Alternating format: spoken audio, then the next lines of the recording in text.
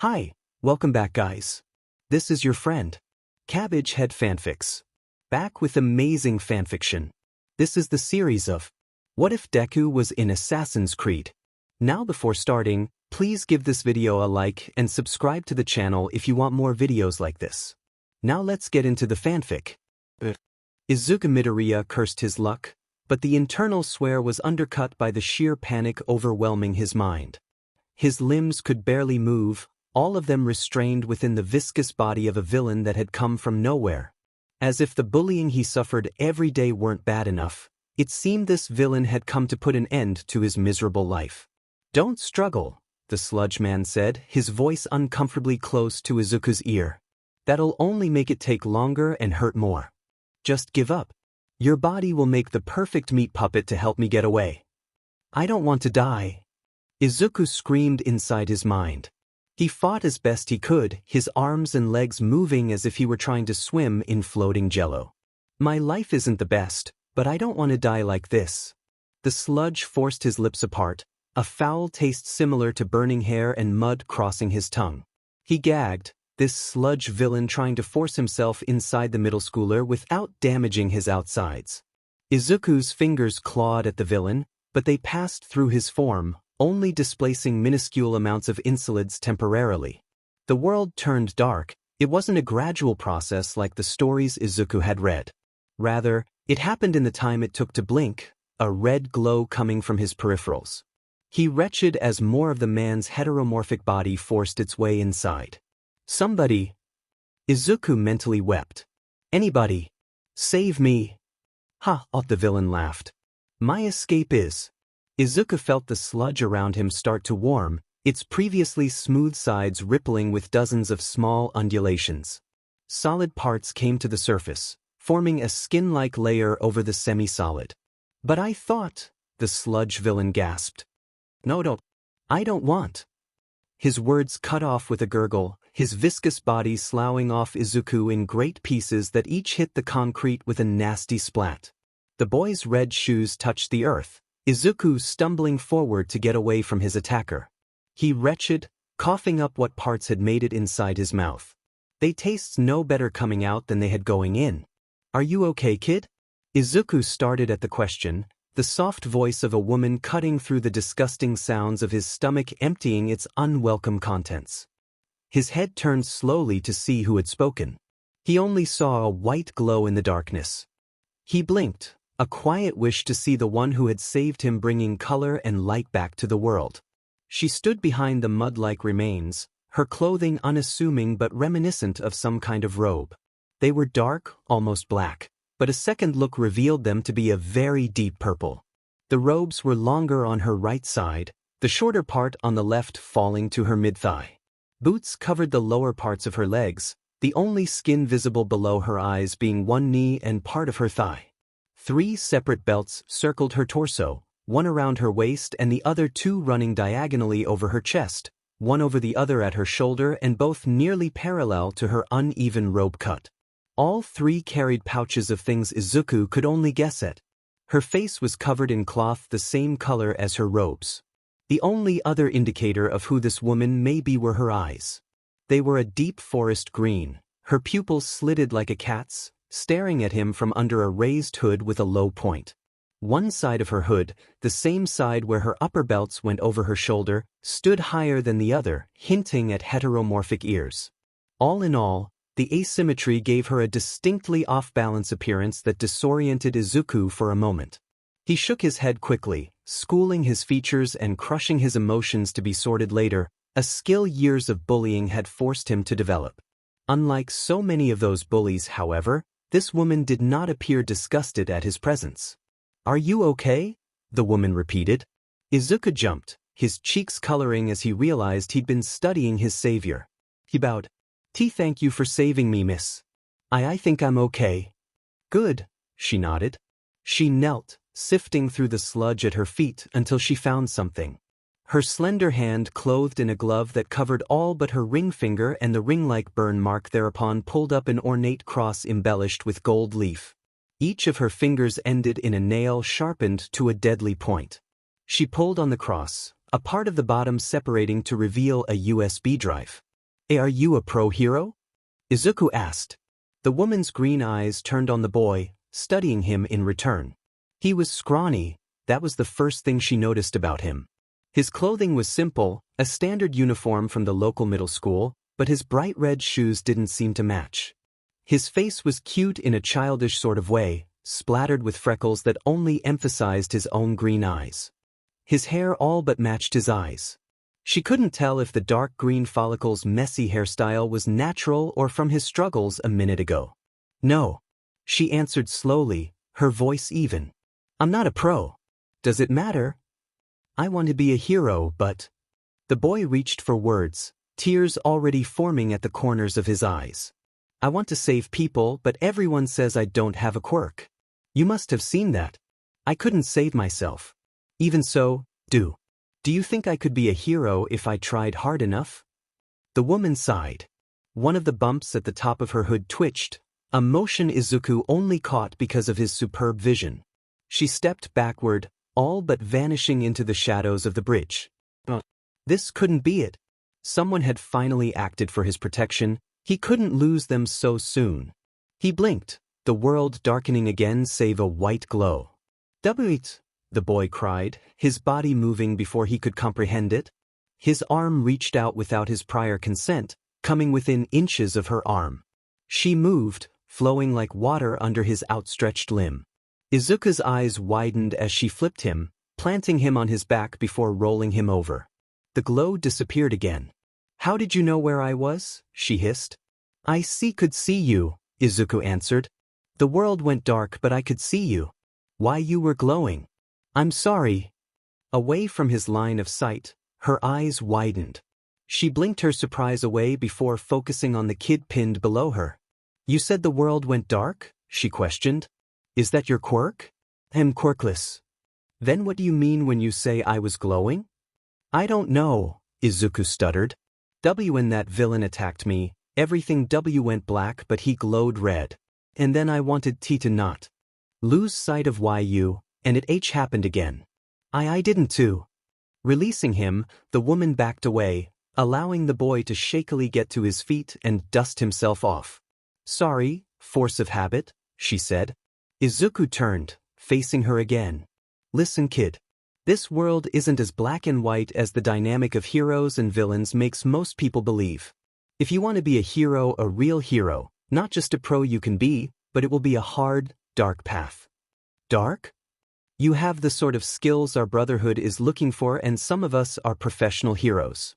My friends and I would be willing to train you, but I can promise any dreams of sunshine, rainbows, and butterflies you have about hero work will need to go out the window. Why you'll train me? Izuku's face brightened. Don't get ahead of yourself, she said, cutting him off. This is not a choice to make lightly.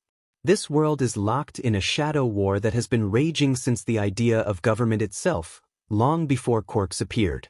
All that this age of superpowers has done is evolve our war with new strategies and dangers. This villain, he was one of our enemies, a murderer and a blight on the freedom of humanity. If we are to train you, you must be willing to fight. All heroes fight, Izuku answered quickly. Lethally, she added, gesturing to the mud-like remains. Izuku swallowed, nervous sweat running into his neckline.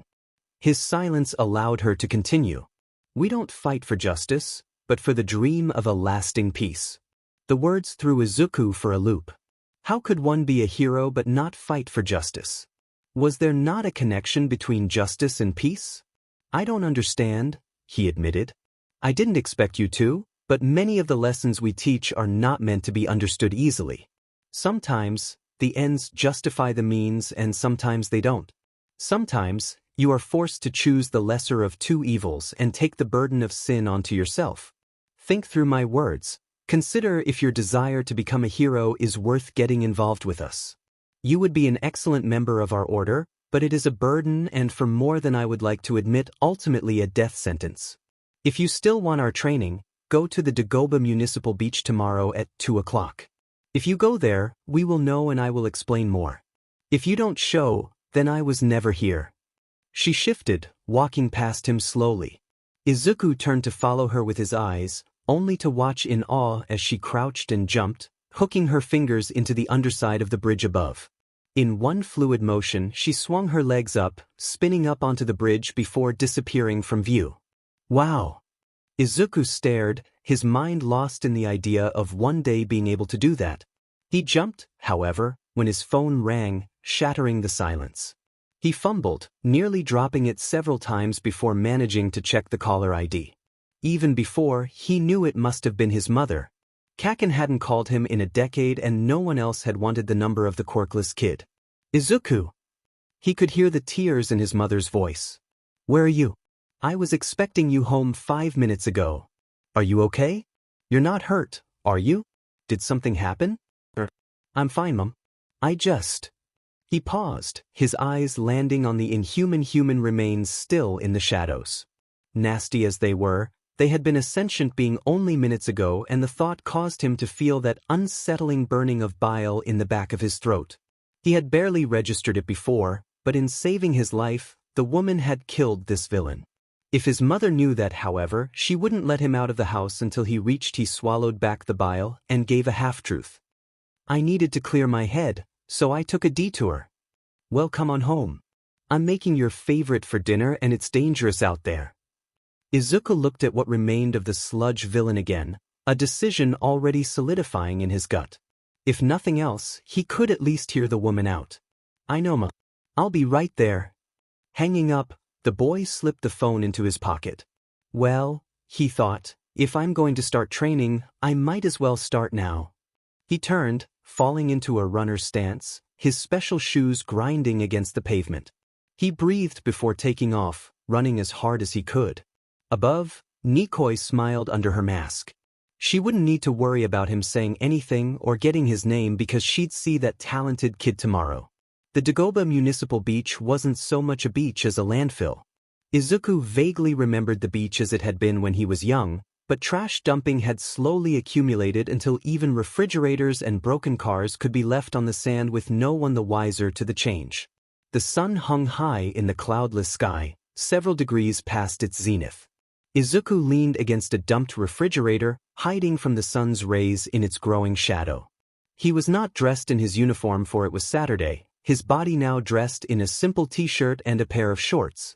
His foot tapped nervously, slowly indenting the sand beneath him.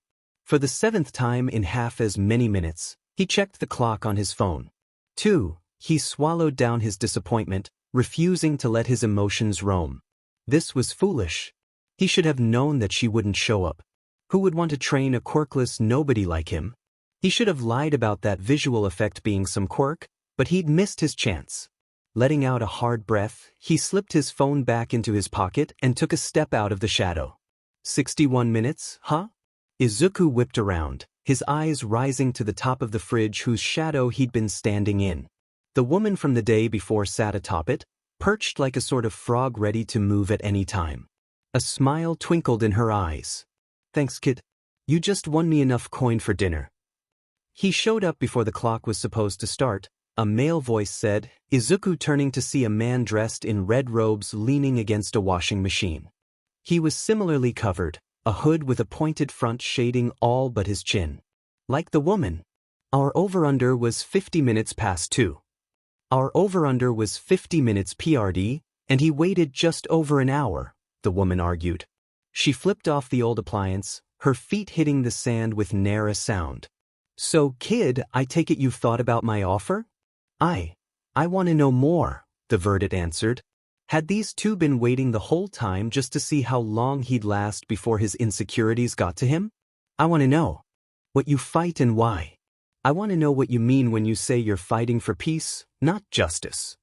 An information gatherer, the man observed. So far so good. I can't give you the full story until you agree to join us, the woman said, but I suppose I can give you the overview. Isn't that right, Keeper? Izuku felt rather than saw the man nod. All right, kid, ask away. You mentioned a shadow war yesterday. One that has been going on forever. If you can't tell me everything, can you tell me what both sides fight for and which side you're on? The woman tilted her head, a ripple in the fabric over her mouth hinting at a smile. Both sides fight for what they believe to be the benefit of humanity as a whole, and both fight for the same ultimate goal, peace. Then why fight and kill each other? Because our definitions of peace are different, she answered. One side wants humanity to choose peace for itself, through truth, conversation, acceptance, and freedom. It's a pipe dream, a hopeful aspiration, but a dream fought for nonetheless. The other side fights for control, for the political and physical power to sway the people into peaceful compliance through fear or force, for by pulling everyone under one banner and making all peoples the same, they can prevent the violence that plagues the world. Which do you think is the right path? Izuku paused. He'd always considered peace to come from strength, but violence still existed with so many strong heroes out there in the world. His analytical mind kicked in, studying the question and the factors as he would with quirks. Both dreams have their merits and both reach for what many would consider an unattainable goal. Human history shows the folly in both ways of thinking. Freedom allows dissenting opinions to spread and take root, making any peace temporary, even if long-term. America is a good example of this because their style of government tries to balance two or more opposing sides, but even that careful balance can be toppled as shown by their civil wars. Ruling through fear, however, only invites revolution. China has many examples of this, and Izuku spiraled into muttering as he weighed the two arguments. The woman blinked, tapping him on the shoulder. He jerked, surprised. Do you have an answer?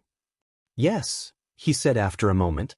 Though ruling through fear seems like the easiest way, it would never work in the end. The only way to make real peace, unlikely as it may be, is if everyone chooses peace. Her hidden smile widened. Good answer, kid. That's what we fight for, to let humanity have the time to choose peace without the boot of our enemies on their necks. We move in the shadows, removing that which would take away the free will of the people, whether that would be villains, politicians, or even heroes. But heroes would never. Not every hero fights for a good cause, the man interrupted, reminding Izuku that he was there. Do you remember Raygun? He was a hero that was murdered in his bed 6 years ago, Izuku said. It had been all over the news with politicians across Japan calling for the perpetrator to be found. Ultimately, some minor thief was charged for the crime and died en route to prison. Many didn't trust the ruling since the trial itself was not broadcasted, saying that the thief had been a scapegoat with so many calling for blood. He was a man who used his money and influence to place his friends in positions of power, the man in red said. With them covering for him, he could get away with misdeeds up to and including aggravated SXL assault, sweeping them under the rug. Out of all professional heroes, why do you think his death brought so much media attention? Because he didn't die fighting a villain, Izuku answered quickly. He blinked, implications dawning on him. Wait, you mean you all? Who knows, kid? Izuku's mind reeled at the information. Raygun had been unnaturally prominent in political endorsements and commercials, but nearly every hero ended up in one or two over their career. Even All Might had sponsorship deals for merchandise to fund his agency, though he'd never done an endorsement. So kid, the woman said, turning Izuku's attention back to her. The world isn't pretty and folks on both sides of the law fight for both sides in this shadow war. Do you still think getting involved is worth a chance at becoming a pro-hero? Can you actually get me into a hero school? If you work hard enough, you have to actually earn a spot. What would happen if I say no to this? Then I'll have Keeper erase your memory of yesterday and today with his quirk, memory loss, and you'll go about the rest of your normal, non-heroic life none the wiser. His mouth went dry. This was far bigger than he'd thought it would be. Even so, the woman before him has saved his life, so she couldn't be truly evil. Dozens of memories, of all the times bullies had belittled him and kept him down, asserting their social power over him, flashed through the boy's mind. This was the chance of a lifetime, a chance for him to step out of his lot of being stepped on as a weakling. Who knew if he'd ever get another chance like this again? Okay. His voice came out soft, barely a whisper. He breathed, reaffirming his decision. I'll do it. I want to fight to protect people. To prevent those with power from abusing those without. I want to fight for a peace that will last 1,000 years and more, where everyone is equal by choice, quirk or no quirk. DMN, Keeper chuckled. You found a good one this time, Nikoi? I agree, Keeper, the now-named Nikoi responded. What's your name, kid? Izuku. Izuku Midoriya. Good to meet you, kid. She reached up, pulling her hood and mask down. Her hair was a shiny silver, pulled back into a ponytail behind her. As Izuku had suspected would be the case, a pair of cat ears stuck up from her head, but he was surprised to see the one on her left, his left, side had its top half missing. Other than sharper-than-average canines and cat eyes, everything about her face was that of an unassuming but pretty woman. The sound of ruffling cloth had Izuku turn to the man who had similarly pulled his hood back. He had a face best described as forgettable, brown hair, brown eyes, and no blemishes to remember. The local Brotherhood calls me Keeper, he said, stepping over. Remember, this life is hard and, with my powers, you can walk away at any point in your training. But know this, Izuku Midoriya, once you become a full member of the Assassin Brotherhood, once you become one of our informants in a hero school, you can't leave. The Templars will target you whether you remember or not. Assassins? Izuku gasped. Templars? I guess those are the two sides, but to call yourselves assassins makes you sound like the bad guys. Well, it's what we do, Nikoi shrugged. When Templars or similar-minded people move into positions of power and start taking away the will of the people, we remove them. It's more common than you think, but it doesn't make the news too often. Plenty of Templars are willing to manipulate others from the background. The ones that make names for themselves are still in the history books, rulers like Cleopatra and Alexander the Great, and true Templars like Rasputin, Hitler, and too many others to name now. That's one of the reasons I was after that sludge guy yesterday. He was a Templar grunt who stole information after killing an informant of ours. Thank you for that, Izuku replied. But, is there any way I could do this without killing anyone? That's just isn't an option, Keeper said with a shake of his head. Not if you want to do this and be a hero like Nikoi mentioned. With the way things are, killing the Templars is the only way to protect the people. It'll be hard, but I promise once you've seen what the Templars are willing to do, you'll see why we have to go to such lengths. Would you care to follow us to our den? Nikoi asked. I'd rather continue this conversation inside away from where other people could walk around, even with Keeper's quirk. Oh. The middle schooler blinked but accepted the idea. He and Keeper followed Nikoi to a discarded pickup, the part cat woman sliding under it in a smooth motion. She vanished into the sand. You next, kid, Keeper said, his eyes scanning the surroundings. Not nearly as graceful as the trained killer, Izuku dropped to the sand. Mollified that he could leave before he got too deep and that he wouldn't remember if this Brotherhood rejected him, he squirmed under the car. Without warning, the sand below him gave way to nothing, the boy rolling onto a small mound of sand before hitting solid flooring. He stood slowly, his eyes trying to take in everything at once. The walls, floor, and ceiling were a slate gray, unassuming and uniform save for a sliding door on the far side of the room. The walls themselves, however, held 9 different ovals each 6 feet in height. Izuku turned, ignoring Nikoi for a moment, to study the oval he'd come through. On the other side was the underside of the pickup, grains of sand creeping over the edges of the oval to fall into the mound he'd rolled over. The other ovals each had something on the other side. One a massive bush, another a wall of ivy, another the bottom of a dumpster. These are portals, Izuku realized, whispering to himself. This person's quirk must be incredibly strong for them to maintain 9 different portals at once without being here. And it looks like they go all over the region, if not the country, since the scenes range from the city to the parks.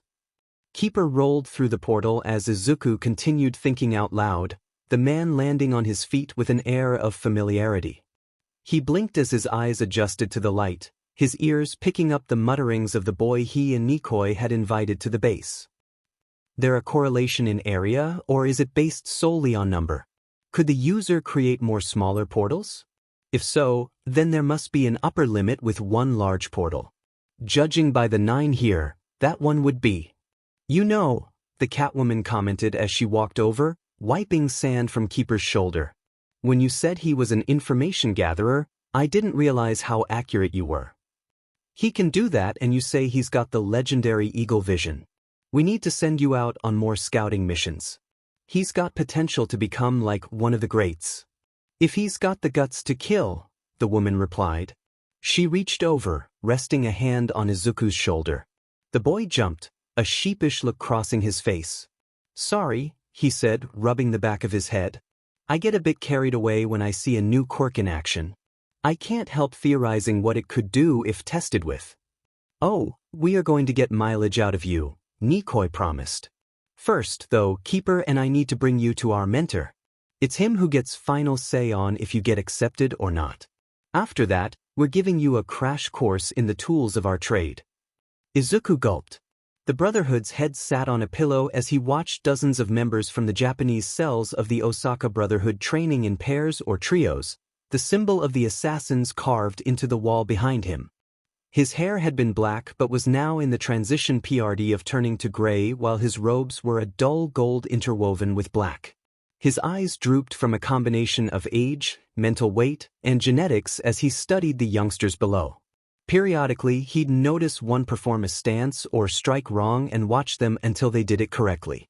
Once that happened, he'd activate his quirk, his eyes glowing a dull blue as he locked that pupil in that corrected stance until he felt it was burned into their muscle memory. Perhaps it was harsh, but he hated when he sent someone younger on a mission and they didn't return, and everyone was younger at his age. Shaking the thought away, he set about recognizing those training as more than just bodies. There were developments in the Devil's game and he needed more information. Two figures stood out, each at a different front in the cultural battle between assassins and Templars and with sway over heroics. That would do for now. The head clapped thrice, said figures pulling away from their training.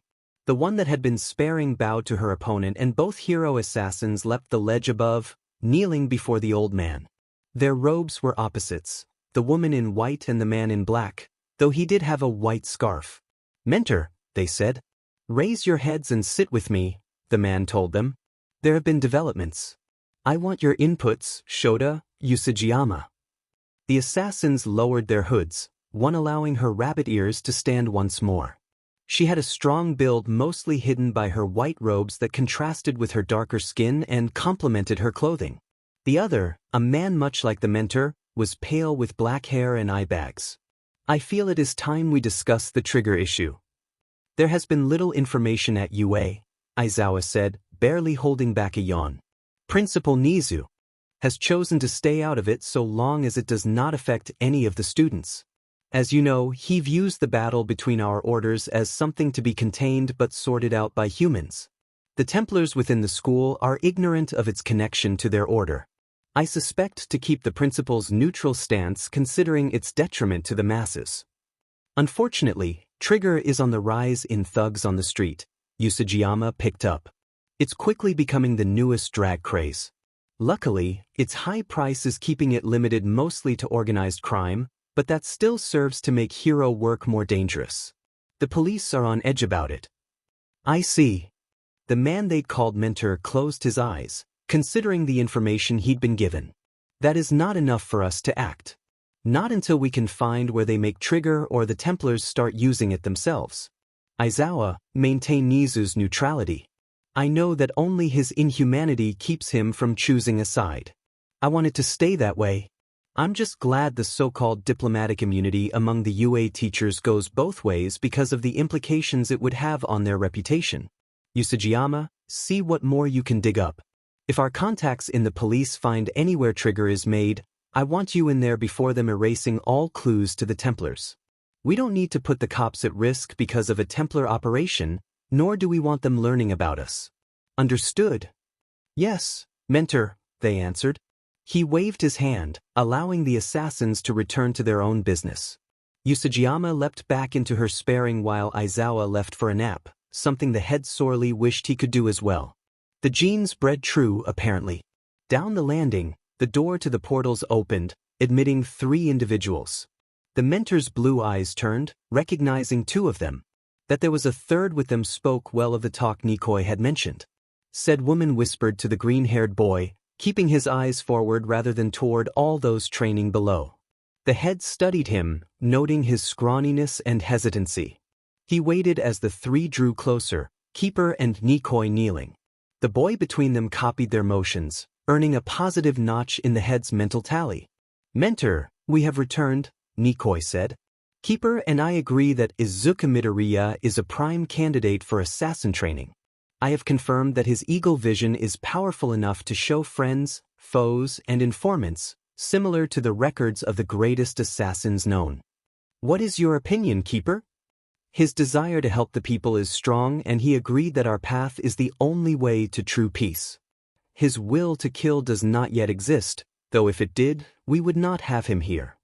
Izuku stared at the ground with wide eyes, shocked at how these adults could talk about him with simultaneous callousness and care while he was here among them. The head hummed as he considered their answers. He watched the boy squirm, his eyes set of the ground away from any incriminating signs or going-ons within the room. "Izuku Midoriya," the man said, the boy stiffening before slowing looking up. The mentor's eyes were abnormal, the pupils each 2 vertical lines like the pause button of a remote surrounded by blue. "The assassins and novices call me mentor. Assuming all goes well here, you will as well, but I have some questions for you first." He paused, allowing the boy to absorb his words. Izuku nodded, saying nothing.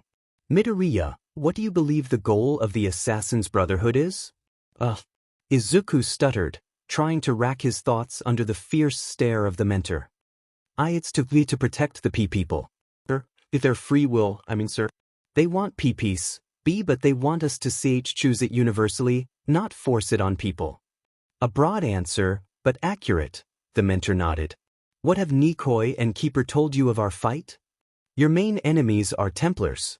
"Well, they are the most unified? The assassins fight and kill to defend the free will of mankind for the hope of an everlasting peace through choice.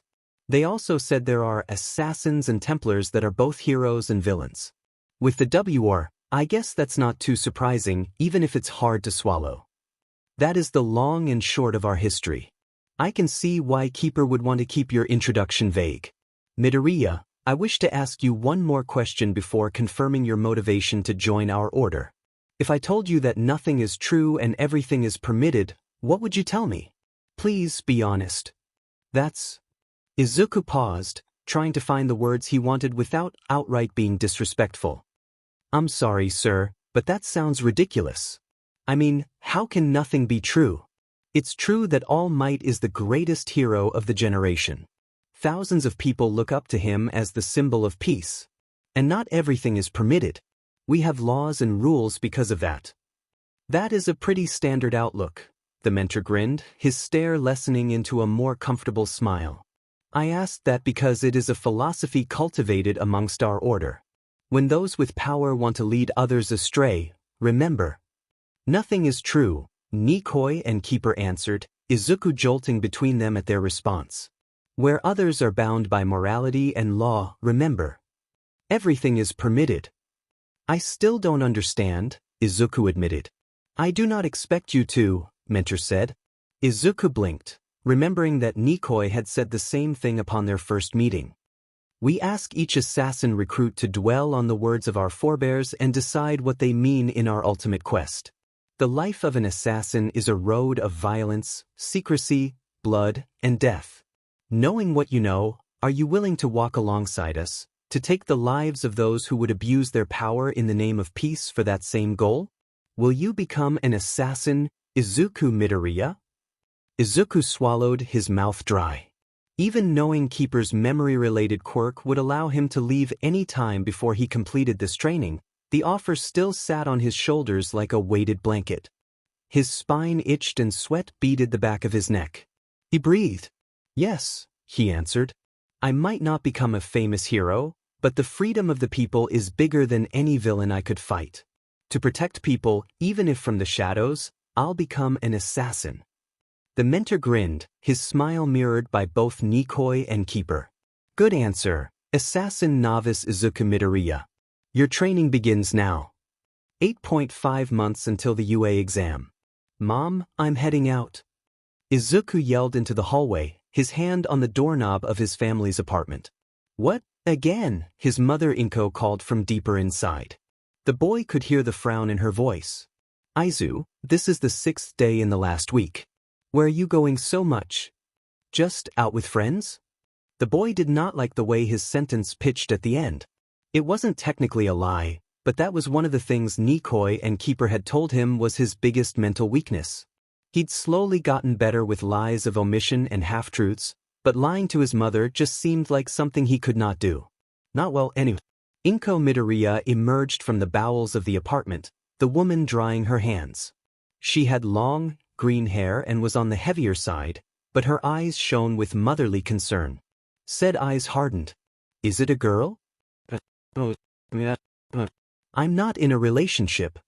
Izuku felt his face burn, the sting of the force of his blush almost as potent as the way his mother's face fell. He couldn't tell if she was relieved or disappointed. It shifted back to worry quickly either way.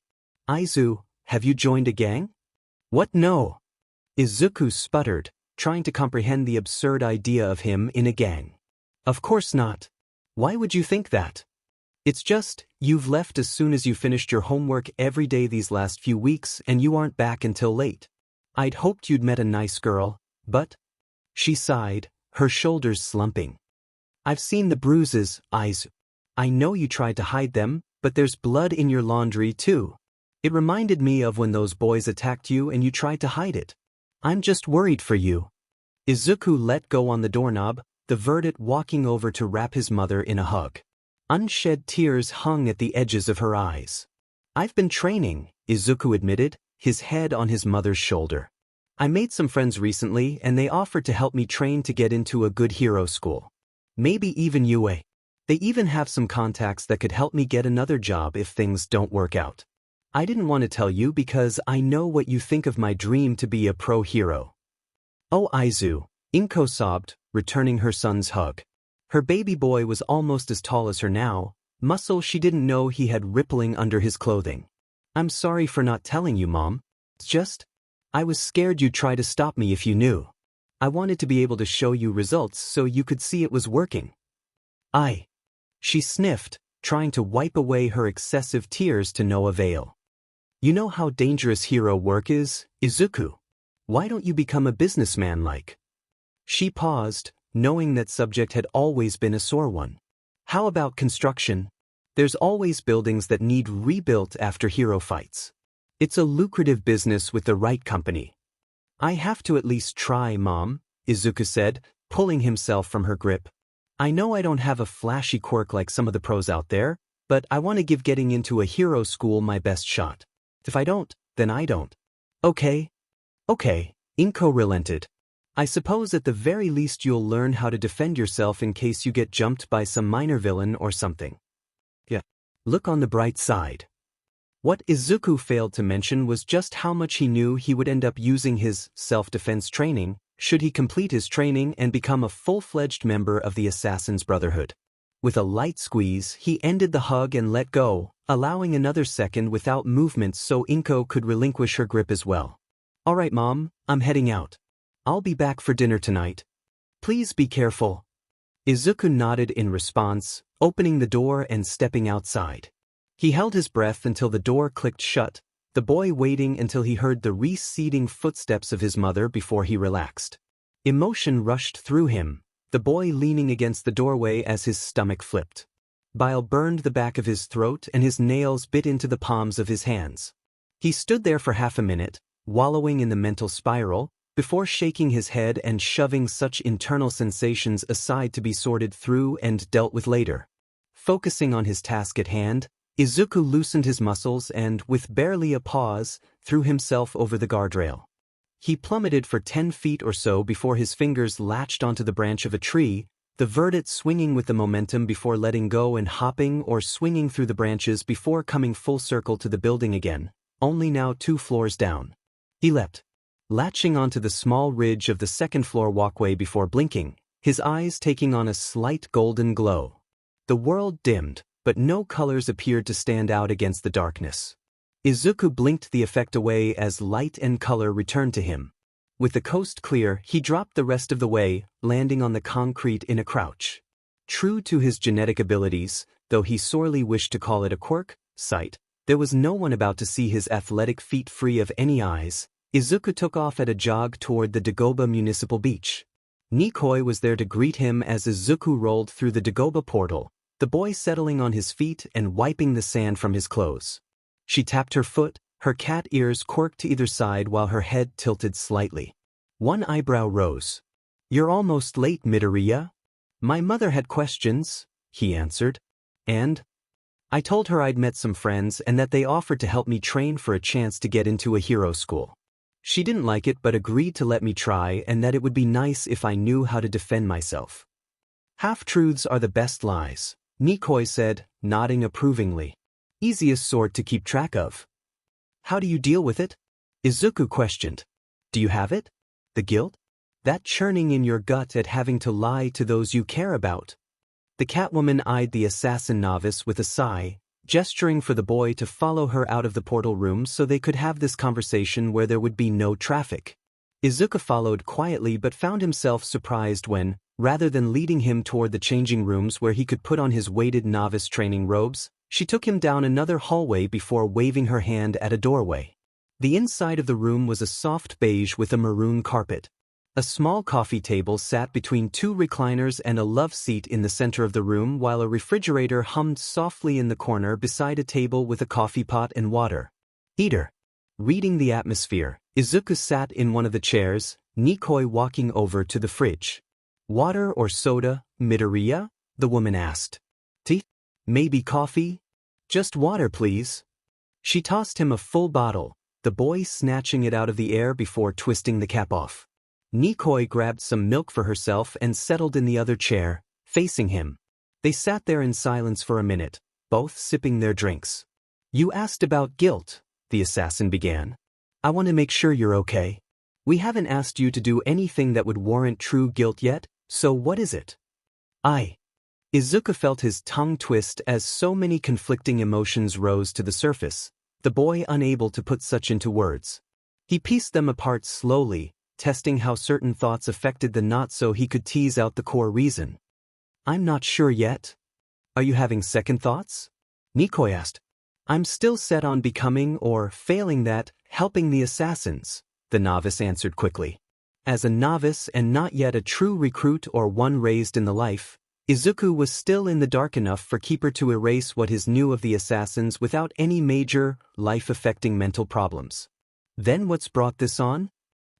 "It's my mom." Izuku's eyes dropped, the boy staring at the bottle of water in his hand so he wouldn't need to face the way Nikoi's eyes softened. "She's everything to me. My father went missing shortly before I was born, lost in a villain attack according to police reports. We aren't exactly well off even with the trust fund he left behind, but she does her best to give me a good life. With me being quirkless, though, she worries.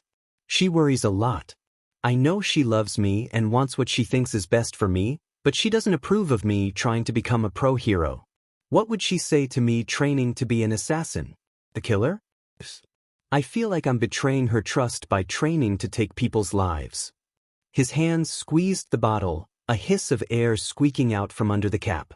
Nikoi mulled over his words, considering everything he'd said and how best to respond. She leaned forward slightly.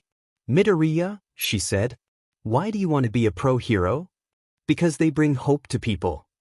The boy looked up, but the woman could see that his gaze was a million miles away somewhere in the past.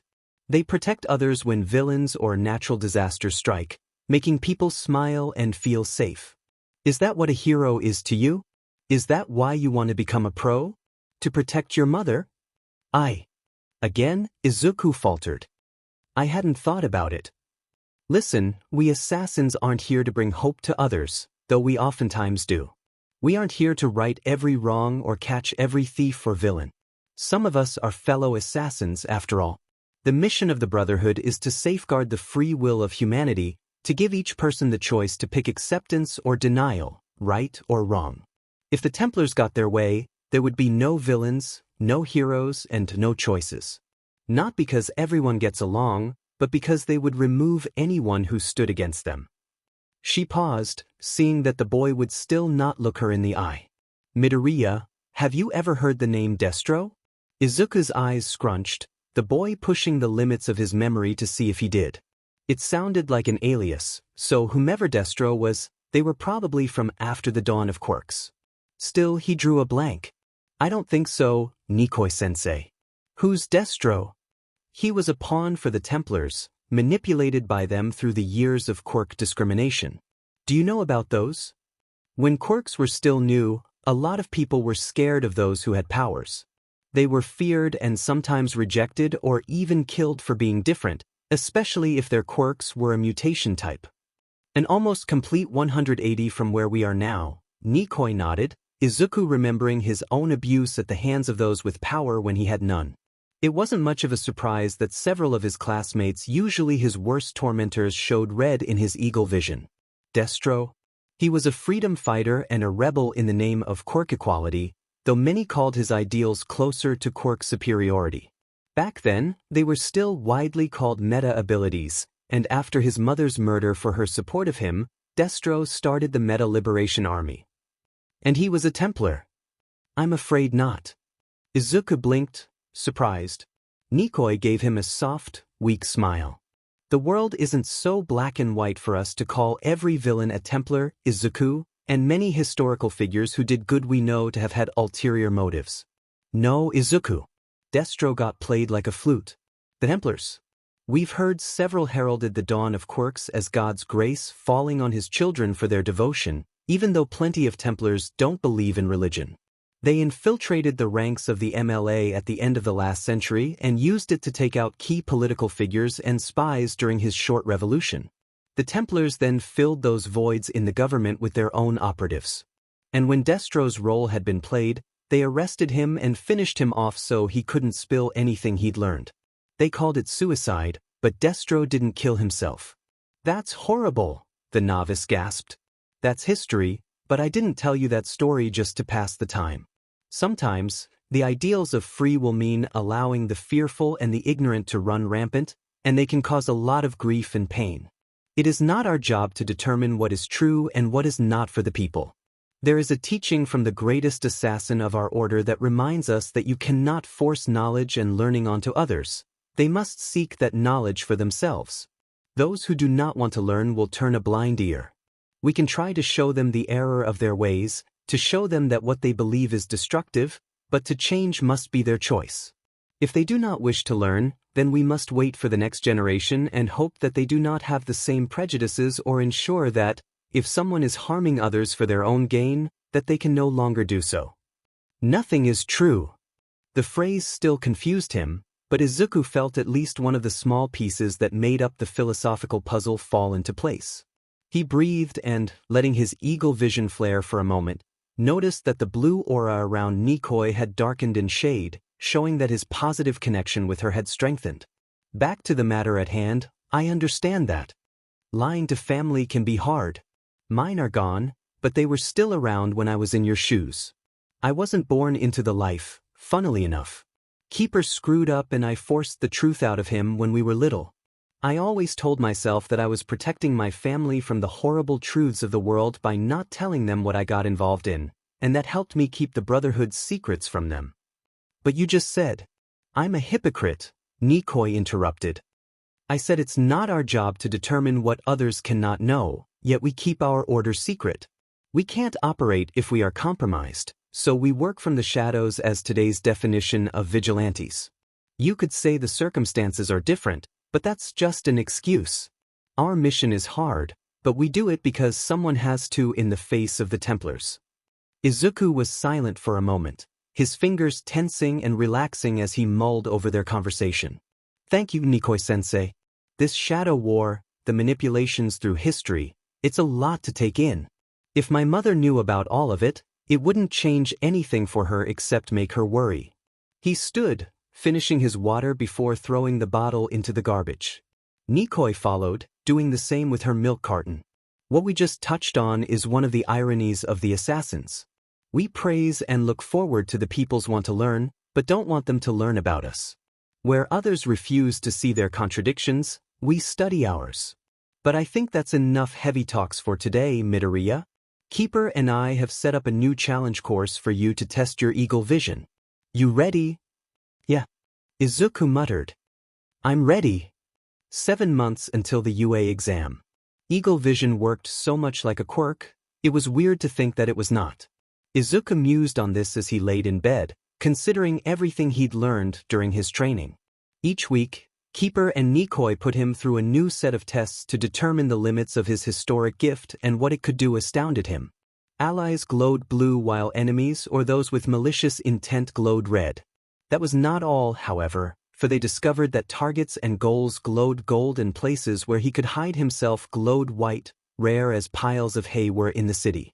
That piece of information came when, for one training session, Keeper had placed a note on a touch-sensitive dummy in a room of similar models, and it was Izuku's task to pilfer the note without being felt. Izuku had turned on his special sight and walked right over to the dummy, not yet so subtly snagging the paper before returning. The looks of shock on his teachers' faces when Keeper admitted to having wiped his own memory so he didn't know which one had the note brought about the discovery. Now, outside of his training and with only the burn of his overused muscles and his thoughts to distract him, Izuku considered how such an ability would be beneficial for work as a pro hero. Currently, his thoughts were skewing toward rescue. With his target glow, as Keeper called it, Izuku would be able to find people buried in rubble or trapped in other difficult positions. Even if he did nothing but direct other heroes to their locations, his input could still save countless lives just by finding them. The muscles in his right arm twitched, spastically repeating the motion needed to activate the hidden blade every assassin was trained to use. Izuku's training was set to an odd schedule, the boy constantly reminded of such from his sore body. In the terms of becoming a full-fledged assassin, he had plenty of time to perfect his form before adulthood, but in the terms of having a snowball's chance in hell for the coming UA entrance exam, he was rapidly approaching the deadline. He supposed that he could have accepted the offer to have a UA teacher get him admitted through the easier recommendation test, but Izuku, much as he appreciated the sentiment, still wanted to get into the hero program on his own merit. He just needed to catch up to those who had been training for years for it. All that said, he wasn't above asking what he should prioritize in the short term. The UA entrance exam, according to a teacher there that was also an assassin, would consist of a written test followed by combat against robots in urban areas.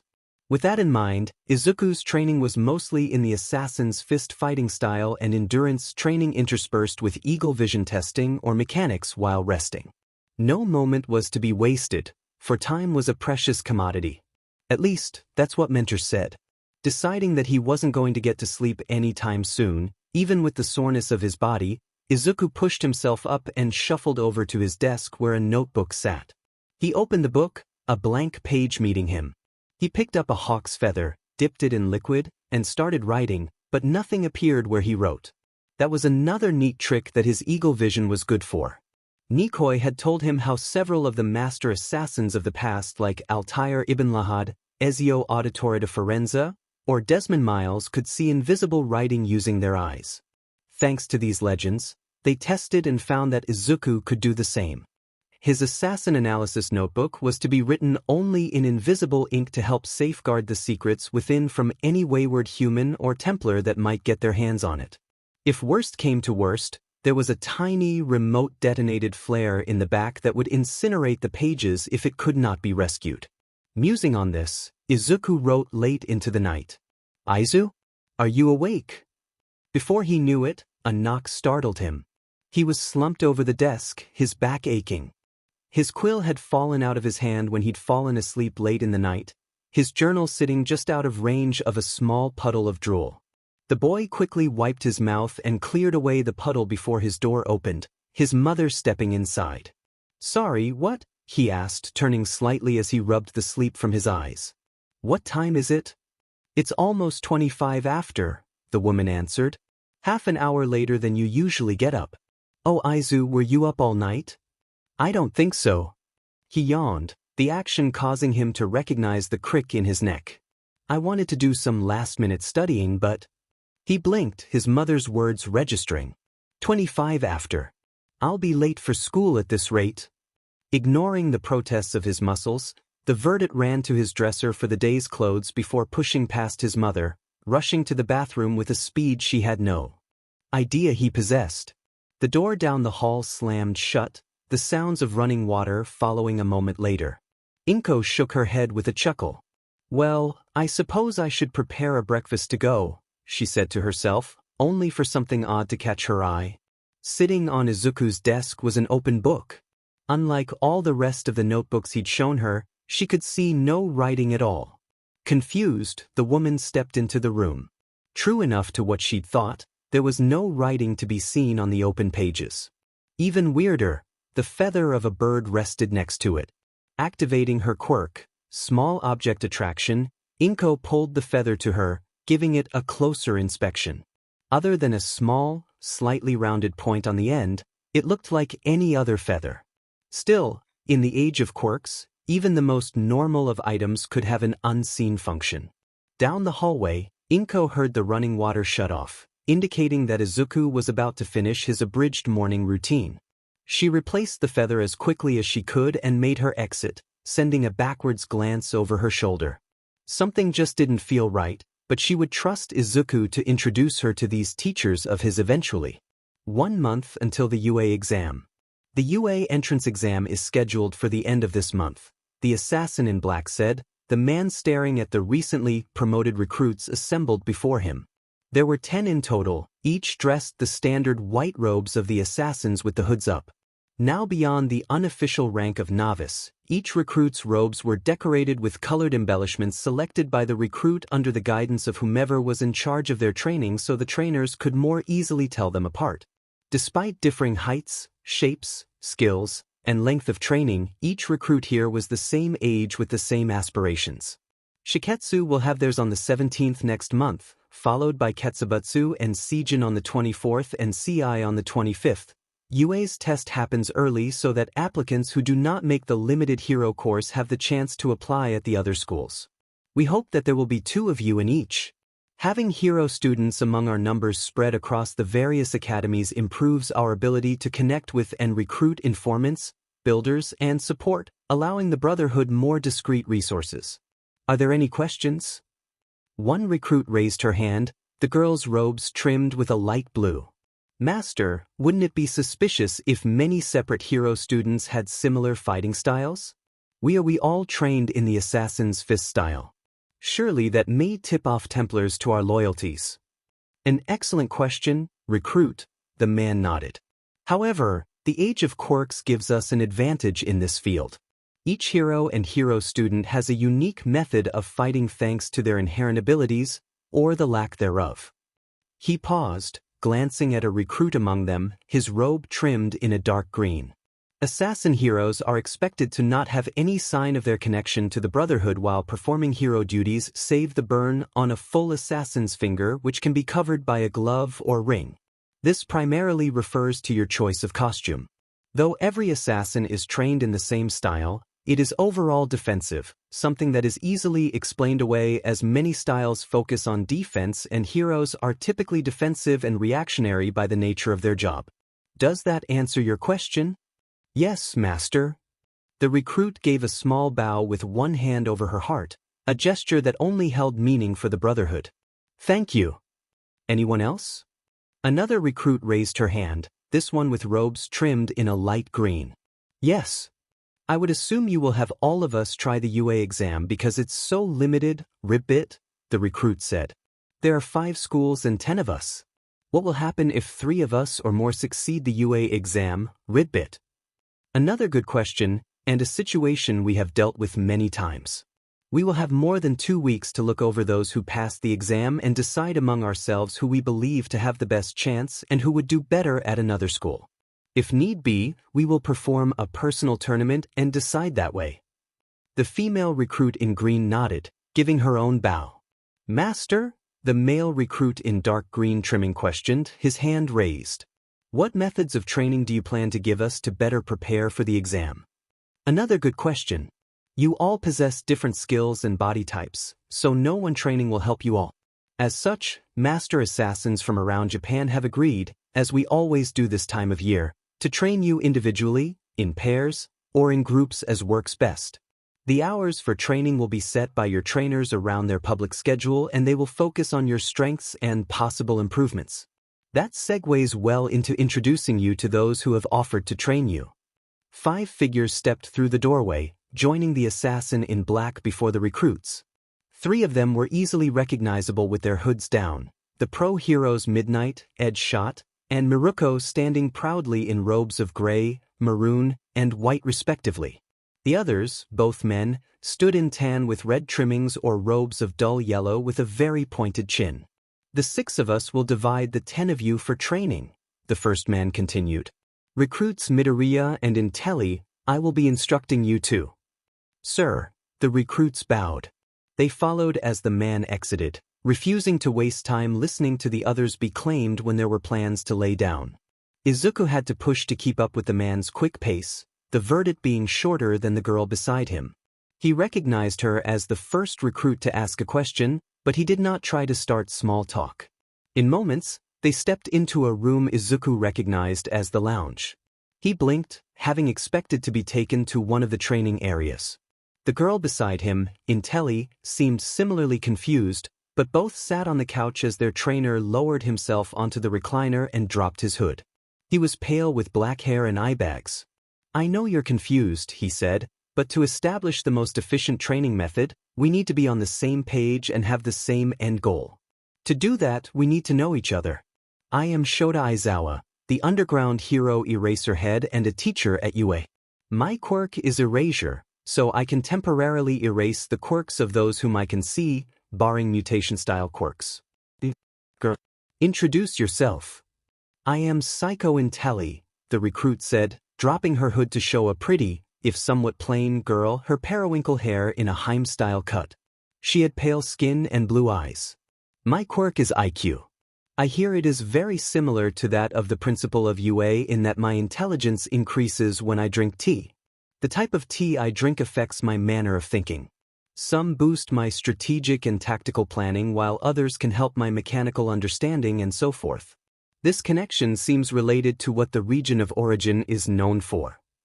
Now you, Aizawa said, turning his eyes on Izuku, the boy also lowering his hood. I'm Izuku Midoriya and I am quirkless, he began. Despite this, Nikoi-sensei says I have some of the strongest eagle vision of the age. It allows me to see allies, enemies, targets, and hiding spots. Keeper-sensei believes it can grow with time to show more, though we don't know how at the moment. But now that we know each other, I can tell you why I wanted to train the 2 of you. Aizawa leaned forward, the children responding in kind without thinking about it. To be blunt, neither of you are suited for combat in this superpowered age. Like me, your bodies are limited to the times of old and you need to use your brains and wits to survive against those who can manipulate the laws of the world at their whims. I will train each of you in close dash, mid-dash, and long-range weaponry to find each of you a weapon or 2 that can put you on an equal playing field without the need for our signature hidden blades. Personally, I use a capture scarf. It is a flexible fabric that can still take blows from knives and restrain targets, ideal for all ranges but very difficult to use. I will give each of you a minute to think before I want you to suggest a weapon for your fellow recruit. Be prepared to explain your reasoning. Begin. Izuku took a second to reel at the sudden assignment, his mind awhirl with what weapons he knew of and what little he knew about his fellow recruit. She stood, the boy watching her movements as she made her way to the table and began making herself tea. She was slightly taller and of a lithe build, or he assumed so based on the make and movements of her robes. As such, heavy weapons would probably be unwieldy for her, allowing Izuku to narrow his suggestion to lighter choices. The robes hide the body types of the assassins, an advantage in the overall spectrum of keeping our identities secret from Templars and authorities but a detriment for this assignment. Still, the robes can contain a multitude of small weapons such as knives, needles, and even short swords, but anyone could deduce such a thing. As such, the optimal type of weapon to train with to catch others off guard is something with reach that can be collapsed for easy storage. A spear might work as bojutsu is a common practice that can be explained separately and collapsible designs are accessible. Tonfa and nunchaku may also be decent choices, but they do not have the same range. Though more limited, a bow or crossbow would provide a long-range option without upsetting authorities too much. Ideally, a theoretical weapon or two with all these forms would help situationally. Based on her quirk, however, it's reasonable to assume that she will have better choices than I could come up with. He trailed off, realizing that both Master Aizawa and Recruit Intelli were staring at him, the latter with her steaming tea an inch from her lips. Sorry. Recruit, what was that? It's a bad habit of mine, Izuku answered with a small chuckle, rubbing the back of his neck. Being quirkless, I loved analyzing the quirks of others, breaking down the most likely origins, limits, and potential they had. Since my training started, this has broadened into weapons and fighting styles as well. I didn't mean to interrupt. Don't apologize, Intelli said. That was, well-reasoned. I had not yet considered a weapon with shifting forms or how authorities may react to certain types. I had assumed we would soon be hero students and, as such, would not be questioned. She closed her eyes, taking a sip of her drink before releasing a relaxed sigh. Midoriya, what trainings have you focused on and what sort of hero do you hope to be with no true quirk of your own? Izuku tried to hide a flinch at the reminder, but Intelli's eyes were closed, so she did not notice despite his failure. Their trainer, however, did notice. Much of my training has focused on physical endurance, relying on dexterity over strength. That's not to say I haven't been gaining muscle mass, but I want to be more of a dodge and retaliate fighter over a tank. As for my hero type, with my Eagle Vision's target glow, I want to be a rescue hero. I can more easily find people trapped in rubble with it even without a physical quirk. Intelli nodded slowly, absorbing the information. She took another sip of her tea. In that case, the ideal weapon for you is one that is sturdy and has length that can be wedged under rubble and leveraged, similar to a crowbar. A bow would work incredibly well for you for the same attributes you ascribe to me. Your fighting style should center around maneuverability and speed, two factors Bojutsu thrives on. As for a long-range option, I would recommend a rope dart. A rope dart? Izuku parroted as Aizawa raised an eyebrow but said nothing. Why? Multiple reasons, but the defining factor is how it would assist your movement, she explained. Though we, as assassins, are trained in parkour and climbing, being too good at such could be suspicious in the hero profession. They are easily recognizable skills if used in public as high-profile figures. A rope dart, however, would allow you excuses and methods in climbing. In addition, if the rope is made of something similar to Master Aizawa's capture scarf, then it could also be used to pull trapped and/or injured civilians closer for rescue. Excellent observations, both of you, Aizawa said. However, it would be suspicious if you both had a transforming weapon, much less the same one. They are not common enough among first years to pass off with any lame excuse and could trace you back to the Brotherhood. Never compromise the Brotherhood, the recruits intoned. Exactly. Therefore, which of you has the best chance of explaining possession of a multiform weapon? Intelli, Izuku answered quickly. With her knowledge-based quirk, that would explain her reasoning and the formation of the weapon. I shouldn't have access to that because of my background. It would raise too many questions. My best bet would be a bow and a homemade rope dart. They can then be improved on after I'm in UA. If you make it, Aizawa reminded him. The entrance exam is illogical in its focus on destructive quirks, so quirks like mine that cannot affect machines are next to useless. Without any quirk of your own, you will need to outperform others with an advantage in a way that does not tip off certain teachers to who trained you. He shifted, turning to Intelli. You are in the same boat. UA is not my preferred school, the female recruit replied. I would prefer a smaller school like CI, but I will test my skills anyway to increase the chances of achieving our goal. Good. That's the sort of commitment the Brotherhood needs. Between this training and the pro-hero programs, each of you should be ready for final assessments around the middle or end of your second years. More importantly, we will do our best to ensure you can survive the rigors of both hero work and your duties as assassins. Now, let's stop in with the blacksmith to discuss your weapons with her so we can start that training tomorrow. 3 days until the UA exam. Izuku panted, his muscles aching as he tried to catch his breath. His main weapon of choice, a metal bow, was extended behind him. The obstacle course he'd just run flashed through his memory, the free running, climbing, hiding, precision, combat, and assassination phases, having tested everything he'd learned up to this point in his training and more. He glanced at the clock that held his final time, 4 minutes and 28.64 seconds. DMN, he muttered to himself. Of all 10 hero aspirants within the Brotherhood, Izuku had been the last to go through the obstacle course that was meant to show the rest of the trainers what he had learned and how far he had come in his month-long boot camp under Master Aizawa. Considering this, his current time was leaps ahead of the 10-minute finish he had had at the beginning of the month. Make no mistake, he was happy with his improvement, but he paled in comparison to the 2-minute 45-second time of the recruit in light green. She had taken first place because of her amazing parkour abilities, having scaled that portion of the course in less than a minute with the help of her quirk. Getting his breathing under control, Izuku eased out of his final stance and shrunk his bow back into its carrying state, the weapon falling in on itself until it was the size of a can of pepper spray. He slid it onto a designated slot on his utility belt beside his rope dart and stepped through the doorway where the other trainers and recruits were waiting for him. Fourth place, Master Aizawa nodded as the boy stepped through the doorway. You have more than doubled your initial run and proven yourself a capable fighter. You have worked hard, recruit Midoriya. DMN. Master Usajiyama laughed. Aizawa said you were quirkless, but you sure showed your stuff. I mean, you're that fast after, 10 months of training? Don't know if it'll be enough to get into UA, but I'm sure any of the other hero schools would take you after a showing like that. I'd try to push you through if I were a teacher. Do not get his hopes up, another assassin said, this one a man without a nose dressed in ragged, tan robes with crimson accents. He is still quirkless. A worthy hero he may become if given the chance, but many with the spark are denied such in these unfair times. He won't be quirkless for much longer, Master Aizawa commented.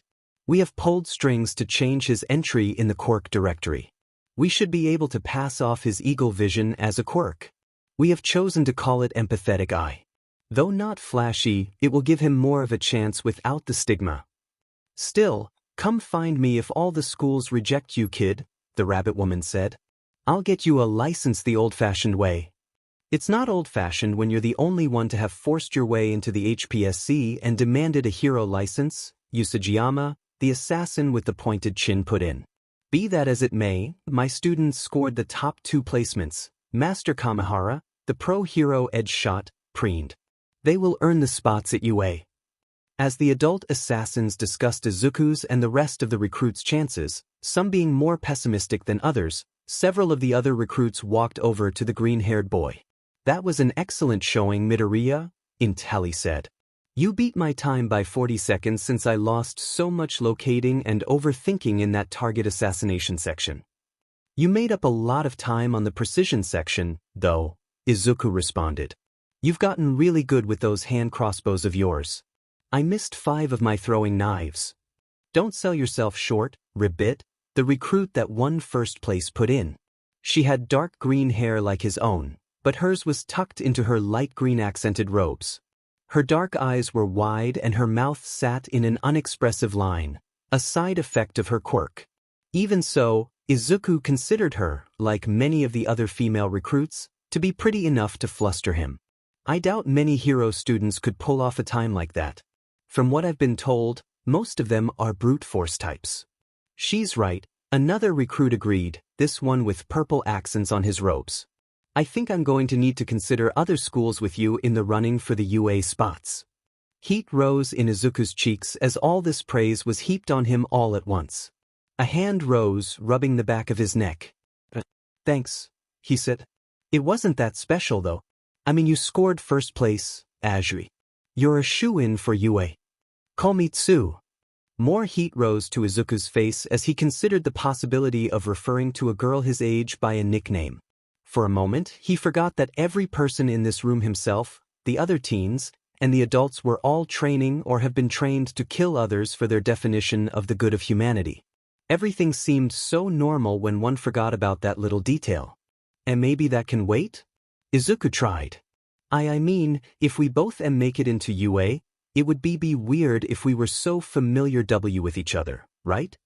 The girl tilted her head, considering the argument. I agree with recruit Midoriya, Intelli commented. We may act familiar here, but until we all have time in the same public spaces, there would be too many questions about how we know each other. We must keep each other at arm's length lest we slip up outside. I suppose. Azui said. Izuku guessed she was disappointed, but her facial expressions were hard to read because of her mutation-style quirk. In that case, I hope to meet you outside soon, Midoriya. Same to you, Azui, her fellow Verdant replied. The boy in purple opened his mouth. Well, I think. Recruits, Master Aizawa said, clapping his hands twice. All 10 recruits cut off their conversations mid-word, each snapping to attention. The UA teacher's eyebrows rose appreciatively. You have each shown remarkable progress this last month. The UA exam is in 2 days' time and we will not meet again until then. You all need that time to rest and recover. Training will resume once the exam results come out. At that time, we will discuss who would fit best at the other schools. He gave a small smile, one of the first Izuku had ever seen from the perpetually tired man. We do not say it enough, but we are proud of how far you have come. Some of you were born into this life, others were recruited, but we are sure you will each bring honor to the Brotherhood. Dismissed. Entry exam. Izuku took a breath, holding it for a moment before letting it go, allowing it to carry away all his stress and tension.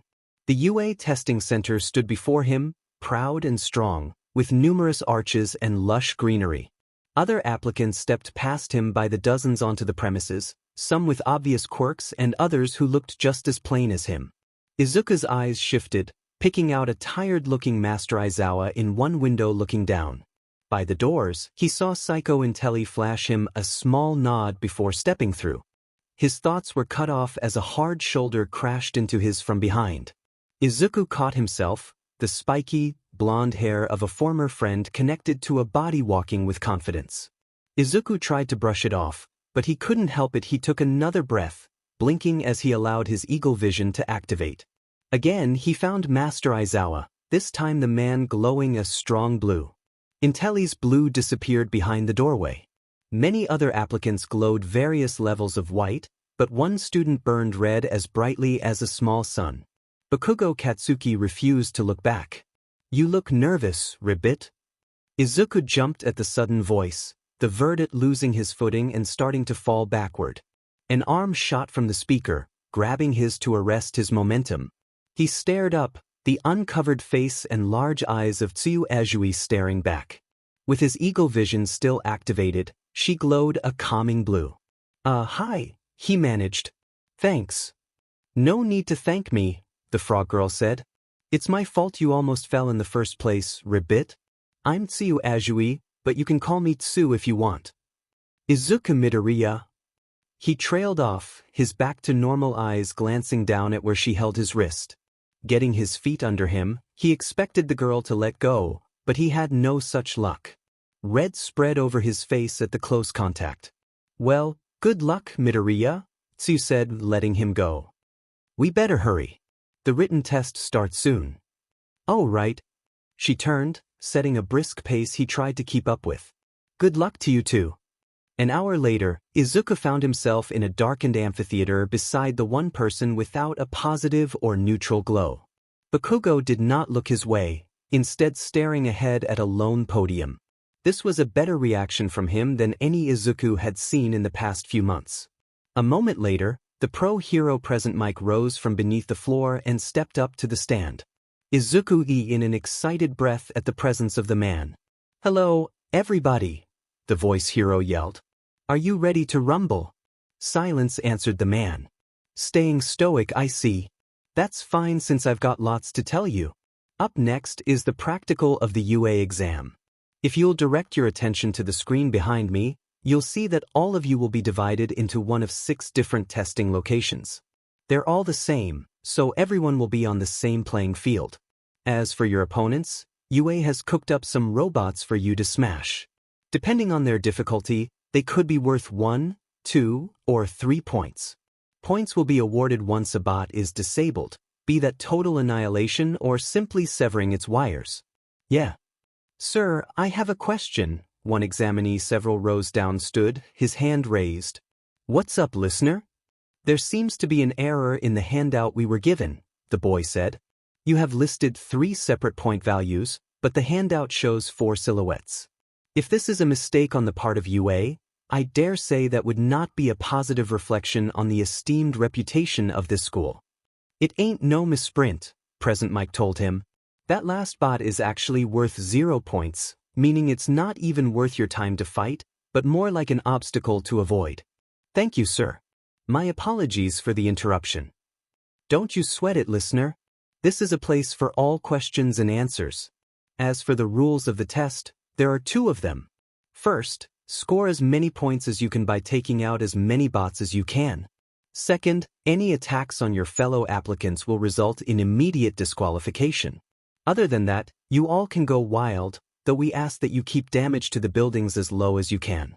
The buses will leave as soon as you're ready. Izuku went to stand, only for a hand to grab his arm. It felt uncomfortably warm. You better not make it, Deku, Bakugo growled.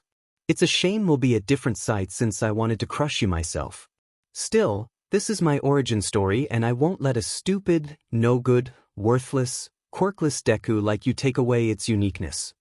He let go, stomping away before Izuku could get a word in edgewise. What a JRK, Intelli commented from the row above. Izuku turned, surprised. Don't listen to that guy. It sounds like he's angry at everything. His truth is warped. With a wink left unseen in the darkness of the auditorium, Intilli bid Izuku good luck and made her way to her own testing grounds. That same nervousness from before welled in Izuku's gut, his hands slick with sweat.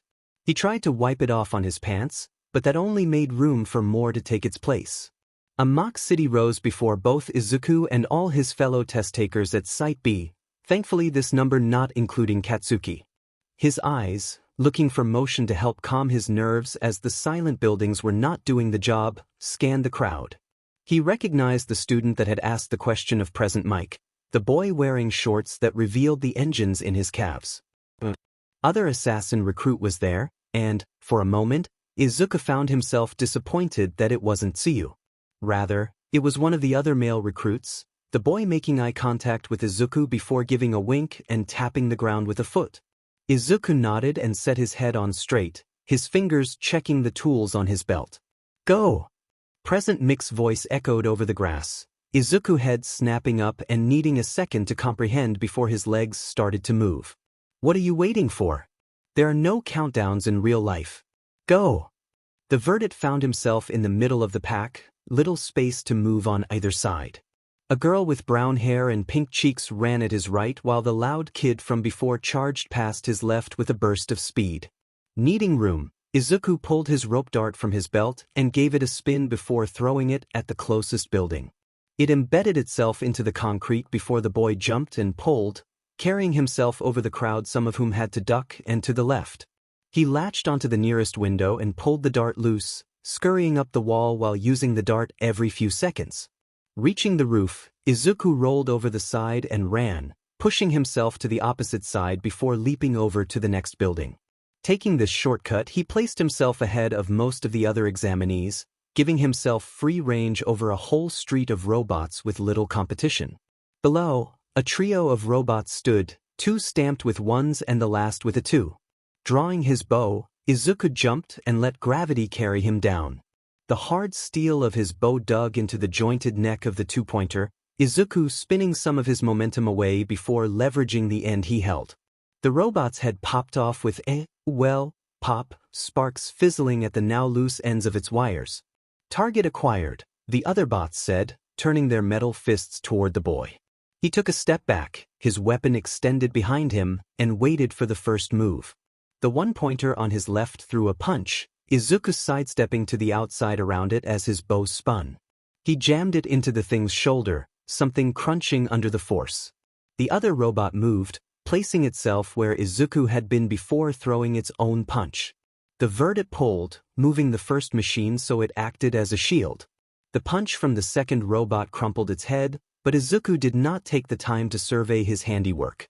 He jumped, vaulting over the now unresponsive one-pointer and threw his rope dart into the remaining one's camera. It let out a metallic screech as it lost visual, only for the sound to be cut off as Izuku hit it upside the head with enough force to knock its literal screws loose. 4 points down, the boy muttered, several other bots turning his way as more teens entered the street from various points, who knows how many to go.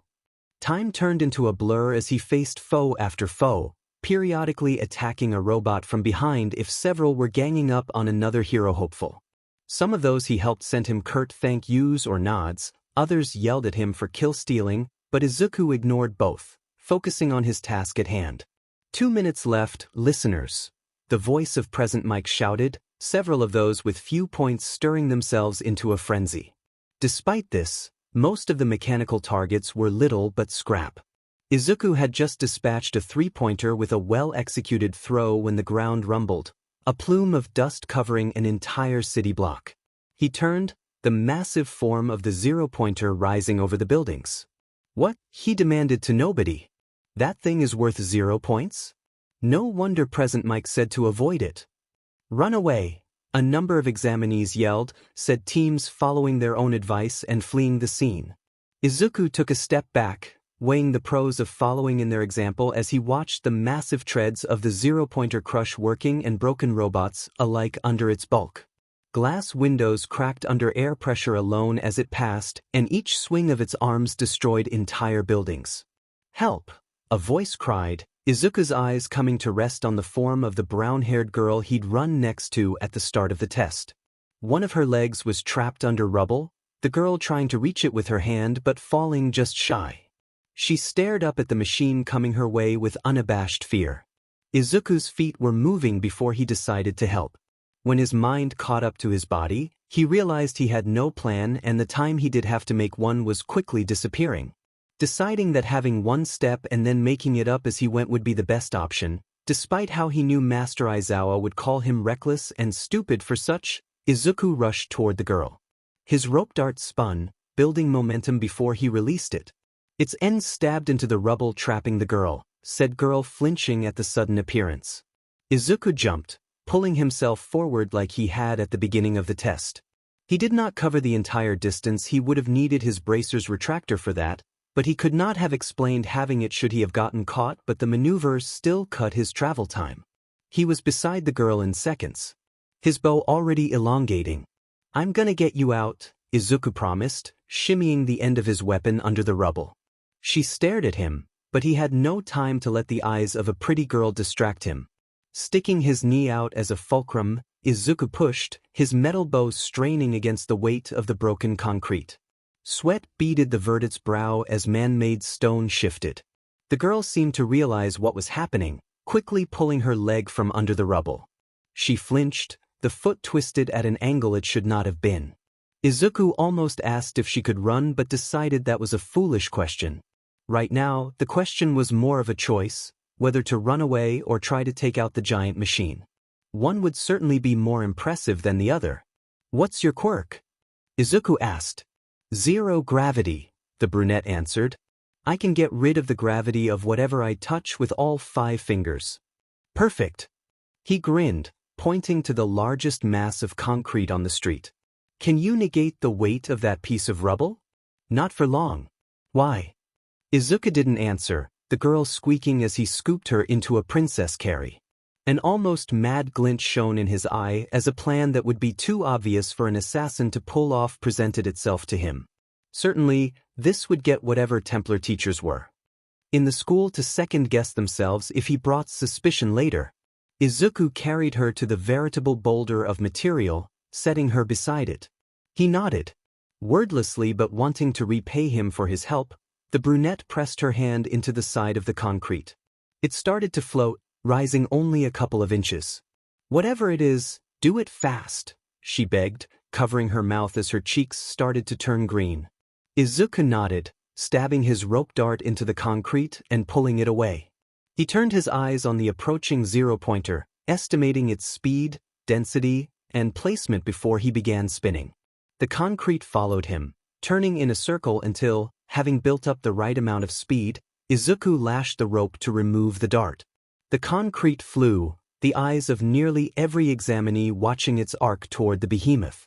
The brunette pressed her hands together just before the concrete reached its ultimate destination, the massive slab slamming into the face of the zero-pointer. It crumpled like aluminum, gears, wires, and other mechanical whatsits folding in on each other until a single spark caused a chain reaction. Something inside exploded, triggering another and another running down the body of the machine. It fell backward, hitting the ground with an echoing crash. "And that's time, baby," the voice of Present Mike shouted as if to punctuate and add to the cacophony. "I sure hope you all are happy with your scores, 'cause that's all you're getting. Please return to grab your stuff. Results will be out to all of you in a week." Tension drained from Izuku's shoulders, his adrenaline spike receding to leave behind a burning ache in his muscles. "That was awesome," the girl whose help he had solicited said, reminding Izuku that she was there. He turned, returning to her side while ignoring the new puddle of vomit that now smelled beside her. "How's your leg?" "Broken, I think," she answered with a wince. "DMN. That's gonna set me back even if I get in. Not to mention the hospital bills." "Well, my oh my," a woman's voice sighed, the pair turning to see a short woman with gray hair and a cane looking at them. "You kids hurt yourselves more and more each year.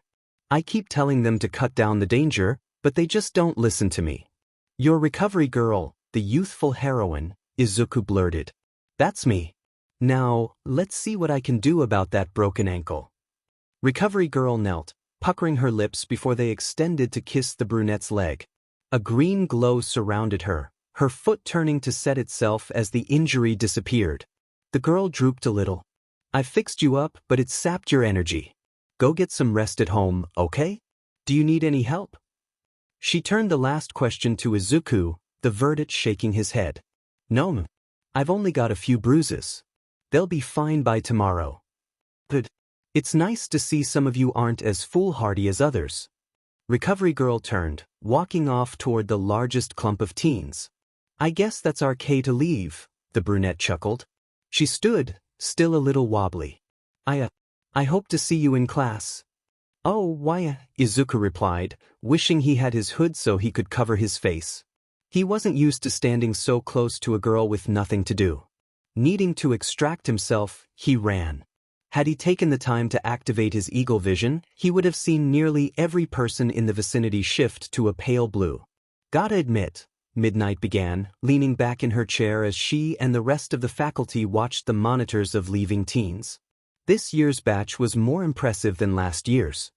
"I hope so," Aizawa grunted. "Do you, though?" the man known as Vlad King questioned. "You had a lot of time to kill after expelling your last class." Aizawa ignored the hidden barb in his words with the ease of an actor. "So, are there any students that caught your attention?" Principal Nizu asked, his beady eyes sending a warning to the other first-year homeroom teacher through the darkness. "I think it's safe to say we all saw that kid at Ground B, rough," the dog-headed counselor Hound Dog barked. "He beat a zero-pointer, after all.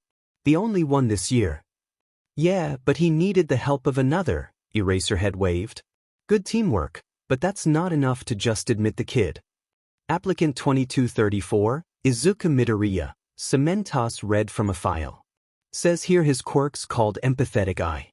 It lets him see the malice or goodwill inside a person. Preferred goal, rescue hero.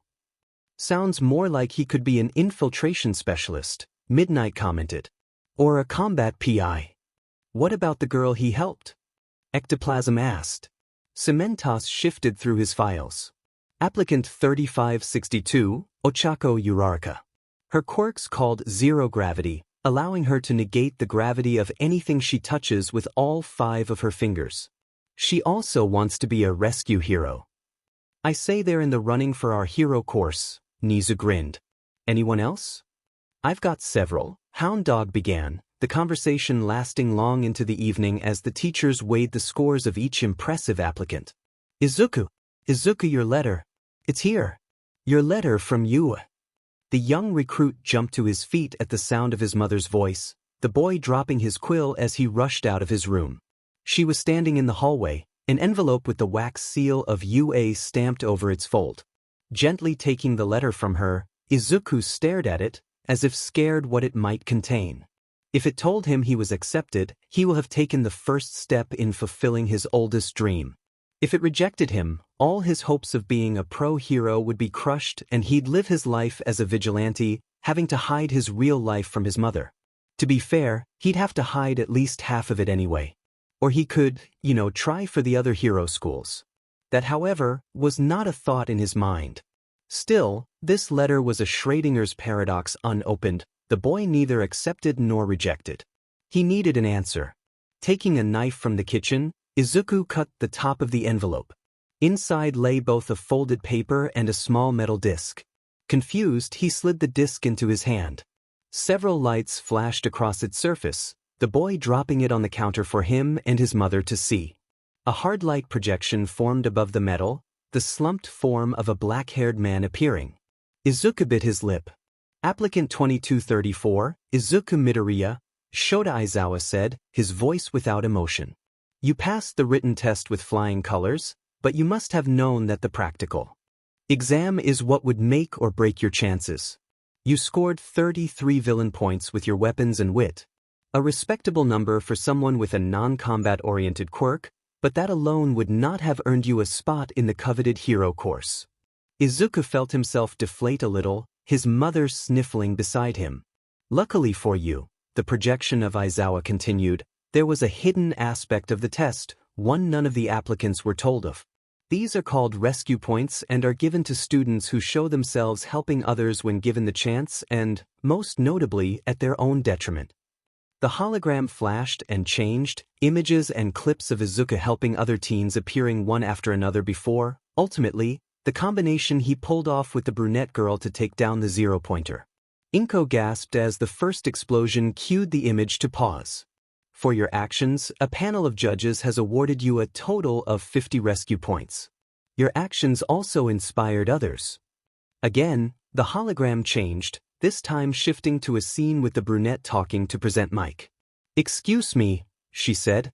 Do you remember the boy that helped me during the practical? He was about this tall? Kind of messy hair and a lot of freckles? He really saved me, so I want him to have some of my points.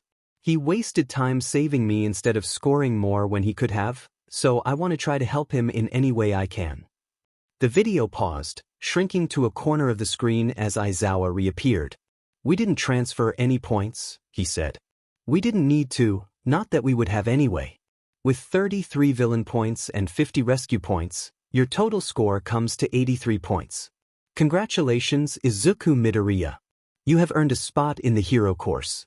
UA is now your hero academia. Plus Ultra. To the point and without any emotion, the hologram cut off there, turning itself off. Izuku sat there for a moment, shell-shocked, until Inko squealed. You did it, she squeaked, wrapping him in a hug. Tears flowed from her eyes, soaking into his shoulder. My baby boy is growing up. First you get a late quirk and now you're going off to become a hero. Oh, I'm so worried for you. What do we need to get you? How much will it cost? Oh, never mind that. Tonight, I'm making your favorite. Yeah, Izuku muttered, his mother letting go as she got dinner started.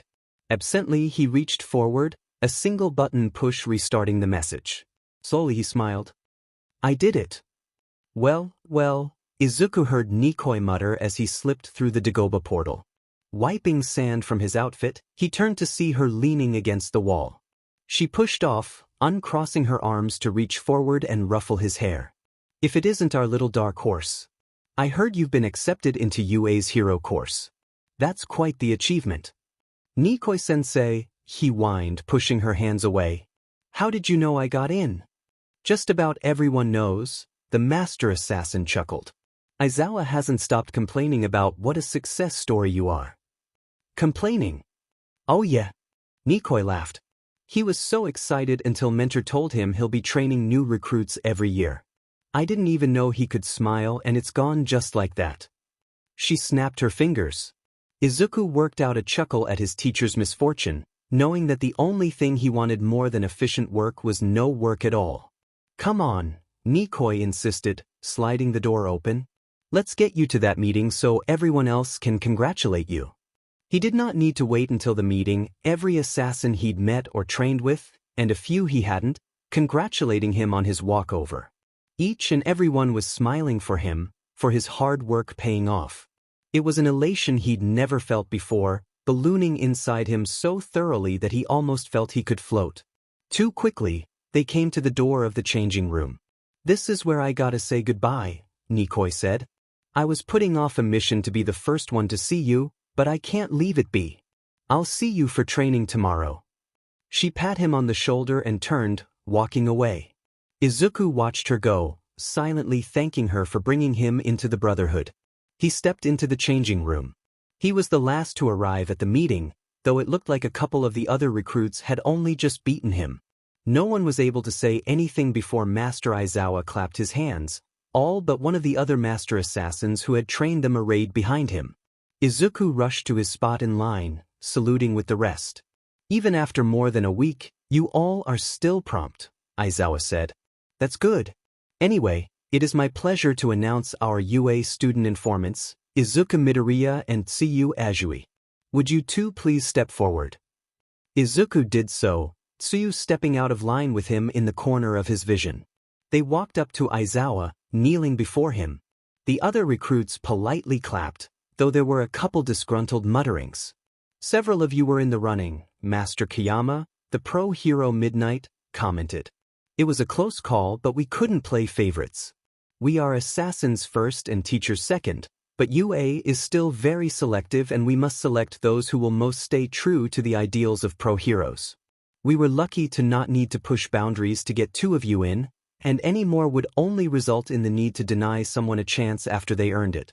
In this case, recruits Midoriya and Azui simply trained harder and performed better.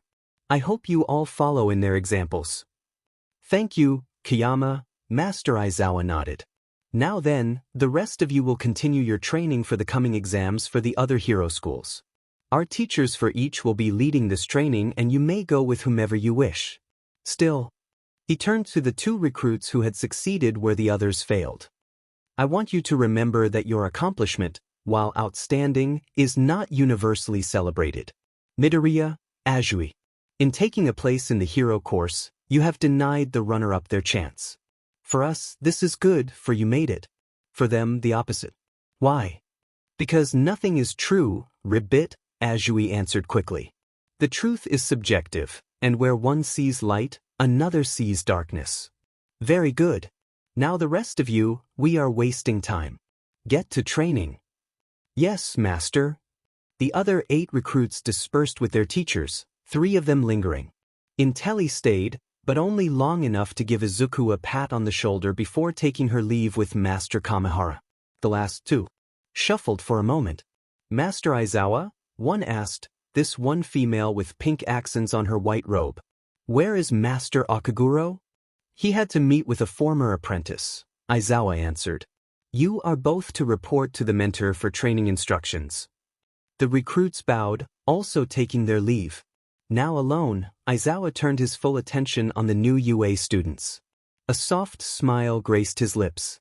"I will have both of you in my class," he told them. "I believe Nizu suspects I have trained you, Midoriya, yet I managed to argue for you for the same reason why I received you for training. Azui, you will also be in my class. That was simply luck of the draw. I look forward to seeing you both in 1A. I expect you to continue to bring honor to yourselves, the Brotherhood, and now to UA as well." He paused, a sigh passing his lips. "Stop kneeling. It's bad for the knees. Anyway, do what you want. I need a nap." "You made it," Tsuyu said as Aizawa left. "I knew you could do it, Ribbit." "Thank you, Azui. I told you to call me Tsu. We've met on the outside now, so we can be familiar, Ribbit." I suppose so. I'm just not used to people wanting to be familiar with me. I usually say what's on my mind, Izuku, Tsuyu said, the boy gaping at her casual use of his given name. "You're easy to get along with and you're an assassin recruit like me, Ribbit. I was born into a family of assassins, so I like to talk about my struggles with others who can understand them. I was afraid I'd be unable to do that at UA, but knowing you will also be there is a weight off my shoulders. Thank you, Ribbit." "I don't know what to say," Izuku confessed, one hand rubbing the back of his neck. I'm more used to being looked down on as the quirkless kid, so suddenly having so many people be happy for me, it's so out of my depth. This world is sink or swim, Izuku. If you need help staying afloat, I'm an excellent swimmer, ribbit. Comes with the frog quirk. Though her mouth did not move, Izuku could see the joking smile in her eyes. He gave his own smile in response. One more thing. Go talk to Mentor. He'll help you pay for school supplies if you want help. Anyway, I need to get going, ribbit. I promise to help my siblings with their training now that I'm accepted to UA. I'll see you around. Izuku stood there as the frog girl stepped around him, exiting the room and leaving him alone. He bounced on the ball of his feet, excited energy welling up as he reminded himself, again, that he'd made it into UA. Maybe Keeper-sensei could help him celebrate with a new course? He could stand for a challenge. Izuku's first day at UA thundered toward him, the 3 weeks he had vanishing under an endless wave of assassin training and his mother's worrying. Still, even having insider knowledge with Masters Aizawa and Kayama as teachers, the morning of his first day sent butterflies fluttering through Izuku's stomach. They churned it into knots the whole train ride to campus, several passengers recognizing his uniform and congratulating him on getting into such a prestigious school. One factor, however, put a damper on his nervous excitement. Katsuki Bakugo had also been admitted to UA, and his learning of Izuku's acceptance had been far from pretty, to put it mildly. It had taken the full extent of Izuku's stealth training and quite a bit of parkour to avoid the explosive teen for the last few weeks of junior high, but now he would not be able to stay away from his lifelong bully. Despite training to kill, he feared the meeting. Or, more specifically, he feared the fallout it would have on his school life. Luckily for the assassin recruit, his trip to campus and the subsequent walk through the halls to classroom 1A were peaceful. He checked his watch, finding that he still had 5 minutes before homeroom was to start. He breathed, trying to calm his nerves and praying to whatever deities were out there that Bakugo was in the other class. He opened the door. There you are, you goddamn Evidently, the deities did not listen. Hello, Bakugo, Izuku sighed, stepping into the room and closing the door behind him. The class was nearly full based on the student-to-desk ratio. Bakugo was still standing, his bag in his grip. He glared at the verdict, sparks popping between his fingers. That's all you have to say, you heard, the blonde demanded, throwing his bag down and stomping over to Izuku while the class was still reeling at the sudden confrontation. Bakugo reached forward, grabbing the front of Izuku's uniform and dragging the other boy forward. You managed to avoid me for 3 goddamn weeks after having the gall to ruin my origin story? That is not the sort of language or temperament a hero student should have. A boy Izuku recognized from the entrance exam chastised. It was the one with engines in his legs, the boy's hand chopping the air. It is expressly against the rules to assault your fellow students. F off, rich boy. Bakugo yelled. This doesn't concern you. But it does concern me, Izuku said, venom leaking into his voice. One hand rose, grabbing the blonde's wrist. He squeezed, forcing Bakugo's fingers to loosen. I trained my butt off to get into UA, just like you did. Unlike you, my quirk isn't destructive and I needed to find other ways to prove myself. You don't have a quirk, Deku, the aggressor growled. I do, Izuku shot back, peeling Bakugo's hand from his collar. Unbeknownst to him, the door opened to reveal 2 girls who were familiar with the verdict. Empathetic eye. It lets me see the malice or goodwill inside of others, and let me tell you, Katsuki Bakugo, you burn as red as the goddamn sun. You have stomped all over me for too long and I'm done with that. We are now both students of UA, so you can either grow up or get lost, because as you are now, you aren't worth my time to deal with. He pushed past the other boy while the blonde was still reeling at his rebuttal. Izuku stepped to the front of the class and gave a small bow. I'm sorry you had to see that. You worthless, quirkless piece of... I believe he just said he was not quirkless, ribbit, a bland voice interrupted, Tsuyu Azui stepping into the room. I don't know what history you and Midoriya have, but it seems like you are out of line. She's right, the brunette at her side agreed. We're all students now, so back off. And how the F, do you two know this loser? Bakugo demanded, rounding on the frog girl while pointing over his shoulder with a thumb. Tsuyu did not flinch. We met during the entrance exam, she lied. I accidentally scared him, rib bit. He helped me during the practical, the brunette answered. We worked together to take down that giant robot. You expect me to believe that? The belligerent teen demanded. Scaring him I can see since he's a goddamn wimp, but you and him taking down that giant fucking robot? As if. She is telling the truth, the boy with the engine legs put in, several of their classmates nodding. I witnessed the act myself. It was quite impressive. To learn now that his quirk does not affect his body in any way makes many of his feats all the more impressive. He stepped over to Izuku, bowing. You managed to uncover the true meaning of the entrance exam when I could not. You truly deserve your spot here more than I do. That's not the case, Izuku stuttered, waving his hands at the bowing teen. My body moved on its own before I could think. Then you simply have better, purer instincts than I do. Still, it is nice to make your acquaintance, Midoriya. I am Tenya Ida. Izuku Midoriya, the verdict replied, taking an offered hand. I didn't get to introduce myself either, the brunette added. I'm Ochako Uraraka. Let's be friends. If you lot are here to make friends, then leave. Nearly everyone jumped at the voice, Tsuyu and Ochako stepping away from the door to show what looked like a giant, yellow caterpillar. Izuku felt his eyes widen as he saw a side, or an act, he couldn't be sure, of his master and teacher. It took most of you 8 seconds to quiet down. This shows that you are foolish. Time is a precious commodity that we cannot waste. Aizawa extracted himself from what turned out to be a sleeping bag, revealing himself to be clad in a black jumpsuit very much like his assassin robes, his capture scarf wrapped around his neck. He reached into the bag, pulling several UA gym outfits from within. I am your homeroom teacher, Shota Aizawa, and as of this moment, your hero careers rest in my hands. Put these on and meet me outside on the testing fields.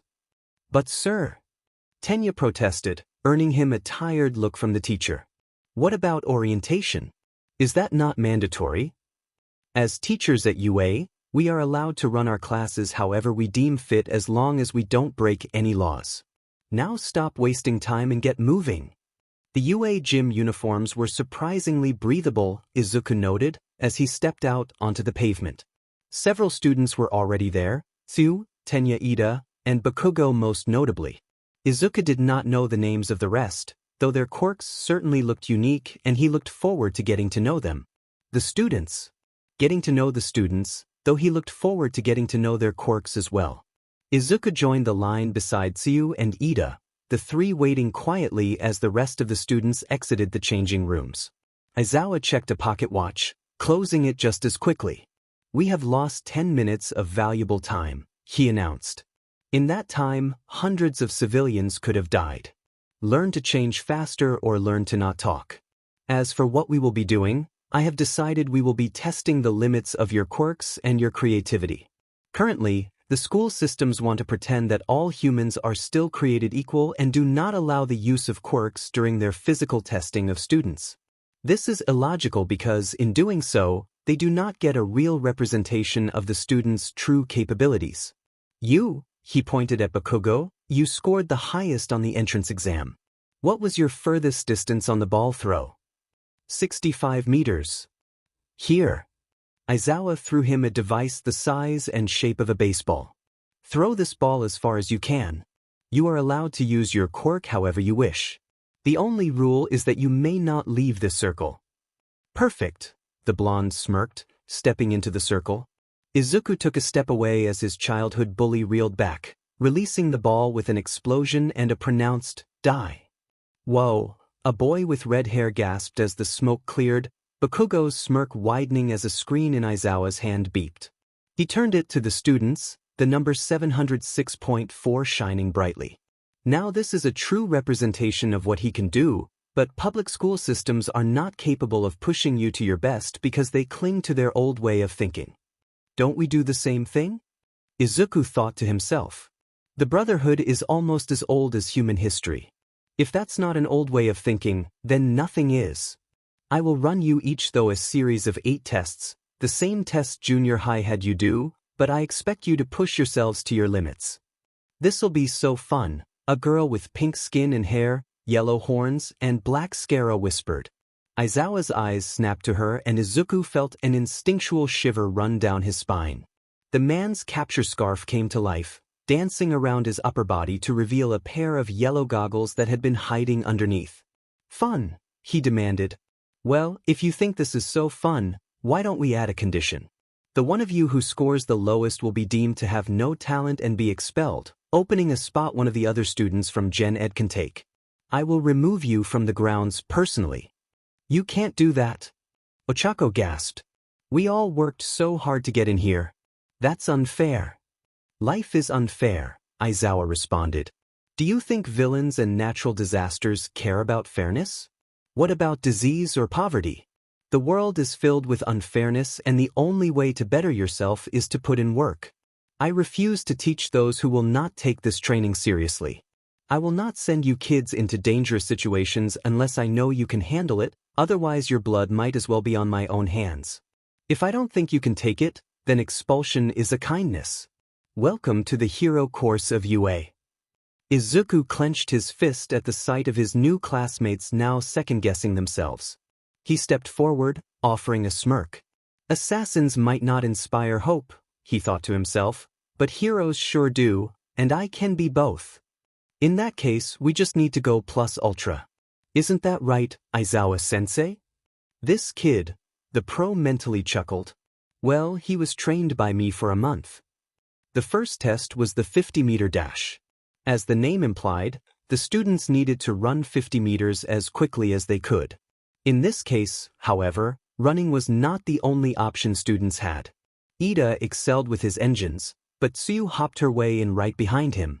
A sparkly boy used his quirk naval laser to propel him backwards, despite falling halfway, tying with the pink-skinned girl. A tall girl with black hair used her quirk to create roller skates, and Ochako used her quirk to erase the gravity of her clothing. Not all quirks were helpful, but Izuku felt his excitement rise as he watched the others in action. And then came his turn, paired with Bakugo, of course. I doubt Master Aizawa would expel me, the officially not quirkless via paperwork assassin recruit thought to himself as the start countdown ran. That said, it would dishonor the Brotherhood for me to come in last. I need to show them how hard I worked. Heat washed over his left side as Bakugo took off, explosions from his palms blasting him forward. Izuku was not far behind, however, his head low to reduce wind resistance. He came in just behind the blonde. Aizawa did not look up from his tablet, but the recruit recognized the smallest curve at the edges of his mouth. Though Izuku did not excel at any of the tests compared to his classmates, Ochako scored an infinity on the ball throw and the creation girl created a bicycle to do the distance run. And despite the constant ribbing from Bakugo's taunts about his performance, Izuku consistently scored in the upper percentiles. Surprisingly, his best score was tied with Tsuyu on the seated toe touch, the two of them just beaten out by the invisible girl and closely followed by some of the others. As the final ranking were calculated and shown, Izuku felt proud that he came in 7th overall, with Tsuyu earning 5th. Last place was a name listed as Minor Mineta, a short boy with purple, spherical ball for hair crying. I can't have come in last, he cried. I don't want to be expelled. I need to be a hero for the ladies. That turned out to be the wrong thing to say, several of the female students stepping away from him in disgust. Aizawa glared. To enter the hero course for such a petty reason, he muttered, his capture scarf waving. You don't have the mindset for the strain of this course. Pack your things and report to Principal Nizu, Minor Mineta. You're expelled from the hero course and if I have my way, from this school. About half of the class looked shocked that he followed through on his promise, Mineta breaking down in tears. The girl with the creation quirk in particular looked poleaxed. Aizawa only acknowledged the class long enough to wave them off before he grabbed Mineta by the arm and started dragging the shorter boy away. The rest of you are done for the day, Aizawa called over his shoulder. Our serious training will begin tomorrow. I suggest finding time to go over your requested costumes since you'll need them. The support course loves when hero students come in with questions. That's good advice, Ribbit. Tsuyu commented with a finger on her chin as Aizawa and Mineta disappeared indoors. Izuku noted for the first time that her frog-like tongue stuck out a little bit as she thought. It might be bad for us if our combat training came around and we weren't familiar with our outfit. Are we not going to talk about how one of our classmates just got kicked out on the first day? A boy with tape dispensers for elbows questioned. "'Twas a harsh move from our teacher," a bird-headed teen commented. His final words, however, revealed his sinful revelry. "Dark as my emotions may be, I am thankful he is gone. It explains why I felt like someone was staring at me," Ochako shivered. "I mean, I know you all were watching me, but his look just felt wrong." "I quite agree," the sparkly blonde nodded. His gaze was très mauvais. "Speaking of the tests, that was so manly," the red-haired boy grinned. "By the way, I'm Eijiro Kirishima, nice to meet you all." What followed was a string of introductions, each member of the class introducing themselves and, if they felt like it, their quirk. Neither Bakugo or the boy with the two-toned red and white hair gave their names, both of whom had left as soon as they were dismissed.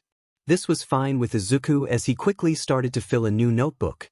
True invisibility or a form of light refraction? Izuku muttered as his pencil sped across the page labeled Toru Hagakure. Invisibility alone would be incredibly useful for infiltration and information gathering but discounts any form of weapon usage.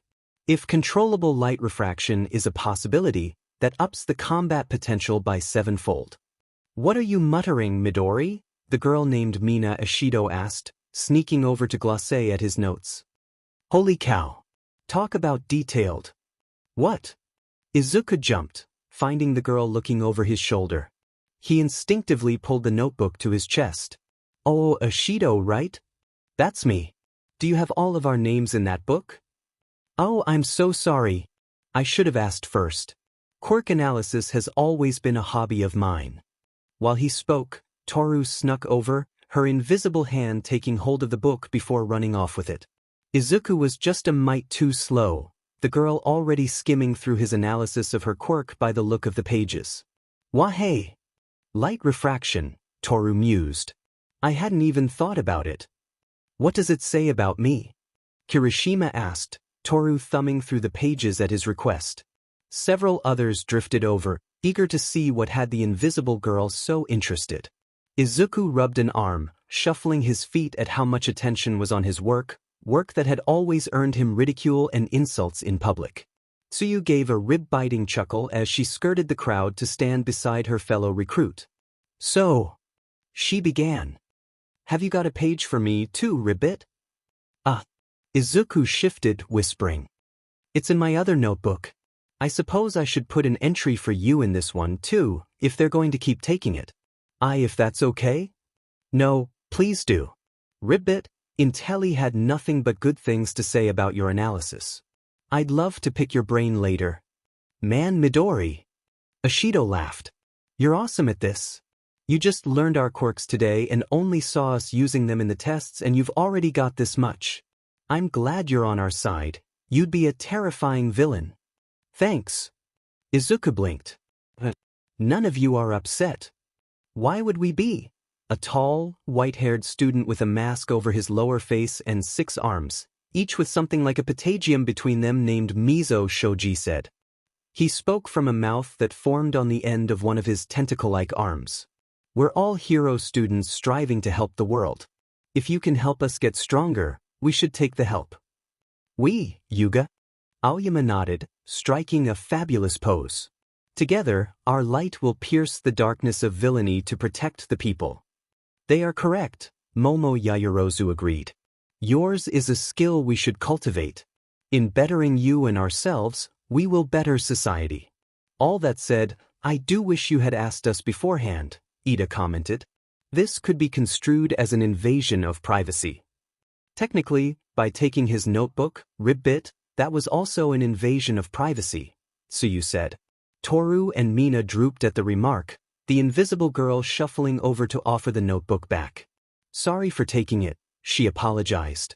"I was just curious since I heard you muttering about my quirk. I'm not used to people noticing me." "No, it's okay," Izuku insisted. "Ida's right. I should have asked before starting entries for you all. Well, you've got my permission, Ochako said, most of the rest of the class giving variations of the same statement. Izuku felt tears prickle his eyes, but he held them in. Speaking of, we should all share contacts. We're gonna be together for at least this year, so we might as well. Somehow, Izuku knew his school life was looking up. Between all the excitement of their first day and the early out Aizawa gave them, the class of 1A decided that they needed some time to relax. More than a few of them were surprisingly introverted, and those who weren't agreed that they shouldn't overwhelm the support students by traveling as a giant group to that wing of the school. Even if they weren't talking, the movements of 10 or more students could be loud enough to disrupt other classes. Tsuyu, Izuku, and Ochako took the first shift, with following Aizawa's suggestion, promising to be the guinea pigs and to message the group if and when they could meet the students. Currently, the trio was nearing the support department, his and Tsuyu's footsteps quieter than Ochako's. Their whispered conversation kept the zero-gravity girl from noticing this, but that came to an end when they found the classroom labeled Design Studio. Izuku stepped forward, his hand on the handle, when a noise rumbled from inside. Not those wires, Hatsum. In a moment, he found Tsuyu's tongue wrapped around his waist, the frog girl pulling him away just before an explosion blew the metal door off its hinges.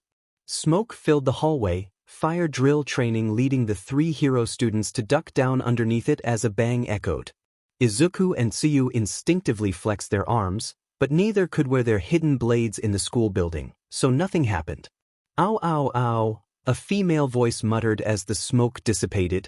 Pink was the first thing to come to the trio's attention, said color turning out to be the hair of a girl their age getting up from the floor. Are you okay? Izuku asked, the boy leading Tsuyu and Ochako toward their fellow student. She looked at them, her eyes yellow with crosshairs over the pupils. The crosshairs spun as she focused on the hero students. That was a big explosion. Oh, I'm fine, the girl smiled. My babies aren't perfect yet, but you can't make an omelet without an explosion or 10. Damn it, Hatsum, her teacher barked, the pro-hero power loader appearing in the doorway. That's your 3rd explosion today. And I managed to angle it away from the other students this time, the pink-haired girl rebuffed, wiping ash and soot off her clothing. She only really managed to smear the soot across her cheek, Izuku and the other girls noting that her overalls which covered her UA uniform had similar burns, scratches, and scuffs. That's cold comfort. You need to be more careful. So, who are you? Hatsum asked, ignoring her teacher in favor of eyeing the hero students. Don't ignore me, Hatsum. We're sorry for the interruption, sir, Tsuyu croaked. We're hero course students, Ribbit, and we wanted to check in about our costumes at our teacher's suggestion. Hero course, you say? Hatsum questioned, grabbing Izuku by the arm since he was the closest one to her and dragging him inside. Come in. Let me show you all my amazing babies. That girl, Power Loader sighed, rubbing the front of his helmet since he couldn't reach his face. He turned to the other students. Sorry about her. She had the top scores on the support entrance exam, almost breaking the record, so she's got a lot of potential. She's just a bit out there. Are you all from Eraserhead's class? Eraserhead? Ochako questioned with a tilt of her head. We are, Tsuyu nodded. We're just the first group, Ribbit. We didn't want to overwhelm the support students or interrupt class by coming all at once. Honestly, that's a relief, Power Loader sighed. I'm about at my wit's end for the day with Hatsum. If you all can get her drawing schematics and working towards something specific instead of tinkering with whatever she can find, that would make things a lot easier. Ochako, could you text the rest of the class, Ribbit? Tsuyu asked. I'll check on Izuku. I'm afraid this Hatsum girl might have a screw loose, Ribbit. Seeing her new friend nod, the frog girl followed Power Loader through the now doorless doorway. Hatsum had dragged Izuku to a corner away from the other students, several of them looking at the pair funny as the girl all but molested him physically and conversationally. Don't have many babies yet, but I can make anything you can dream of. If I can't now, I'll find out how. Izuku, Izuku stammered, unable to get a word in even when Hatsum stopped to breathe. So anyway, I've got some babies I'd love to have a hero course student try out. Ribbit. Tsuyu cleared her throat, making Hatsum turn around as the third of the hero trio entered. Sorry to interrupt, but we actually wanted to talk ideas with you. We did. Izuku blinked. You do. Hatsum all but parroted. Tsuyu nodded. Oh, this is great. Mei Hatsum, soon-to-be CEO of Hatsum Industries, your #1 inventor of all things conceivable and inconceivable alike. There's nothing I can't learn to build. I like your confidence, Tsuyu said. So, each of us has a weakness we need to compensate for, Ribbit. Do you think you could have an invention for each of us come our first heroics class tomorrow? What's the problem to be solved? Hatsum questioned. I'm essentially cold-blooded, Tsuyu began. My quirk, frog, gives me all the abilities and weaknesses of most frogs, including going into brimation if I get too cold. I'd also like something to help me stick to and climb smooth walls. The support student nodded, scratching notes on a torn piece of paper. Izuku noted that the top of the page simply said frog. Assuming that Tsuyu was finished, she rounded on Izuku. What about you, Freckles? Izuku stammered. My quirk doesn't help me in any physical way. It only lets me see the goodwill or malice of people so I can find allies, enemies, or targets. Because of that, I'll need plenty of gear and tools to help me. Tosa? I fight with a collapsible bow and a rope dart, the boy said, cutting her off before she could offer something he'd just have to refuse. She nodded, scribbling down the information before turning to Ochako. And what about you, Blushes? Blushes? The girl demanded. She quickly straightened herself out and shook her momentary indignation off. My quirk is zero gravity, allowing me to remove the gravity of anything I touch with all 5 of my fingers. If I use it on myself, though, I start getting nauseous and it can be hard to move around. So, a full-body heater and sticking gloves, incapacitation tools and useful mods to a bow and/or rope dart, and gyroscopic additions useful for astronauts, Hatsum listed off. Oh, I'm already getting ideas for some new babies. They'll be great. Perfect. I'll minimize the risk of exploding to only 15% or so. Yay! Over the top and wild Hatsum may be, but Izuku had a feeling the student inventor would be a useful friend to have in the support department. And, in the far future, if he could convince her to build for the Brotherhood, then maybe just maybe she could help keep more than just pro-heroes alive. Izuku waved goodbye to Ochako and Ida as both boarded separate trains. The three had, coincidentally, had similar routes heading home until the last stop, so they had traveled together. Instead of going home, though, Izuku climbed the stairs out of the subway and walked down toward the beach. He had promised to update Nikoi-sensei and Keeper-sensei about how his first day of UA went when it was over, and now was the time to do that. He jogged to the trash-laden shore and vanished into the refuse, stalking in the shadows until he reached the pickup that hid the Dagoba portal. Casting a final look around, he slid his bag under the old vehicle before rolling under it himself. Landing on his feet, Izuku moved to the changing room where his robe waited. I thought I heard someone say they saw you come in, Keeper said as Izuku stepped out in his robe, the plain-looking man in red smiling. How was your first day, kid? Chaotic, Izuku answered. Master Aizawa tested our limits before expelling one of my classmates. If I hadn't trained with him already, I would have been scared stiff. He takes after Mentor a lot, Keeper grinned, joining Izuku as they walked down the hallway. It's how they show they care. If there's a chance you'll come back in a body bag, they want that chance to be as small as possible, even if that makes you upset. No, I get that, Izuku replied with a sigh. It didn't really score him many points with those of us left. And Azui and I can't explain his reasoning to the others, so we have to play dumb. He takes his duties seriously. You know, he expelled his whole class last year. What? The recruit gasped, stopping in his tracks. Keeper had to also stop, turning to face the verd. Oh yeah. Luckily, our one recruit in that grade was in 1B, but every one of Aizawa's students either transferred to another hero school or was forced into Gen Ed and had to earn their way back in through the sports festival. We got off lucky. Luck's got nothing to do with it, Keeper rebuffed, patting Izuku on the shoulder. Sure, maybe you and Azui had a leg up in staying in, but Aizawa would have kicked you into Gen Ed if you didn't prove you could handle the hero course. Ah, there they are, the voice of Nikoi said, Izuku looking up to see her perched in the rafters. How's my cute little hero recruit doing after his first day? Really? Izuku questioned, a scarlet blush over his face at the title. I'm just teasing you. She shifted her weight, locking her knees to the beam so she hung upside down before the two males. So, how was your day? Like I told Keeper-sensei, chaotic, Izuku answered, recounting the events of the day again. Nikoi listened silently, nodding along. She needed to right herself halfway through, the blood rushing to her head making her dizzy, but she whistled as Izuku reached his meeting with the single-minded support student. Keep networking with that handsome girl, the Catwoman said.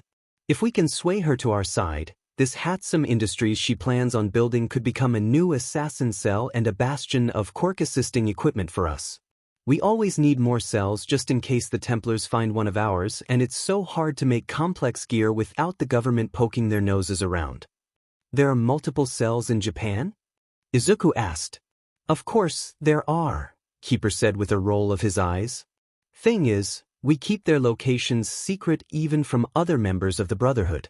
If one of us goes rogue or is captured by the Templars, we say we will never compromise the Brotherhood, but, well, quirks can do a lot of things. Better for only one or two cells to be compromised than the whole. By the way, Shota wants to speak to you, Izuku, Nikoi put in. He's gonna be annoyed I waited this long to find and tell you, but he's had you all day, so he can stand to wait a few minutes. Follow me. I'll see you around.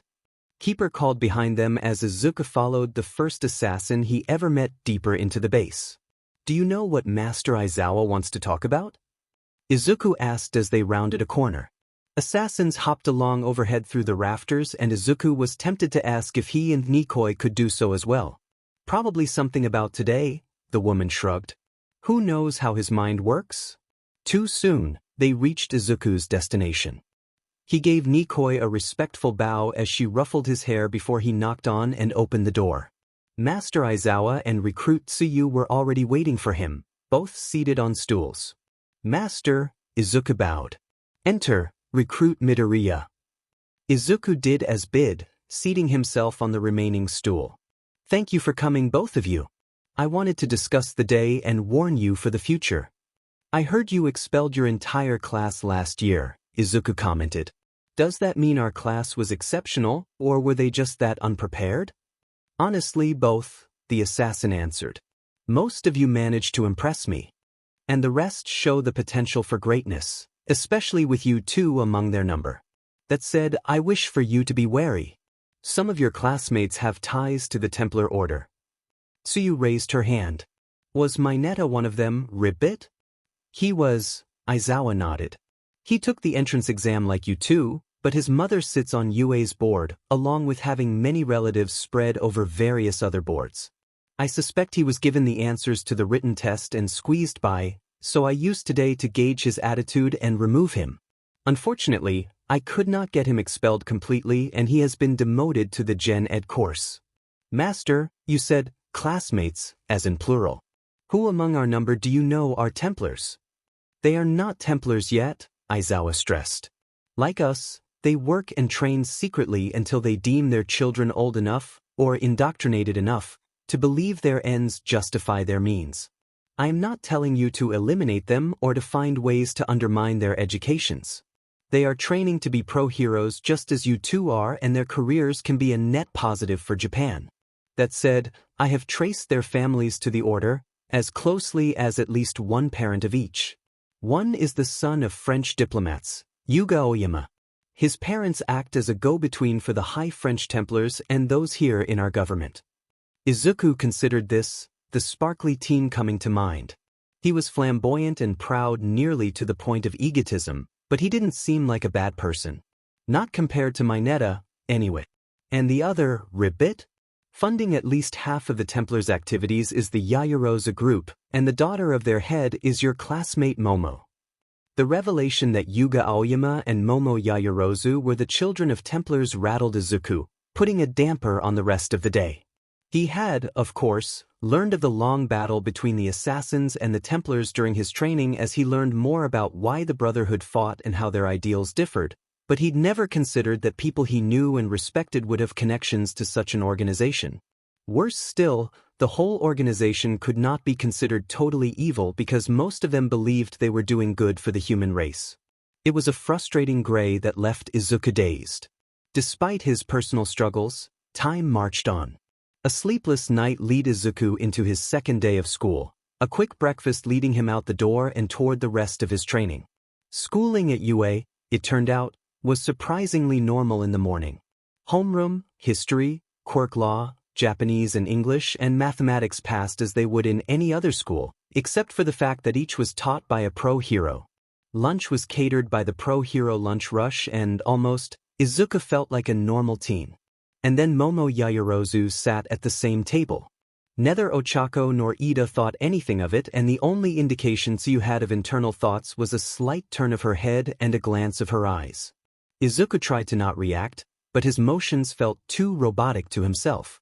I must say, I am looking forward to our foundational heroics class this afternoon, Momo said, forming a pair of chopsticks with casual use of her quirk. Do you have any idea who the teacher may be? I don't know, Izuku confessed. Our teachers could rotate control of the class, allowing us to be tutored by pros with several different fighting styles. Another potentiality is Aizawa-sensei since he's our homeroom teacher. Otherwise, I haven't a clue. I'm afraid I could acquire no information either, Ida said. We will need to settle for a surprise for now. I hope it's our teachers rotating, Tsuyu offered, speaking easily despite having a roll of sushi wrapped in her tongue. Like Izuku said, Ribbit, no one teacher knows what's best for every student when we're all unique. I guess that's true, Izuku muttered. Still, each pro here has taught countless students. I'm sure every one of them would have insights that would help each of us. Speaking of insights, I'd like to pick your brain, Midoriya. Izuku turned to Momo slowly, clenching his jaw. Oh? What about? About your analysis, of course. Izuku relaxed, his secret safe. If there are unknown or unnoticed facets of my quirk, I would like to locate them and capitalize. Sure. How about after heroics? I should learn more after seeing your powers in action. That would be wonderful. You have my gratitude. Soon enough, the bell rang, signaling time for their long-awaited class. Aizawa had told them to meet in his classroom for the start of their PRD, the classroom quickly filling with excited chatter as each student presented their own theory for who their teacher was. The door opened. I am here, coming through the door like a normal person. Blowing every theory out of the water, All Might stepped through, clad in his red, white and blue Silver Age outfit. That's not normal at all. About half the class yelled before the reality of the situation set in. Wow. It's All Might. So he's a teacher here too. That outfit's so retro, I'm getting goosebumps. Internally, Izuku was squealing like a maiden who received a text from their crush. Interest and glee sparkled in his eyes. To be able to not only meet All Might, but to learn from him as well had made his hellish training with Aizawa and the Brotherhood worth it. Training to kill, he may be, but who didn't look up to All Might? That's right, I accepted an offer from Principal Nizu and took up a teaching position here at UA so that I may fan the flames of justice in the next generation. I will be teaching your fundamental heroics class, though you can think of it as Hero NG 101. And to start, we will hit the ground running with battle trials. He paused, bringing up a pointer finger to emphasize his point with nonverbals and a smile. Sections of the wall opposite the door moved as 19 slots appeared to show containers within, each labeled with a number coinciding with a desk in use. All that said, fine feathers make a fine bird, as the Americans say. Therefore, costumes have been made according to your quirk registries and your own personal input. Give them a try on and meet me at Training Ground Beta. He waved before disappearing through the door again, leaving the class alone. The room exploded into chatter, but Izuku and Tsuyu had had the importance of speed and punctuality drilled into them, with Ida not far behind. The three grabbed their assigned cases and made for the door. Izuku stepped into the light of the sun, thankful for hood that shaded his eyes. His mother had had his costume made based on a design he'd doodled in his free time but had happened to use a maker with ties to the Brotherhood. In doing so, Mentor also had an input on alterations, getting the makers to use materials outside his mother's price range, and Izuku was happy with this. The outfit was mostly a dark green jumpsuit that covered his whole body, thick shoes and thin gloves covering the ends of his appendages, robe-like extensions falling down the sides of his legs. The shoes were noise-canceling with steel plates over the top, each cushioned from the others with gel so they wouldn't clink as he walked. His knees and elbows each had a hard, rounded point to increase strikes but remain non-lethal. In his costume, his forearms looked unnaturally thick, extending to his wrists. Officially, this was padding for blocking attacks, but two hidden bracers were, as implied, hidden within, the one on the right a classic blade and the other a hook blade for climbing. His hood, thankfully, lacked the childish bunny-like flaps he'd thought would pay homage to All Might's hair, instead nearly taking the shape of the assassin's symbol. The flares on either side of the hood hid a headset so that he could coordinate with anyone on the same frequency. Finally, his tool belt sat at his waist, his rope dart and collapsed bow resting with other, currently empty pouches. Tsuyu was already there, having donned a skin-tight bodysuit accented light green and black along with a pair of large goggles. Izuku goggled at her, her costume about as far from an assassin's robes as she could get. He'd explained away any similarities as trying to emulate the ninjas of old since his quirk was all but useless in combat, getting Mentor to agree to the design, but Tsuyu's left nearly nothing to the imagination. "Tsu," Izuku stuttered, averting his eyes as she looked at him. "Why your costume?" "It's." He didn't know what to say, having only seen his fellow recruit in either her robes, the school uniform, or the PE sweats. His cheeks reddened as she stepped closer, studying his outfit. "I like your costume, Ribbit," she said. "It looks like it can hide a lot of secrets. I look forward to seeing what you can do." "But Izuku, Ribbit, I asked you to call me Tsu." "You both are certainly prompt." All Might laughed, the muscular hero landing on the street beside them. Ground Beta, as it turned out, had been the same testing ground where Izuku and Ochako had felled the zero-pointer, but without robots to fight, Izuku was able to appreciate how big the area was. That appreciation was, however, overshadowed by his admiration of the idol of millions. "Young Midoriya and young Tsu, yes? That will serve you well in Aizawa's class."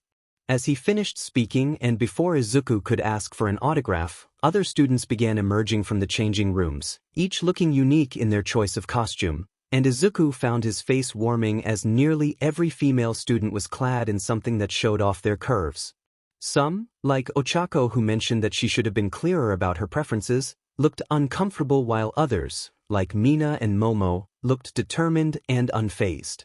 Izuku noted that Toru only had a pair of gloves and boots.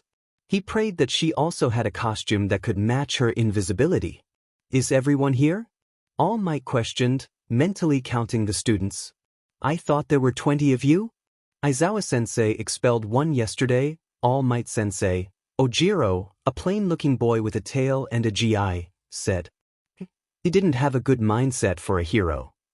"It appears Aizawa lives up to his reputation," the teacher muttered, reaching behind his back before pulling out a small basket. "In that case, I will need to make a change to my plans, but I suppose this will be a fine lesson for you all to learn. This basket holds 20 pieces of paper with letters A through J on them, and these will give each of you a partner for today's exercise. Each team will then be paired against another, taking on the roles of heroes or villains. The villain team will have 10 minutes to hide a faux bomb inside this building to your left before the hero team enters. They will win if they can capture both villains with capture tape or touch the bomb. The villains will win if they capture both heroes or keep them at bay for 10 minutes. He gestured to the basket and passed it to Aoyama as the boy was closest to him. Team D, the blonde smiled, passing the basket to Kyoka, the girl with earphone jacks extending from her earlobes. Sir, Ida called, raising his hand. You had prepared for 10 even pairs, but we find ourselves one short. What shall be done about the single student who does not have a partner? It will depend, All Might answered. That individual will need to best their foes on their own, but if given a villain role, I will give them an extra 5 minutes to prepare. That seems incredibly unfair, the bespectacled student complained. Aizawa-sensei told us yesterday that life isn't fair, ribbit, Tsuyu reminded him. In the field, we might find ourselves in a situation where we are faced with a challenge alone, ribbit. That's luck. I suppose that is true, Ida conceded. Still, for this to happen in an academic setting. The basket reached Izuku, the boy reaching in to find the letter G on his paper. He nodded, passing the container to Tsuyu, who in turn got the letter F. After the basket returned to All Might, he ordered the students to find their partners. The boy with two-toned hair, whom All Might called young Todoroki, had the bad luck of being alone, but if this bothered him, he did not show it. The rest of the pairings were as followed. Team A, Shiro and Ida. Team B, Ojiro and Ishido. Team C, Kyoka and Fumikichi. Team D, Shoji and Aoyama. Team E, Ochako and Koji. Team F, Tsuyu and Hakigure. Team G, Izuku and Momo. Team H, Bakugo and Ijiro. Team J, Kaminari and Sato. Please note, honestly and truly, all pairings and matchups were randomly generated. None of these were planned. Slowly, Izuku turned to his partner for the day's training, the girl in question dressed in a nearly scandalous costume that showed way too much skin. Nerves and thoughts rattled through Izuku so thoroughly that he nearly missed All Might drawing two slips and announcing the first round to be Team C as heroes and Team B as villains. As the four students remained, Ojiro and Mina stepping into the building. The rest of the students and All Might made their way into the viewing room. Momo stood beside him, Izuku locking his muscles and joints so he wouldn't shake. Begin! All Might declared into a microphone, starting the first match. Izuku focused his full attention on the fight, his notebook appearing in his hand as he noted how each student used their powers in new and creative ways. Ojiro and Mina had spent their 10 minutes of prep time creating hand and tail holds in the walls and ceiling, while Mina covered the floors with an irritating acid that would itch wherever it touched skin. Unfortunately for them, Fumikichi and Kyoka managed to use their own preparations against them. Fumikichi's dark shadow was strong enough to carry them both over the acid, and with Kyoka's earphone jacks, she quickly located the villain team. They managed to get the drop on them, Kyoka breaking the light bulbs above to strengthen dark shadow. She touched the bomb after Fumikichi sacrificed himself to distract both Mina and Ojiro. An excellent match. All Might laughed as both teams returned. A quick discussion declared Fumikichi the MVP before Team A and Shoto left for their match. It proved to be far shorter than the last one. Shoto had a powerful ice quirk, the student playing the villain freezing every entry solid. Ida managed to break down the door, only to slide on a sheet of ice without traction. He and Shiro were unable to make any headway until time ran out, Shoto then melting the ice with fire from his other side. Understandably, Shoto was deemed the MVP and class moved on. The next match was Shoji, the tallest student with the quirk Dupliarms, and Aoyama facing the villainous duo of Ochako and Koji. As it turned out, 10 minutes was a lot of time, Koji using his Ani voice to befriend a massive colony of rats that hounded Shoji through the halls. Aoyama avoided such a fate, refusing to enter such a dirty building while the rats were present. Though Shoji overpowered Koji, he missed the buzzer when Ochako floated the bomb to the roof where he could not reach it. Even so, Shoji was the MVP as he did all the work for his team. All wonderful matches so far. All Might grinned, reaching into his basket for the next competitors. Drawing two slips, he announced, "Our next heroes shall be Team G, and they will be facing Team F as the villains." Sheet! Izuku mentally swore. He bit a finger, keeping his stream of consciousness thoughts inside the whole way down to the street. Talk about bad luck. Is there some form of interference? Do they know about Tsuyu and me? Is All Might a Templar? What would I do if he is? Sheet. Midoriya? Momo said, shaking his shoulder. Izuku jumped, the world snapping into focus. What? You seem nervous, but we cannot let that slow us down. Our trip has cost us time. Alright. Izuku coughed, the pair waiting for All Might's signal while the villain team of Tsuyu and Toru set up. That was another point of unease, that of all chances, he was facing off against Tsuyu and neither could fight as they really wanted to. We need a plan, Yaoyorozu. Indeed, the girl nodded, placing a finger on her chin. You saw my quirk yesterday and, during your confrontation with Bakugo, you announced that your quirk was non-combative in nature. What manner of fighting do you utilize? I am mostly defensive, Izuku answered. I have to rely on my weapons, but I've gotten pretty good at hiding. Power means nothing if they can't find me, right? That makes sense, Momo nodded, causing Izuku to relax a bit. What do you know of our foes? Tsuyu's quirk gives her all the abilities of a frog, so she'll be at an advantage inside. Hagakure shouldn't be a problem, though. Why not? His partner blinked. I would think she is the one that requires the most caution. Nope. Izuku shook his head. I tested it yesterday and my empathetic eye can see her. It doesn't rely on light, but on emotion. She can't hide from me. In that case, we should each prioritize our own opponent, Momo said. You should be able to handle Hagakure and I will find a way to neutralize Azui. Have you an idea of her weaknesses? No, Izuku lied, refusing to give away an assassin's weakness to a potential Templar, even for an unrelated training exercise. Not at the moment. I suppose that was too much to ask for on the second day, Momo sighed. On the bright side, they only have two options. They can come to use and hope to subdue us, or they will need to guard the bomb, planting them in one spot. Momo clapped, the sudden sound startling Izuku. Momo did not notice this, the glow of her quirk coming from her arm as she created a pair of goggles. She donned them with a proud grin. What are those? Heat vision goggles, the girl answered.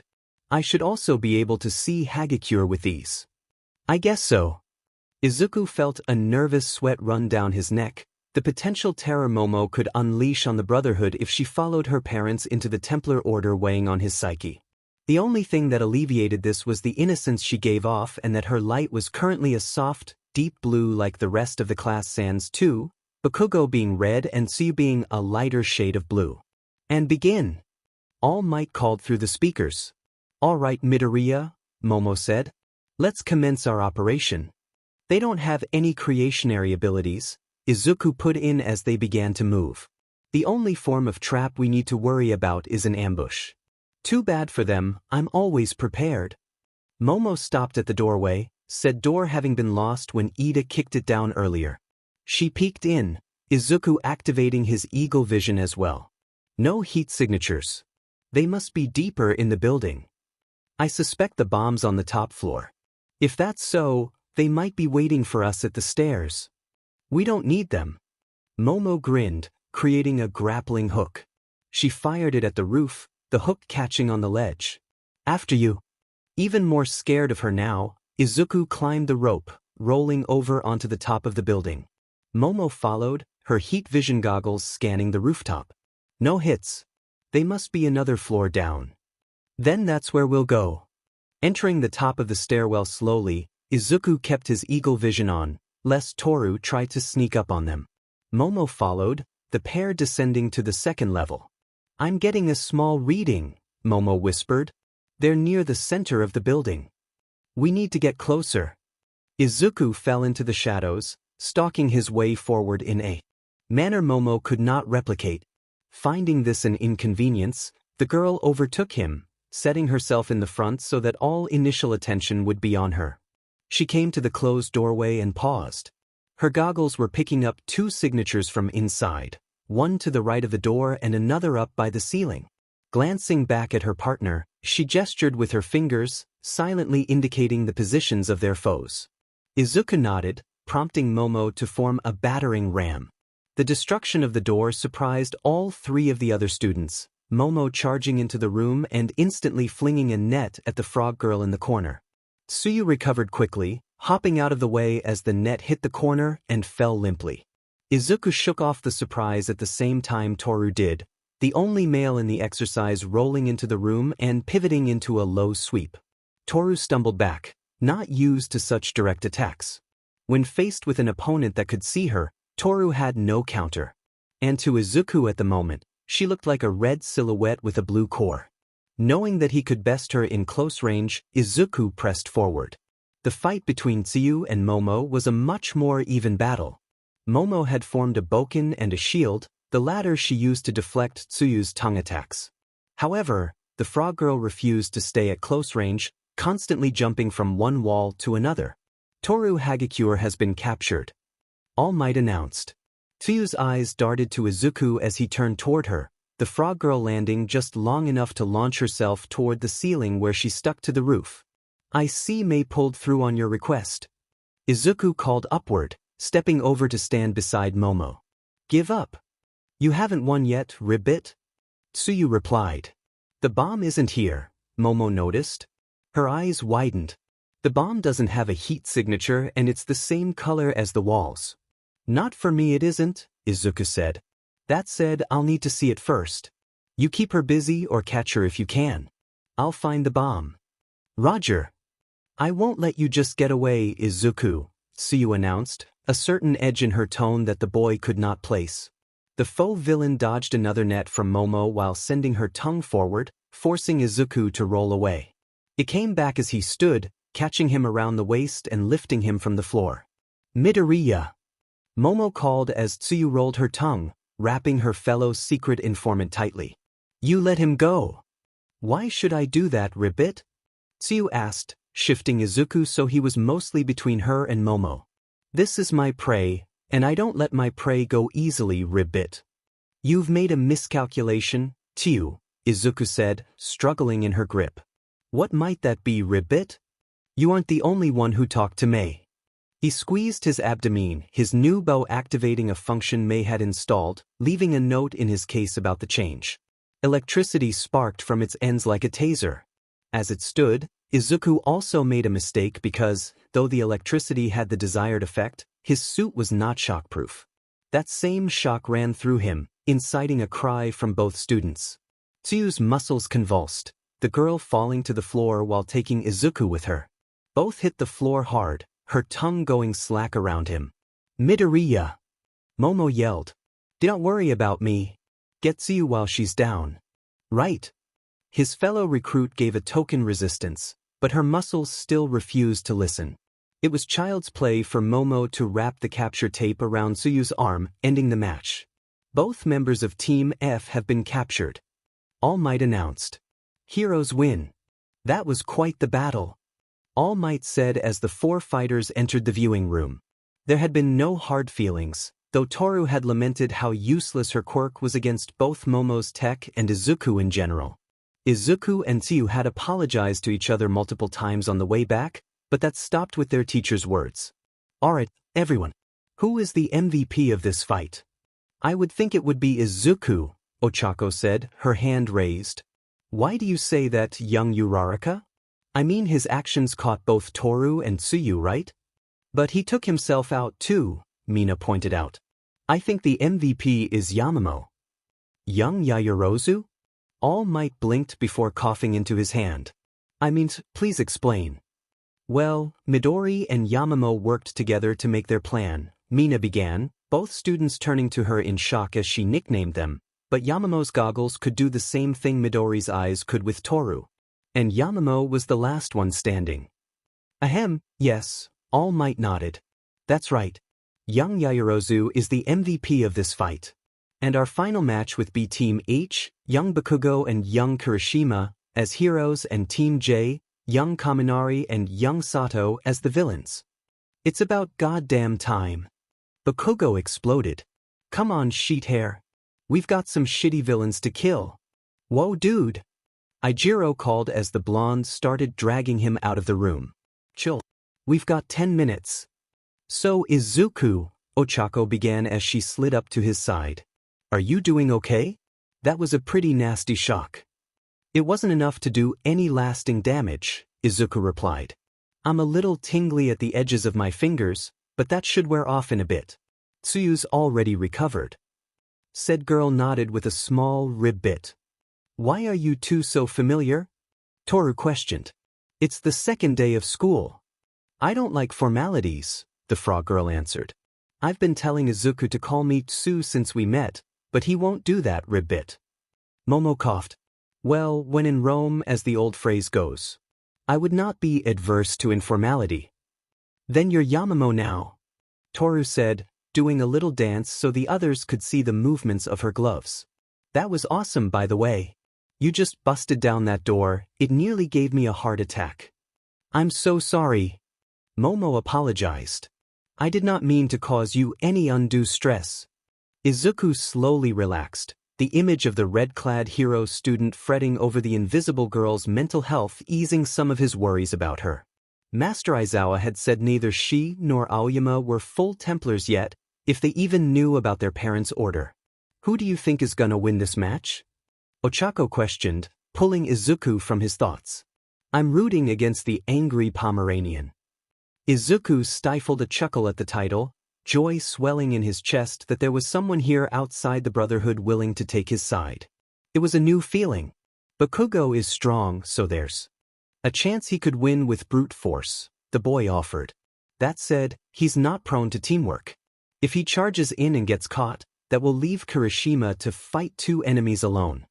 Begin, All Might announced. Just as Izuku predicted, Bakugo charged in without consideration for his partner, leaving Kirishima behind. What followed proved to be a quick, destructive battle. Sato and Kaminari had chosen to guard the bomb, waiting on either side of the doorway.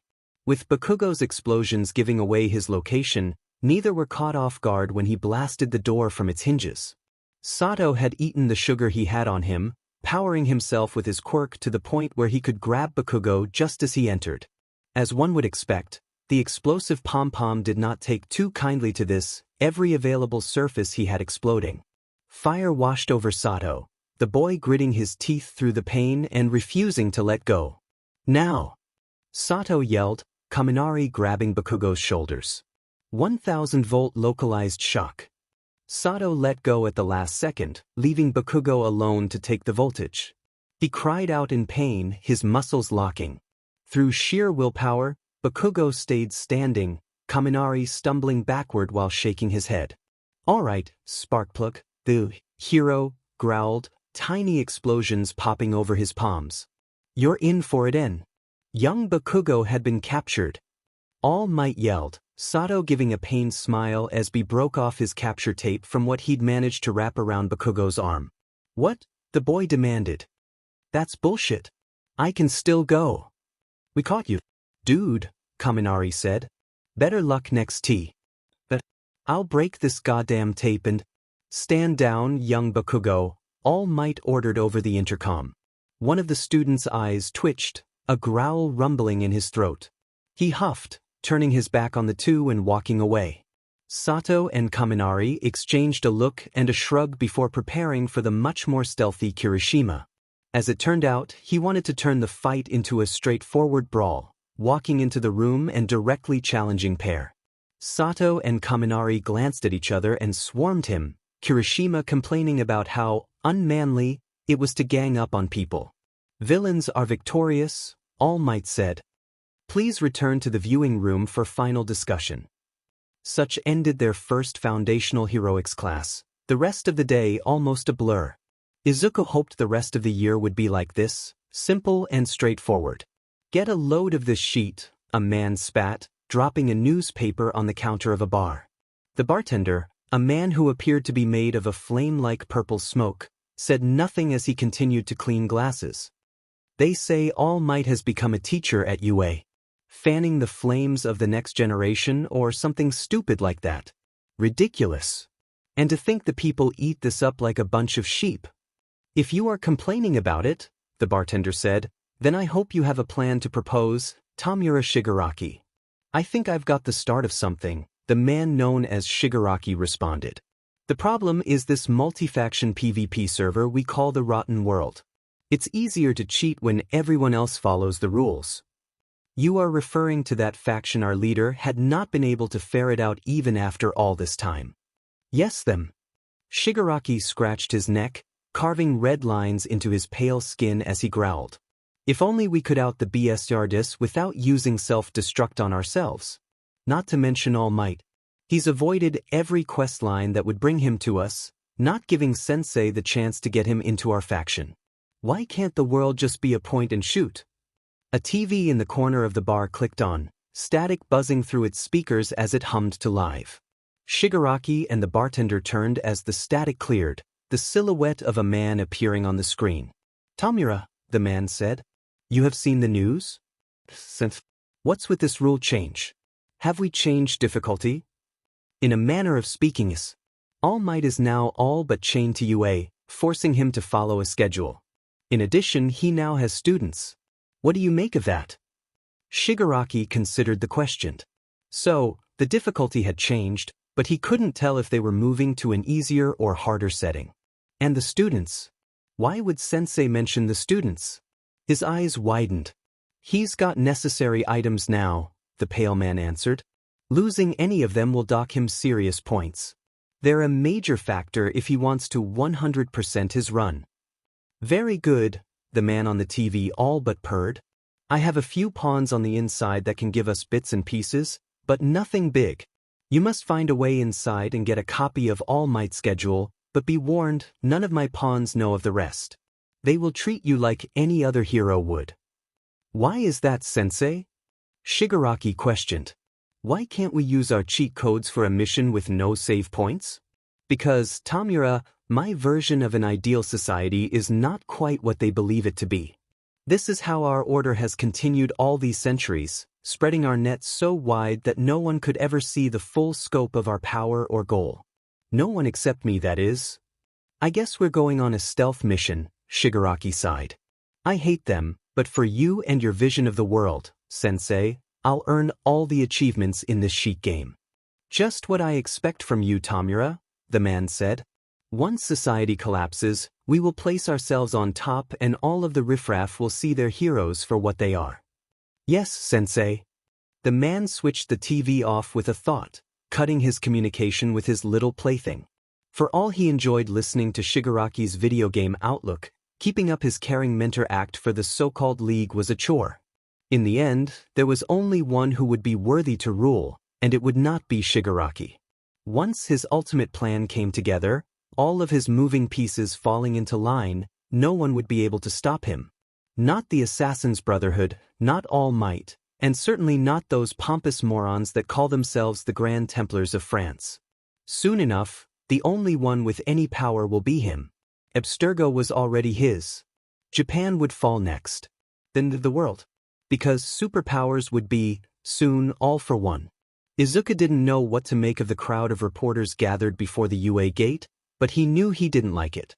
Crowds had never been his favorite thing, but they were worse when they got up in your face. From his current position, Izuku could see Ochako running away from them while Ida gave them a long-winded answer to whatever they had asked, so they must be harassing the students for comments about something or other. That said, one of the Brotherhood's tenets was hide in plain sight, so perhaps this would be good practice with little risk. Master Aizawa would certainly approve of impromptu training. Reaching into his bag, Izuku pulled out a hooded sweatshirt and ducking into an alley. Slipping it on, the boy flipped the hood up and slouched a little, making himself small as Master Aizawa had trained him to do. Cover the face, he reminded himself. Be small. Just walk. Keeping his breathing even, he entered the crowd. Reporters didn't think twice about him, the student slipping between them. He neared the front of the crowd, Ida still going with his continuous answer as the reporters closest to him started to back away. And to compound this, All Might's dedication to teaching is only fanned by his years of experience. His constant battles with the forces of evil have granted him knowledge and insight into countless quirks and their various possible applications. In addition, under his guidance, we were able to field test our powers in a safe battle scenario that challenged our planning, critical thinking, and adaptational skills. Well, the female reporter tried to say. In fact, it was likely the most informative class so far. There is only so much one can do without truly testing their mettle and limits against their peers. Because we were divided into pairs, there was also a teamwork aspect that, for some, brought them soaring to victory or falling into defeat. Pleases. Teamwork, however, only proved so helpful as there was a rather large disparity in raw power in the case of some students and a few of us had poor matchups. As All Might told us, Our time within this learning institution is the time to make mistakes where the consequences are not so dire as they would be in true combat with villains. But didn't he need to breathe? Deciding to have mercy on the press, Izuku pushed past the woman who couldn't get a word in edgewise and strode his way toward Ida. The walking dictionary didn't notice the shorter student until Izuku looped an elbow in his, dragging him backwards. Only when Ida's speech was interrupted did silence reign for all of 3 seconds as the crowd processed the end of the verbal deluge. From one of the windows above, Aizawa nodding approvingly. "Ah, Midoriya," Ida blinked. "What is the meaning of this interruption?" "Are you a hero student?" the female reporter yelled, rushing forward in the hope of catching the hooded teen. "Can you give us a comment about All Might as a teacher?" Izuku ignored her, dragging Ida through the gate. "Hey lady, wait," another journalist shouted. "Are all the hero students this rude?" the woman taunted, hoping for a reaction. "To think that you..." An alarm blared, cutting off the woman. A steel wall rose from the ground, sealing off the gate, but it did not stop at one, more rising barriers forcing the woman to backpedal lest the steel crush her against the top of the gate. When it was over, there was 10 feet of steel between the press and the students that had just entered. "What is the meaning of this?" "That's the UA barrier," the man who had shouted explained. "It keeps out anyone who doesn't have a student or teacher ID." "That can't be legal," the woman complained. "How is UA able to get away with such secrecy? They could be hiding any number of immoral practices, and it's our job as the media to expose such things." "It's a closed campus," the man sighed. "Besides, I don't think they're doing anything like that. They are the top hero school after all." "For homeroom today, I'm giving you all an assignment," Aizawa began, his words sending a nervous sweat down the spines of every student in the classroom. "You need to pick a class representative and a vice representative by the end of homeroom." "That's so normal," Kaminari gasped aloud, the rest of the class silently agreeing. "Have you a process for selecting a student for such a prestigious position?" Momo questioned, one slim hand raised. "I don't care how you do it, just do it before I wake up from my nap." Aizawa tucked himself into his sleeping bag, flopping over on the ground with a whump. Izuku blinked, wondering if he was always this tired or if his nightly duties as an assassin are what caused this. "I'll be the class rep," Bakugo yelled, an explosion punctuating his words. "You extras need a goddamn powerhouse like me." "Nah, pick me," Mina Ishido said. "I'll lead the class with style." "I want to be class rep," Hantas Siro put in. "Non moi," Yuga Aoyama argued. "Je vais diriger cette classe avec de étincelles." Not being able to speak French, the rest of the class ignored him. Izuku sat there watching the chaos. Neither he nor Tsuyu raised their hands or threw their names in the ring, both knowing that duties as a class rep would cut into their assassin training. In that aspect, he had little concern over who took the title of class representative as long as it wasn't Bakugo. He was also soured on the idea of Aoyama taking the position, but that didn't seem likely. "Everyone, silence yourselves," Ida called out, his hand shaking as he raised it as high as it could go. "We are students at the respected school of UA. Such fruitless bickering is beneath us." "But you want the position as much as the rest of us," Kirishima pointed out. "That is true," Ida confessed, lowering his hand. "Still, I believe our best course in this endeavor is to hold a secret vote." "But everyone could just vote for themselves," Jiro thought aloud. "Indeed, but that means that anyone who receives more than one vote already has the respect and trust of their classmates." "We've only known each other for, 2 days at most," Kirishima commented. "That's not a lot of time to learn to trust each other." "There's a vice rep position to fill too," Izuku noted. "Why don't we each have 2 votes and work on an honor system that the second vote has to be someone else? Then everyone can have at least 1 vote for themselves if they want it." "An excellent idea, Midoriya," Ida agreed. "Are there any arguments?" "Yeah, I got one," Bakugo said, standing. "Why the hell are we even listening to this quirkless loser? Clearly I'm the only good choice for class rep." "By insulting your classmates, Ribbit, you're deeming yourself unsuitable," Tsuyu piped up. "If you say frog, beach." Let the votes speak for themselves, Bakugo, Izuku growled, turning an eye on the blonde. If our classmates think you're a good pick, then they'll say so. Personally, however, I'll give you whatever the opposite of an endorsement is because you are the worst possible choice. Shut up, that. No one gives a f what the quirkless loser has to say. That is incredibly rude. Ida cried. Pardon me, Bakugo, but your attitude is completely out of line. Momo stood, looking down her nose at the explosive teen. Disparaging your peers is the worst thing a representative can do, and should we elect you as our dignitary to the other classes, the shame that would fall upon us would be insurmountable. As heroes, members of society whose duties to the population may even come to self-sacrifice, we must learn to lead and serve the people with utmost manners and care. You, Katsuki Bakugo, have embodied neither of those ideals in the little time we have known each other, leading me to believe you never have. You don't know anything about me, Melons McGee, Bakugo scowled, Momo recoiling as she held her chest self-consciously. I'm gonna be the best goddamn hero to ever walk the earth, surpassing even All Might. Got that? Just get this DMN vote over and done with so I can claim my title. Momo sniffed, turning away. Very well then. 5 minutes later, the votes counted. Several students found themselves staring at the board in shock. Most everyone did have at least one vote, but 2 names had risen from the rest. Momo Yaoyorozu, 9 votes. Izuku Midoriya, 8 votes. Izuku goggled at his name on the board. 8 of his classmates had voted for him, or several had such trust in him that they put his name in twice. His own votes had gone to Ida and Ochako.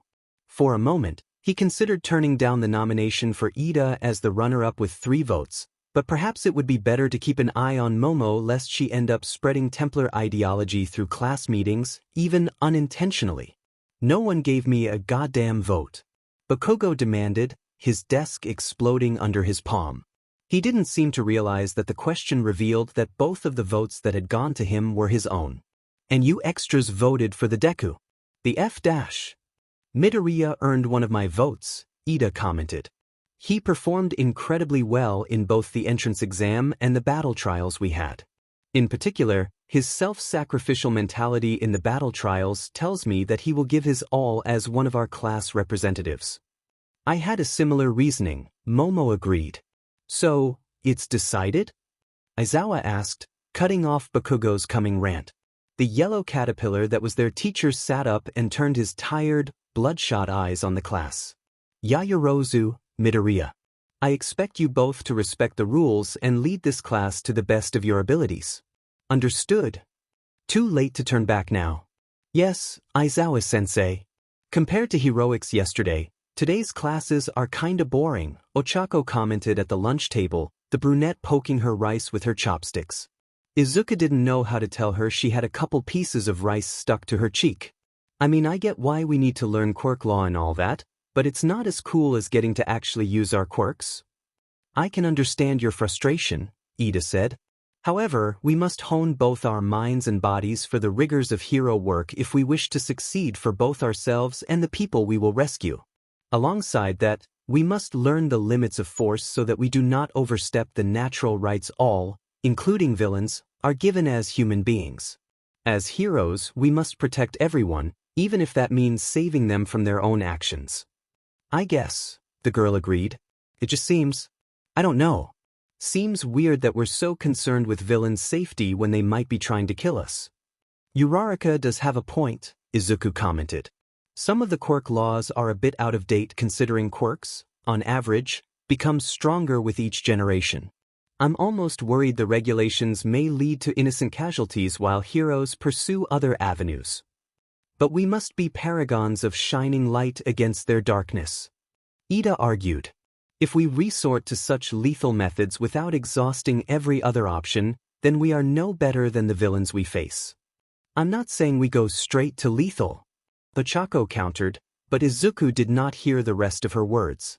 Ida's statement bounced around his head, reminding him of the only reason he had managed to earn his place in UA. If we resort to such lethal methods without exhausting every other option, then we are no better than the villains we face.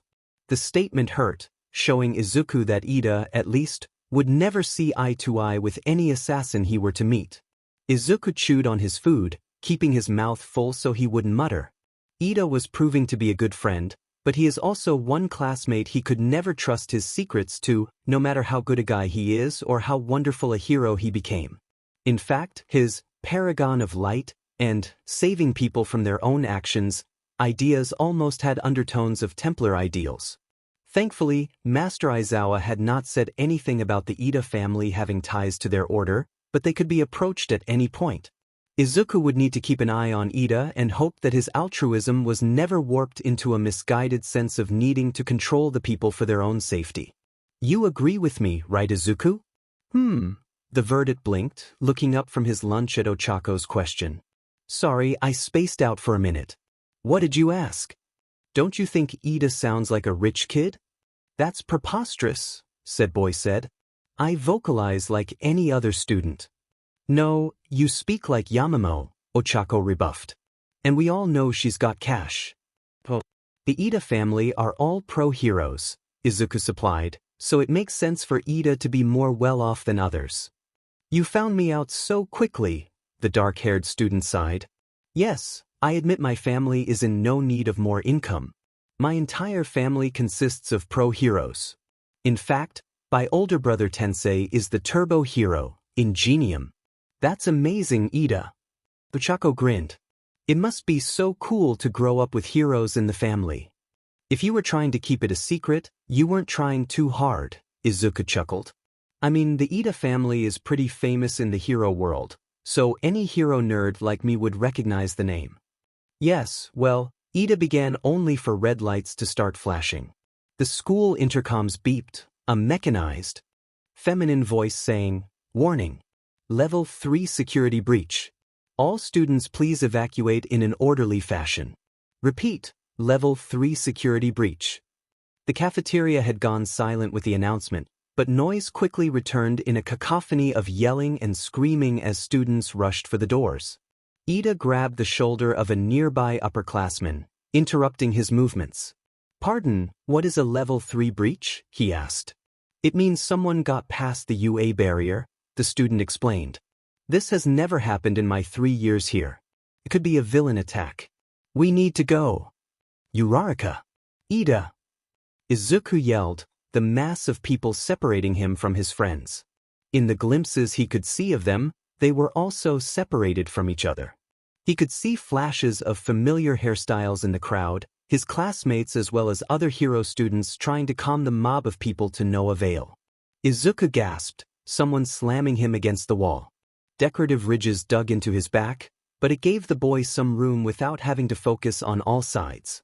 His eyes glanced around, eventually landing on the windows high above that let in natural light. Perhaps, if he could see what had caused the alert, he could direct the other students so no one got hurt needlessly or ran into danger. Turning away from the crowd, Izuku jumped, his fingers finding purchase on the walls. Carefully but quickly, he climbed, making his way higher and higher while trying to not think about how much it would hurt if he fell. It felt like an hour but was more like a couple minutes before Izuku settled himself by the window, wedging himself in a corner. He activated his eagle vision. There was a cloud of mixed colors, all dulled nearly to the point of inconsequence, crowding around a pair of blue figures Izuku recognized as Master Aizawa or Aizawa-sensei when he wasn't wearing his assassin robes and present mic. The people in the front had microphones and cameras shoved in the heroes' faces. The press. Of course. Luckily, that meant this was not a villain attack, so there was no need to panic. Still, Izuku needed a way to get this fact out to everyone before someone was trampled. His eyes scanned the students, looking for his allies.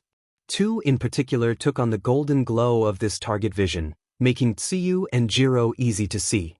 Not only that, but they were together alongside Momo, she and Tsuyu having pulled Jiro onto a table so the shorter girl would not be crushed. A bad idea came to mind. Izuku jumped. "Tsuyu," he yelled, a part of him fretting that the wind whipping past his ears would steal his voice. "Izuku!" The frog girl looked up at his call, her tongue shooting out to catch him before he could hurt himself. Momo and Jiro gaped at his foolish ploy, questioning why he was falling from such a height in the first place as Tsuyu set him down. Even with the assistance, Izuku's landing still rattled both the silverware on the table and his own legs. "What are you doing? Are you crazy?" "It's just the media," Izuku explained, adrenaline thrumming through his system. The high of falling and landing felt amazing. "I climbed up to see if I could figure out what caused the alarm, but it's just the press. We need to tell the students so they'll stop panicking." "But how?" Jiro questioned, hands over her ears to protect herself from the noise. "It's too loud." "Yaoyorozu, can you make a microphone and a speaker that Jiro can plug into?" We can use Jiro's quirk to amplify our words, forcing the students to hear us," she realized. "An excellent plan, Midoriya." She knelt and lifted the hem of her shirt, Izuku turning red at the implications, as the glow of her creation materialized a microphone and a 2-foot speaker. Jiro's jacks moved, plugging into both as Momo handed a still blushing Izuku the smaller of the two. "Everyone calm down," the Verdant ordered, his voice magnified. Its volume was so great that there was a round of feedback, forcing students to stop and cover their ears. Izuku used that silence to forge ahead. "It's only the media. This is not a villain attack. Even if it was, you are all students of UA. Act like it. We shouldn't panic at the drop of a hat." The room as a whole relaxed, an almost palpable sigh coming from the crowd as Izuku handed off the microphone to Momo. She seemed far more comfortable with all these eyes on her. "Everyone, please return to your classes in an orderly fashion," she said. "Let the teachers handle this situation without interfering or causing trouble." "Thank you." Izuku finally relaxed as the murmuring of the crowd began to file out into the hallways. Several of his classmates made their way to the group as the Verdant and girls climbed down from the table. "That was pretty manly, Midoriya." Kirishima laughed, slapping Izuku on the back. "While I do not condone standing on UA property, I will admit that was quite effective," Ida nodded. "That was awesome, Izuku." Ochako grinned, shooting him a thumbs up. "Yeah, green." Ashido agreed. "I saw that crazy jump you did. Mad hops. Where'd you learn to do that?" "Well," Izuku muttered, scratching his cheek. "I needed to make sure everyone could hear me, and I trusted that Tsuyu and the others wouldn't let me splat. I just had to take a leap of faith, you know?" The group meandered back to their classroom under the rushed insistence of Ida, the teen demanding that they must make and follow their own example rather than standing about. As they did so, however, Izuku felt a shiver go down his spine, something telling him that he was being watched.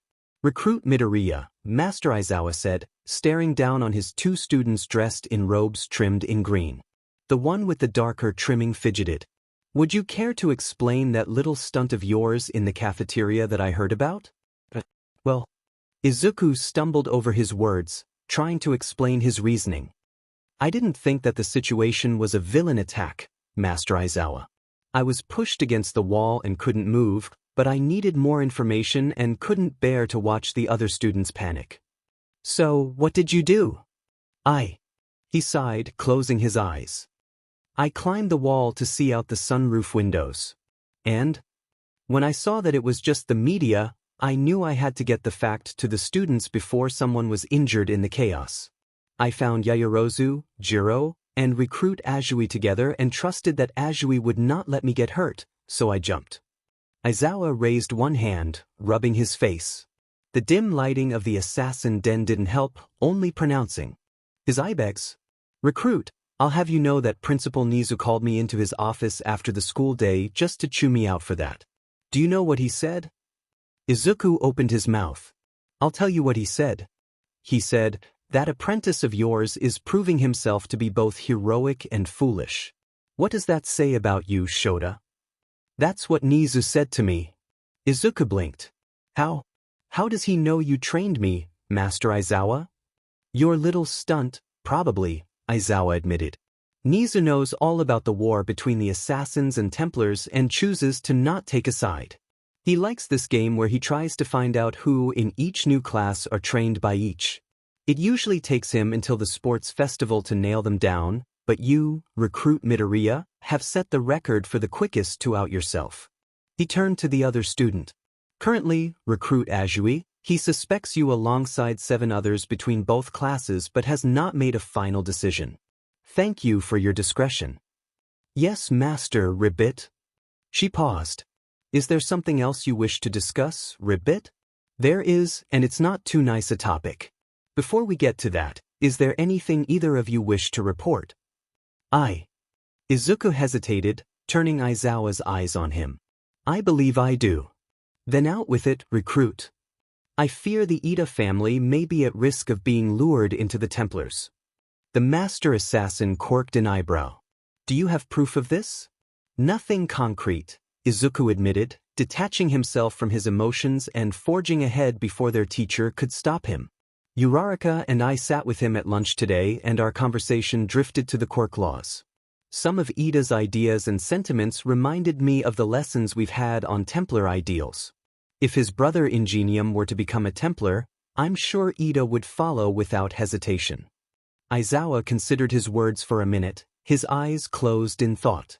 He was silent, a lack of motion causing Izuku to question if he'd fallen asleep standing up. Finally, his eyes opened. I see. I will pass your concerns to Mentor. We will have someone discuss ideals with Ingenium in the coming days and see if he's, and by extension his family, are at risk. Thank you. Izuku nodded, not trusting his voice. Is there anything else? No, Master Ribbit, Tsuyu said, Izuku shaking his head. Good. Now, follow me to the lounge. The lounge had a pair of assassins when the trio entered, the 2 that had been there already reaching for their weapons instinctively only to relax a second later. Noting the makeup of the group, they filed out, leaving Aizawa and his students alone. He gestured, reminding Izuku of when he did the same thing upon the start of his and Intelli's month-long boot camp under the man. How should I put this? The master assassin muttered to himself as Izuku and Tsuyu made themselves comfortable on the couch. Well, it's what you've been training for, so I guess it shouldn't be that much of a shock. Recruits Azui and Midoriya, Mentor and your teachers have decided it is time for you to join Master Assassins on proper missions. Izuku jolted and, though not as obvious, Tsuyu frowned. You will not be sent on any mission in which we expect you to take a life, but you will witness death and we expect you to fight if things go south. Is that understood? Yes, Master, the students answered. Good. The first mission you all will join in a raid on a Templar warehouse we discovered at some docks. That will take place this coming Friday night. Barring any unforeseen circumstances, we expect you to be here in the den at 1,000 hours ready to go. Now go finish your homework. Dismissed. Friday came quickly, the days passing with little fanfare. The end of the week was, however, a special occasion on more than one front. After lunch, Aizawa had the class grab their hero costumes and head to a bus for a field trip with a focus on rescue training. Izuku was one of the first to finish changing, the boy stepping out with his hood shading his eyes. Momo, Tsuyu, and Ida were already standing by the bus, the male of the trio petitioning a seating chart he had made to their class rep. In this way, the overall weight distribution will be even, maximizing fuel efficiency while also allowing for different viewpoints to interact. Ida? Izuku asked as he drew close. The taller student turned to him at the sound of his name. A question. What query do you have, Midoriya? Do you know what the inside of the bus looks like? Well, Ida paused. I assume it would be similar to the standard school vehicle. That only makes sense. This is UA. Does anything have to make sense? Mentally, he added, I mean, I've joined a shadow war with classmates and teachers as enemies. I'm not lucky enough for even the buses to be normal. That could be a valid point, Ida admitted as more students stepped out in their costumes. As the last student appeared, Aizawa made himself known by the front of the bus. All Might landed next to him, Izuku's trained eye picking up that the buff hero was breathing heavily but trying to hide it. Don't waste time, Aizawa said, knocking on the door. Get in and sit down. We leave as soon everyone's settled. Unfortunately for Ida, the bus had an open layout. The only silver lining there was that he was not in charge as a class rep, so there was no guarantee they would have used his plan in the first place. The bus itself was self-driving, but All Might placed himself in the front compartment away from the students while Aizawa stood at the front of the open area. Izuku found himself sitting on a bench between Tsuyu and Kirishima. I still can't get over the fact that All Might is one of our teachers, the redhead commented with a grin. I mean, this is his first year at UA as a teacher, so that means we're part of the first class that he's ever had. How many people can say they were trained by the #1 hero in the world? It is pretty cool, Tsuyu agreed, but Ribbit, we don't get him for many classes. I guess he's only part-time? And he's probably split between the other grades too. He does still have hero duties, doesn't he? Sato questioned with a hum. It must be nice to have a power that lets him leap tall buildings and change the weather with a single punch. Most of the top heroes have flashy powers. Toru put in. I wish my powers were that eye-catching. I feel like most of the time people don't even see me. Well, you are literally invisible, Shoji muttered. Hey! My naval laser is the height of flashy powers, Aoyama sparkled. Maybe, but it doesn't make you look that good when it gives you a tummy ache, Mina giggled.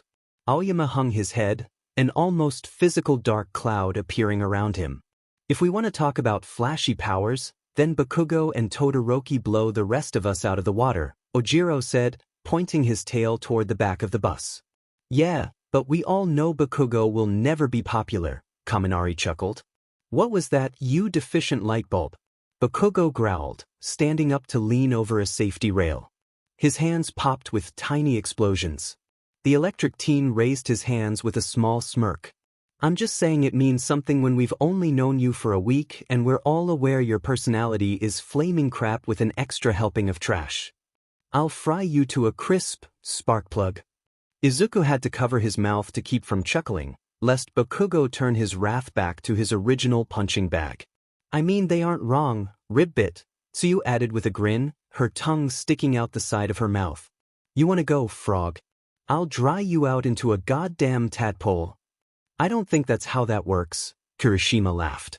Aizawa watched the whole byplay with half-lidded eyes. You would think they could find something more productive to do with their time, Momo whispered. Maybe, Ochako replied, but you gotta admit it's kind of fun to listen to. Everyone quiet, their teacher ordered, the bus coming to a smooth stop. We're here. Get out. Here, in this case, was a massive, dome-shaped, concrete building, a hero in an astronaut's pressure suit waiting on the steps before the door. Ee. Ochako squeaked, grabbing the closest person to her and shaking them with reckless abandon. It's 13. She's my favorite hero. Bowie. Aoyama questioned between shakes, swirls in his eyes. The bus creaked a little, All Might stepping out onto the pavement. Hello, everyone, and welcome to the rescue training, 13 said. Behind me is a building of my own design. I call it the Unforeseen Simulations Joint, or the USJ for short. Like Universal Studios Japan, every student mentally questioned. Anyway, the space hero continued, I know you all are eager to get started, but I have something to say before you do. Well, maybe 2, 3, possibly 4. To start, do you all know what my quirk is? It's black hole. Ochako piped up, a hand raised. You can SCK up and destroy rubble by just pointing at it. You've used it to save hundreds from natural disasters. That's right, 13 nodded. I use my powers to rescue people because I'm a hero, but it's also a power that could easily kill someone if I'm not careful. That one statement killed the mood, a heavy air falling over the students. Several looked like someone had slapped them with a fish. This might not apply to all of you, but many powers, especially those more suited to hero work, are destructive and dangerous. One wrong move could cripple a person or worse. Judging by your expressions, I can tell some of you are realizing this about your friends or yourselves. I know there is only 1 or 2 of you whose quirk could not be used to end someone's life, even on purpose. All the same, you must learn that every action you take will have a consequence, possibly one you did not intend. That is why we have brought you all here to the USJ. Here, you can find the limits of your powers and learn how much you may need to hold back so you don't end up accidentally killing a villain or a victim. Are there any questions? No one spoke or raised their hand, causing 13 to nod and metaphorically pass the mic to Aizawa. Everyone into the building. The inside was even more impressive than the outside, several mock landscapes ringing a large patio with a fountain in the center. On one side was a ship in the midst of sinking. In another, a rocky mountainside. In another, a dome labeled Downpour. In another, an earthquake-damaged city. Another, a burning conflagration. And more besides. It's as impressive as the first time I was here. All Might grinned, entering last and having to duck to do so. Thank you, 13 nodded. Now then, everyone will start making our way to. The building's lights flickered, the space hero cutting herself off. A purple distortion formed in the air before the fountain, taking a shape almost like a jagged scar in the air. Out of it stepped a pale man with white hair covered in hands clothed in all black. He was only the first, a plethora of humanoids following him through the portal. Beings of all shapes and sizes appeared one after another, Izuku's eyes picking out hammers for hands to shark heads to one guy that had a lion coming from his stomach. The largest of the bunch was pitch black, a hulking mass of muscle with a bird's beak and an exposed brain. Those are some crazy effects, Sensei, Kaminari commented. Those aren't special effects, Aizawa denied, all three pro heroes placing themselves between the group and their students. The purple portal shrunk, taking the form of a man similar to a flame the same color with two yellow lines where his eyes should have been. Those are actual villains. Ah, good, Portal Guy said, Izuku imagining he was smiling. The schedule was accurate. Hello, wannabe heroes and NPCs. The man with the hands yelled, spreading his arms wide. We are the League of Villains. For what dastardly reason have you come here? All Might demanded. For you, O symbol of peace. Today is your game over. You think you will succeed where hundreds of others have failed? The blonde hero questioned. Of course, because we have a cheat item no one else had. Don't worry though. You won't be the only person dying today. We're giving your whole party a TPK with his raid. He snapped his fingers. Game start. Hello, wannabe heroes and NPCs. The man with the hands yelled, spreading his arms wide. We are the League of Villains.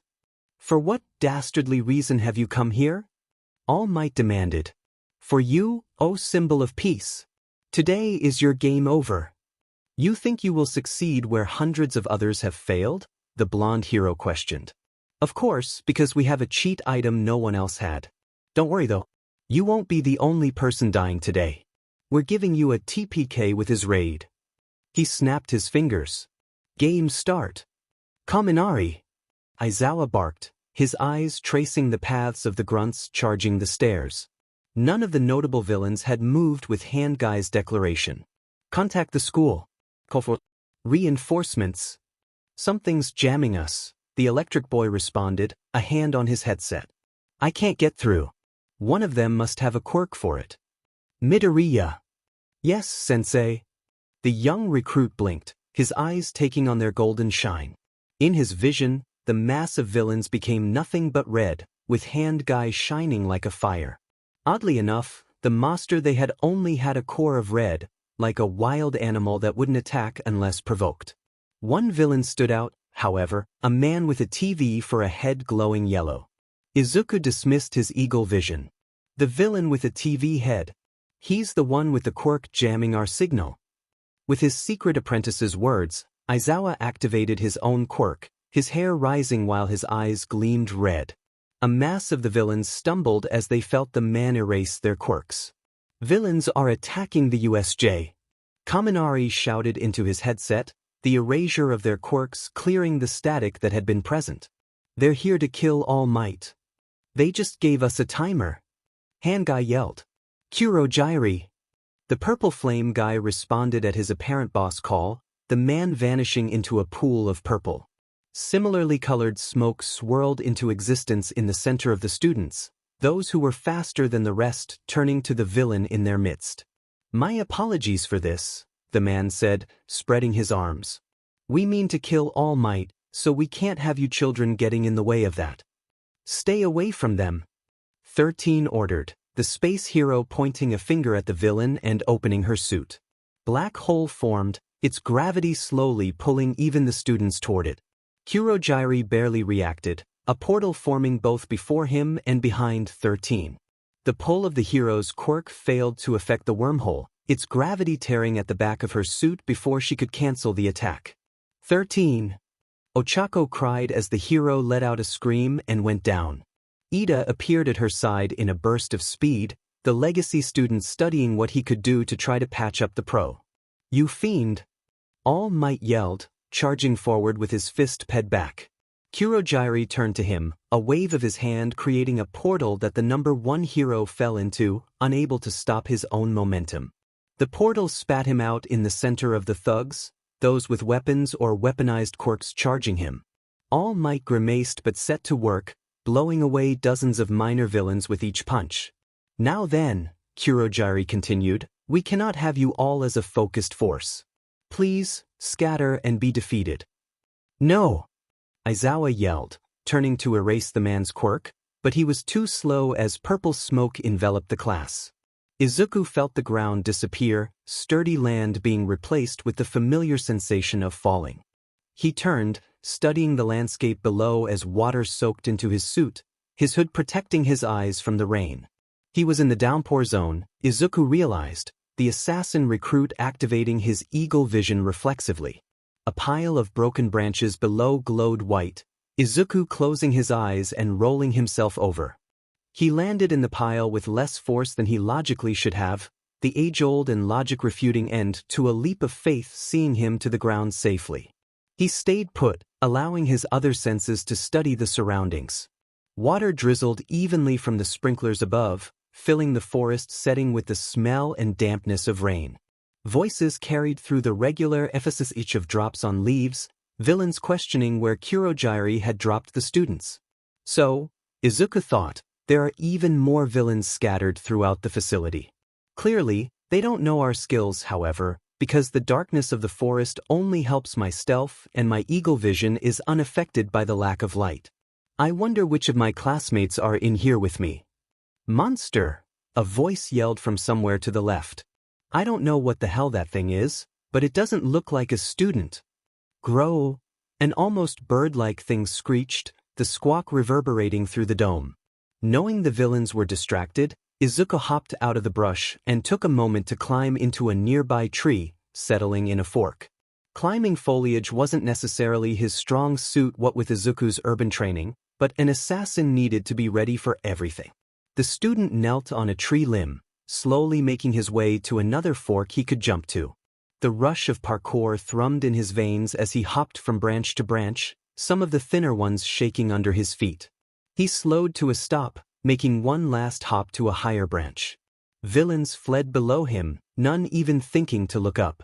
Even if they did, Izuku doubted they'd pick out his green costume from the rest of the canopy unless one of them had a quirk similar to his eagle vision. Those below seemed to have a mix of more offensive quirks, 2 in particular flinging dirt needles and sharpened leaves backward as whatever they were running from. Out of the trees came a dark claw nearly the size of Izuku's whole body, the claw dragging the rest of its form forward. Dark Shadow screeched, its yellow eyes piercing through the darkness. Izuku activated his eagle vision for only a moment, finding that Dark Shadow glowed red while Tokoyami, who was being dragged along by his stomach, was still blue. One more thing caught Izuku's attention, a blip of blue hiding behind a tree. The downside of his eagle vision prevented the verdict from seeing which other one of his classmates was in the area, but the shade of blue told him that it was not Tsuyu. He blinked away his powers, the blue being replaced with a flash of yellow. That narrowed down the possibilities but was nothing conclusive.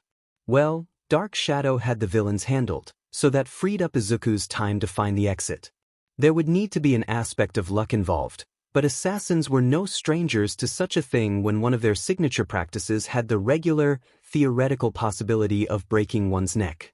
Nodding to himself, Izuku turned and continued tree-hopping, his eyes straining to keep track of the branches ahead and his mind and hands constantly ready for when he'd slip and need to catch himself. It took several minutes for him to reach a wall, the young recruit nearly smacking into it as the inside of the dome was colored to match the rest of the artificial scenery. Now, for the luck aspect, picking which direction he would travel along the wall to find the exit. A single glance with his eagle vision confirmed that there were no invisible arrows or markers. That did not bode too well for his luck in that moment. So, following his gut, Izuku turned right and ran. God, this is boring. A voice sighed, reaching Izuku's ears at the same time his eyes registered bright light. He slowed, creeping along the branches and allowing the sounds of the rain to cover any noise his movements made. I almost wish we were with the group. Not me, man, another voice said, this one a much higher pitch, almost squeaky. Chichi. I know these are just fresh high school students, but they still made UA's hero course, so they gotta be strong. My cousin tried it years ago and it's DM'n tough. Poking his head through the leaves, Izuku got a visual of the guys who were guarding the exit. One was buff with 4 elbows, 2 on each arm with an additional forearm between them, and with long hair tied up in a ponytail. His companion was reedy by comparison with whiskers and a pair of buck teeth that were sharpened to a point. His hair was gray and short and he carried a metal baseball bat. Your cousin? For Elbows asked. Did he make it? Nah, Mouses said with a shake of his head. Tooth bullets makes for a neat surprise attack, but it's kind of limited. The failure crushed him and he ended up getting arrested a couple years later. DMN. That's this. Izuku slunk back into the shadows, the thug's conversation turning into background noise as he considered his options. He could easily take one thug down with a surprise attack. He knew he could after all the training Master Aizawa had drilled into him. The big question was if he risked a double takedown. Would that be considered excessive force for a hero student? Would that classify as such even if he did it to only one? There was a lot of force involved with an aerial assassination technique, blades included or otherwise. Following the law was so hard when he was trained to, not. So maybe an overhead takedown was too much. Luckily, the downpour zone had plenty of shadows and trees, so he should be able to take them out individually. His plan of attack made, Izuku slid down to the ground and ducked into the bushes and ferns. He whistled. What was that? Mouse questioned, raising his bat. I didn't hear nothing, his companion said. Izuku whistled again, causing Mouse to flinch. There it is. Something's out there, I'm telling you, Oppo. Then go check it out. I'm staying here. Fine, but if I yell, you better come running with an apology. Whatever you say, Shepard. Shepard stepped away from the exit, the man raising a hand to try to keep the rain out of his eyes. Izuku backed up and rustled several fern fronds, catching his attention. Shepard's eyes narrowed, the thug frowning. Show yourself, the reedy villain ordered. Izuku did no such thing, backing up and shaking another bundle of leaves. Don't make me come in there. It's just a bird or something. Oppo yelled from the doorway. Shut up. Izuku shook one more bundle, an almost visual vein bulging on the mouse man's forehead at what correctly interpreted to be a taunt. That's it, I'm coming in. He waded into the foliage, several trees blocking line of sight to the exit. Izuku struck, wrapping his arms around the man from behind. One hooked around his throat, cutting off the man's breathing, while the other gripped the wrist of the hand holding the bat. Shepard struggled, but Izuku's shorter height prevented the man from getting his feet under him properly. Several seconds passed, his struggles lessening with each until Izuku was holding the limp body of the thug. Laying him on the ground, the student confirmed that he was still alive. Shepard. Oppo called, having heard something. You good? He received no answer, causing the thug to push off the glass doorway and stalk toward his companion's last known location. He would need no taunting, the man already stepping into the tall flora when he did not immediately see Shepard. Izuku crept, positioning himself. Shepard? Shepard, this isn't funny. Stop it. He passed a tree. Izuku spun, punching the double-jointed man in the diaphragm. Oppo wheezed, struggling to breathe and unable to respond as his assaulter dove over his shoulder, wrapping an arm around his neck and bending him backward. Oppo's arms came up, finding purchase on either side of Izuku's head where he started to squeeze. The verdict hissed, tightening his own grip on the man's neck. The hands loosened slowly as Oppo asphyxiated, joining his companion in unconsciousness. Izuku panted, dropping him with a muddy splash. I did it, the recruit muttered to himself with a smile. Who said a quirkless kid would never beat even a simple quirk? I can't wait to tell Nikoi-sensei about this. Shaking the thought away, Izuku reasoned that he needed to let his classmates know that the exit was clear. The problem with portals like the one Kurogiri used is the lack of a trail to track, and his roundabout route was too long to backtrack along. Izuku pulled out his bow, elongating the metal weapon to its full length. He put his back to the exit and dug the end of his weapon into the dirt. He set forward at a jog, his bow carving a line behind him. He strained his ears and kept his eagle vision active, searching for signs of Dark Shadow or his fellow students. Several minutes passed with nothing except the periodic cry of a villain somewhere in the distance. Midoriya? Izuku slowed to a stop, casting his gaze over his surroundings, making sure to check above as well. The one who had spoken stepped out from behind a tree, their hands raised. Kaminari? Izuku blinked. So you're in here too? I could say the same thing, the blonde chuckled. Look, we need to be careful. Tokoyami's Dark Shadow is going berserk because of the darkness. The light from my electrification kept it from attacking me, but it ran out of villains to beat up a couple minutes ago and is looking for more. Tokoyami can't control it. Then we better turn on the lights, Izuku said. I found the exit, so the light switch should be there. I didn't want to flip it in case the villains overwhelmed Dark Shadow because of it. Wait, you saw Dark Shadow? And it didn't attack you? How? Izuku grinned, pointing a finger upward toward the canopy. No one looks up. Dude, that's awesome. Did you train in parkour or something? Something like that, but we have a quirk to weaken before we return to the plaza. Tezawa-sensei and All Might Sensei should have it covered, but I'd still like to hurry back and try to help as soon as possible. Yeah. I get it. Let's go. Try to keep up. Izuku turned, dashing off to follow the line he'd made. Kaminari tried to keep up, but Izuku still had to slow down a little so he didn't lose him. Light poured in from the outside, the doors made of bulletproof glass. The extra light brightened the area well enough for the pair to find a panel to the right of the doorway. Kaminari, we've got a problem. What is it? The blonde asked, walking over. The panel was dark, unresponsive to Izuku's prodding. It looks like they cut the power off. The door probably won't open without it, much less the lights coming on. I could use my eyes to find a breaker box, but I really don't want to take the time to do that while our teachers are out there fighting. Let me check it out. Izuku stepped aside, opening the space for his classmate. Kaminari studied the panel, getting a similar lack of response. Sparks flew as he activated his quirk before touching the panel again. The lights flickered and the artificial rain stuttered, forcing Kaminari to push harder, electricity flowing into the machine. It beeped. You did it. Izuku called. Kaminari spun, holding a thumbs up. Wait. Giving him a light push so he could do the rest, Izuku tapped through the menu, turning off the rain and turning on the lights. The light was almost blinding, a screech from Dark Shadow echoing through the dome, giving Izuku a vague idea of the third student's location. Stay here, he told Kaminari. I'll go get Tokoyami. Wait. Izuku took to the trees once more, hopping his way to where the cry came from. He found Tokoyami crouched in a small field, the bird-headed student crutching his stomach. He approached slowly, getting as close as he dared while remaining in the trees.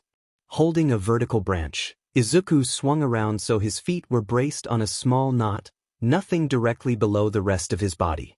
Tokoyami? The bird-headed boy started at the sound, looking around the field for its source. Up here. Midoriya? Tokoyami gasped. Why are you stalking the shadows of the canopy? I had to be sure you had Dark Shadow under control again. You good? I think I will spread my wings in the light for a time, Tokoyami answered. Do you bear news? Kaminari told me Dark Shadow took care of the main group of villains. I cleared the exit, and he unlocked the door, so we can get out. Auspicious news, Midoriya. Let us make haste. Izuku led him back to the exit, all the back and forth bringing forward the familiar burn of exercise in his legs. Kaminari was waiting for them at the door, having recovered from his short-circuiting. Together, the trio stepped out of the downpour zone into chaos. It looked like several other small groups had overcome their obstacles faster or had not been caught in the portals at all. Tsuyu, Mina, and Ojiro were soaked as they exited the shipwreck zone while Todoroki and Jiro stood before the conflagration zone, said zone having been completely frozen over. Before the rockslide zone were Momo, Ochako, and Shoji. Every group seemed unsure of what to do about the situation in the central plaza. Said situation looked pretty bad. All Might was in the middle of a full-on brawl with the bird-beaked Goliath, each of their punches resulting a shockwave that left the rest of the goons for Aizawa, but something had happened, resulting in his left arm hanging limply. The number of mooks that were down was impressive, but it was like they simply would not end. Bad news, Tamura Shigaraki, the portal villain said, the heteromorphic man appearing beside the leader. Our time is almost up and the Nomu appears no closer to overpowering All Might. We can't leave without an achievement, Handman responded. He turned, his eyes studying the battle's viewers. If we can't take All Might, we can at least ruin his run. Shigaraki shot forward, skipping past both All Might and Aizawa to charge the place where Momo, Ochako, and Shoji were watching. He was fast, faster than his lanky frame suggested he should be.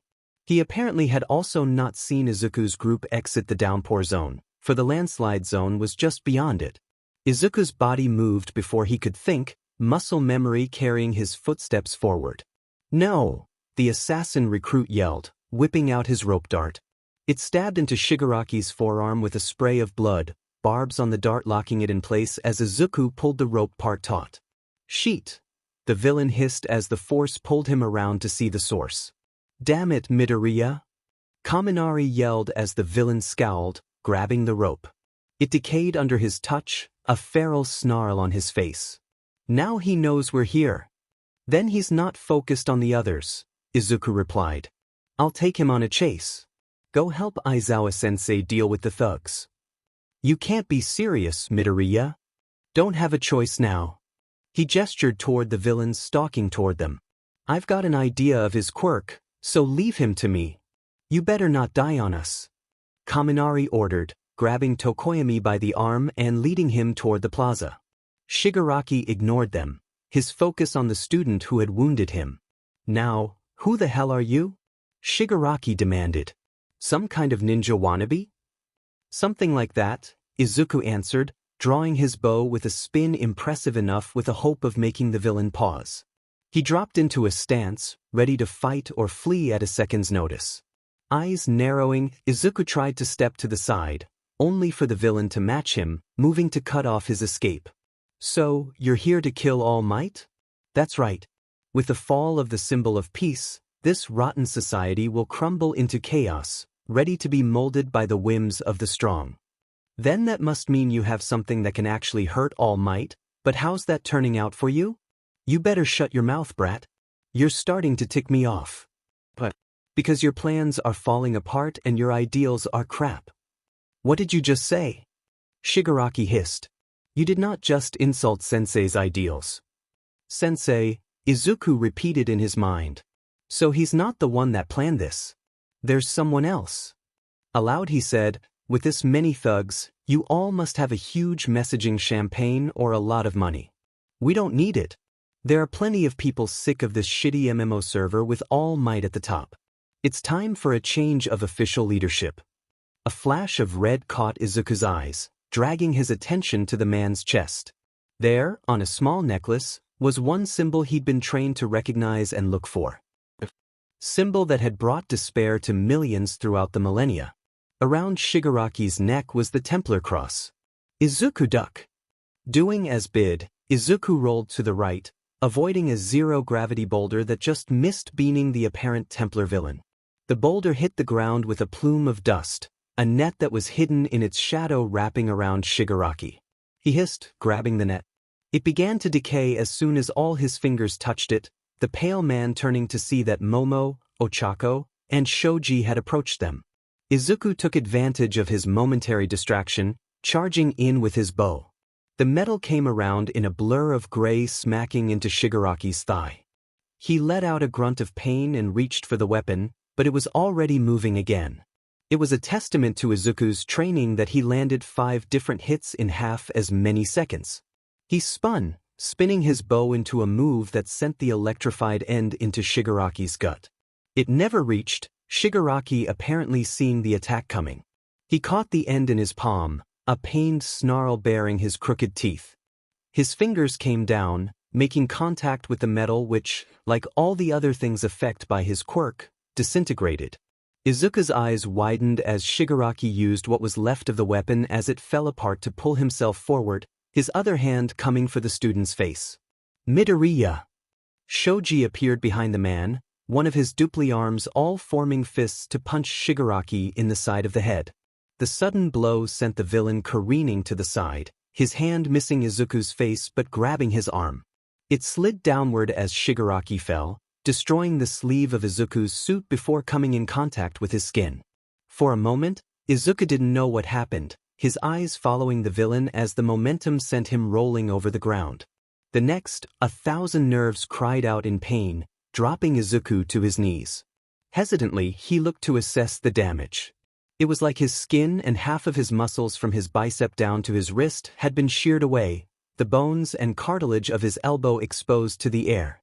His hidden blade was exposed but had somehow avoided disintegration.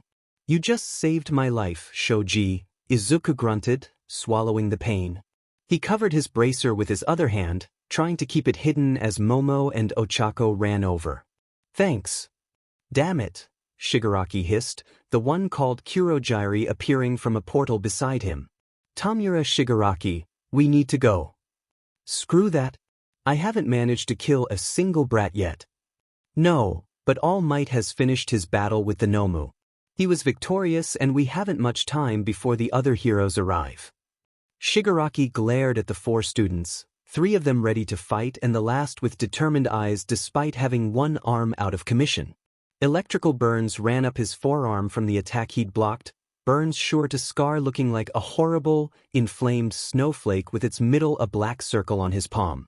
The doors to the outside burst open, a host of other UA teachers charging through.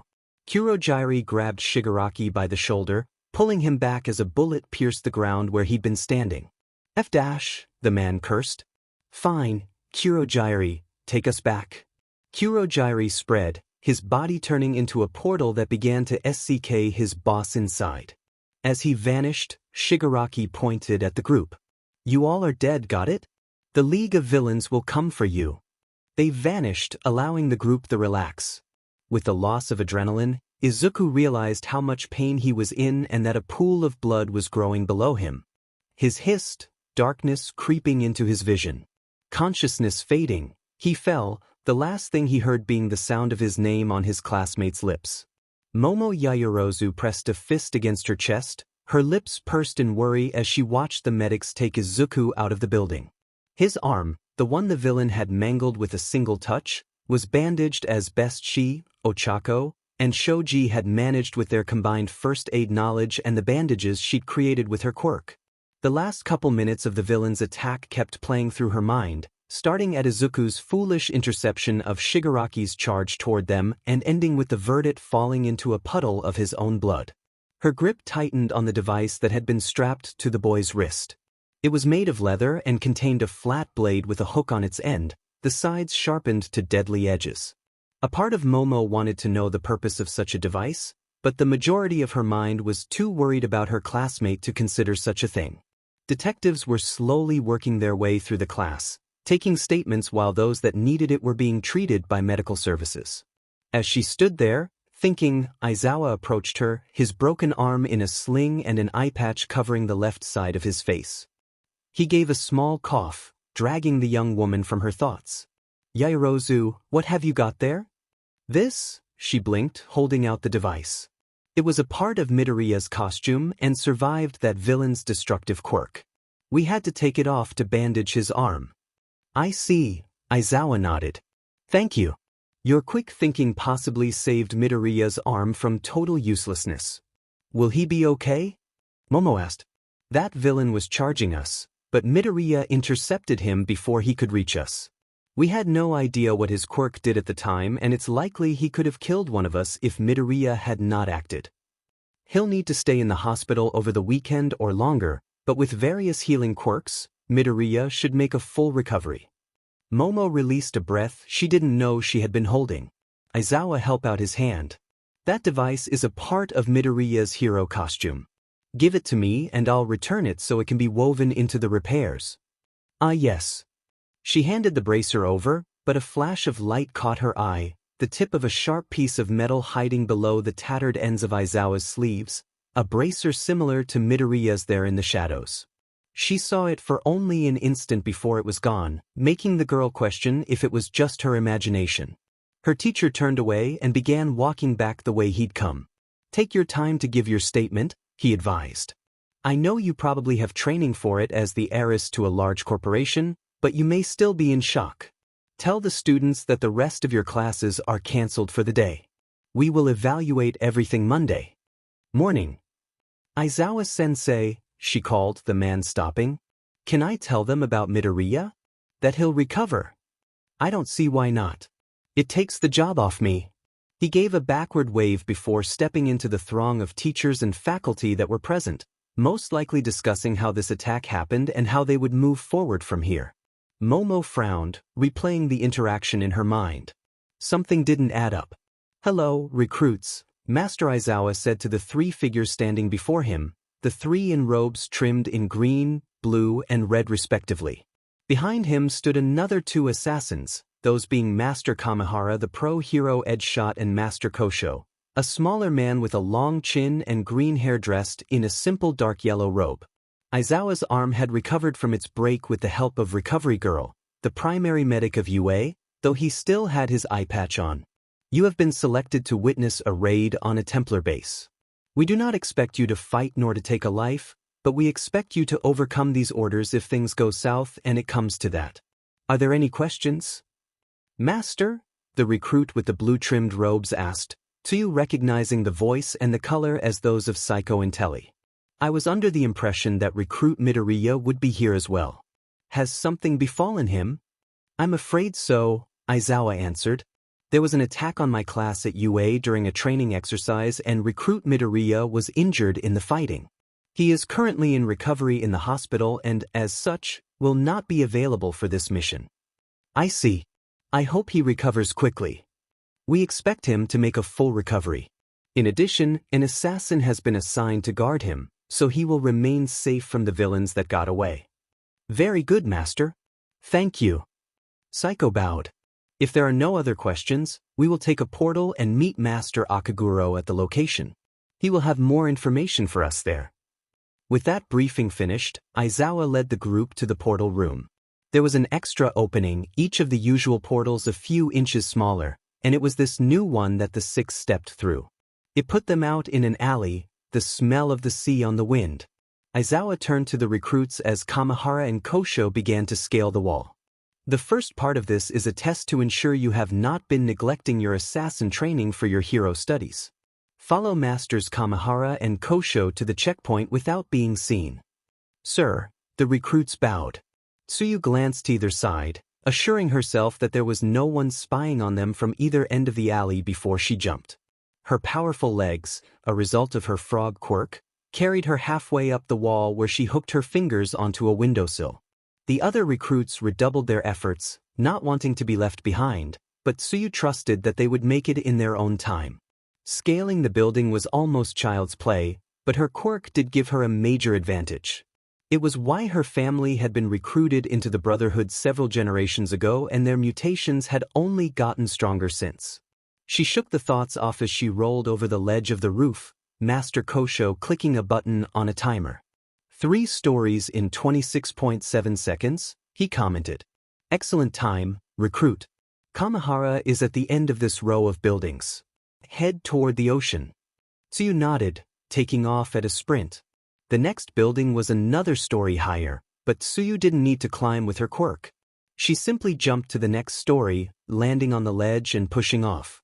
The end of the building fell off to a street, the frog girl's eyes picking out a pair of telephone lines that ran between the building and the one on the other side, a design that had been normalized by undercover assassins many years ago. The hero student barely slowed down as she transferred onto it, the wires holding her weight easily even if the side-pointed run was a little awkward. She glanced back, seeing Psycho was ahead of the other recruit by maybe 10 feet. The next 2 buildings were of similar height, offering no challenge to the hero student, but the next was smaller. She dove, landing on the lower roof with a roll before coming up and continuing without pause.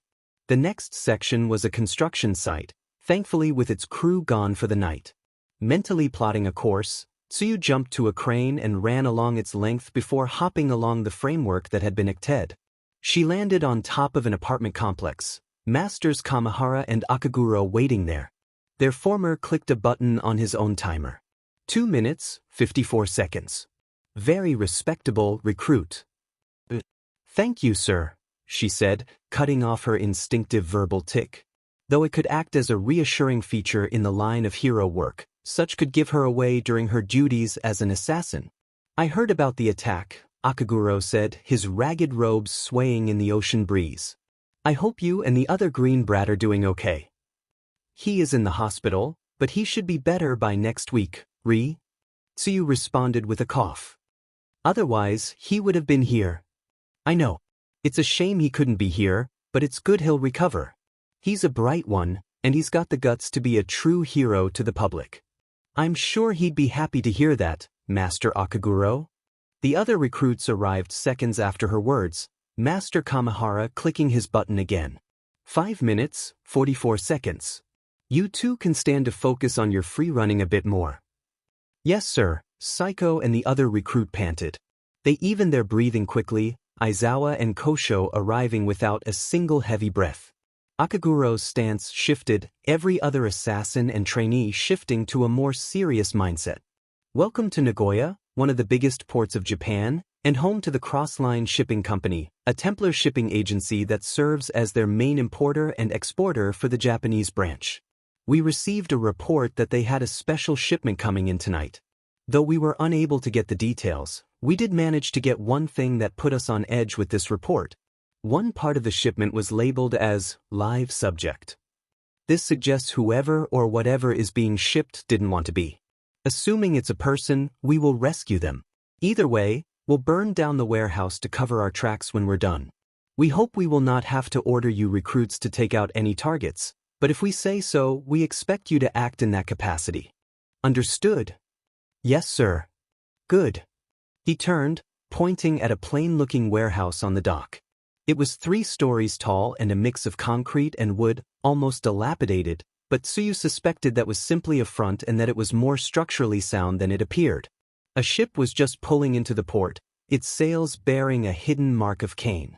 Make your way to the roof of that building. Be careful of the armed guards. And he disappeared over the ledge, vanishing into the shadows with narrow whisper. Tsuyu made her way to the corner of the roof, perching like a gargoyle as she studied the scene. Masters Kamihara, Aizawa, and Kosho were already gone and the red recruit was moving to follow Akaguro's path. Psycho balanced on the other side, performing her own scan as she popped a thermos from her belt and sipped on it. Tsuyu identified 3 means of entry: a loose piece of the fence, a lighthouse within jumping distance of a nearby office, and a break in the barrier filled by a car entrance with a drop-down bar. Considering the second was only available because of her family's bloodline, Tsuyu chose that route, passing Psycho as she hopped down, while the frog girl jumped to the office. The lighthouse proved to be rough, with enough weathering that she could climb down without any trouble. There was one problem, the lighthouse being a longer distance from the warehouse. Now that she was on the ground beyond the fence that divided the docks from the civilian population, she was more easily able to pick out the gun-carrying guards that roamed the area. As she watched, however, one guard's eyes widened, the man posted by a big, metal shipping container bringing his hands to his lips as he coughed a small plume of smoke. He turned as if to retch only for Master Kosho to drag him into the darkness around the corner. That served to open Tsuyu's path, the girl diving behind a row of boxes and sneaking her way closer to the warehouse. A guard on patrol passed on the other side of the boxes, causing the recruit to pause. She held her breath, flexing her arms to activate her hidden blades should they be needed, but he only yawned and turned back the other way. She sprinted while his back was turned, Tsuyu ducking into the shadow of the metal container. The body of the other guard laid against the wall, the man appearing to be asleep if not for the puncture through his neck. Tsuyu ignored the morbid scene, passing the corpse by as she checked for watchful eyes before jumping the moonlit distance to the next set of shadows. With no eyes on her, the frog girl climbed the warehouse, an eye constantly on her surroundings. She was the last to arrive at the destination, having taken the most roundabout path, but none of the master assassins faulted her for it. Having multiple people on the same route only increased the chance of detection. The group of 7 gathered by the roof's edge facing the water, a crew unloading the ship and carrying its cargo into the building. They waited, studying the shipments as they passed, but that was not the only note of interest. 2 members of the group stood out from the rest, the individuals dressed in the colorful clothing of pro-heroes. Heroes that were on guard detail for a Templar shipment. "I recognize those 2, Master Akaguro commented, his eyes on the pro-heroes below. "The one on the left is Rage Cage. His power allows him to make fences out of the ground. The other is Stormer. She has a quirk that allows her to create and manipulate thunderclouds. They are both in the top 100, the recruit with the red trimming added, his voice quiet. Rage Cage is ranked 87th and Stormer is ranked 65th. They also recently announced their engagement. A contact also recently confirmed Rage Cage as a Templar, Kosho put in. Psycho sipped her tea, pointing at the next box to come down the ramp. "That's the live subject," she said. "There are air holes in the top and the deckhand on the left is struggling with his side. It must be heavier on that side, suggesting there's some sort of equipment, probably to keep the subject sedated throughout the trip." "Good eye, recruit," Aizawa nodded, holding out an earpiece. "Azui, follow that package." "Yes, master." Tsuyu bowed, taking the device and backing away from the edge. She crawled to the side of the building, checking for openings. She was met with only windows, but that was no real issue, the girl activating her hidden blade and jamming it into the bottom where it latched. She jiggled the blade, forcing the lock open before using the stickiness of her tongue to drag the window open. The inside of the building was dark, only a few dim lights being used to light the floor. The main area of the warehouse was open, the second and third floors more like balconies that looked out over the center. Tsuyu didn't spend any time on the floor, opting instead to hop into the rafters and climb over the center. She crouched on a beam as the package of interest passed through the doors, the deckhand on the left audibly wheezing. "Get it together," the other man said, directing the box to a different route than the others. "This thing's dim and heavy," the first guy hissed. "No it ain't. Besides, we're almost there." They dropped the box at a marked spot, the one guy panting for breath. His companion pulled a crowbar from the wall, jamming it under the lid.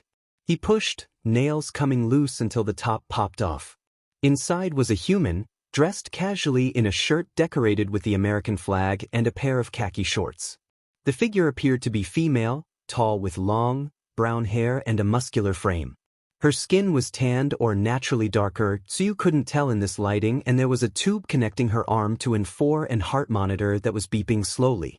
"Any clue why the boss man had some random American brought here?" "Man, I don't know. Like you, I'm just paid to move the cargo, not ask questions. Bossman wants an American girl. He gets an American girl. That's it. That's enough." The man who had pulled the top off replaced it, pounding the nails in with the crowbar. "Let's go help the others. We get a bonus if we finish by 11. Recruit Azui to Master Aizawa." Tsuyu muttered into the earpiece, a touch of static sounding. "Report. The package is an American female, sedated but alive." "Roger that.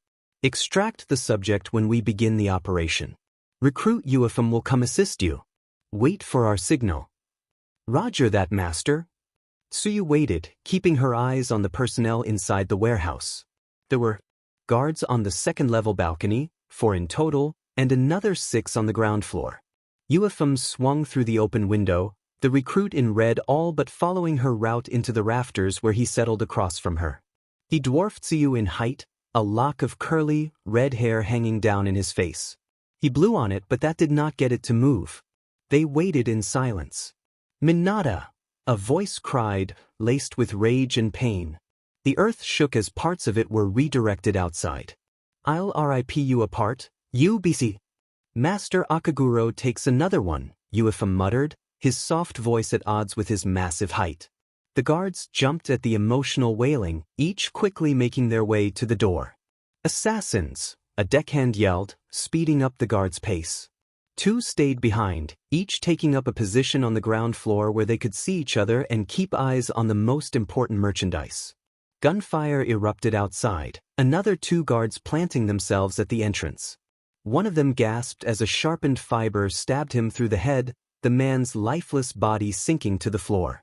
The guard that had been standing next to him in the doorway stared, horrified. "We need to take care of those two," Uefim whispered, gesturing toward the guards that had remained inside the building.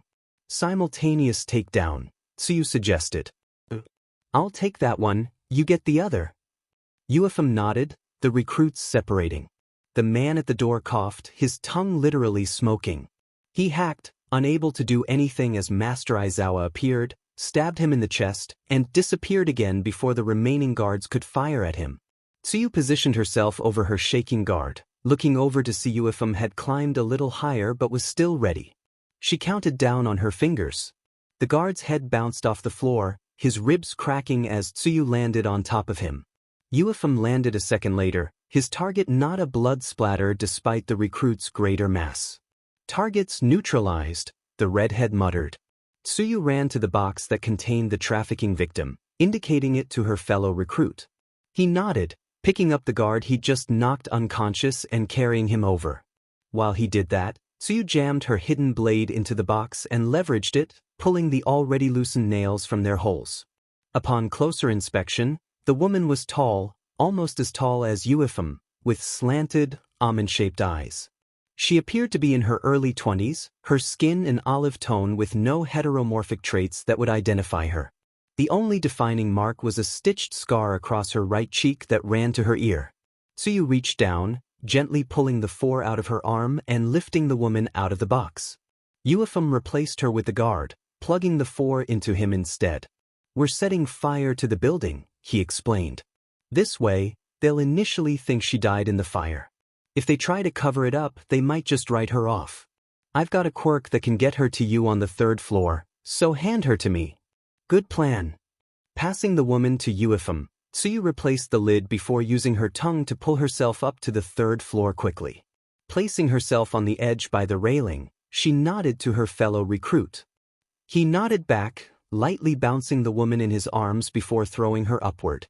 She slowed right in front of Tsuyu, the frog girl easily catching her as her momentum stopped at the apex. Uefim jumped, the floor cracking below him, and he grabbed the railing.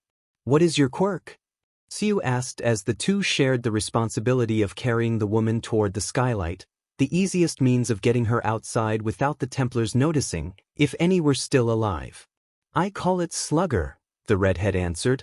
"It lets me absorb, store, and release kinetic energy." "That's a very powerful quirk. It got me into Ketsubutsu, but it's very helpful for aerial takedowns too. I can obtain a lot of energy from them, which is why they're my preferred attack." The sounds of battle died outside, but Tsuyu still waited for a moment before punching the skylight, glass raining down as it shattered. She cleared an area by the edge before leaping onto the roof where Uefim handed the unconscious woman to her. He climbed out behind her, Tsuyu walking over to the master assassins and the 3rd recruit where they stood on the edge of the roof as if they'd never left. The view of the dock was a gruesome scene. Bodies littered the ground in pools of blood. Possibly the worst were the bodies of Rage Cage and Stormer, the former clutching the hand of the latter. One of the assassins had killed Stormer with a surprise attack, the woman on her stomach with a hole in the back. Rage Cage had fought but ultimately fallen, having crawled to his fiancée's side in his last moments. "Aizawa," Master Akaguro grunted. "Take the kids and the woman and get out of here. Kamihara, Kosho, and I will clean up here." "Are you sure, Akaguro?" "Yeah," he breathed. "They'll need someone to blame, so I'll leave my calling card. It'll take attention off the Brotherhood." "Very well. If you're sure. Recruits, follow me." Uefim offered to carry the woman, his quirk allowing him to jump from the roof harmlessly and then use that force to jump the next building. Tsuyu stayed for a moment, watching as the master assassins send silent prayers for the dead before they set to work. She didn't stay for the cleanup, following her teacher and the other students. The start of the fiery glow was already building by the time they reached the construction site. A single tear fell from her eye at the death, but a glance at the woman they rescued codified her resolve. Everything might be subjective, but she helped save this woman from the Templars, and that was a fact. Izuku woke slowly, the regular beeping of a machine tracking his heartbeat. His left arm thrummed with pain, the appendage refusing to move. His eyes, still a little blurry, recognized the color of bandages wrapping around it from shoulder to wrist, acting as a compression wrap to keep air away from his raw muscle. His fingers twitched, that was all they could do, but that meant his nerves had a chance of recovery. On the bright side, his right arm still moved as normal, that arm coming up to rub his face as he groaned. His room was dark, the bed having plastic, off-white guardrails to keep him from going anywhere. The rest of the room was also in off-white, sections of it shrouded in shadow. He recognized the layout as that of a hospital. Moonlight eked through blinders covering a large window, showing that it was nighttime. The last thing he remembered was the attack on the USJ, so he must have been out for several hours. He tried to move, to sit up to take in his surroundings more properly as he'd been trained to do, but his whole body ached and a wave of tiredness washed over him. "They didn't expect you to wake up until tomorrow," a voice said, Izuku's head whipping around to see a figure sitting in a chair in the corner. Their face was blocked by a vase of flowers, a mixture of lavender, sage, and chrysanthemum, but the voice was feminine. She stood, silently stepping away from the shadowed corner. She was maybe his height or a little shorter and wearing an assassin's robes, but it took Izuku a moment to recognize them as such. The robes were designed to almost imitate a school uniform with a long, blue skirt ending at the assassin's knees. The upper part of the robes were blue on either side, like a sort of hoodie with the front unzipped, and the inside was white with an image of a red ascot like from a sailor uniform. The peaked hood was meant to fit with the hoodie look, being a dark blue. It was up, shrouding the assassin's face, though Izuku could pick out a few strands of blonde hair. A single belt went around her waist, the faux hoodie hanging down over it. "You've really set off the Templars, you know that?" she giggled, an almost sing-song quality to her words. Sorry? I thought it was weird when Master Akaguro asked me to guard a hospital, but one nurse already tried to poison you and another guy tried to get through the window. Don't you worry your pretty little head though, recruit. I took care of them. Thanks." Izuku relaxed despite a part of him worrying about the fact that there had been 2 attempts on his life since he passed out. "I don't think I've seen you around the den before. Have we met?" "I wasn't trained at the den," the female assassin said, leaning against the bed frame. "Master Akaguro found me in the field and I was trained there for the most part. I'm something of a prodigy, apparently." "So, what's your name?" She chastised, wagging a finger at the injured student. "I don't do that sort of thing. Makes things more difficult in the long run. Besides, you haven't finished your training, though I imagine Mentor and Master Aizawa are in discussions to raise your rank for that feat of yours, even if you're a bit of a security risk." "Wait, sheet," Izuku realized, trying to sit up again. "Master Aizawa had a mission for me tonight. I have to get to the den." "No, you don't," the assassin said, pushing down on Izuku's good shoulder. "You've been given a pass because of your injury. The mission's already in progress by now anyway." "Damn it," he sighed, slumping into the pillows. "I feel like such a burden. I can't even go on my first mission." "No, you can't, but I'm here to do more than just guard you. I'm also here to debrief you and hear if you uncovered anything during the attack. The Brotherhood needs to get the unfiltered story before you talk to the fuzz about it." "Well, to start off, I have reason to believe the attack was ordered by the Templars." Izuku gave her a breakdown of the incident, going from the appearance of the villains to his showdown with Tamura Shigaraki. "The Templar cross?" the unnamed woman questioned. "You're certain you saw the mark of Cain on the man?" "I'm certain," Izuku nodded. "Also, he wasn't the one who ordered the attack. At least, I don't think so. I made fun of his ideals as a taunt and he asked if I was disparaging his sensei. I think he was just a chess piece. Yeah, using others is typical Templar MO." She put a finger to her lips, thinking. "Did you get any other names?" Izuku shook his head. "Only Tamura Shigaraki and Kurojairi. I think they called their monster Nomu, but All Might defeated it and I'm guessing they arrested all the other thugs." You're right about that, and none of them had any idea about our greater battle. The authorities are studying the monster, and we're keeping an eye on it so it doesn't go missing, if you know what I mean. We can't have that thing falling into the hands of the Templars again. Is there a plan for the League of Villains? They attacked UA. This attack put them on several shitlists, so we don't need to act immediately. We'll let the heroes work it out unless we get a golden opportunity. Until then, you're on rest and relaxation while you recover. Orders from Mentor himself. Now rest up. I'll protect you. Thanks. Izuku smiled before a yawn cut him off. He laid back on the pillows, his heavy eyes starting to close. He got a flash of a fanged grin before sleep took him. Momo couldn't find anything concrete, which only reassured her that something was amiss. She'd spent the majority of her weekends scouring the internet for anything relating to a wrist-mounted blade with a hook on the end, but every search took her to a website for some pre-quirk game company that had not survived the dawn of quirks. The only other site that suggested there was anything like Midoriya's Bracer were obscure internet threats that tried to claim there was a worldwide conglomerate of killers in a war with a shadow organization trying to bring about the New World Order. That the threads were mostly based out of America and that half of such posts seemed politically charged in some way certainly removed any credibility they may have had otherwise. All the same, Momo was certain Aizawa-sensei had some connection to Izuku Midoriya, one they were keeping a secret. And yet, every search for the two of them gave no clues at all. Aizawa was the underground pro-hero Eraserhead who stayed out of the limelight, and Midoriya was a late bloomer who grew up away from Eraserhead's district. At best, the only connection were their quirks being eye-based, but there were hundreds of people in Tokyo alone with eye-based quirks. Whatever the secret was, if she was going to uncover it, she'd have to do it in person. The young heiress was broken out of her thoughts by a knock on the door, the voice of one of the Yaoyorozu family's many maids filtering through. "Miss Momo, dinner is ready. Your parents request your presence." "Thank you, Hina." She sighed, shutting down the computer and making her way to the door. The Yaoyorozu mansion was average when it came to such buildings, rivaling UA in many ways. In that sense, it took Momo a good 10 minutes before she finally reached her family's dining room.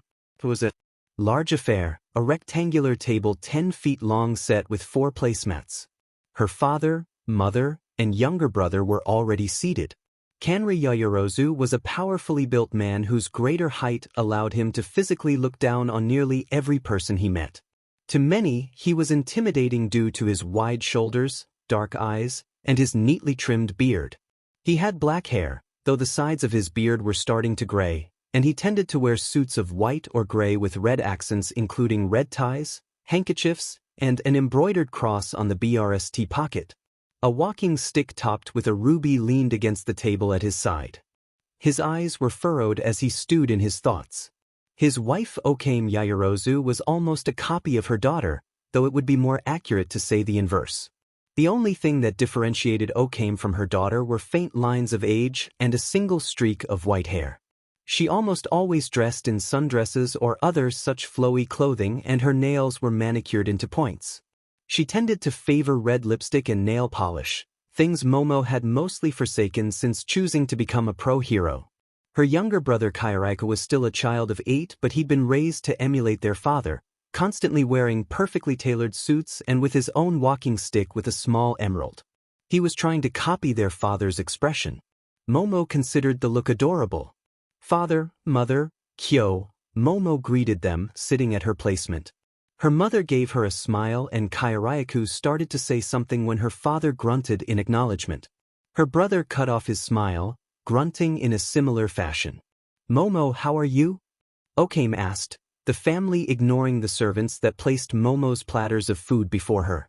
"You had a stressful Friday and we wanted to give you your space before we brought it up." "I am uninjured, as you know," Momo began, allowing her lobster bisque to cool. "Can you tell us what happened?" "My class was preparing to partake in rescue training at an off-site area built by the Hero 13 when a portal opened, allowing villains into the building. They declared their intention to kill All Might and the portal villain quickly separated us. I was dropped into the landslide zone, a section of the building's facilities, alongside 2 of my classmates, Ochako Uraraka and Rikido Sato.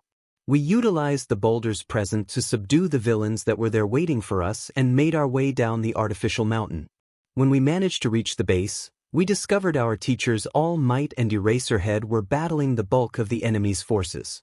A classmate had managed to get word to the school that we were under attack, so it appeared that the villains were frantic to complete their goal, but All Might was simply too strong for them to defeat so easily, and this disgruntled the villain's leader. He decided he wished to kill one or several students before retreating and charged at my group. We were lucky that another group had just escaped their trap and he was intercepted by another classmate named Izuku Midoriya. That interception revealed that the villain had a sort of destruction quirk, so he likely saved my life depending on who the villain was aiming for with his charge. Those that had been with Midoriya went to assist our teachers while he faced the leader. My group assisted Midoriya in holding him off until the villains retreated, but Midoriya was gravely injured. Luckily, he is expected to fully recover. Big Sis is so cool, Kairaiku said, and Momo almost saw stars in his eyes. That sounds terrifying, Okame gasped, a hand hiding her lips. I'm thankful you were not hurt. I hope you conducted yourself in a manner befitting the Yaoyorozu name, Kanri commented. But like your mother, I too am thankful you were unscathed. Who knows what horrible machinations the perpetrators of this act had? There are many who would target us for our family's power, so you must take this as a lesson. Please elaborate, Father, Momo responded. Kanri considered his words over a spoonful of bisque. There are organizations in the world who are not fond of our kind. We have raised you to understand that those of us with money, power, and influence are to hold ourselves to a much higher standard than those who do not. We must use our influence to shepherd those who cannot afford or do not seek out similar tutelage.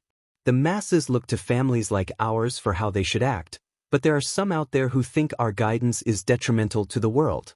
They may wish to silence or remove us by any means necessary, even outside the law if need be.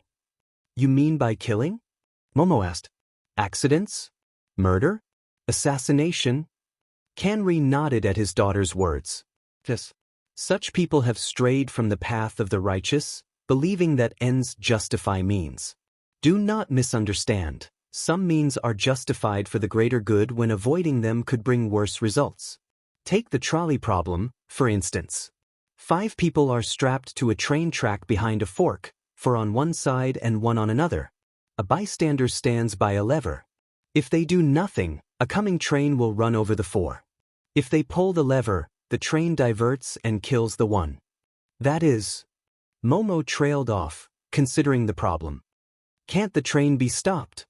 This is a question from before the dawn of quirks, so the assumed answer there is no. While the train should be stopped if it can be, what if it was full of passengers who would be gravely injured in doing so? Of if it can't be? Society is the train, the populace are the captives, and we are the bystander. We need to educate ourselves so we can make the best choice for the people in whatever circumstance. If the 1 is a doctor and the 4 are criminals, or if the 1 is an innocent but the 4 are a mix of convicts and heroes, what then? There are those who will be angry at whatever we choose, but there are those who will celebrate as well. Those who are angry believe the uneducated masses know what is best for them, but they mislead themselves. The blind leading the blind. Their ignorant actions sow discord and strife in the world because. How best to explain this? Do you know what happens when someone cuts the head off a snake? It dies? Momo tried slowly. Her appetite drained away, but she forced herself to eat anyway. The body writhes in pain, her mother said, her spoon hitting her plate with a hard clack. It continues to live for some time, its nerves warring for control and begging for leadership until it ceases to function. Society is like the snake, and people like us are at the head, directing the body in what is best for the whole. Does the hand know what is best for the foot? Do the lungs know what is best for the liver? Should the appendix remain when it bears no function? If the head is cut off, the body fights with itself until there is nothing left or it is eaten by another beast. If you want an example of this, look to China's history. Every time they revolted and killed their leaders, it split into different, lesser, warring pieces until a new head reunited them, ending their constant bloodshed. Japan is the same, having been locked in the Warring States era until Nobunaga unified the nation under one flag, bringing peace with his conquest. I think I understand, Momo said slowly, mulling over her parents' words. But would it not make more sense to educate the people so they can make their own choices?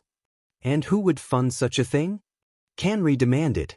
There is not enough money in the world to explain society's function to the people who do not care, and there will always be those who would rather scrape by mooching on the scraps of others. Those who regulated themselves to the equivalence of parasites. No, it is better to lead by example. Humans are pack animals, and pack animals crave leadership. They do not want to make their own choices for fear of failure. That is why this burden falls to those who are willing to carry it, those who are bred for leadership and greatness. You are one of those people, Momo Yaoyorozu. You as well, Kairyaku. And one day you will both lead the people in peace. Momo had no words as the weight of such an expectation came down on her shoulders. She had always known she was the heiress of the Yaoyorozu group, that the company would become hers one day if she so wished, but only now did she realize that the burden was larger than she thought it to be. Even if she abdicated such a title to her brother, she would still be a Yaoyorozu and a pro-hero, a symbol to the people of what leadership should be. The remainder of dinner was quiet, the silence only broken when Kairyaku decided to tell a story of something that happened during his daily tutoring with Madame Zora, the same woman that had practically raised Momo through lessons of manners, etiquette, and the expectations of the elite. Momo offered to tuck her brother into bed once they had finished their dessert, taking him by the hand and exiting the room. Kanri and Okame watched them go and allowed the servants to pour them each a glass of red wine, clear the dishes and exit, leaving the couple totally alone. I think it is about time we tell her, the husband began, swirling his Cabernet Sauvignon. We need her brains in the organization.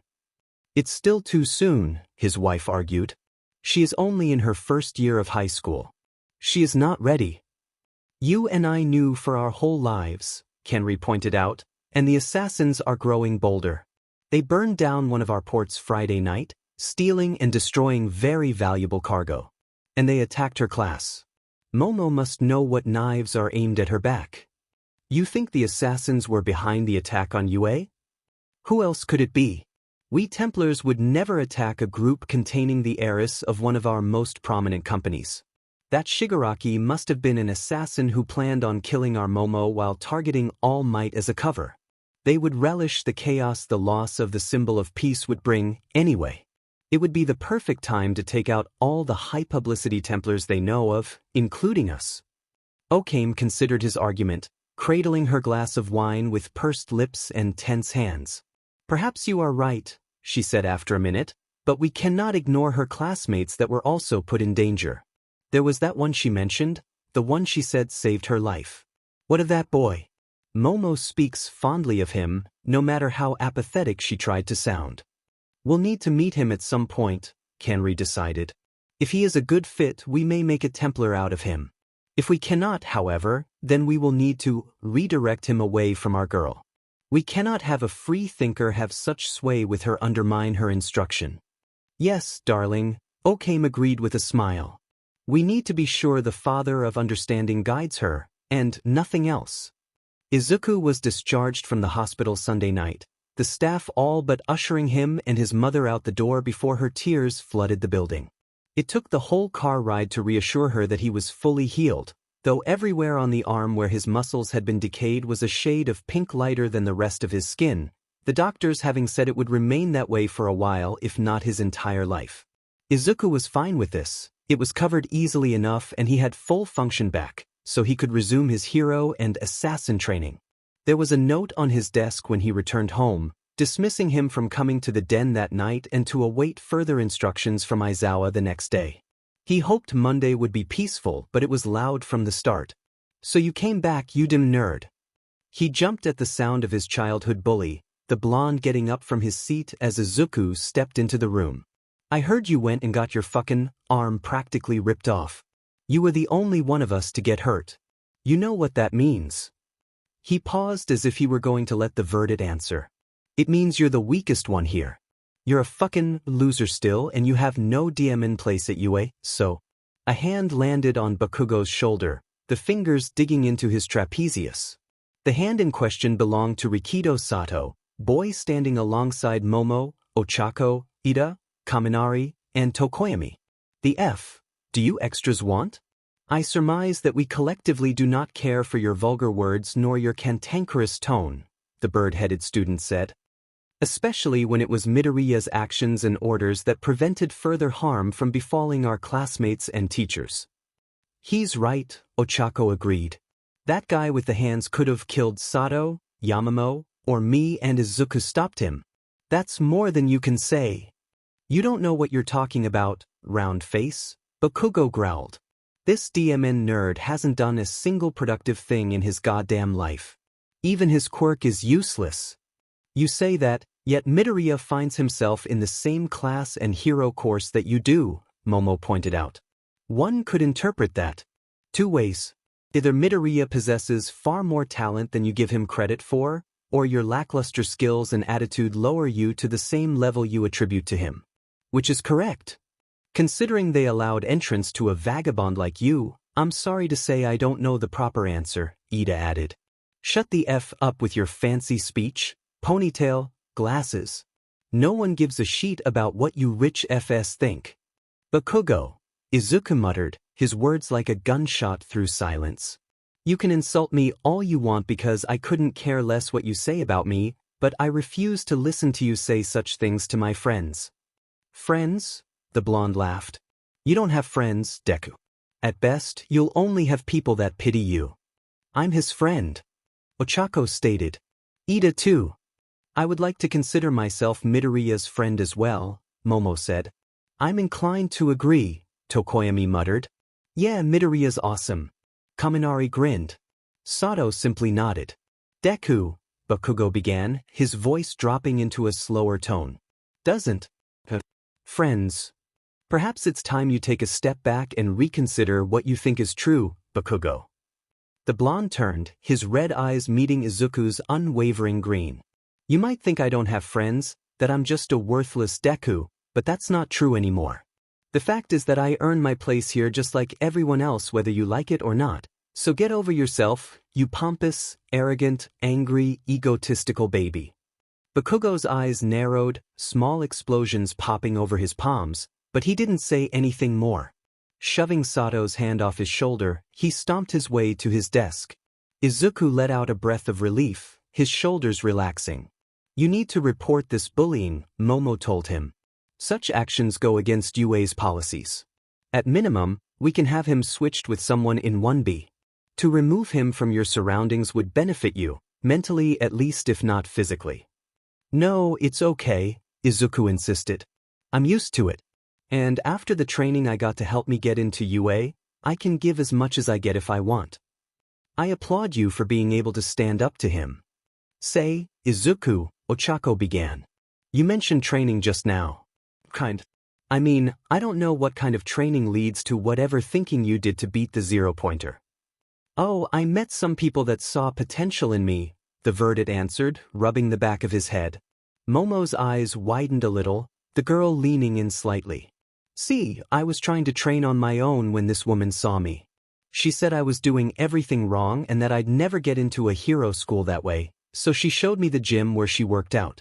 After that, I had a whole host of trainers to help me with skills for quirkless fighting. But you are not quirkless, Momo blinked.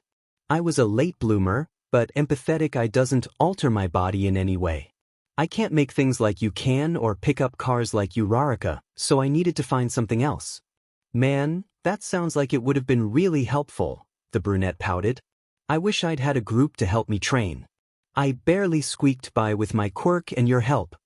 Is this group where you drew inspiration for your weapon? Momo questioned. What weapon? Izuku tried to deflect. If you mean my bow or rope dart. The one you had on your arm, the class president clarified, giving him no wiggle room. We had to remove it to bandage your arm after you passed out. I've never seen such a thing before. Oh, the boy stuttered. That's... Everyone sit down and shut up. Izuku rushed to his seat, sending a silent thank you for Aizawa's interruption of the conversation. Momo moved to her own seat, her lips pursed. She studied Izuku out of the corner of her eye, the boy releasing a breath to himself. His words and actions only reassured her theory that Izuku was hiding something, that he and their teacher were connected. There was still the possibility that it was all a coincidence, but her parents always told her coincidences are simply conspiracies yet uncovered. "Good morning, class," Izawa yawned, the man still wearing an eye patch over his left eye. His arm, which had been broken in the attack, was already healed. Other than the patch, he seemed recovered. "I know the attack was nerve-wracking and I'm sure several of you will have nightmares about it for a good while. To that end, our school counselor Hound Dog wishes to." He sighed, reading a note in his hand, "Throw you a bone in that his door is always open. Anything you tell him will remain confidential. Still, life goes on and you are approaching a turning point in your hero training. Can anyone guess what it is?" "Oh, me," Mina called, her hand raised. Izawa gestured to her. "Are we starting a class on super moves?" "Not yet," their teacher answered. "That will be covered in Fundamental Heroics later in the school year." "Ajui? Are we returning to the USJ to do our rescue training, Ribbit?" "I'm afraid the USJ is being rebuilt and renovated to ensure what happened on Friday never happens again, so it will be out of commission for some time." "Ida?" "It is almost time for the UA Sports Festival, sir." "That's exactly it," Izawa nodded. "The UA Sports Festival is your chance as hero students to get pros to notice you. If you make an impression on them, they just might take you under their wing and nurture your potential in an internship. Whom you intern with will shape your fighting style and hero career. Not only that, but it is the most watched sporting event in Japan, if not the world, rivaling the Pre-Quirk Olympics. Are there any questions?" "If I remember correctly, we won't be allowed to use our costumes," Izuku began, his hand raised. "Is there a way for us to bring our tools into the games?" "Because you need them, weakling," Bakugo huffed. "There are forms you can fill out to be approved for certain equipment," Izawa answered. "They are kept with the support class since they use them the most. You have 1 week to get those in before the festival. Anyone else? Get out your homework that's due today. I hope you finished it." "Midoriya," Momo said, raising her voice a little to be heard over the shuffling of their classmates as the final bell released them from school. Izuku looked up at her from his bag, his head tilted a little. "Do you have some time to talk?" He didn't answer immediately, his eyes darting to something behind her back. He blinked twice. "I guess," Izuku answered slowly, turning his eyes back to her. "I'll need to check the train schedule for the next one available, but I can make it work." "Why?" "If transportation is a concern, I can provide such to get you home. I simply want to pick your brain about my quirk." "Oh," Izuku blinked again. "Yeah, I can do that. I just have to text my mom that I'll be back a little late." "Ah, of course." Izuku pulled out his phone, quickly typing. His phone beeped after only a few seconds, the boy putting his phone back in his pocket. "So," he muttered, "where do you want to talk?" "I know this delightful little restaurant we can go to," Momo offered. "I'm inviting you out of the blue, so I'll cover the cost if that's okay?" "No, that's fine. We can go wherever you want." Izuku slung his backpack over his shoulder and followed Momo through the halls. He was silent, Momo on her own call giving him time to think. By the time they reached the gate, there was a limo waiting for them. Izuku paused, eyes wide, as Momo didn't miss a beat. A chauffeur opened the door for her with a bow. "Are you coming, Midoriya?" Momo's words knocked Izuku out of his awe, the boy hurrying forward. The chauffeur, a man with tusks and pitch-black eyes, studied him with a frown. Even so, the man didn't say anything as a nervous Izuku climbed into the back of the limo. Momo sat atop a plush couch set into the far wall, a bottle of sparkling spring water on ice within arm's reach. The ceiling and floor had an almost stained glass appearance, save that the latter was carpet, and there was a division between them and the driver. The tusked chauffeur closed the door behind him, Izuku mentally equating the act to locking him in a jail cell. Swallowing, he sat on the couch across from the Templar's daughter. The darkened window to the driver slid aside. "Your destination, ma'am?" "La Croix de la Sagesse, please," Momo answered. "Very well, ma'am." The closet has what you asked for, though options were limited with the short notice. My apologies. Not a problem. Thank you. The window slid shut, the limo starting to move. Izuku leaned forward. There's a closet? He asked quietly, as if worried the question would get him kicked out. Of course, his classmate responded, opening a hidden wall panel to reveal racks filled with clothing. One side held dresses of all kinds while the other boasted suits. Suits in his size, Izuku realized. When had she bought those? When had she gotten his sizes? We can't simply show up in our school uniforms, even those for a prestigious institution like UA. I thought you said we were going to a little restaurant? We are, Momo said, studying the dresses she had in the closet. La Croix de la Sagesse only serves 10 tables at any moment. In fact, they only have 10 tables. Luckily, my family maintains a constant reservation over one. She'd sked at a black number that looked like it cost more than Izuku's entire apartment building. Apparently deciding it was the color and not the design that she did not like, Momo easily recreated the dress using her quirk, only in red. Izuku stared at her, gobsmacked at how casual she seemed. She looked up from the dress she'd made, her head tilting. Is something the matter, Midoriya? And no, the secret assassin recruit stuttered. I knew you were rich, I just didn't know how rich. Well, we are rather well off, Momo agreed. She walked to the back of the limo, a cloth dropping from the ceiling to hide her. The ruffling of clothing reached Izuku's ears, causing a crimson blush to cover his face. Momo continued to talk, unfazed. The Yaoyorozu group was started by my great-grandfather shortly after the stabilization of the Dawn of Quirks. He embraced those with powers despite not having his own, making many prominent connections that made the company successful, and my grandfather and father carried on his legacy. I hope to honor this, though I believe I will abdicate my title as heiress to my brother in lieu of being a hero. It would be too difficult to maintain the company and properly serve my duty as a professional hero. You have a brother? Izuku questioned. I suppose I haven't mentioned him to our classmates since the topic of siblings has never come up. His name is Kairaku, but I call him Kyo. He's 8. The cloth rose, Momo now wearing the red dress with her uniform draped over her arm. It was fancy, showing off her long legs and arms while also boasting a moderate plunge in the front.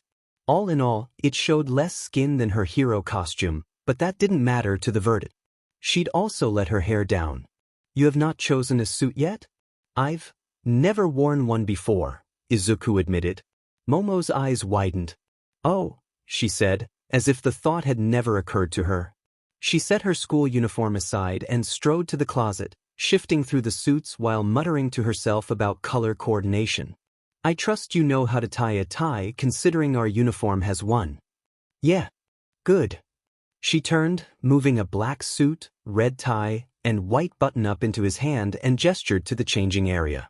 Everything else should be rather intuitive. La Croix de la Sagesse was a Templar front, and it only took Izuku one look to confirm that. The restaurant's name was written in fancy, cursive script over a shield with the mark of Cain. The building itself was stylized like a small castle in Gothic architecture, the windows stained glass of Christian images and the roof dotted with small spires. Izuku nervously adjusted his tie, his eyes darting around the area. He blinked, activating his eagle vision, and what he saw dropped a stone in his gut. Every person save Momo glowed red, indicating that not only did they know about the assassins and Templars, but they also had a chosen side in the conflict. Momo, ignorant to the churning of her classmate's stomach, walked to the door where a tux-dressed man bowed to her. Setting his mouth in a fake smile, Izuku hurried after her. Welcome, Ms. Yaoyorozu, the maitre d' greeted. Your favorite peach cognac and a tray of bruschetta is already waiting for you at your table. Shall I page your family? There's no need for that, Momo responded, a small amount of relief passing through Izuku. This is just a simple discussion with an intelligent, observant classmate about quirk possibilities. I see. May I have a name for the guest log? Izuku Midoriya. Very good, ma'am. It's official, Izuku mentally lamented. I'm literally on a Templar list. Come along, Midoriya. Releasing a shaky breath, the assassin recruit followed her into the metaphorical lion's den. The tie felt like a noose around his neck, every worker testing his ability to maintain his calm facade. Momo led him to a table at the back, 2 glasses of red liquid already on the table. She sat easily in a high-backed chair, taking her glass in one hand is sipping its contents with a satisfied hum. Izuku tried to mirror her, feeling like a robot or a scarecrow, distinctly out of place. If you're worried about the cognac, don't be, Momo informed him. This is a special, non-alcoholic brand. Her words did nothing to calm his nerves. Izuku tried, his mouth dry. He tested his drink, the taste of peach washing over his tongue. You wanted to talk about your quirk? Yes, I did, Momo nodded, her eyes looking over the menu in her hand. It was decorated in gold leaf, a mark of Cain in the upper corner. Izuku knew this because there was a similar one the table before him. As I've mentioned, my quirk is called creation. It allows me to create objects by transmuting my body's lipids, but the stipulation is that I must know the chemical makeup and structural fundamentals of the object in question. Your body's lipids? Izuku questioned, his brows furrowing. Are you sure? The question brought Momo up short, the girl's eyes rising from the menu to her dinner guest. I was until a moment ago. Why? Well, Izuku tilted his head, considering his words. To be frank, you don't have the lipids to pull off what I've seen you do if that's true. Confusion flashed across Momo's face, the buxom student setting her menu on the table. Her full focus was on Izuku. Explain. Izuku shifted in his seat.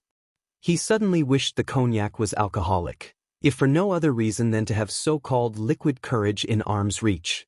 It's just, during Aizawa-sensei's tests, I saw you make skates, a bicycle, a mechanical compressor, a pole vaulting pole, and a whole cannon.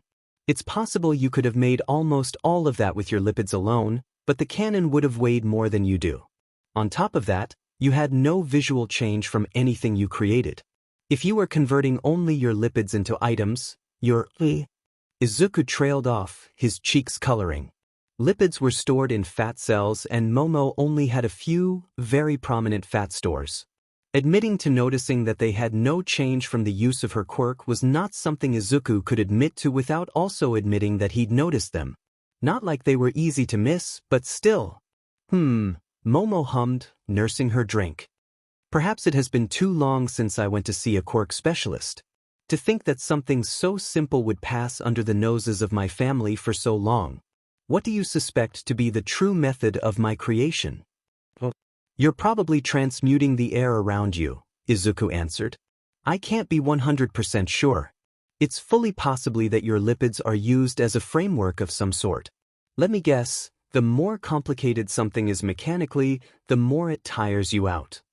That's true. Then the most likely explanation is that you're using your lipids to make the outline of each piece you create and the air around you is transmuted into what amounts to the filling. The more small parts something has, the more framework you need to make. Momo considered these words, silence descending over the table.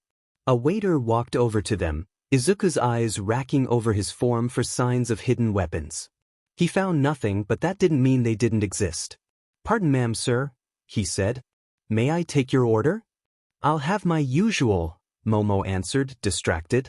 The waiter nodded, turning his judgmental eye on Izuku. And you? He coughed, having not looked at the words on the menu once. Please bring me whatever Ms. Yayarose's father usually gets. Are you certain, Midoriya? Momo asked. I don't remember telling you what my father orders. I mean, everything's a risk, right? He responded. That's what makes life worth living. The waiter quirked an eyebrow, but Momo nodded with a small grin. She took his menu, handing both to the worker who accepted them and left. We only just ordered and you've already outdone a renowned quirkologist. Were you not already in UA's hero course, I would have recommended cultivating that talent of yours. She extended her empty glass to the side, a waitress Izuku had not seen approach refilling it. Thanks. He rubbed the back of his neck. I thought I was quirkless for a long time, so analyzing them became something of a hobby. Now that I'm a hero student, I'm wondering if I should focus on weaponizing it to help take down villains or if I should use it to uplift fellow heroes. I think you can do both, the raven-haired girl said, a glimmer in her eye. Speaking of weaponizing, you never answered my query this morning about how you trained to achieve admission into UA. What's there to say? Izuku muttered with an awkward chuckle. He reached for one of the bruschetta in the center of the table. I called it a gym, but I guess it's more like a loose collection of adrenaline junkies. My sensei saw me training on a local beach and told me moving exercises would do me better than just squats and push-ups. Moving exercises? Running, Izuku clarified. Rock climbing. Swimming. Rucking. That sort of thing. Climbing and parkour in particular worked both my body and my mind.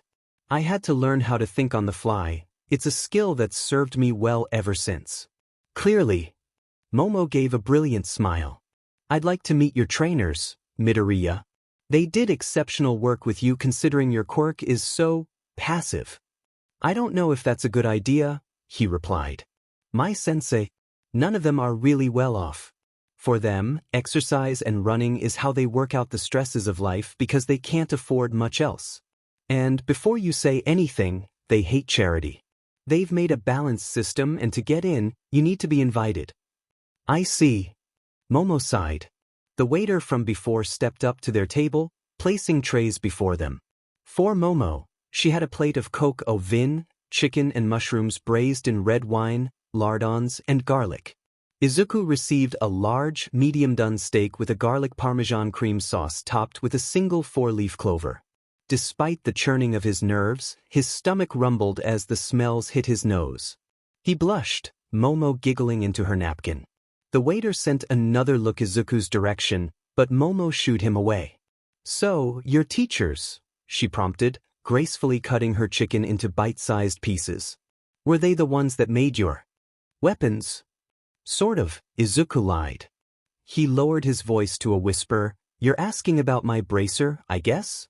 Why are we whispering now? She asked. But yes, I am. It's just, I didn't exactly get permission from them to use their idea. Another fib passed his lips, but Izuku was too nervous discussing his hidden blade in a Templar restaurant to consider how he was lying to a classmate. Sometimes while climbing or free-running, we'll use hooks to help pull us up if we can't quite reach the next ledge. I adapted the idea and tried to fit it into my... He blushed, feeling childish. My ninja theme. Saying his cover story for his costumes looks aloud like this was so embarrassing. Momo stared at him, the edges of her lips quirking upward. She giggled, her mirth building to a full laugh. Izuku dropped his head into his hands, silently telling himself that all the embarrassment was worth it to uphold the tenets. Do not compromise the Brotherhood. Do not compromise the Brotherhood. Do not compromise the Brotherhood or death will be a mercy. Needing something to do, he tucked into his steak, his eyes widening after the first bite. Its flavors danced over his tongue, his stomach rumbling again. Momo watched him as he dug into his steak. Midoriya, she began after a while. Why did you choose to be a pro-hero?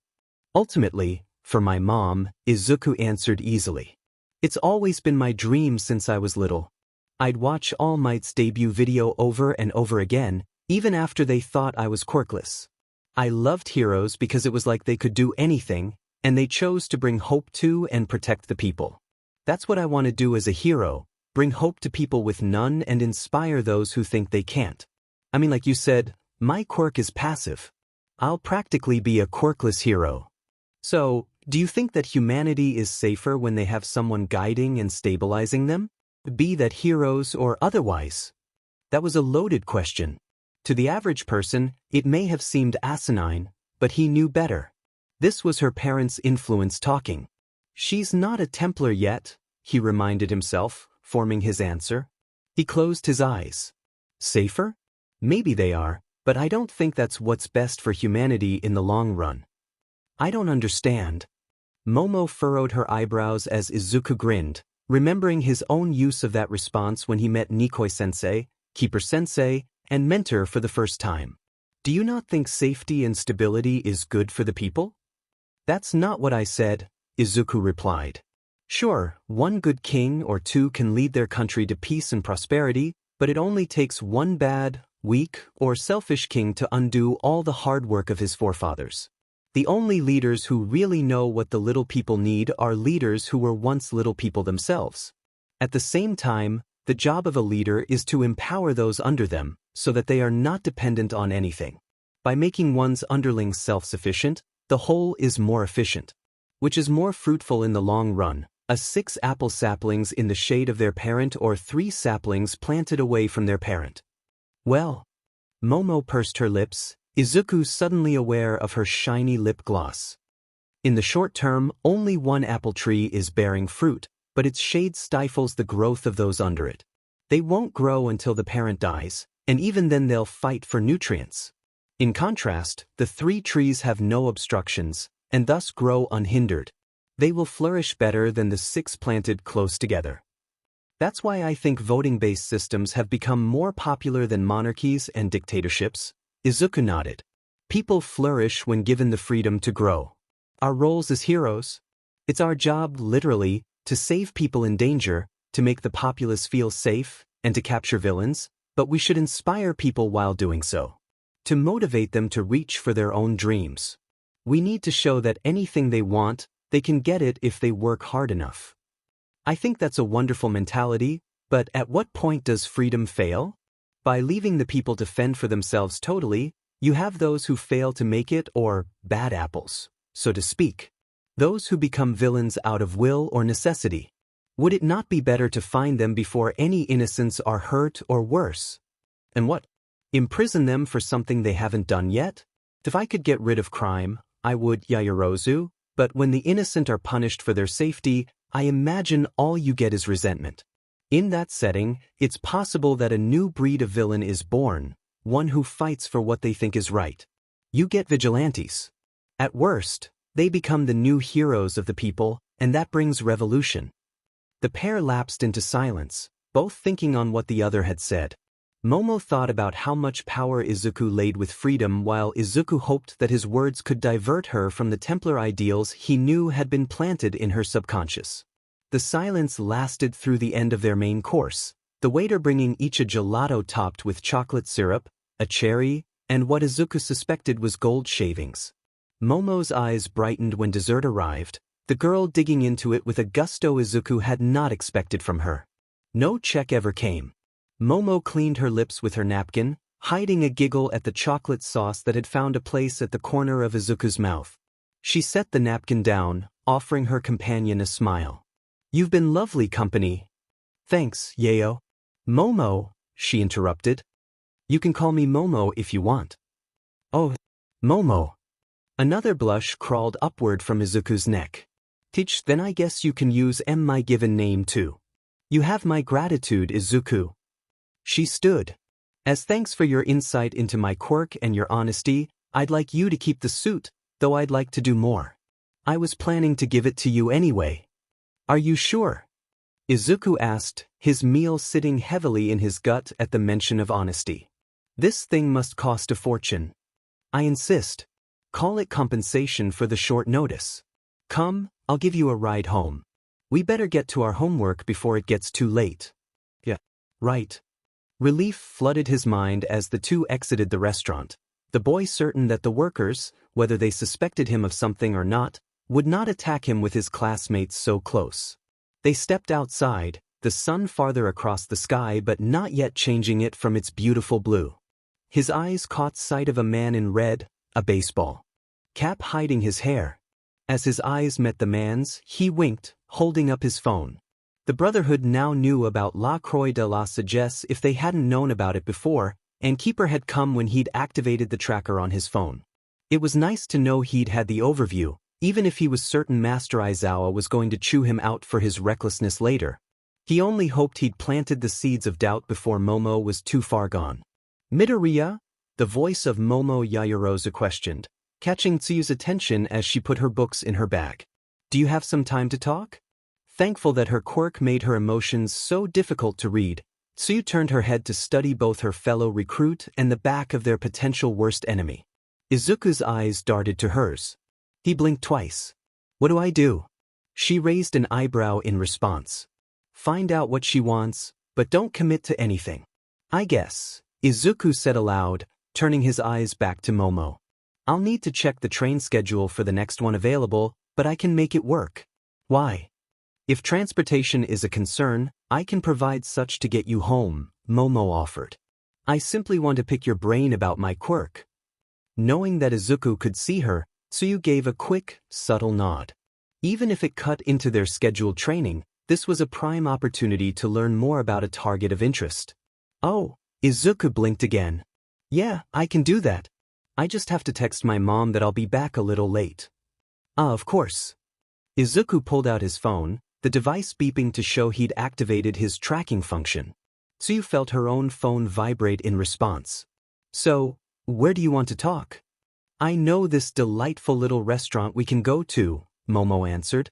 I'm inviting you out of the blue, so I'll cover the cost if that's okay? No, that's fine, we can go wherever you want. Izuku gathered his things and followed the class president out the door. Tsuyu watched them go, trailing behind them calmly until they reached the gate. A limo picked them up, cutting off her chance of tracking them. Though worry buzzed inside her, she was mollified that Izuku could handle himself, that Momo was, as far as they could tell, not yet a Templar, that she had no known reason to suspect Izuku of anything, and that he's activated his tracker. Still, someone would need to explain the situation to Master Aizawa about why the recruit who had been in recovery for the weekend would also not be at training the first day he could. Accepting such a role since she was the only one that could, Tsuyu walked away from the school. The streets were moderately busy that day, the frog girl coming to an intersection with a jumbo screen set to the local news station. In other news, the female news anchor said, Japan is now mourning the loss of 2 of its top 100 heroes. The bodies of Minata Erasure, Stormer, ranked 65th, and Ito Tsubasa, Rage Cage, ranked 87th, were found yesterday near the ports of Nagoya. The bodies were found in separate alleyways, one with a puncture through the heart and the other with the neck's arteries cut. These injuries are similar to those found on 9 other murdered heroes in the last 2 months. The police are now calling whoever did this the hero killer.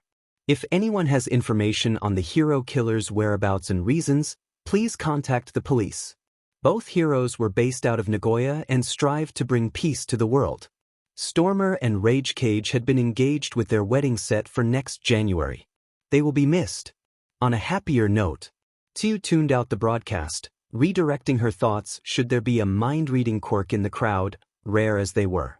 It would not do for some random person to learn that she had been there when 2 heroes were assassinated. Finally reaching her goal, Tsuyu ducked into an alley. She was the shortest member of 1A with the expulsion of Minor Mineta, so no one paid attention when she separated from the crowd and stepped behind a nearby dumpster. When she was certain no one was looking, she slid beneath it, falling into the portal below. The toadish face of her father greeted her on the other side. Assassin Master Ganma Azui was only half a foot taller than his eldest child, his mutation-type quirk, Toad having a much more pronounced effect on his looks than Tsuyu's frog. His skin was yellowish-brown in color, covered in bumps and ridges and topped with short, black hair. He was dressed in an assassin's robe the color of pond scum. While it wasn't the prettiest color, Ganma felt it represented their life's mission, to do the dirty work so others didn't need to. Tsu, he smiled. Hi, Dad. He opened his arms, Tsuyu happily accepting and reciprocating the hug. He was always here in the portal room when she arrived from school, ready to assist her if something happened. How was school? Fine, Ribbit, Tsuyu answered. Actually, I need to speak to Master Aizawa as soon as possible. Nothing's immediately wrong, Ribbit, but he needs to know that recruit Midoriya won't be at training today. I understand. Ganma released her, his daughter gracing him with a smile before she moved around him toward the changing rooms. Tsuyu found Master Aizawa in the same room she always did. He was cleaning his bracers, rubbing the leather and metal with oil piece by piece. He did not look up as she entered, the recruit stopping before him. How are you doing, recruit? Aizawa asked. Recruit Midoriya will not be at training today, Ribbit. Aizawa paused, finally looking up at her. His one visible eye blinked. Why? He was invited to a meal by Momo Yaoyorozu to discuss her quirk. Ribbit, he was quick to activate his tracker before going with her. That is a dangerous gamble, Aizawa frowned, his hand beginning to reconstruct his hidden blade. She might not be a Templar yet, but that could change at any time. Not only that, but Midoriya's injuries from the USJ attack resulted in her, alongside Uraraka and Sato, seeing the hook blade Midoriya had sewn into his hero costume.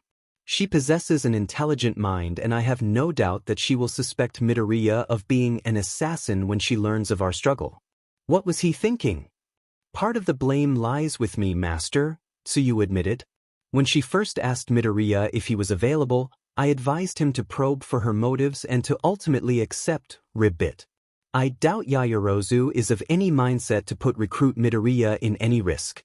Though she may unknowingly, I do not believe anyone would act with her around. With her lack of knowledge, attacking recruit Midoriya is too high profile. I saw this as a good opportunity to get a read on how much she may know and where her ideals currently lie, Ribbit. Aizawa quirked an eyebrow at the explanation, strapping his rebuilt bracer to his arm. You think that recruit Midoriya may be able to change her loyalties? I don't know about that, Tsuyu said, but she might reveal important information without knowing its worth, Ribbit. I trust Midoriya to be both cautious and safe. We will have words about the recklessness both of you have shown, Aizawa muttered, walking to the door. He opened it, grabbing the arm of the first assassin to walk by. Find Keeper and tell him his little green project has gotten himself in a potential code blank situation. Then go to Mentor and tell him what you told Keeper. Of course, Master, the assassin bowed, taking to the rafters and hopping away. Aizawa sighed, rubbing his face with a hand. Teaching is so stressful, he breathed to himself. Recruit Azui, I understand that the smoothness of the operation on Friday might have convinced you that Templars are only dangerous in large groups, but you must remember that you had 4 master assassins on that mission in order to protect you and the other recruits. This impromptu mission you've sent recruit Midoriya on is risky, and you did not have the authority to authorize such a thing. Should something go wrong, it could risk not only recruit Midoriya's hero career, but his life and the rest of the Brotherhood as well. He turned, finding Tsuyu staring at him with fear swimming in her large eyes. I'm sorry, Master, she croaked, looking down. I didn't think there would be so much danger involved. She blinked as Aizawa's hand rested on her head, the young recruit looking up at him. Though Aizawa was not smiling, that was not to be considered a sign of worry, for he never smiled. Rather, his face held understanding. Guilt and forgiveness will have to wait until we see the outcome of this risk you and recruit Midoriya have taken. I've sent word to Keeper, so at least Midoriya will have some backup should the worst happen. Now, we can control nothing and must give it time, but we shall not wallow it away. We have training to get to, with or without. Master Aizawa, a voice called, a female assassin a year or two older than Tsuyu, all but crashing into the doorframe. Master Aizawa, I come bearing news. What is it, Heya? The man questioned. The assassin caught her breath, raising her head to show short hair dyed salmon and stud piercings in her ears. As she looked toward them, Tsuyu noticed that her eyes were reddish-brown, though the rest of her face was rather plain. Her robes were a dark pink interwoven with yellow and blue highlights, the frog girl mentally going too far as to consider them cute. Medic FAI sent me to get you, Master. The woman from the docks has woken up. We'll be right there. Receiving a nod, Heya stepped aside. Aizawa strode past her quickly, his robes flapping and with Tsuyu quick to follow. They hurried through the hallways, several twists and turns bringing them to the den's care center. He stepping inside without preamble. There was shouting, a small group of assassins, some injured and others the bare-bones medical staff, were blocking off a mocha-skinned woman in an American flag shirt in a corner. She glared at the crowd, holding a heart monitor over her head, said woman demanding answers in English. Each of the assassins glanced at each other, none of them having a comprehensive grasp on the language. Aizawa walked forward, setting his hand on the shoulder of one of the medics and shifting them to the side. Tsuyu walked in his shadow, both bypassing the crowd. Who the hell are you? The woman questioned, turning her eyes on the pale man. He raised his hands in the universal sign of peace. Easy, he said in slow English. We know you were kidnapped from America and shipped here, but we managed to get you out. Where am I? Who are you all? You are in Japan, Aizawa answered. My name is Shota Aizawa. I was one of the ones who lead the warehouse raid when we find you in a box. You are safe here. I don't know if I can trust you, the woman said, tears building in her eyes. I do not know what happened when they take you, the assassin muttered. They are Templars, an order that wants to force peace on the world through force. We are the Brotherhood, the enemies of Templars. He gestured to Tsuyu next to him, the girl stepping forward and falling to one knee. This is one of students of mine named Tsuyu Azui. She and one other wants to find you and get you out. Though only having a cursory knowledge of English, Tsuyu still recognized the sound of her name, the girl looking up and nodding. Her large, green eyes met startling blue, the woman's irises like two shining sapphires. Locking eyes with this girl, with this child, caused the woman to slowly lower the machine and set it aside. Tsuyu turned to Aizawa, a question in her eyes that he answered with a nod. Receiving permission, Tsuyu stood and walked over, her arms out to her sides where the American could see them at all times. She stopped a couple feet from their guest, offering a hand in what she knew to be a handshake. Tsuyu Azui, the recruit croaked. Hesitantly, the woman responded in kind, taking her hand. Nasja, she said. Nasja Garcia. Ms. Garcia, Aizawa said. Azui does not speak much English. She is first-year high school student at school where I teach. She likely know just enough to follow. I hope you don't teach English, Nasja tried to joke. Aizawa shook his head. I am a homeroom teacher. Very important. Ms. Garcia, do you want to go somewhere more private to talk? Recruit Azui will be with us. Nasja did not verbally respond, only nodding. Tsuyu gently tugged on her hand, leading the American as the crowd parted. Azui, lead her to the lounge. You, make sure Mentor knows about this. Her name is Nasja Garcia and it's likely she has nowhere to go. Have someone make contact with the American Brotherhood and track down her history. They should have prevented this and dropped the ball. I want to know why. Yes, master, the assassin bowed. Aizawa followed the pair of women, listening as Tsuyu tried and failed to talk to Nasja with what little English she knew from present mixed classes. They reached the room after several minutes, Nasja seemingly surprised at the homely atmosphere after the bleak, gray walls of the hallways. Tsuyu directed her to the couch, sitting at her side, while Aizawa walked to the fridge. Ms. Garcia? Would you like water or tea or coffee or soda? Water, please. Aizawa nodded, pulling a bottle from the cold before walking over to hand it to her. Nasja studied it for a moment before confirming that the seal was still intact and that it did not appear to be tampered with in any way. She opened it, wetting her throat. Wish Midoriya here, Tsuyu commented. He speak English very more good than me and Master Aizawa. No, it's okay, Nasja insisted. She turned to the only man present. You're Aizawa, right? Yes, I am Shota Aizawa. All right, Shota, she said, jumping ahead to use his given name as Westerners did. You said the guys who took me were called Templars? Are we talking about the Knights Templar from the old myths? That is correct, Ms. Garcia. They exist since the Crusades, but the Brotherhood fights such people for longer. We also want peace, but more value freedom of choice. We want people to come together because they want to, not because a gun in the back and a knife at the throat. We are sorry you get pulled into this. What happened? Why you? I don't know, the American answered. I'm from California. Half Japanese myself, actually, according to my mom. I've never met my real dad, but Mom always said he was an up-and-coming hero. They never got married. I don't even know if Mom told him about me. She married Jamie when I was in middle sheet, Simon. I need to get back. You be here for 3 days now, Aizawa told her. We rescue you Friday night. Today Monday. After we get your name, I put a man on the job to contact America and learn what happened. And? She pressed. Need time. Can you tell us? She paused, her grip tightening on her water. I'm 24 and I work as a barista. I make coffee, she added, seeing Aizawa's confused face at her job title.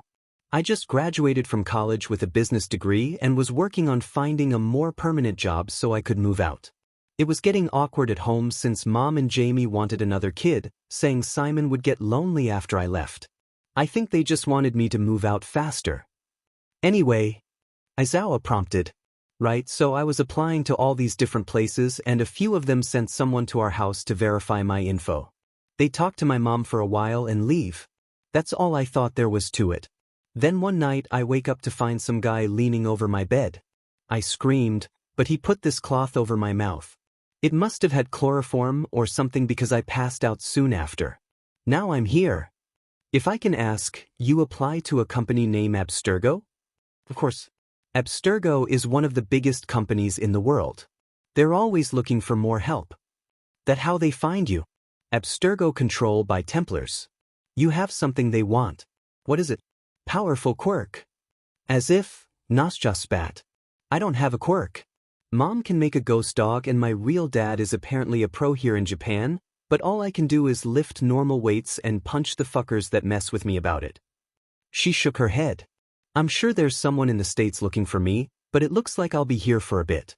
So what about you all? This brotherhood of yours seems patriarchal and outdated to me. The Brotherhood supposedly almost as old as pyramids, Izawa began. We earn name assassins because we remove Templars from power when they try to force the people. To take away people's will. Assassins. Nasja echoed, turning her gaze from Izawa to you. The girl could be no older than 16, yet here she was in an outfit similar in style to her conversation partner. You're killers? We do what we need to, the black-haired man nodded. We save people like you while we do. Nasja stewed on these words, silent. Izawa watched her, looking for any sign that she would reject them for their mission even if they rescued her. A soft knock sounded from the doorway, teacher and student looking over to see Keeper in casual clothing. He grinned. I hope I'm not interrupting something, he said. No, you aren't, Izawa answered. I trust Midoriya is safe. Even better than that. I've got something to show you. Keeper pulled a phone out of his pocket and walked toward them, offering the phone to the master assassin. Tsuyu stood from Nazca's side, stepping over to see the screen over Izawa's shoulder. It showed a video, her teacher tapping the play button. The first thing to appear was Izuku in a nice suit with a red tie, the boy speaking to Momo who stood in the doorway of the same limo Tsuyu had seen them get into. His UA uniform was draped over his shoulder. Are you certain? Momo questioned. Another block is no trouble. I'm sure, Izuku insisted. My mom cries about everything good or bad. If it's something that makes her happy, she cries enough to cause water damage. I think it's better I'm able to warn her and not just show up looking like this. She'd flood the apartment and then we'd have to pay for the damages. Were that to happen, I'd take responsibility for it, the girl said, bending at the waist so she could be more eye level with her classmate. The action, however, didn't make her eyes level but rather something else. I would be the source of the problem after all. And no, you don't need to. Izuku waved his arms before him, the act looking silly in his new finery. He turned his head away. I could never ask you for something like that, Yao. And Momo. If you are sure, then I will see you for class tomorrow. I wish you a pleasant evening, Izuku. She backed into the limo, the chauffeur closing the door behind her. With the students separated, the tusked man turned his eyes on Izuku. He raised his hand, 2 fingers pointing at his own eyes only for him to rotate his hand to aim them at the boy. Izuku swallowed. But that was all the chauffeur did, the man stepping into the cab and driving away. Izuku relaxed only when they were out of sight. He took a moment to recollect himself before pulling out his phone. Typing a number, he held it up to his ear. Hi, Mom, he said into the device. No, I'm okay. I just wanted to let you know I'll be home a little early today. It's not for a bad reason. I didn't get in a fight or anything. No. Why would you even think that? He stood there for several seconds, a hand covering his blushing face as he tried to get a word in. Listen to me. I need you to meet me outside. Yes, it's important that we're. Yes, you're going to cry. No, I didn't get a girlfriend. Would you stop suggesting that? Wah mom, stop crying. You're going to flood the kitchen. That's why I need you to go outside before I get home. Tis. He waited, slowly starting to make his way down the street. Are you outside, Mom? He questioned. Okay, now go to the sidewalk. Mom, just listen to me. Yes, I'm going to explain, but I can't have you making a waterfall from the 4th floor. Yes, you would. Yes, you would. I've seen you do it before. Yeah, I'll be home in a minute. I love you too. Izuku hung up, slipping his phone into his pocket. He breathed, the boy trying to release the tension in his shoulders. Setting them back with determination, he picked up his pace, the camera shaking a little as keepers slowly followed to keep him in the frame. A short woman, presumably his mother, was just reaching the sidewalk when he rounded the corner. She apparently heard his footsteps, turning to look at him. Izuku, you're wearing a suit, she gasped to herself, her hands rising to her mouth. Izuku kept his distance, a hand coming up to scratch the back of his head. Oh Izuku, did you elope? What? Mom, no. Izuku yelled. Stop it with the relationship stuff. Sorry. His mother sniffed, wiping her tears away. What did you want to tell me? Well, I need to explain where the suit came from. Remember I told you my classmates caught wind of my quirk analysis and wanted my help? She nodded. Well, one of those classmates is really rich and asked me to analyze their quirk over a meal, but the restaurant she picked turned out to be too fancy for normal clothes and I had to change. Wait, the restaurant she picked? Ms. Midoriya questioned, obviously disregarding such information like said classmate being rich enough to give her son a suit for a spur-of-the-moment invitation in favor of said classmate being a girl. Tears rolled down her face, building in intensity until there was a literal stream flowing over the concrete, into the street and down the drain. A man waking his dog in the background saw this and turned around. My baby's coming home from a date. A date he was asked to. It wasn't a date. Izuku denied, but there was no hope of stopping the woman. The video did not show his front, but the viewers could tell his hands were rising to hold his probably blushing face. He groaned. Mum. His mother seemed to war with herself, her hands reaching for Izuku only to pull back. If Tsuyu knew anything about mothers from her own, she suspected Ms. Midoriya wanted to run up to hug her son but was well aware that doing so would soak his suit with her tears. Despite the woman trying to control it, she was still crying far more than any logical amount humans should be able to. If Izuku had the same ability, the Midoriyas were very hydrated. Eventually, her emotions won out over her logic, the woman rushing forward. Oh, my baby's growing up. Mom, the Sue. The video cut off there. Keeper was apparently reliving the moment itself in his head, the man against the wall in the throngs of laughter. Tsuyu was also letting out mirthful rib bits, concluding that Izuku's mother was a wonderful woman she'd like to meet. Aizawa let out a relieved breath, serious as ever. I'm glad to see that you didn't get Recruit Midoriya killed, Recruit Azui, he said, cutting off the frog girl's chuckles. She went straight, snapping to attention at the tone of his voice. Cut her some slack, Keeper told him, taking back his phone. I know it wasn't the best call, but they're just kids. And you've got to admit that's a pretty funny video. I'm thinking of posting it to our secure server. Really? Aizawa deadpanned. No, but I'm not adverse to sharing it with some of the trainers. Usajiyama is gonna have a field day with him next time he comes in. And don't even get me started on Nikoi. Yes, it appears his dangerous outing went well. I hope he was able to glean some useful knowledge from it. What happened, Shota? Nazca asked, the assassins looking over at her as if they'd forgotten she was there. Recruit Azui mentioned Recruit Midoriya before, Aizawa began. He is not here because Azui sent him on a dangerous outing with a potential Templar. Keeper just show us a video of his safe return. It's pretty DM and funny, Keeper said in perfect English. He extended his hand to the woman. The folks round here call me Keeper. Nazca Garcia, she responded. Your English is really good, Keeper. My mother's from West Virginia, he explained. She might have emigrated, but she never forgot her roots, and she wouldn't let me grow up without knowing 'em either. Not that I get a lot of practice with real English. How does she go from the mountain state to Japan?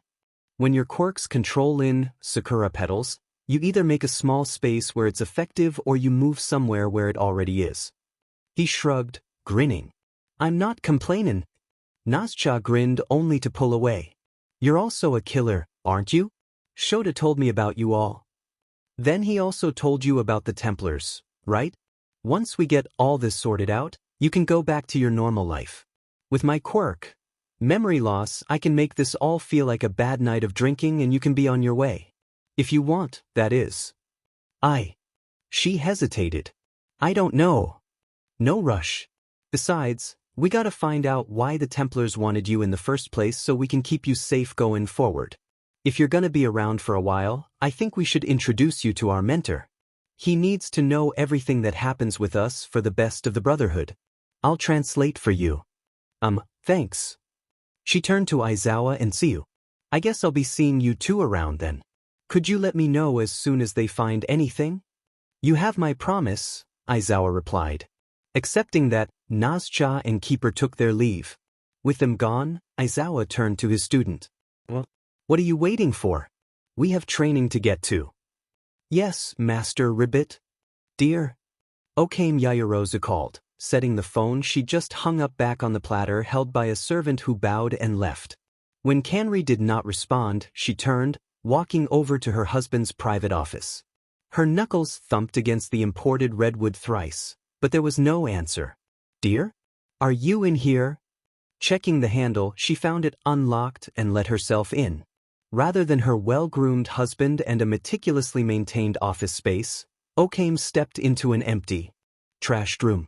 Papers were scattered over the polished hardwood floor, a headless lion-shaped bookend sitting on the desk alongside a broken lamp and a couple reports. The plush chair Kanri favored sat on its side. Otome sighed at the destruction. Shaking her head, the woman raised her hand and blew across her palm. Dandelion fluffs sprouted from her hand and floated away until they landed, rapidly growing into a trail from a hallway to the door. The servants would recognize the image as a call to clean the office. Her mark left, she stepped into the office proper. Her first act was to pick up the poor bookend. It was only the front half of the lion and made of cherry, the wood polished to maintain his lovely smell. Okame cradled the item, focusing her quirk as the head of the lion slowly regrew. Much of what they owned was wood on account Kanri's anger spells and her quirk that could repair the damage before either of their children saw. Okame replaced the bookend on the top shelf before reaching lower, taking hold of a thumb-width book spine decorated with the Templar cross. The book clicked as she depressed a button on its top. The bookcase rose just a touch, the woman pulling on it to swing it outward like a door. Hidden behind the secret opening was a spiral staircase that circled around a fire pole. Okame, being a high-class lady of considerable elegance and poise, refused to use such means, but her husband favored such when he was too impatient to simply walk. She made her way down the stairs, the bookshelf closing behind her. The familiar yelling of Kanri reached her ears as she stepped off the stairwell a good 2 stories below ground. The tunnel was lit only by the light from the room beyond, Okame following this path to its end. It was a room that held most of their Templar gear and information, including official uniforms for such meetings and diagrams of suspected enemies and conspiracy connections they were attempting to track, but the majority of the room was for personal training. The latter was the room's current function. Mother. Assassins. Kanri hissed, his cutlass cutting the head off a wooden mannequin. Similar copies in various states of dismemberment littered the ground around him. He spun, metal singing through the air as he brought the sword down to jam it into the fallen torso of a mostly intact model. Panting, he left the sword in the wood and stood, sweat dripping down his neck into his simple clothing. He pulled a small towel from his belt and wiped down his face. I hope you have good news, darling. I could use some. I have potentially good news, she responded, stepping up to him. That can wait though. I want to know what's got you up in arms. I received the report from the warehouse fire on Friday, he growled, turning his back to her. It rippled with muscles under his white tank top. We knew that the goddamn assassins got away with a cache of metal, but we'd thought the most expensive cargo had been destroyed in the fire. We were wrong. But the body was male, he said, cutting her off. One of the guards, most likely. We were too busy covering everything up to properly check the corpse. The assassins have the girl. We need her. Do you think I don't know that? Kanri roared, grabbing the handle of his cutlass. Rather than ripping the blade out of its wooden confines, a copy of the sword came up, leaving the original in place. The Templars spun, throwing the sword at a board that had a picture of a young woman with mocha-colored skin and blue eyes. We must get hold of her again. She has genetic memories we need. We cannot fail him. He sighed, one hand coming to his side as she felt a scar hidden under his clothing. Not again. Darling, we will find her again in due time, Okame said, setting her arms on Kanri's shoulders. He relaxed slowly under her touch. As his tension drained away, he turned, raising one hand to cup his wife's cheek. What news did you bring? He asked. Momo went to La Croix de la Sagesse for a meal after school today. That is nothing new, sweetheart. She brought company. Kanri opened his eyes, one eyebrow rising with the information. His dark eyes sparked. Oh, he said. Do tell. I trust the maitre d' was willing to give you a name? Of course he was, his wife said with a sing-song tone. One Izuku Midoriya. The boy that rescued her during the attack? Kanri recalled. She certainly didn't waste any time after telling us. That's not the only thing, Okame continued. She went to meet Dr. Garaki directly afterward with questions about her quirk. She'd asked that boy to analyze what he'd seen her do, how it worked, and what it could possibly do in the future. He theorized her creation process as we know it was all wrong, and Garaki confirmed it. Momo doesn't use her lipids to create items. The bulk of her creations are transmuted from the air itself. And that boy deduced all of that from only a couple weeks and no tests? Her husband questioned. That's amazing.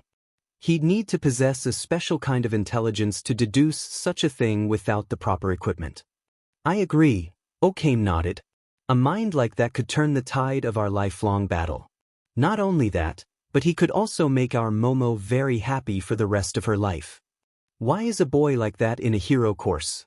Not that I'm complaining. Momo never would have met him otherwise, but we'll need to keep an eye of him. This Midoriya almost sounds too good to be true. The UA Sports Festival is coming, his wife reminded him. We can use that to size up the boy. If he does well enough, that will be ample cause for us to have Momo bring him to a family gathering. An excellent idea, my love, Kanri grinned. An excellent idea. That's all for today, Midnight said, clicking off a projector showing the pre-quirk superhero media that they had been comparing to modern-day art for art history. She'd been explaining how many heroes, intentionally or otherwise, draw inspiration from such things for their hero costumes and why they work.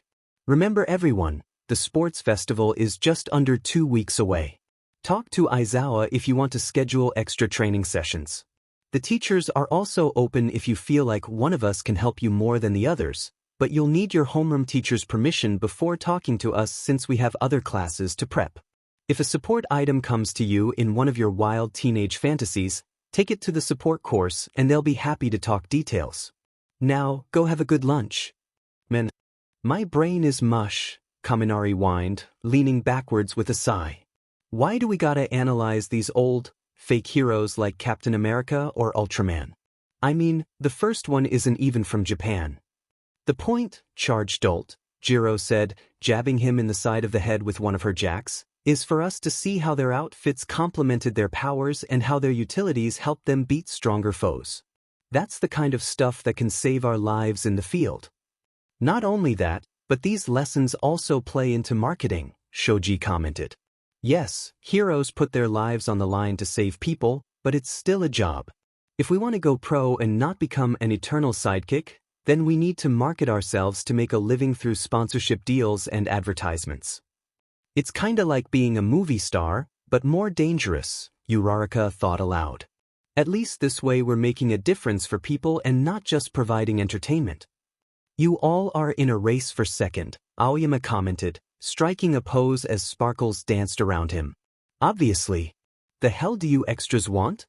The class turned at the sound of Bakugo's voice, the blonde staring past the door he'd just slammed open. Get the F out of my way. So, this is the fabled hero course? The tired voice responded. I didn't think you all were a bunch of jerks. Don't lump us in with him. Sato advised from deeper in the classroom. Bakugo's a special case. Grabbing his backpack, Izuku moved to see who was speaking. A crowd blocked the hallway, at the front of which was a boy with wild, purple hair and a frown. Mineta stood in the crowd, taking the distraction of everyone studying 1A to try to peek up one girl's skirt. Bakugo, Izuku muttered. Do not pick fights with other classes. Yeah, the explosive teen demanded. Or what, Deku? Who's gonna stop me? You and your weak butt quirk? What are you gonna do, stare me to death? Then as the class vice rep, I will report you to Aizawa-sensei for breaking UA's policies on bullying and aggression. There have been no incidents so far because you have not outright injured anyone and no one has reported you, but that can change. I trust that UA takes bullying more seriously than Aldra did. We all know he won't hesitate to kick you out like he did Mineta. Hey! The short boy in question cried with indignance, giving away his position. The student he'd been all but under-screeched, kicking him away. The fabled one, a voice drawled, a blond boy with straight hair swept to the right pushing his way to the front of the crowd. So these are the glory hogs who plan to lead the country? You certainly don't look like you live up to the hype. And who the F are you? Bakugo demanded. Nito Minoma, the boy answered. I'm here to tell you that Class 1B isn't going to let you arrogant blowhards continue to steal all the limelight. We will become the pillars society stands on, not you. It sounds like you're declaring war or something, Mina blinked. That's exactly what I'm. He was cut off by a giant fist to the back of the head, a red-headed girl Izuku recognized as the 1B class representative Itsuka Kendo grabbing him by the scruff of the neck as he tried to get his bearings back. I'm sorry about him, Midoriya. She apologized with a bow. Competitive. That's fine, Izuku insisted before looking at the group of students. Listen, most of you all are from the Gen Ed course, right? There was a general murmur of confirmation, the purple-haired boy nodding. So you might not know this, but there's an open seat in our class, so one of you can take it with a serious showing in the coming festival. Really? The boy asked. No. Mineta denied. I've been training since that stupid teacher kicked me out. I don't care what it takes, I'm taking that seat back. I'll make Aizawa rue the day he tried to remove me. You'll have your chance, Mineta, Izuku said, but this goes out to every Gen Ed student here. If you want that last spot, then you have to prove you're worthy of it. Do your best in the sports festival and make the people notice you. Now, if you all will excuse us, we need to get to lunch. It was Friday night, Izuku and Tsuyu standing before Aizawa in their assassin robes. The man in black looked at them with tired eyes. Tomorrow will be a special day, he told them. We will hold an advancement ceremony for all the recruits ready to receive their next rank and I have put forward both of your names. There is, however, one hiccup. Recruit Midoriya, you have not yet taken part in an official mission like Recruit Azui has. Tonight we will rectify that. Recruit Azui, you may choose to come along or remain here and train with Master Usajiyama. I would like to attend the mission, Master Rip, the girl answered and a small bow. Very well, but remember this mission is for Midoriya's experience. Now, I'll brief you two on our assignment. Our main priority is to infiltrate the warehouse of a Templar middleman who is dealing in trigger, a drag that is used to increase the power of quirks. We have reason to believe that the Templars are behind its creation. Even if they are not, they are still using it for their own ends. We are to assassinate both the Templars selling trigger and a gunman he has been selling it to. This gunman has been hired to inject civilians with trigger to make them go berserk, allowing Templar heroes in the area to subdue them and increase their influence. So the Templars are using this drag to increase the societal sway of their heroes? Izuku summarized. Correct, recruit, Aizawa nodded. Master Akaguro and his trainee got this information from an independent investigation of their own and will be in the area for our raid. Ribbit, Tsuyu croaked. You mentioned a main priority. Does that mean we have secondary objectives, Ribbit? Yes, the Master Assassin nodded. Once we have confirmed the deaths of both the dealer and the gunman, we will search the warehouse for any documents or evidence of a greater conspiracy. Akaguro suspects there is something larger at work here and Mentor trusts his gut. Our targets' names are Tomino Z and Rima Dota. They shouldn't have any guards but be ready of or them anyway. Questions? Izuku and Tsuyu shook their heads. Good. We leave now. A quick stop to the portal room put them out in the middle of a hollow billboard, Aizawa pushing open a fake back to give them entrance to a rooftop. Master Akaguro was waiting there, the female assassin that had guarded Izuku in the hospital. At his side, the three newcomers dropped to the roof from the sign, Tsuyu closing the hidden door as she did. Good to see you back in one piece, recruit, Akaguro said as they approached. You ready for your first mission?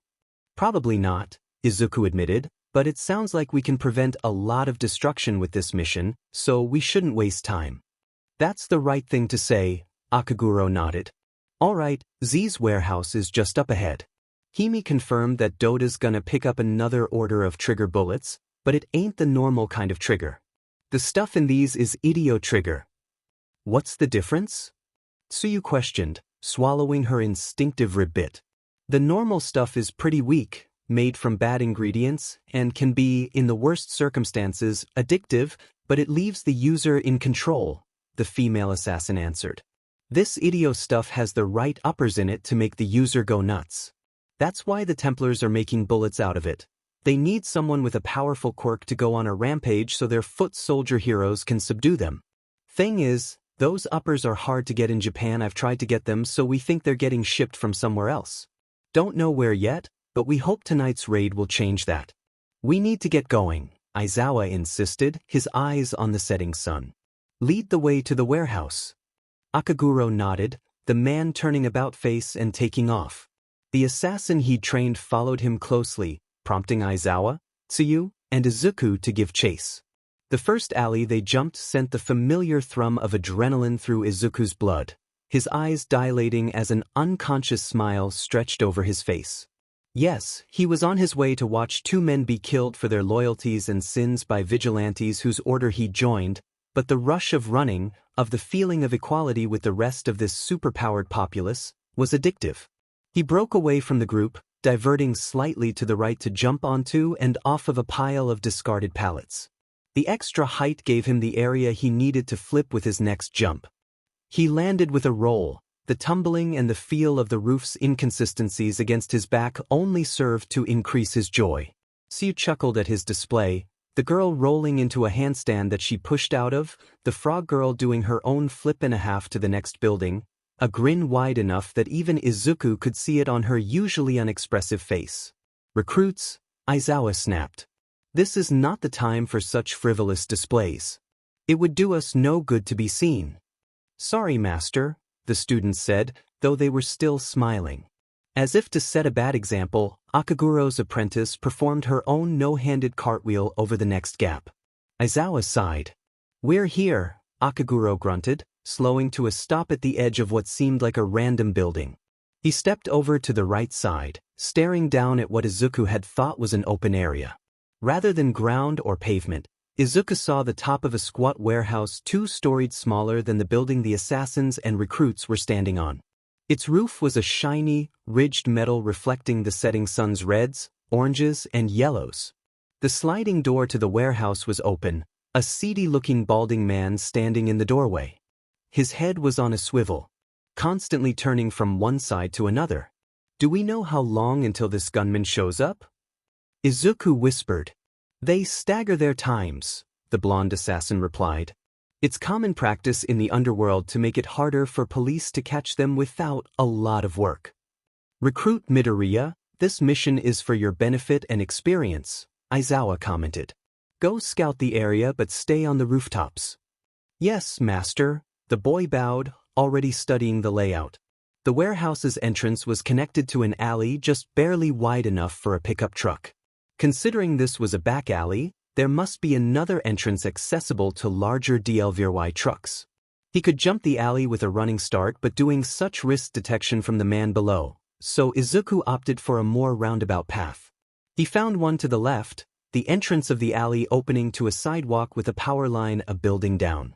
He jumped to this next building and ran, hopping to the top of the line's pole. His fingers groped the wood below, keeping his feet planted as he recovered his balance. Izuku could feel the eyes of his superiors on him. Refusing to let nervousness break his cool, Izuku balanced himself on the power line, his arms slightly raised to catch him if he fell. It only took a few seconds before he was in range, the boy jumping to the next roof. He released a breath with sturdy concrete now under his feet once more. The warehouse sat next door, Izuku now able to study its side. There were no windows, the only opening a metal door with a handle. There was, however, a sunroof on the far side of the warehouse by the main road. Casting his eyes about to confirm that there was no one nearby, Izuku hopped onto the warehouse, lowering his stance to disperse any force that would make a sound as he landed. "He's on the warehouse," Akaguro commented, Aizawa with his face in his hands next to him. "I like this one," the blonde assassin chuckled. "Of course you would, Hime." Back with Izuku, he snuck over the metal roof, his padded shoes muffling his footsteps. A quick look over the edge confirmed that the opposite side was like the one he'd seen before and that there was another opening on the main front of the warehouse. That opening was blocked by a garage door, presumably for much larger shipments. The sunroof was slanted with an angle at the top, each side in line with the rest of the roof. Rafters crisscrossed the area directly below the glass. The warehouse floor below held several boxes, but the most important piece Izuku could see was a chemistry rig in the corner. Izuku retraced his steps, returning to his teacher's side. "The only viable entrance is through the sunroof," he said. "All the other entrances are on the ground floor and come with increased chances of being seen. There are no windows. The sunroof way drops straight into the rafters. Normally, this would be a risk putting our shadows on the floor, but the setting sun negates that, especially if we get out of the light quick enough." "That is acceptable," Aizawa sighed, "though I would have rather you not take the risk of jumping onto the metal roof. Still, it appears we don't have another choice. Anything else?" "There's a chemistry rig in the far left-hand corner. The center of the warehouse is a veritable labyrinth of boxes that we could make use of, but there's always the risk of being seen that way, so the rafters are probably our best bet. I couldn't see any more than that without getting inside." "Very well," the master assassin said. "We will take that route once the second target arrives." The shadows lengthened with the setting of the sun, the group waiting nearly 10 minutes with no other changes save the man below getting more and more nervous. He relaxed a moment before Aizawa silently pointed to a man in black walking down the narrow street. He had white hair under a black baseball cap, two sheep horns rising from above his long, furry ears. He was carrying a black suitcase. "Quirk, sheep," Aizawa muttered. "That confirms it, he's Rima Dota." Below, the other man who must be Tomino Z ushered Dota into the warehouse, hissing something as he did. Dota hissed something back, the warehouse door closing behind him. "Move out, everyone," Akaguro ordered. "Jump to the adjacent buildings and meet at the sunroof." They did as ordered, Izuku leaping to the building to the warehouse's right. He didn't quite reach the roof, having to hook his fingers onto a windowsill on the top level and climbing the rest of the way. He arrived at the skylight just behind the blonde assassin, the group of 5 looking down into the warehouse. Within, Z and Dota walked through the shadows, heading for a set of stairs. Akaguro's apprentice pulled a device from within her robes, extending one part of it before sticking it to the skylight. It whirled as she drew a circle with the extension, pulling up the device with a perfect circle of glass stuck to it. "All right, everyone in," she grinned, slipping into the hole first. Tsuyu went next, Izuku following their lead.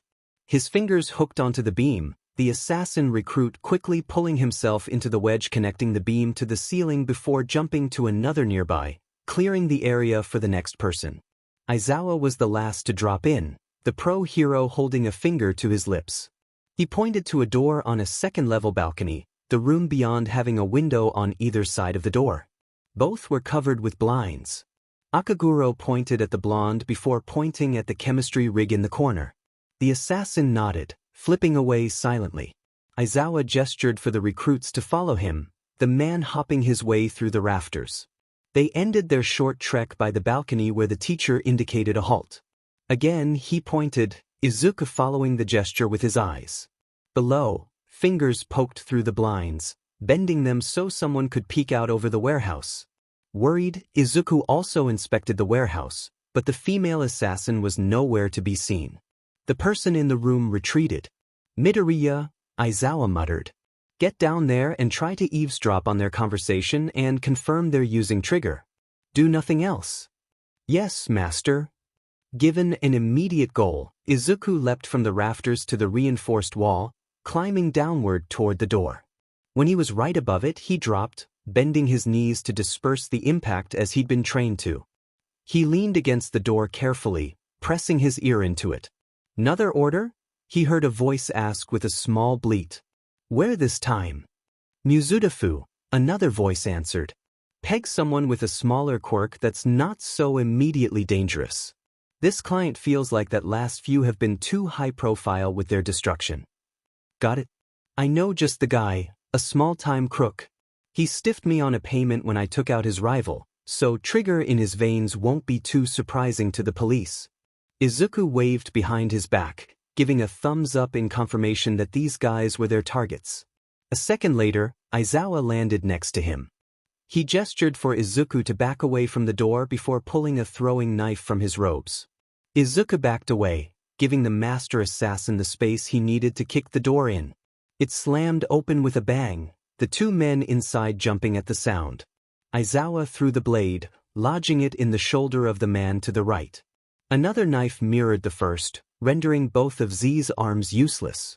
The sheep-horned man, Dota, drew a pistol, forcing Izuku and Aizawa to vacate the doorway, the assassins shoving their backs into the wall on either side. Sheet assassins! Z cried. Get them! I expect a bonus for this. Dota replied, charging out the door. His arm shot to the side, grabbing Izuku's and dragging the boy over the railing. The wind whistled in Izuku's ears. The quirkless recruit twisted, but it wasn't quite enough, the corner of a box digging into his side while Dota crashed through one headfirst. Izuku hit the ground hard, thankful for the training he'd had. Without it, such a fall would have broken a lot of bones. Still, it hurt, the boy rolling onto his side before climbing into his feet. He pressed himself into the boxes nearby, poking his head up only to immediately put it back down, gunfire echoing through the warehouse, the top of the box turning to splinters. Come out, you little bee! Dota yelled before more gunfire echoed. There's more of them, Z. I'm getting out of here. He ran, Izuku poking his head up only to see Master Akaguro fall on the gunman. He hit the ground with a whump, all falling still. I've got Z, Aizawa announced from the balcony, Akaguro standing from the corpse on the floor. Everyone to the office. Izuku swallowed the bile in his throat, climbing the boxes to jump to the balcony, swinging himself over the railing. Tsu, Akaguro, and the female assassin landing at his sides. Tomino Z sat in his chair, Aizawa's hook blade at his throat and the knives still in his shoulders. The man cursed as the rest of the assassins made themselves known. Aizawa pushed the blade a little closer and reached into the man's shirt with his free hand, pulling out a necklace with the Templar symbol. 5 of you? Really? Dota. He's dead, Akaguro said, cutting off the man's feeble hope. Recruits, search the office. Hime, get the drags. Yes, master, Izuku and Tsuyu replied, the two turning the office upside down. The one called Hime moved to the briefcase on the desk, popping it open. Inside were several tiny blue pellets, each about the side of a marble. Izuku activated his eagle vision, 2 things in the room turning gold. The first was a filing cabinet in the corner, the other a square on the opposite wall. He tapped Tsuyu's shoulder and pointed to the cabinet while he made his way to the wall. The square looked like any other part of the wall, the paneling made of old wood, but a few seconds of searching brought his eye to a knot big enough to put a finger in. He did so, dragging the square open to reveal a safe with a fingerprint and eye scanner. Good luck getting that open, you demon killers, Z spat, his saliva landing on Akaguro's shoe as that was the only one he could reach. The spit sizzled, forcing Akaguro to hop away and pull his shoe off. It's bolted down and top of the line, Too heavy to move. It's staying put whether you kill me or not. Try to force it open and it'll explode. And if you want to try anything with me, I'll give you my acid spit. Oh dear, the one called Hime muttered. If only one of us had a quirk that could perfectly mimic someone else. Oh wait, we do. She walked up next to Aizawa, keeping herself where Z could not reach her. She drew a syringe and jammed it into the back of his arm, drawing blood. Z cursed. She only needed a little, the hole left behind when she removed the syringe, putting out a line of crimson. Giving the acid spit Templar a wide berth, Hime made her way to Izuku's side and drank the blood. Something like another layer of skin grew over her body and robes, the assassin copying even Z's clothing as she became him. What? The original demanded, struggling for only a second before Aizawa reminded him that his had a blade to his throat, a trail of blood running down his neck. He watched, powerless, as Hime used his form to open the safe and draw out the files within. Would you look at this? Hime purred, her fleshy disguise sloughing off her body. Looks like this guy's benefactors had him working on an aerosol version of Idio Trigger. Planning on going for widespread chaos over the child's play you have been. I have nothing to say to someone as sick as you, Z growled. Izuku glanced into the safe, finding another item. He reached in, pulling out a necklace with a pendant etched with a sort of cross under 3 lines arrayed in a semicircle. The right half of the cross was in splinters. Anyone recognize this? He asked. No one answered. Great. I've got monetary statements and bank info, Tsuyu announced, thumbing through the cabinet. Dota isn't his only client. He's got a list a foot long including gangs and a few doctors, She coughed. Riverwater, Shai Hasaikai, Akatsuki, Golden Peak, 1 Dr. G. Looks like anyone who's someone in the underworld that's not one of ours was buying Trigger or its ingredients from this guy except the League of Villains. I'm guessing these records were so he had the leverage to ensure no one turned on him.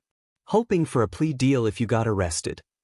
You might get me assassins, but you'll never get us all, Z snarled. The Templars will never die.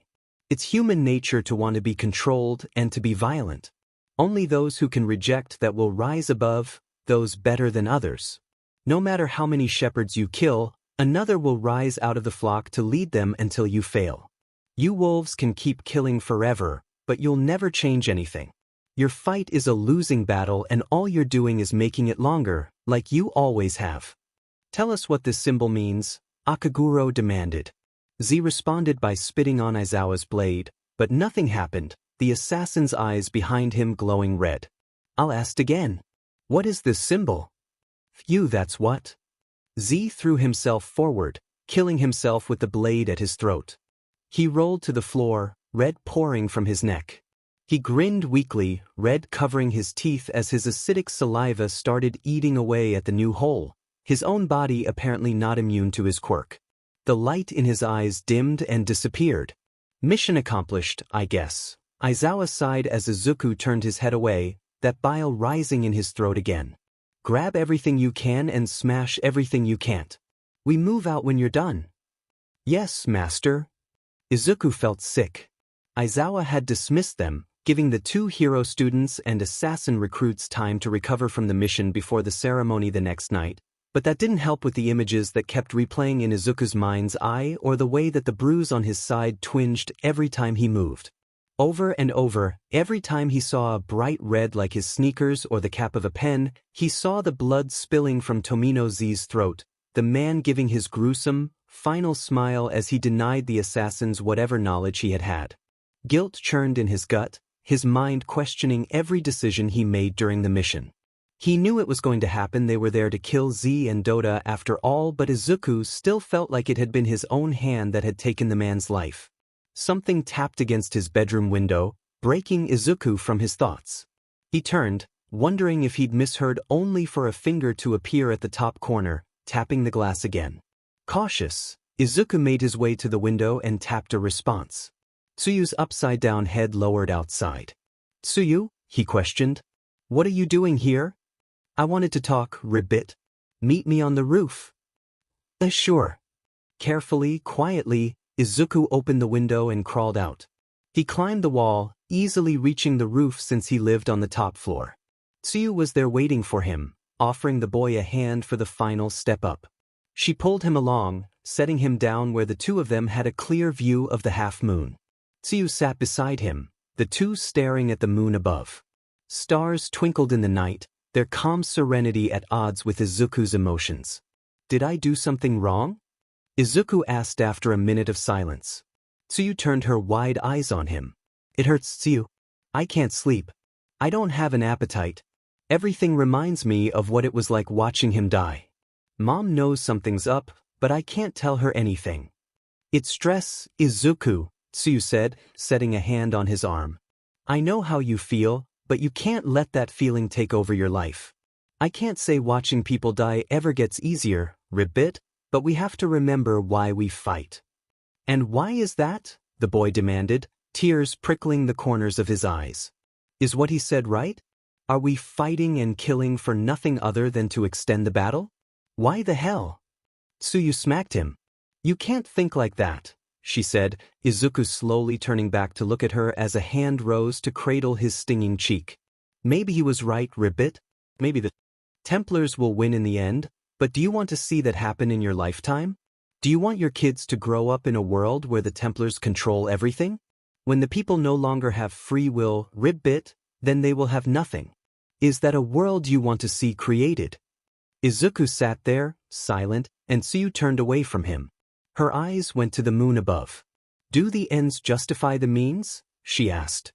"It's a question that makes hypocrites out of us, Ribbit. At what point are the means no longer justified?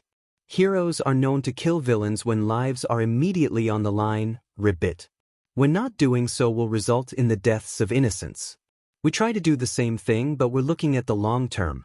When we believe taking out one Templar will save 100 people, we put our individuality to the side to become a blade in the crowd." She paused. "Have you heard about Nazja?" "That's the American woman staying at the den," Izuku answered.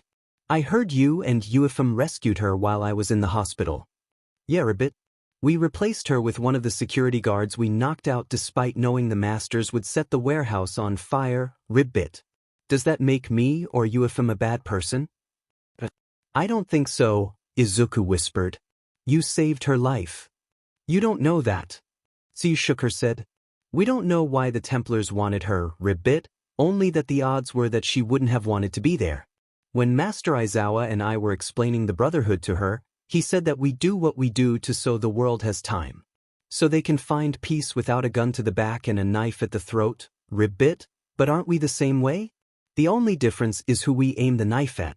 The Templars think they know what's best for the world and, rather than explaining that to the masses where others can argue, Ribbit, they try to force the people to comply. They're scared, Izuku. Scared of a world where they have power over no one but themselves, Ribbit. Scared of a life where they might not get what they want. They're scared of us, Ribbit, but not enough to stop. Their fear turns into hatred. Mom and Dad have told me stories of Templar fanatics who blame us for the world's problems, saying that if only the Templars ruled the world, Ribbit, then they could solve them all. But they don't know that. They can't. But we can't either, Izuku said. No, Tsuyu agreed, but that doesn't mean they're right. Nothing is true. Tsuyu nodded at his words. She leaned back, staring up at the night sky. I like to think of the world like the ocean, and every person is a fish, Ribbit. The Templars look at the whole ocean and decide that balancing the ecosystem is their job. They want to play God, controlling every little detail. In watching the whole, they miss everything, Ribbit. They miss the beauty of nature, the lives of the fish, of evolution taking its course, Ribbit, but nature always wins in the end. Nothing lasts forever, Izuku, and the same is true for the assassins and the Templars. Our fight might never end until there is no one left, Ribbit, but I think it's still worth fighting. We attack in the darkness to serve the light. We throw away ourselves to serve those who would forsake us. We are assassins, Izuku finished with a sigh. He rubbed his arms, realizing how cold the night had gotten. Thanks to I was in a bad place and needed to hear that. You called me Tsu, Ribbit, the frog girl blinked. Oh, I'm sorry. I didn't mean. No, it's okay, Tsuyu insisted, giving him a smile. I'm glad, Ribbit. Listen, if you ever need to talk about this, I'm here. Me and Master Aizawa and Keeper and any other assassin. Ask and we'll help remind you why our mission is so important, Ribbit. Okay. Okay, Izuku nodded. Are you sure you're fine in this cold? I'll build up some heat on the way back home, she waved off. In fact, I should get going. It's getting pretty late and if I don't move around soon, I'll go into brumation, Ribbit. All right. He blinked. Oh, I know. Wait here for just a minute. He moved to the edge of the roof, easily dropping down and scurrying into the window. Tsuyu waited for the allotted time, boy coming back with a travel cup in hand. I made you some tea to warm you up. We can't have you passing out on your way back. Thank you, Izuku, Tsuyu said, accepting the cup. She took a quick sip, the hot liquid filling her with warmth. Ribbit, I guess I'll see you tomorrow for the ceremony? Of course. See you then, Tsu. She nodded, staying long enough to watch Izuku crawl back into his home. A small smile came to her face at the knowledge that she had made a difference for him. That even as an assassin she could also be a hero to the people she knew. Aizawa sat in the den's library, the pendant Izuku had found during the raid sitting on the table before him. Books littered the desk, each page opened to a symbol the Templars had used at some point or another in the past, but none of them matched the one on the pendant and the time was nearing midnight. He sighed, rubbing his eyes as his dry eye reared its ugly head. He wished for a nap at the least. Pardon, master, an assassin said, stepping into the room with a knock. Aizawa raised his head, tired eyes boring into the man who didn't so much as move. I have some news for you. It's not good. Rarely is anything, Aizawa muttered with a shake of his head. Can it wait until the morning? It's from America. DMN. Hand it over. Silently, the assassin laid a folder on the desk amidst the records Aizawa had been going through. The folder contained 2 reports, one in English and the other that same report translated into Japanese. A picture of Nazca was clipped to the top of the English report. Oh, that's not a good sign, the teacher said, his eyes scanning the report. It seemed to be everything the American Brotherhood could get from the cell of the area and their police contacts about the incident. He cursed. The picture it painted was not pretty to say the least. Has Mentor seen this? Aizawa questioned. Yes, the assassin nodded. He's the one that informed me of your whereabouts and told me to get this to you. Fine. Thank you. You may go. The assassin bowed and left, leaving Aizawa to stew in his thoughts. He'd need to plan quickly, though he wasn't looking forward to the fallout this information would have on Nazca Garcia when she learned of it. After all, who would respond positively when told their parents were murdered and their brother was now a captive? Of the Templars, all because they wanted you?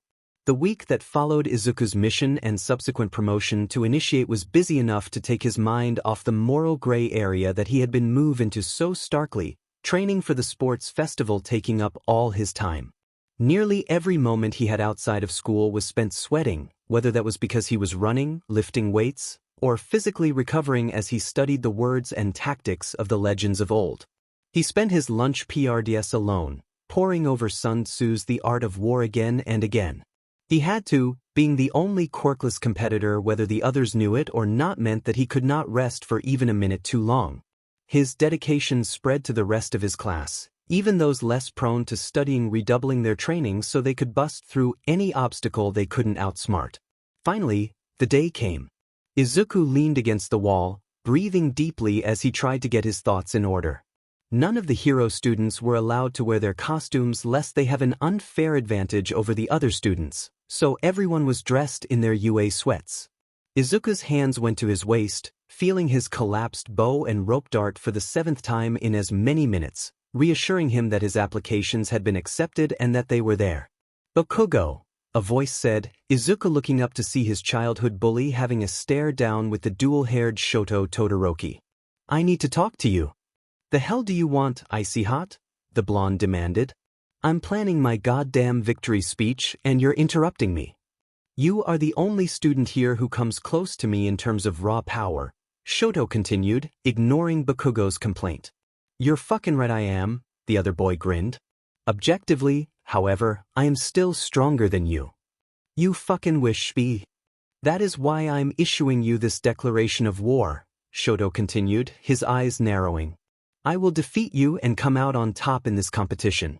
I will win, Katsuki Bakugo, and there's nothing you can do about it. So you want to play it that way, huh? Bakugo grinned. He raised a finger, shoving it into Shoto's face. I accept your goddamn challenge. Just don't go crying to your fucking mommy when I murder your pansy but icy hot. I certainly expect you to try.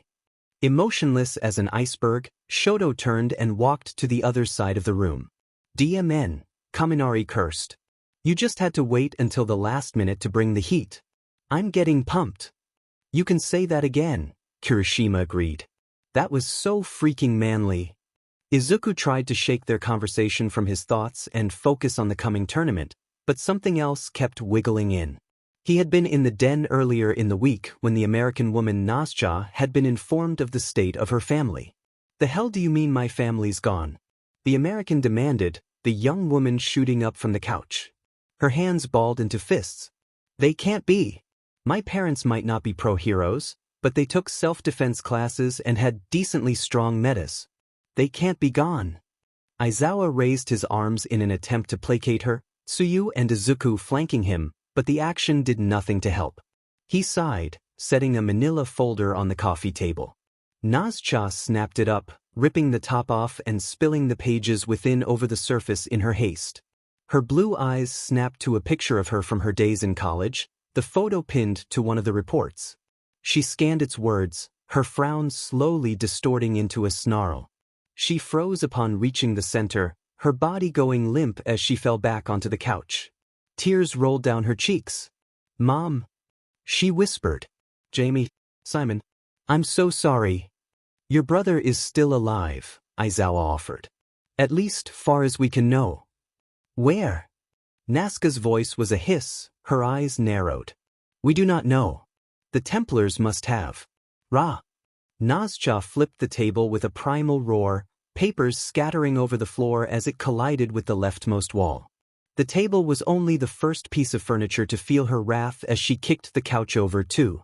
Those no-good, cross-wearing bastards. Those fuckers think they can get away with this. They do, Aizawa said. We have not received any summons or signs yet, but Templars know we are hard to find and cannot just announce their kidnap. Ms. Garcia, Izuku offered, thankful that he'd learned English to watch All Might's oldest interviews without subtitles. The dubs just didn't have the right tone when it wasn't the original voices and the subtitles didn't let you see their facial expressions. As it stands, the Templars must know that you are alive and with us for them to go this far. Most likely, they will demand that you turn yourself over to them in exchange for your brother's safety, but we cannot trust them to uphold any sort of bargain. Once they have you, I do not think they would release him, only continue to use him as leverage so you do what they say. A continuous hostage situation. Then what the hell do you think I should do? Nazca demanded. I can't just leave my brother at their mercy. Recruit Midoriya, translate, Aizawa ordered, the man quickly laying out the situation. Currently, that is all we can do, Izuku told her, trying to stay word for word as best he could. We have no leads to his whereabouts, but they will not kill him. Izuku paused, the words he had to translate tasting foul on his tongue. He is worthless to them dead. Goddamn, motherfucking murderous assholes. Nazca yelled, ripping a pillow from the couch in two with her bare hands. She continued to curse with a string of profanities so long and powerful that even Tsuyu, the one present with the least grasp on the English language, felt horrified awe at the atrocious words and vitriolic tone. Minutes passed like this without pause until Nazca was left panting amid a pile of torn cloth, stuffing, and broken wood, the couch demolished. I want in, she said, no room for debate. You said you fight these guys, right? Well, I'm joining this fight. You don't need to, Izuku tried, still translating. They have my brother because they wanted me. The American growled, cutting him off. I wasn't able to fight back when they took me the first time, and it killed the only parents I've ever known. I won't lose Simon without a good goddamn fight, so train me. Make me an assassin. These Templars have put themselves on my shit list and I'll do whatever I have to get my brother back. That's a noble cause, but your emotions are clouding your judgment, Izuku translated. Wait few days. We'll see what we can find about your brother. It's possible we can save your brother soon. You shouldn't stain your hands like us if you don't need to. I'll give you all until Saturday. Would you like us to try to find your birth father? Izuku asked. No, the woman replied with a shake of her head. He's not related to Simon and probably doesn't even know about me. There's no point in getting him involved in all this. He's got no stake here, just an illegitimate daughter he doesn't even know. It might as well stay that way. Still, whether you all manage to find Simon or not, I want to start training. I can't just sit around and do nothing. That is fine, Aizawa nodded. You can train with Keeper. The weekend had come and gone with no word nor leads on Nazca's brother, the young woman throwing herself into training with a fervor bordering on zeal, but Izuku worried that it was all fueled by the wrong emotions. Even so, he couldn't fault her, certain that he would do the same if his mother was kidnapped in the same way. For Nazca, her whole world had been turned upside down and, rather than being given a choice, it seemed like the choice had been made for her. Perhaps this is what Tsuyu meant when she said the Templars wanted to control the ecosystem without caring about the fish. He refused to let them win here. Refused to let them destroy another innocent life, no matter their reasons. They had no right to do that, even in the name of some ultimate peace. Are you all ready, Tio Rumble? The voice of Present Mike yelled over the sound system, earning a cacophony of cheering from all those who had managed to get tickets to watch the sports festival from the stands. Izuku jolted, shocked out of his thoughts. Sounds like it. Get your cameras ready, media hordes. Cheer loud, fans. 'Cause here they come. Let's introduce our first competitors. These are the folks so many of you have questions about, the class that fought off real villains within weeks of enrollment, Class 1A. That's us. Mina cheered, leading the group as the class stepped out into the light. Some of the more extroverted of their number waved at the stands while others, like Izuku, put their hands together and tried not to tremble at the camera flashes and roaring. And behind them we have our other hero course class. Though they haven't been through the same thing, they're just as heroic. Give it up for 1B. The cheering was noticeably less, but it wasn't hard to understand why. Izuku looked back and flashed his eagle vision, a number of Class 1B shining a clear red. Most of the class were simply the white of indifference while Itsuka and her vice representative Nairenjiki Shota glowed blue along with a couple others. Next we have the Gen Ed courses 1, C, D and E. Keep an eye on them, folks, 'cause we've got an open seat in the hero course that one of these unseen stars is gonna step into. And if a hero student doesn't manage to prove their worth, they just might get traded. Despite his height, Mineta was easy to see within the depths of Class 1D, the little student burning a red almost as potent as Bakugo's. That was not a good sign. And filling out the roster we have the support students of Classes 1F, H, and J. Tech companies, these kids are your future big shots. And they can show you what they've got, 'cause all the gear they're using was made with their own hands. I think Mike Sensei did a pretty good job introducing everyone, Ochako commented as the classes lined up, forming rectangles. Doesn't UA have a business course? Jiro questioned. Aren't they participating? They do not participate, Momo responded. Rather, they practice their negotiation and analytical skills by selling concessions and discussing odds and marketing with the people in the stands. It's a long-running tradition that they try to predict the winner of the festival by the end of the first round.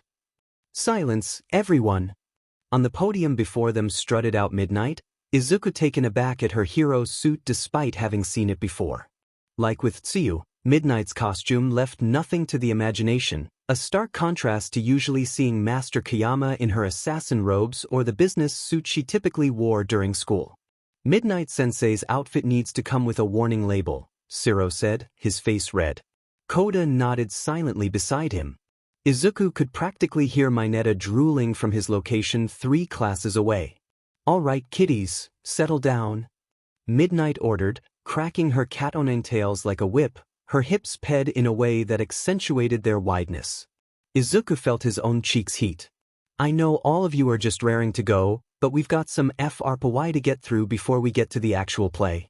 For our student pledge, we've got the student that scored the highest on the entrance exam, Katsuki Bakugo. Highest for the hero course, someone in 1C grumbled. Bakugo stomped his way to the podium, taking Midnight's spot as she offered him the mic. He stood there in silence for a moment, glaring at them. He began, his voice sent out to not just Japan but the entire world, am gonna kick every one of your buttes. Izuku's head fell into his hands with a sigh, disgruntled yells coming from members of every class. They rolled off Bakugo like water off a duck's back. You cannot say such a thing. Ida admonished. You are representing all of us, not only 1A but UA as a whole. Not my fault, you're all just stepping stones to my victory, Bakugo shrugged, offering the wealthy student a thumbs down. This only served to make the booing of the rest of the students louder. If the other classes already didn't hate us because of you, they certainly do now. Kaminari growled. Way to go, Splody boy. Kaminari's right, everyone, Izuku muttered to his classmates. Bakugo's speech turned nearly half of the rest of the student body against us in an instant. Knowing that Izuku's eyes could see malice and ill will toward him or any group he affiliated himself with, the rest of 1A accepted that they now had targets on their backs. It was something they would have to keep in mind going forward. All right, everyone, it's time for the first round. Midnight called, gesturing to a screen above her. The first round will be an obstacle race. Only the top 42 students will move on to the next round, so you better be quick about it. The track will be 4 kilometers. Around the stadium. You're not allowed to leave the track or deliberately hurt any of your fellow students. Other than that, you can use your quirks and your wits to their full abilities to reach the end and/or impede your competition. Everyone, to the starting line. Izuku followed the throng of people as the students made their way to the indicated area, the massive group waiting outside a tunnel. Izuku's eyes widened as the world seemed to slow down. The tunnel itself is the first obstacle, he realized. Students are going to be packed like sardines and we'll need to find a way to maneuver ourselves around everyone else. The countdown started to buzz, Izuku studying the walls and his fellow students. There was a chill in the air, an indication that Shoto was already preparing something. Tsu, the verdant hissed, speaking quickly and quietly. Todoroki's up to something, so let's work together to clear the tunnel on the roof. The frog girl nodded, grabbing one of Izuku's wrists as the starting horn blew. The pair jumped, just missing the ice that covered both the staring line and the entire floor of the tunnel, rooting most of the students in place. Shoto shot forward, Bakugo and several of their classmates already on his heels, having avoided his attack. Tsuyu threw Izuku forward, the teen's fingers hooking onto a light. This, however, was ultimately to Tsuyu's advantage, the female student using the boy as more of a handle, pulling herself forward with her tongue and leaving him behind. Tsu! Sorry Izuku, rip bit, she called back. I'm sure you'll think of something. Having to think quickly with his first plan leaving him in the dust, Izuku pulled his rope dart from his belt and swung it, hooking onto the next light. He repeated this until reaching the end, landing outside the tunnel in a roll among a host of other hero students.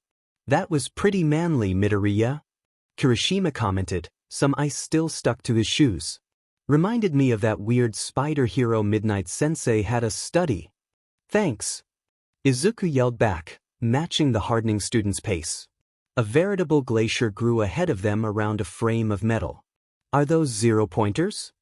And Todoroki left us a gift, Kirishima added, only for the falling, frozen robot to suddenly explode, its body tilting backward as Bakugo showed what he thought of his two-toned rival's play.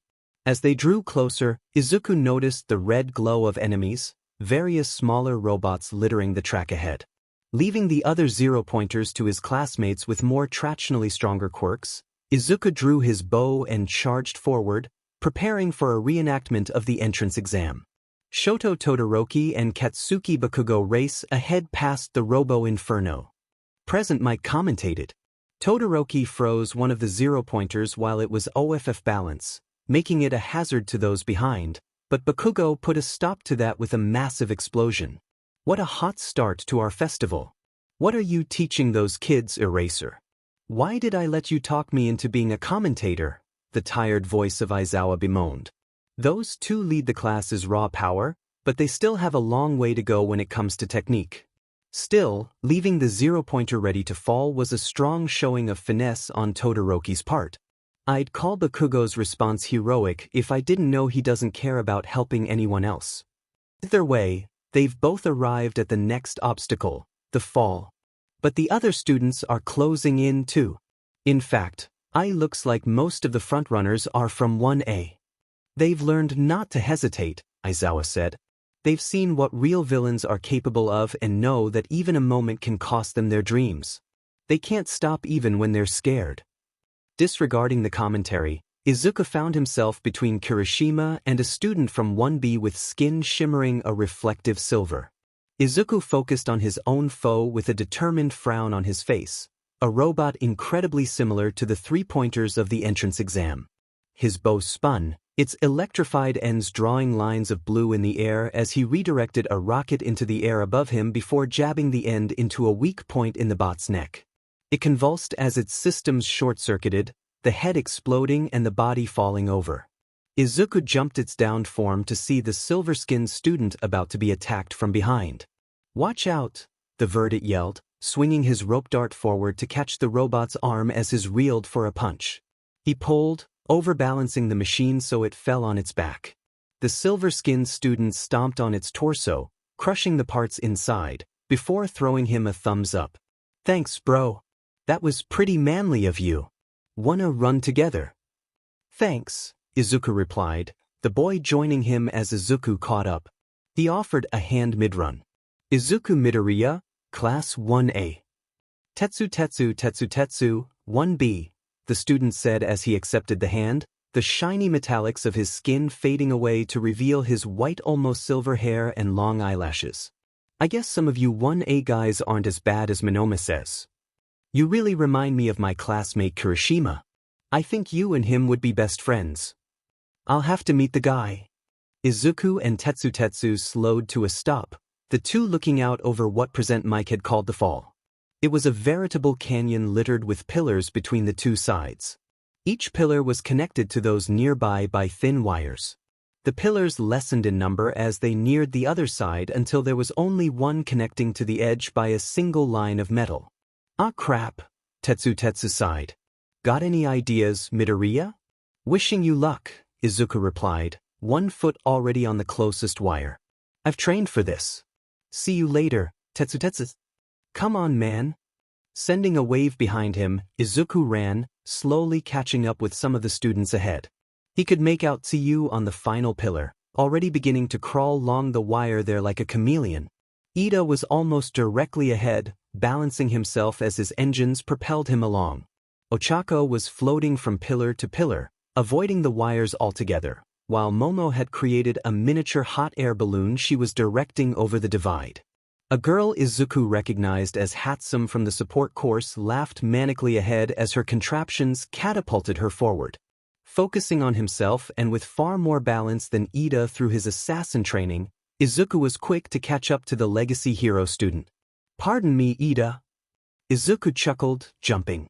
Ida didn't know how to react as Izuku, in a completely unprecedented, highly acrobatic move, landed on his shoulders in a handstand.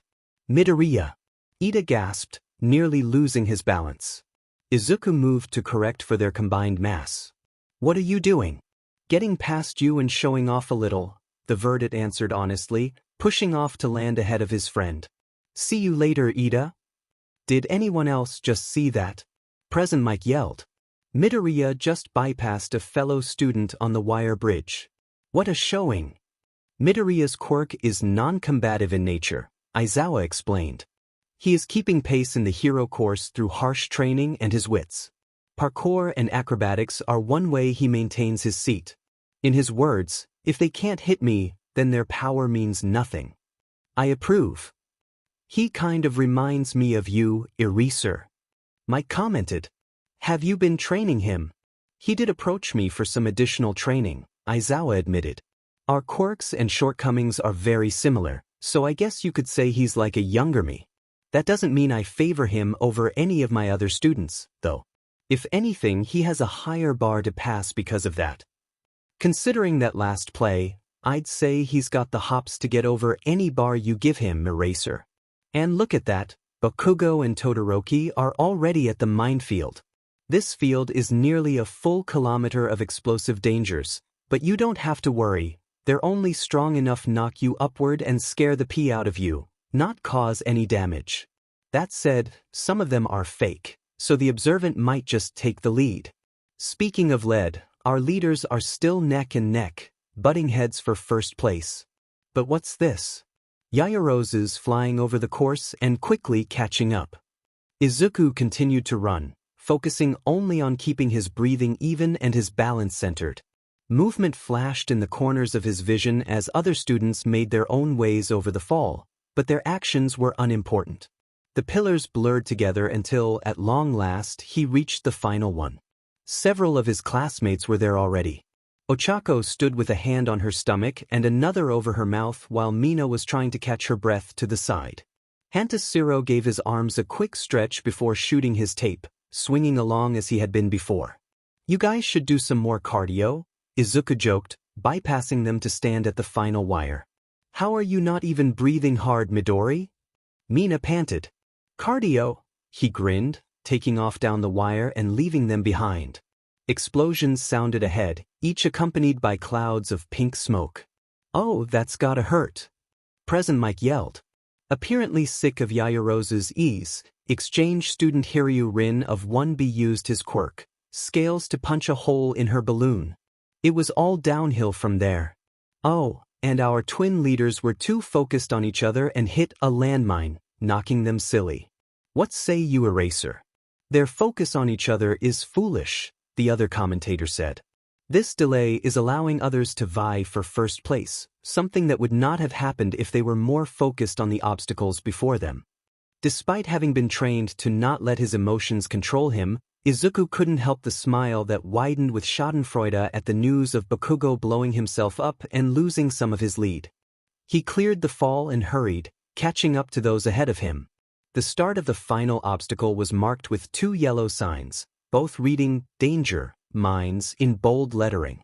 Several spots ahead where mines had been buried were now nothing more than holes, their contents having been detonated. As he watched, a Gen Ed student stepped on one, the resulting blast of pink smoke launching the screaming student into the air. "I wonder," Izuku muttered to himself, activating his eagle vision. As he'd suspected might be the case, the mines glowed as red dots, vaguely reminding him of acne scattered across the field. Some spots did not glow at all, indicating that the mines below were duds or fakes. He grinned. "What's this?" Present Mike commented. Every student had to slow down when they reached the minefield, but Izuku Midoriya is charging straight ahead, stepping on mines that do nothing and avoiding the rest. He's blitzing through the competition. Midoriya can sense benevolence and malice, Aizawa offered by way of explanation. It appears that extends to inanimate danger. Unlike his fellow students, he can see which mines are dangerous and which are not. "Bye, Tsu," Izuku taunted as he passed her, the frog girl narrowing her eyes as he paid her back for her stunt in the tunnel. Ahead, tipped off by the commentary of their teachers, Momo glanced back to see Izuku rushing forward. Using her creation, a pair of roller skates popped out of her stomach, the girl quickly lacing them on. Estimating her timing, she stood and threw a fishing line. Her calculations proved correct, the line swinging around to hook on itself as Izuku went past her. The verdict felt something thin pull against his torso, a look down showing nothing but the line inmate on his jacket. He quickly memorized the area immediately ahead before chancing a glance backward. There, he found Momo treating him like a boat one uses to water ski with, the girl tracing his path perfectly. "Really?" he yelled. "I'll pay you back later," Momo promised. Deciding that it would cost too much time to remove her line, Izuku just pushed ahead all the harder. The red and white lights that were Bakugo and Shoto clearing the last of the minefield and turning the corner into the final tunnel. The only one now ahead of him was a girl from 1B with vines for hair, her own glow a shimmering red. She was using her hair to feel out the mines ahead, a quick and efficient method, but one that was ultimately slower than outright seeing them. Izuku passed her quickly. What? Momo? The girl blinked as the somewhat connected pair raced past. The rich girl gave her a wave and a smirk. And we have our winner. Present Mike called. Eking out first by a nose, we have Katsuki Bakugo with Shoto Todoroki taking second. Farther back we have Izuku Midoriya coming in for third place unless we see an upset, and it looks like he's pulling along Momo Yaoyorozu in fourth. What are your students made of? Eraser. Mostly flesh, Aizawa deadpanned, like everyone else. Izuku rounded the corner to the final tunnel when he felt the line around him shift. Having cleared the mines, he no longer needed his eagle vision, his now no longer gold eyes looking back to see Momo. Was trying to pull herself closer. He would have none of that, the assassin recruit pulling out his bow and extending it horizontally behind him. The pole of metal took up a majority of the center, meaning that Momo would need to detour around him with her own efforts or somehow get under or over if she wanted to get past. He felt the shifting stop. The light at the end of the tunnel grew as Izuku neared, the verdant pushing his legs just a little harder as he burst into the outside. It took him only a few more seconds to cross the finish, Momo right behind him. Present Mike announced his and Momo's names to the audience, but he wasn't listening, the boy falling on his back and panting. Thank you for your help, Izuku, Momo grinned from above, the verdant only then realizing her top was open to show her stomach and a black bra, most likely for the benefit of her quirk. He prayed she thought the redness of his face was from exertion and not the real reason. I did say I would repay you for your assistance and I plan to uphold that promise should the next event allow. Why yeah okay. Ibara Shiozaki crossed the finish line in fifth, the students coming though at a steadier and steadier pace until all 42 places were filled. All 39 Hero Corps students were there, the last 3 spots being filled by Mineta the boy having managed to hitch a ride on Rikido Sato's back Mei Hatsumi, and the purple-haired boy from Gen Edition Yuga Aoyama just barely squeaked by in 42nd place, the blonde boy holding his stomach in pain. And that's that. Present Mike yelled. If you didn't make the cut, that's fine, 'cause we'll have another round for you to participate in later, but for now, go ahead and take your break. For the hardcore 42 of you, Midnight will explain the next round. Yeah. Pay attention. Midnight ordered with another crack of her cattail tails and a lick of her lips. If you'll direct your attention to the screen above me, you'll see all of your names. As she spoke, the list of contestants appeared in order of their placement, Bakugo, Shoto, and Izuku's names at the top. Those 3 names slid out of the list, each forming the top of their own column. The first column with Bakugo's name was labeled Team X, the lettering red. Shoto had Team O, the lettering black. And Izuku was given Team A, the lettering blue. The verdant blinked, thinking the letters and colors a little strange. The top 3 finishers will each be the leader of their own team for the next round. Midnight continued. The rest of you will be shuffled through a randomizer and divided into 3 teams of each team will act as an army vying for supremacy. Only 12 of you will move on while the rest of you are killed off. Beware, though, because friendly fire is on. This game is called Paintball War. That was a very impressive showing, Kanri Yaoyorozu commented, ignoring his son jumping on the couch as he cheered for Momo on the screen. Kairyaku could have his childish fun, for now. Childhood for their family, after all, could be far too short. Truthfully, I expected Midoriya to be taller. I think he's adorable, Okame cooed at his side, the woman giggling as, on the screen, their daughter leaned over the panting boy, ignorant to the effect she seemed to have on him. He is not as powerful as some of their classmates, but he is hard-working and clever. Such things allow wheat to rise out of the chaff, so to speak. Yay, Momo! Kairyaku cheered. Go, sis! Kick their butts! Kyo! His mother scolded. We do not use such vulgar language. Sorry, Mom, the boy pouted, sitting down.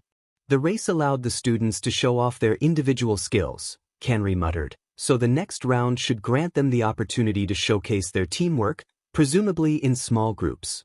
There was a knock on the door, the patriarch turning to see a maid in the doorway. She bowed.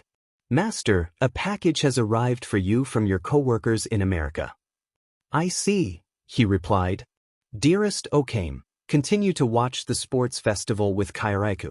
I will sign for and inspect this DLVRY. Of course, dear, his wife answered. Kanri separated from them, walking to the maid who led him to a seemingly random hallway. She reached for a metal light holder, pulling it down until it clicked. A door, heretofore unseen, opened in the wall, Kanri following the maid through before the door closed behind them. She led the man down the hidden stairs into the room below, a wooden box about 5 feet long sitting on the floor of the same secret room which held his and Okame's Templar uniforms. Leaving the maid at the entrance, Kanri stepped forward and lifted the lid from the box. Inside was a boy of 12 or 13 with shaggy, brown hair and olive skin. A small 4 was connected to his arm, and he was dressed in khakis and a blue sweatshirt. Does he have what we're looking for? Kanri questioned. Not quite, master, the maid answered, offering the man a file. He skimmed it. Simon Atza Simmons Garcia of Spanish Navajo descent, primarily from his mother's side. Quirk, Spirit Eagle. It allows him to manifest a semi-physical eagle that can act independently for up to 1.3 kilometers. He does, however, have notable genetic memories from the late 1700s and the earlier ones of that specific line, but his is of a different branch than Subject 17 was. A shame, but we can work with this, Kanri commented, studying the child. He doesn't have the memories we were aiming for with his half-sister, but his lineage suggests the seeds of greatness. You said he has memories from the colonial era? America? Yes. Put him in our animus and wipe his memories of the abduction. Tell him we rescued him from a house fire but that his neurons were damaged. Then, have him relive the life of Hatham Kenway and or Shay Cormac if possible. Perhaps, if he sees the Brotherhood from that point of view, we can have him come around to our way of thinking. He might just be a means to his sister, but that does not mean he can't become more. By your command, master. The maid bowed. Kanri stepped away from the box, pausing by the doorway. He glanced back, a hand brushing his abdomen where an old scar twinged, the remnants of a blade he took saving his wife many years ago. He is not yet lost, the Templar muttered to himself. He may yet find the guidance of the Father of Understanding. I hope that is the case, Simon Atza Simmons Garcia. The top 3 finishers will each be the leader of their own team for the next round. Midnight continued. The rest of you will be shuffled through a randomizer and divided into 3 teams. Of each team will act as an army vying for supremacy. Only 16 of you will move on while the rest of you are killed off. Beware, though, because friendly fire is on. This game is called Paintball War. Izuku swallowed, staring at the teacher on the podium as she announced that he would lead his own team. Yes, he wanted to stand out a little to show that he could make it in the hero world, but this was way more than he bargained for. Unaware of the Verdict's thoughts, Midnight forged on, the screen above her shuffling the remaining names. There are, of course, a few rules, the teacher said as the name Pony Tsunatori flew from the rotating mishmash of names to land under Team O. Each team will be given a base that they can choose to fortify if they wish. The 3 leaders will play the roles of a hero, and you can think of your base as an agency. In this way, all those on the team are like sidekicks. I say this because if your team leader gets out, everyone on the team is out. Unless, of course, everyone on a team getting out would drop the remaining total below. In that case, the lost heroes, sidekicks, will fight each other until we reach your weapon of choice is paint, as that is the game. You will be given paintball guns, obviously, but UA will also provide you with paint grenades, pellets, and loose paint that you may use however you wish to show off your quirks. If you are hit with paint twice, you are out, but if the paint hits you in what one would consider a vital area, then that's an automatic out, so be careful. Whenever someone gets out, their name will gray and an announcement will be made. She pointed to the screen where a little Chibi Aizawa shoots a little Chibi present mic with paint. A bar with mixed name grayed and shrunk as the blonde caricature stomped his feet. Midnight Sensei? A small, white-haired boy from 1B named Niragenjiki Shoda asked, his hand raised. What do you mean when you say, friendly fire? Ah, that is an added danger, Midnight answered with a lick of her lips. The hero polls can be cutthroat, so pros are constantly trying to one-up each other. In this case, however, friendly fire means that a misfire could result in one of your teammates getting you out with a shot to the back. I hope you trust them. The screen above her dinged, indicating that the teams had been sorted. They were listed as follows. Team X, Katsuki Bakugo, Yosetsu Owaze, Minoru Mineta, Mizo Shoji, Ibra Shizaki, Yuga Oyama, Ochako Uraraka, Nito Minoma, Kozai Tsuburaba, Tenya Ida, Toru Hagakure, Kojiro Bando, Momo Yaoyorozu, and Taguru Kamakiri. Team O, Shoto Todoroki, Pony Tsunatori, Tetsu, Hanta Siro, Itsuka Kendo, Fumikage Tokoyami, Juroda Shishida, Eijiro Kirishima, Kinoko Komori, Setsuna Tokage, Denki Kaminari, Reiko Yanagi, and Koji Koda. Team A, Izuku Midoriya, Yui Kodai, Hitoshi Shinso, Hiryu Rin, Manga Fukudashi, Kyoka Jiro, Tsuyu Azui, Mei Hatsum, Mishiro Ojiro, Shurhei Kuwaro, Senkaibara, Mina Ashido, Niragenjiki Shoda, and Rikido Sato. Off in the distance, Izuku could have sworn he heard something like a rat-bear dog giggling. He didn't have time to think on such, however, as the floor itself rumbled. Concrete shifted and separated, 3 buildings rising out of the ring equidistant to each other. They were squat and square, littered with glassless windows and each labeled with the letter of one of the teams. The area between them also became uneven, covered in small walls and tight corners like a maze that came up to Izuku's eyes. You all have 10 minutes to get to your bases and make a plan, Midnight told them. When the buzzer goes off, everything is fair game. Good luck. She laughed as the podium on which she stood lowered into the ground. Izuku jumped onto the closest wall and scanned the area, quickly finding his designated fort. Team A with me, he yelled, running over the tiny maze. Several of his teammates hopped onto the walls and tried to follow him as best they could, but only Tsuyu did so effectively, though Mei used her jetpack to keep up. It only took a couple minutes for the team to group up at the front doorway of their building. The group looked at him, studying him and sizing him up. Hi, he began with a nervous chuckle.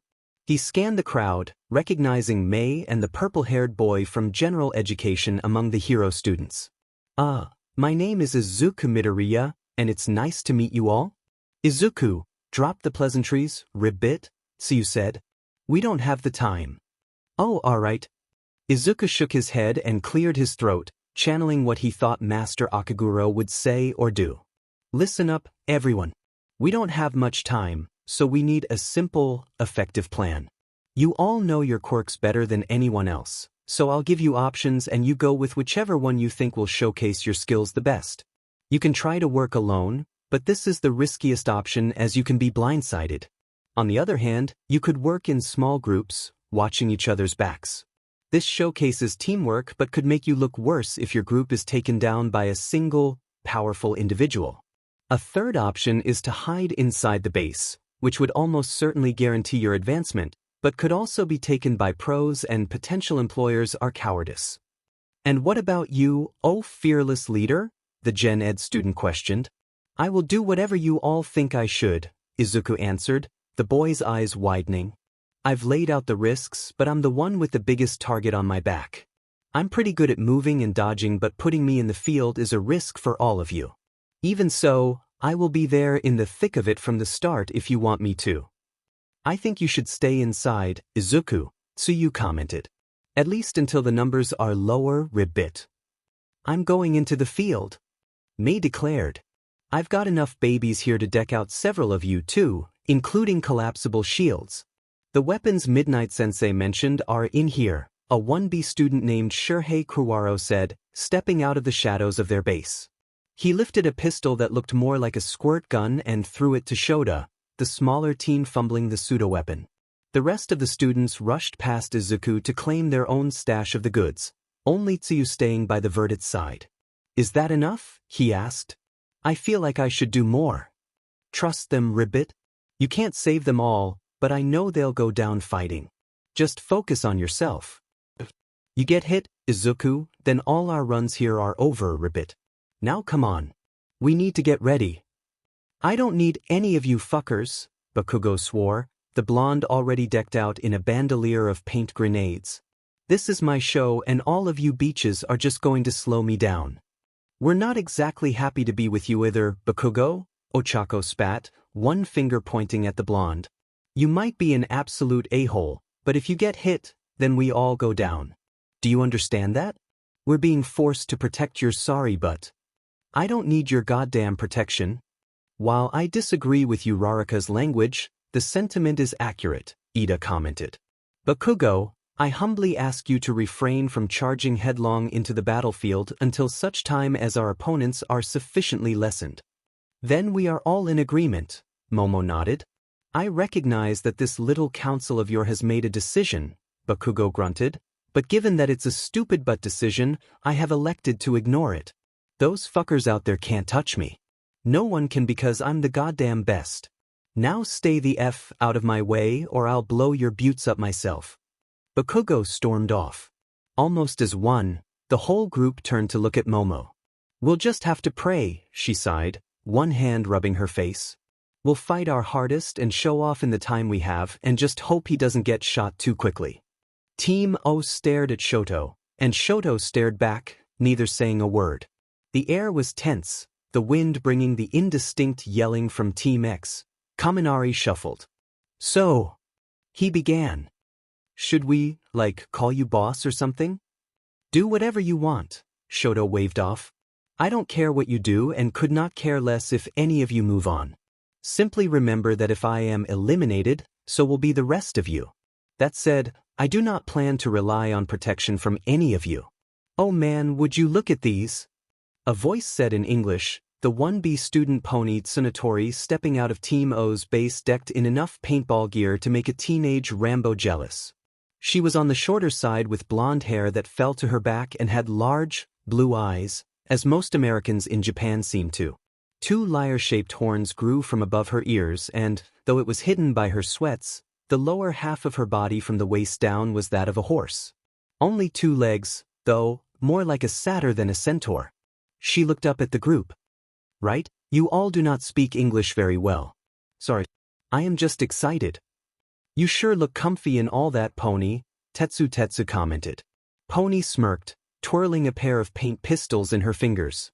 Let us just say I am remembering good times at the range with all my siblings back in Texas. I guess you could say a game like this puts me in my natural habitat. Granted, these little paint guns are nothing like the real thing, but it is close enough for now. They still use real guns where you're from? Kirishima blinked. Hell yes. Every one of my siblings and I started learning how to defend ourselves even before our quirks came in case some lowlife did not like the way we looked or how much money we had. Dad made sure of it considering he didn't have one and needed to defend himself somehow. Just for clarification, how many siblings do you have, Pony? Setsuna Tokage, a verdette girl from 1B, asked. She, like many of her nearby classmates, was trying to reconcile that this confident blonde with horns was the same mild-mannered American they had lunch with. I know you mentioned an older brother at some hero college in America? 12. Wait no. 14. Mama Sam had twins right after I left. That's a lot, Kaminari muttered. You're sure your dad doesn't have a quirk?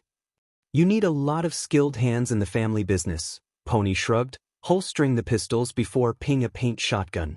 Now, I intend to show you why even a country girl like me belongs in a school like UA. Buckle up, buttercups. We are going on a hunt. That's so manly. Kirishima and Tetsu yelled, the two turning to look at each other. Slowly they raised their hands and fist bumped. Bro. Kirishima's skin hardened as Tetsu's steel covered him. They fist bumped again harder. Brew. Oh god, there's another one, both Siro and Tokage said before looking at each other and laughing. Right everyone? Pretty boy here is not leading squat, but we cannot let him get hit until numbers are low, so keep an eye on him while we lay waste to these scrubs. The 10 minutes are almost up. Present Mike yelled through the speakers, every student in the arena below hidden within their respective bases. Eraser, you've trained at least half of these students. What can we expect to see strategy-wise? Clearly not your brains, Mike, Aizawa commented, earning a disgruntled protest from the blonde. If I were to use my knowledge to tell everyone what I expect to see from my students, I would most likely be giving away their plans at the last moment, sabotaging them. I refuse to do that. You're actually a pretty caring teacher deep down there in your hard-boiled soul, aren't you? You really can't give us anything. Well, I suppose I can offer you something, the hidden assassin sighed. From what I know of their personalities, I suspect the one with the most leadership skills is Midoriya. That being said, this game has very few variations for large-scale strategy under the limited setup time. I would suspect the team leaders will hold back in the beginning to not compromise themselves and, by extension, the rest of their teams if I didn't know them. Let's test that theory, Eraser, 'cause we're getting started in 3, 2, 1. The buzzer rang, signaling 3 separate streams of students to spill from the bases. Voices and battle cries rose from the arena as students dove behind the short barriers of the maze between them. One student, however, literally rose above the others. "Time to die, extras!" Bakugo yelled, throwing paint grenades into the crowd below. Students cried out and ran no matter what team they were from, explosions of blue, yellow, and pink wiping out a total of 11 competitors. And Katsuki Bakugo starts the round by taking out a fourth of his rivals. So much for hanging back, but I guess that's to be expected from our first-place student.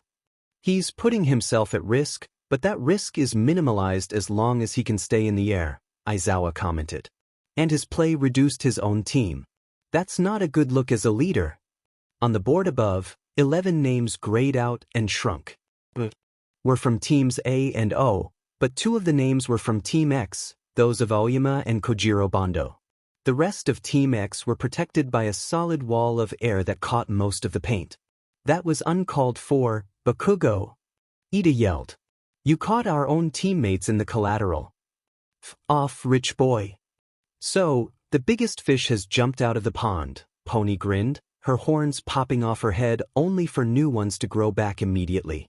The floating ones turned downward, the girl kicking her shoes off to balance them within the curve of her hooves. She rose. I'm coming for you. Who the hell are you? Bakugo demanded, having to cut his glare short as the American aimed her shotgun and fired. He rolled downward, the paint just barely missing him, and threw one of his grenades in response. Pony only smirked, drawing a pistol with one hand and shooting the pseudo-explosive several times to kill its momentum. In an unexpected twist, Bakugo now has a competitor for aerial supremacy. Fans and scouts, this is our local red, white, and blue-blooded American exchange student Pony Tsunatori.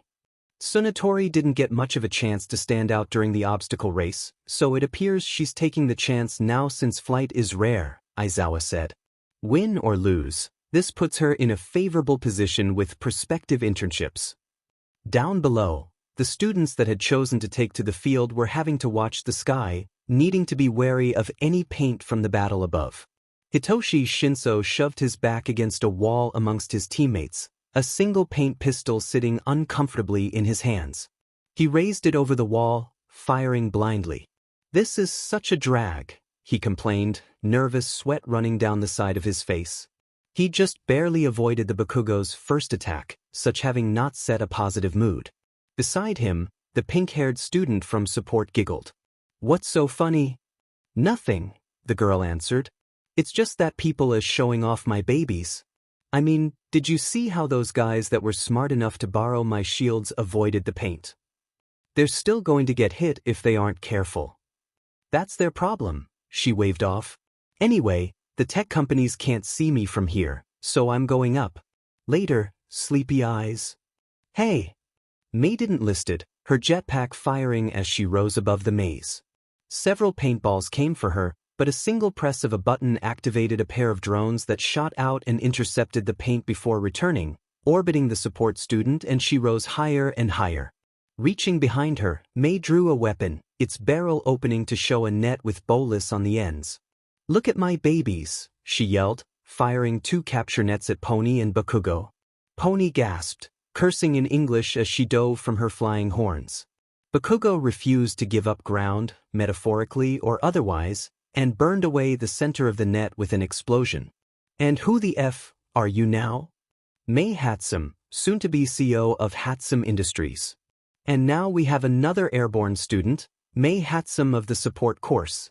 That makes one from each team. He paused. Nothing to say this time, Eraser. Nope. Man, I wish I had a flashy quirk, Kirishima and Tetsu muttered, both with their backs pressed against a maze wall.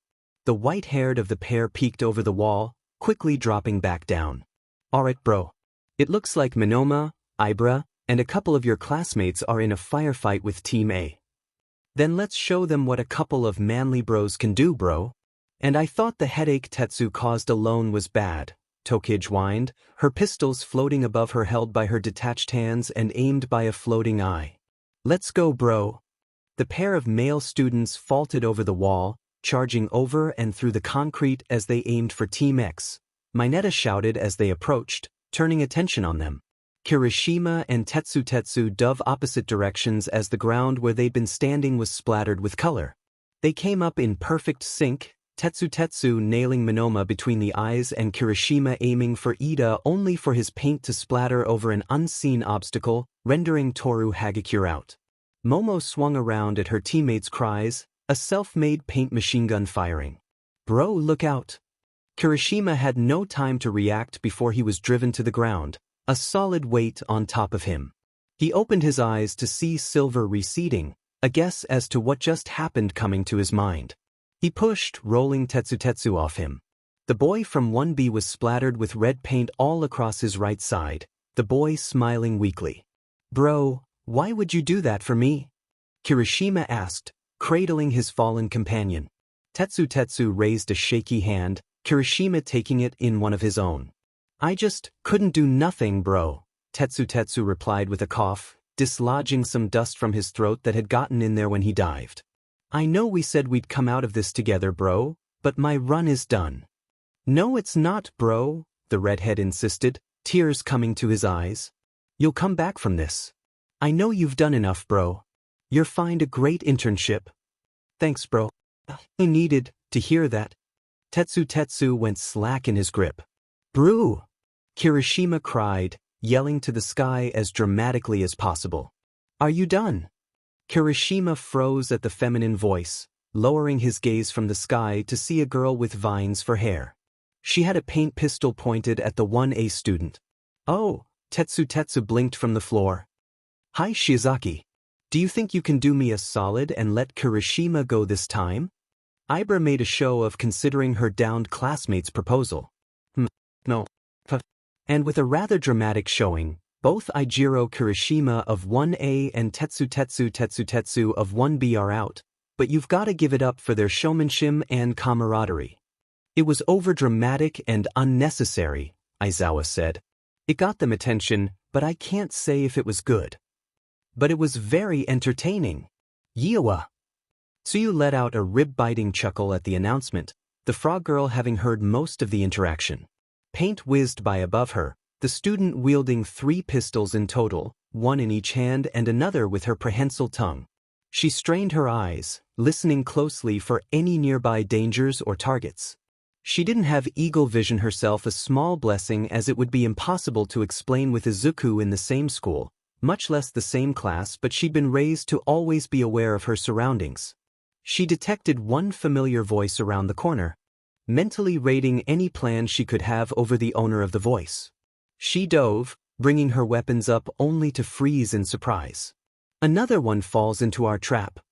Kaminari laughed, the quiet Koji Koda and an equally silent girl from 1B at his sides.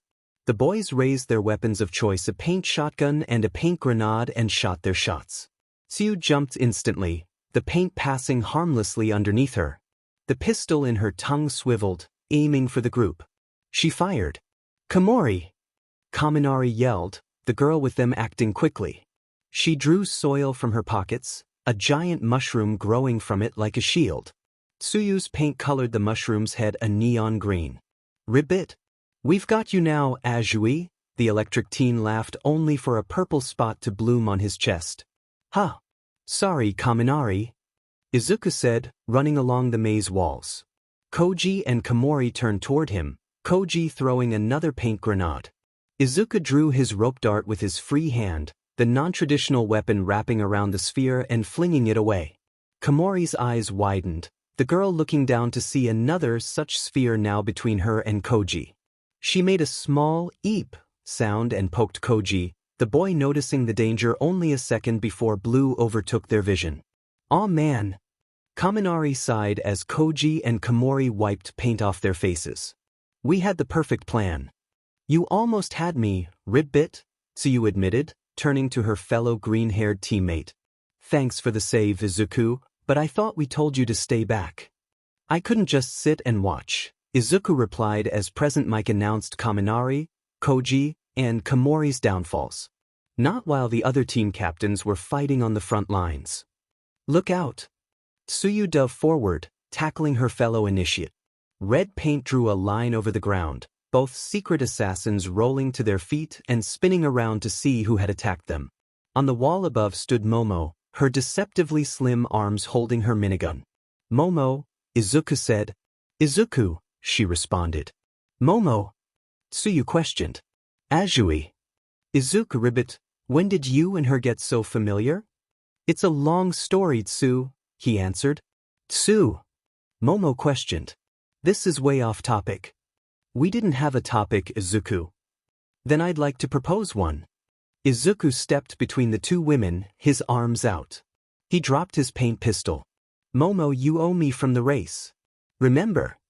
"Yes?" "I'm calling in my favor. Let us go, then we're even." The three stood there, Momo's miniguns still aimed at them. Tsuyu started to slowly raise her own weapons, but Izuku reached back and stopped her. His green eyes drilled into Momo's dark ones until she sighed and lowered the weapon. "Fine. Get out of here." A glacier rose from the battlefield, the ice quickly followed by the graying of the names Shurhei Kuwaro, Hiryu Rin, Taguru Kamakiri, Kozai Tsuburaba, and Kyokujiro. Izuku and Tsuyu took that distraction to run. The female of the pair spun, trying to take Momo out of the game, but the raven-haired teen blocked the frog girl's shots with the side of her paint minigun. Izuku dragged Tsuyu around a corner. In the distance, the glacier shot into the air, disrupting the battle there. The air cooled, sending a shiver down Pony's spine since she did not have any heating, unlike Mei with her pack and Bakugo with his explosions. The shiver was all the pause Bakugo needed to charge in, an explosion blowing the American off her horns. She scowled, two of her horns flying down to catch her as she fell while the other two aimed for Bakugo's bandolier, intent to take him out with his own paint bombs. He grabbed them, blood leaking from his palms at the sharp edges as he stopped them just short of their goal before blowing them up. "Nice try, horse beach." "F you." Pony didn't get to say more before a drone-carried paint pellet nailed her in the stomach. Mei laughed as she pulled off the act, boasting to the crowds. "Damn it. Behold, tech companies. Remember my name. I'm Mei Hatsum, the one who can build anything imaginable and that which isn't." "That was my kill, pink hair." Bakugo roared. Mei sent him a peace sign before hitting herself with a paint pellet, removing herself from the competition before the blonde could. "God damn it." And our battle of the sky closes with Katsuki Bakugo victorious without a single hit of his own. With that, the number of remaining students is 17. Only 16 can move on to the third round, so which poor, unfortunate soul will just miss the mark. Team A retreat. Izuku yelled over the din of paint hitting the walls and echo of Present Mic's voice. He and Tsuyu vaulted over the shoulder-high walls on as direct a course toward their base as they could. The only remaining members of their team, those being Niragenjiki Shoda and Yui Kodai of 1B and Hitoshi Shinso of Gen Ed, joined them as they passed, the former using his quirk to launch paint grenades into the air before redirecting their trajectory to cover their retreat. Kodai did something similar, the grenades she threw growing in size as they left her hand. "Pull back. Team O, pull back," the floating head of Setsuna Tokage shouted, bobbing and weaving to avoid paint shot at her. In response, a glacial wall grew between Team O's battle line and the rest of the students, blocking them off. "You know, or that's fine too." "Motherfucker." Bakugo cursed as he landed among the remainder of his own team. "To think I haven't gotten a single, personal, goddamn kill yet. Come on, Bakugo." "Mineta called." Team A is tiny now. I saw them running away. This is our chance to wipe them out. Not to mention the two cuties we could splatter with sticky stuff. The rest of the team felt their noses crinkle at the suggestion, Momo, Shiozaki, and Ochako taking a physical step away from the shorter student. Your phrasing is incredibly... Ida began. Mineta looked down in shock, his front covered in yellow. Tears grew at the corners of his eyes as he looked up toward Bakugo, the blonde with a pistol he'd snatched from Yosestu Away's hand aimed at him. Waff! Bakugo shot him again, this time in the face. He didn't stop until Mineta was coated in paint, no part of him any color other than yellow. There's your fucking sticky stuff, you creepy little beefy, the team leader hissed, the final buzzer ringing above to signal to all that the final 16 had been decided. Now take your tiny dead midget but out of my goddamn sight. It's the game, folks. I don't know what was said down there, but with that last betrayal, we have our 16 finalists. Thoughts, Eraser? Knowing what I do about Minoru Mineta and Bakugo Katsuki, I'm not surprised about this outcome. They know why I removed him from the hero course. Cool beans. Moving on, we're gonna take a couple hours for lunch and then start the bonus games for the students that didn't make the second round. After that begins the third, so take this time to go get some food and buy some merch. Please remember, however, that betting is strictly illegal. Not that that stops anyone. We made it, Izuku sighed, leaning against the wall of his team's base. His teammates were arrayed around him, each panting as a result of their flight from the battle. Man, that was nerve-wracking, Shota agreed. I'm sorry I couldn't do more. Izuku, we asked you to stay behind, Ribbit, so you said, most of the others nodding. You gave us a chance to stand out after you did in the first round, Ribbit, and now we all get to try again in the third, so there's no point in whining about wuffs. Come on, Ribbit. Let's go get lunch.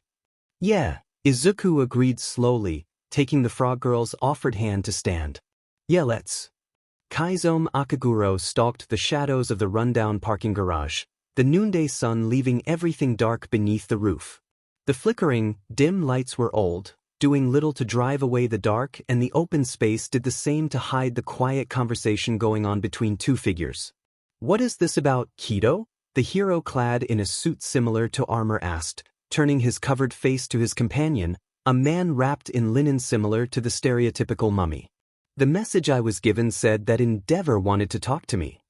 My apologies, Ingenium, but I didn't think you would come if it was a simple sidekick requesting a meeting.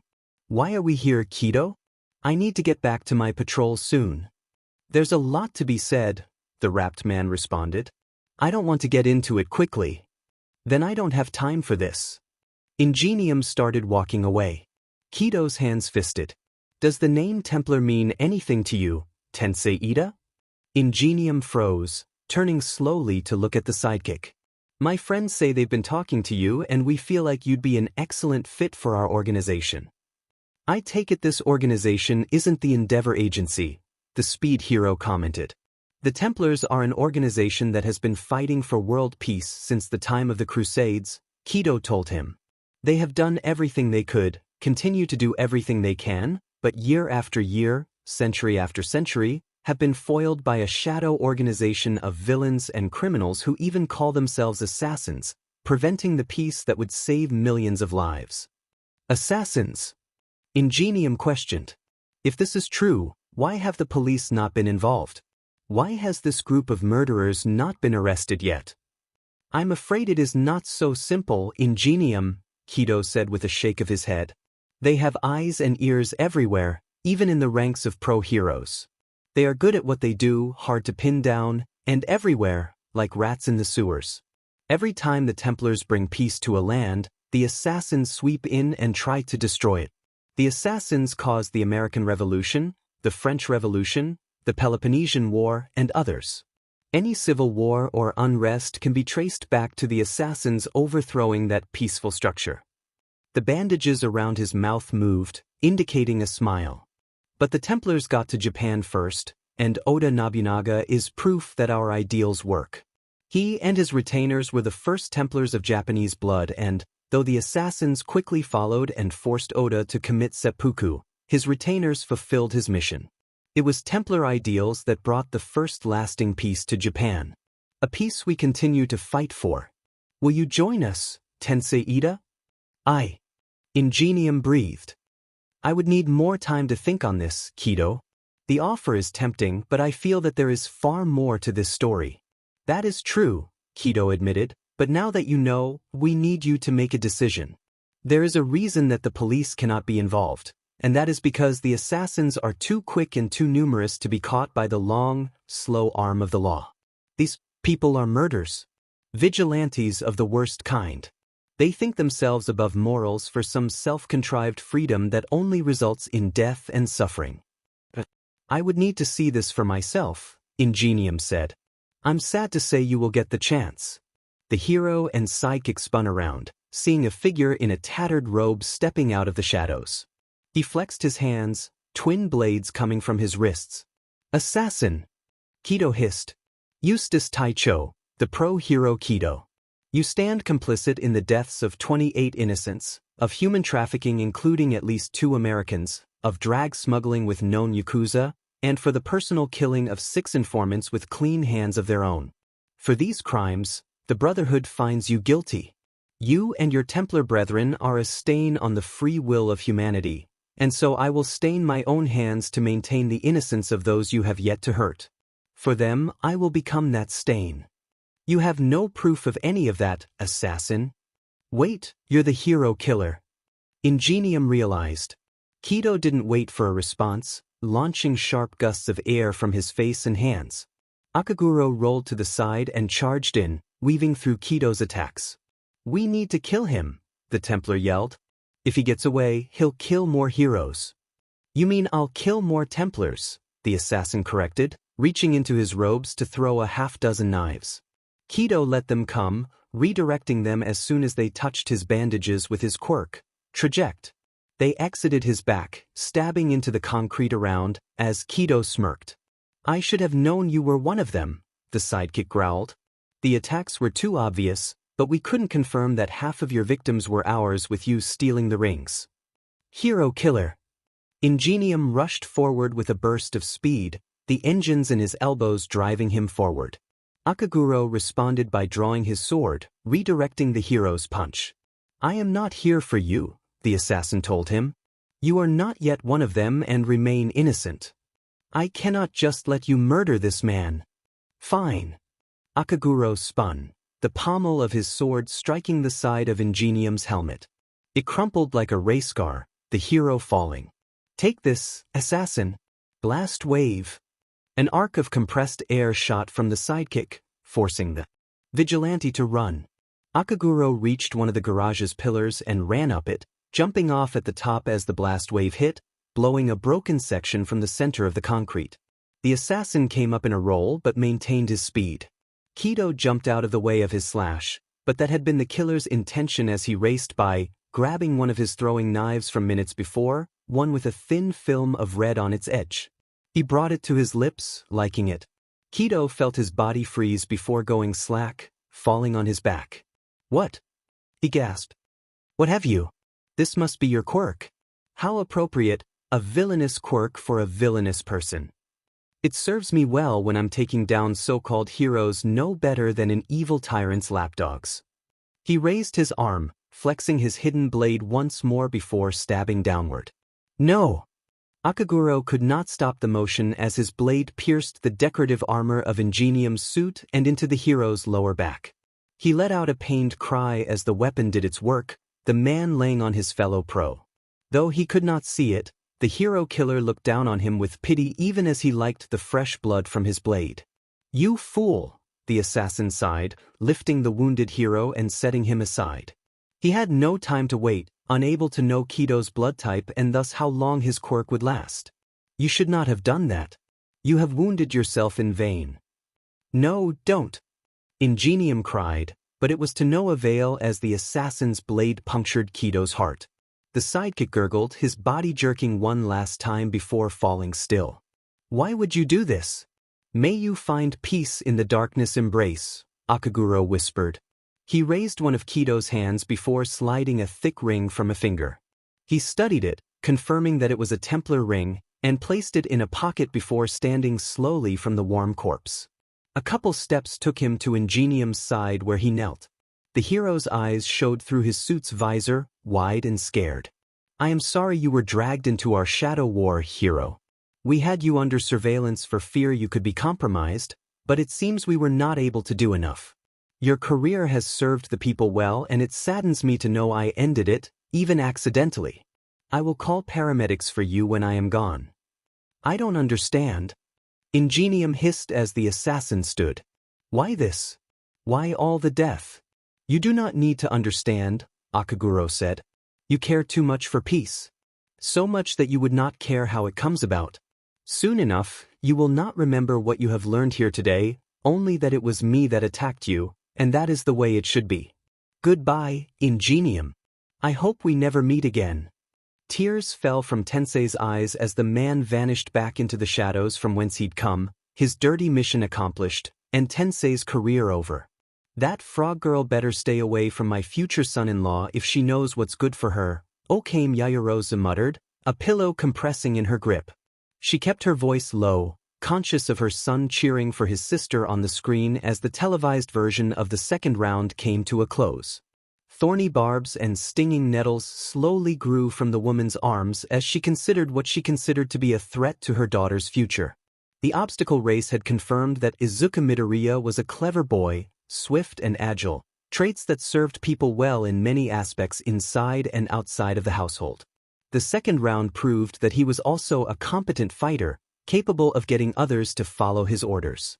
This third round would show if all that translated to ability on a true battlefield despite his lack of a visible power. "Mom, can I upgrade the TV?" Her son's words startled Okame from her thoughts, the woman blinking away the visions of her mind to see her young son with his hand inches from the television.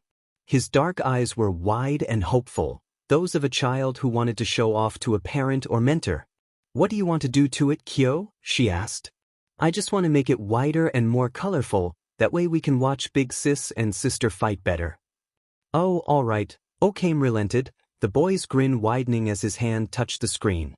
His body seemed to melt, turning into a mismatch of black and green sludge that jumped, splattering over the TV. It wiggled, covering every inch of the technology before the whole thing lost its rectangular shape. Slowly, the mass writhed and spread until it was nearly 1.5 times as large as it had been.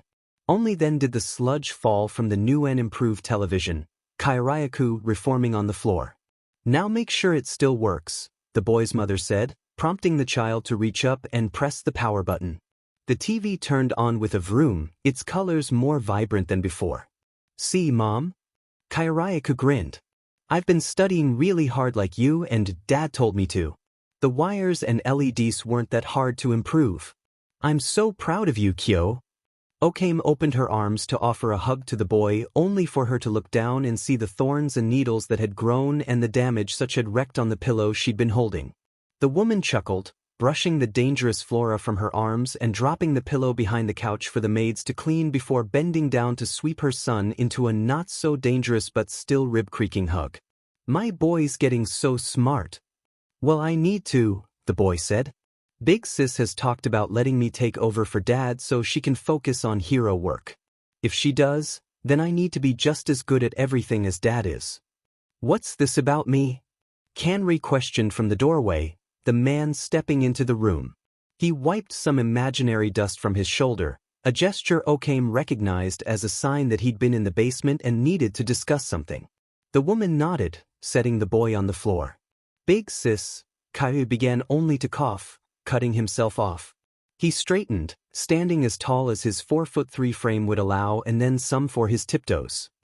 "Big Sister Momo has discussed leaving the company to me so she can focus on her hero work. In that case, I need to get prepare for when that happens." "Is that why it appears to upgraded our television?" "Yes. I wanted to show Mother, that I was capable of doing so." Kanri smiled, kneeling before the child. He set a hand on the boy's head. "I am proud of you, Kairayak.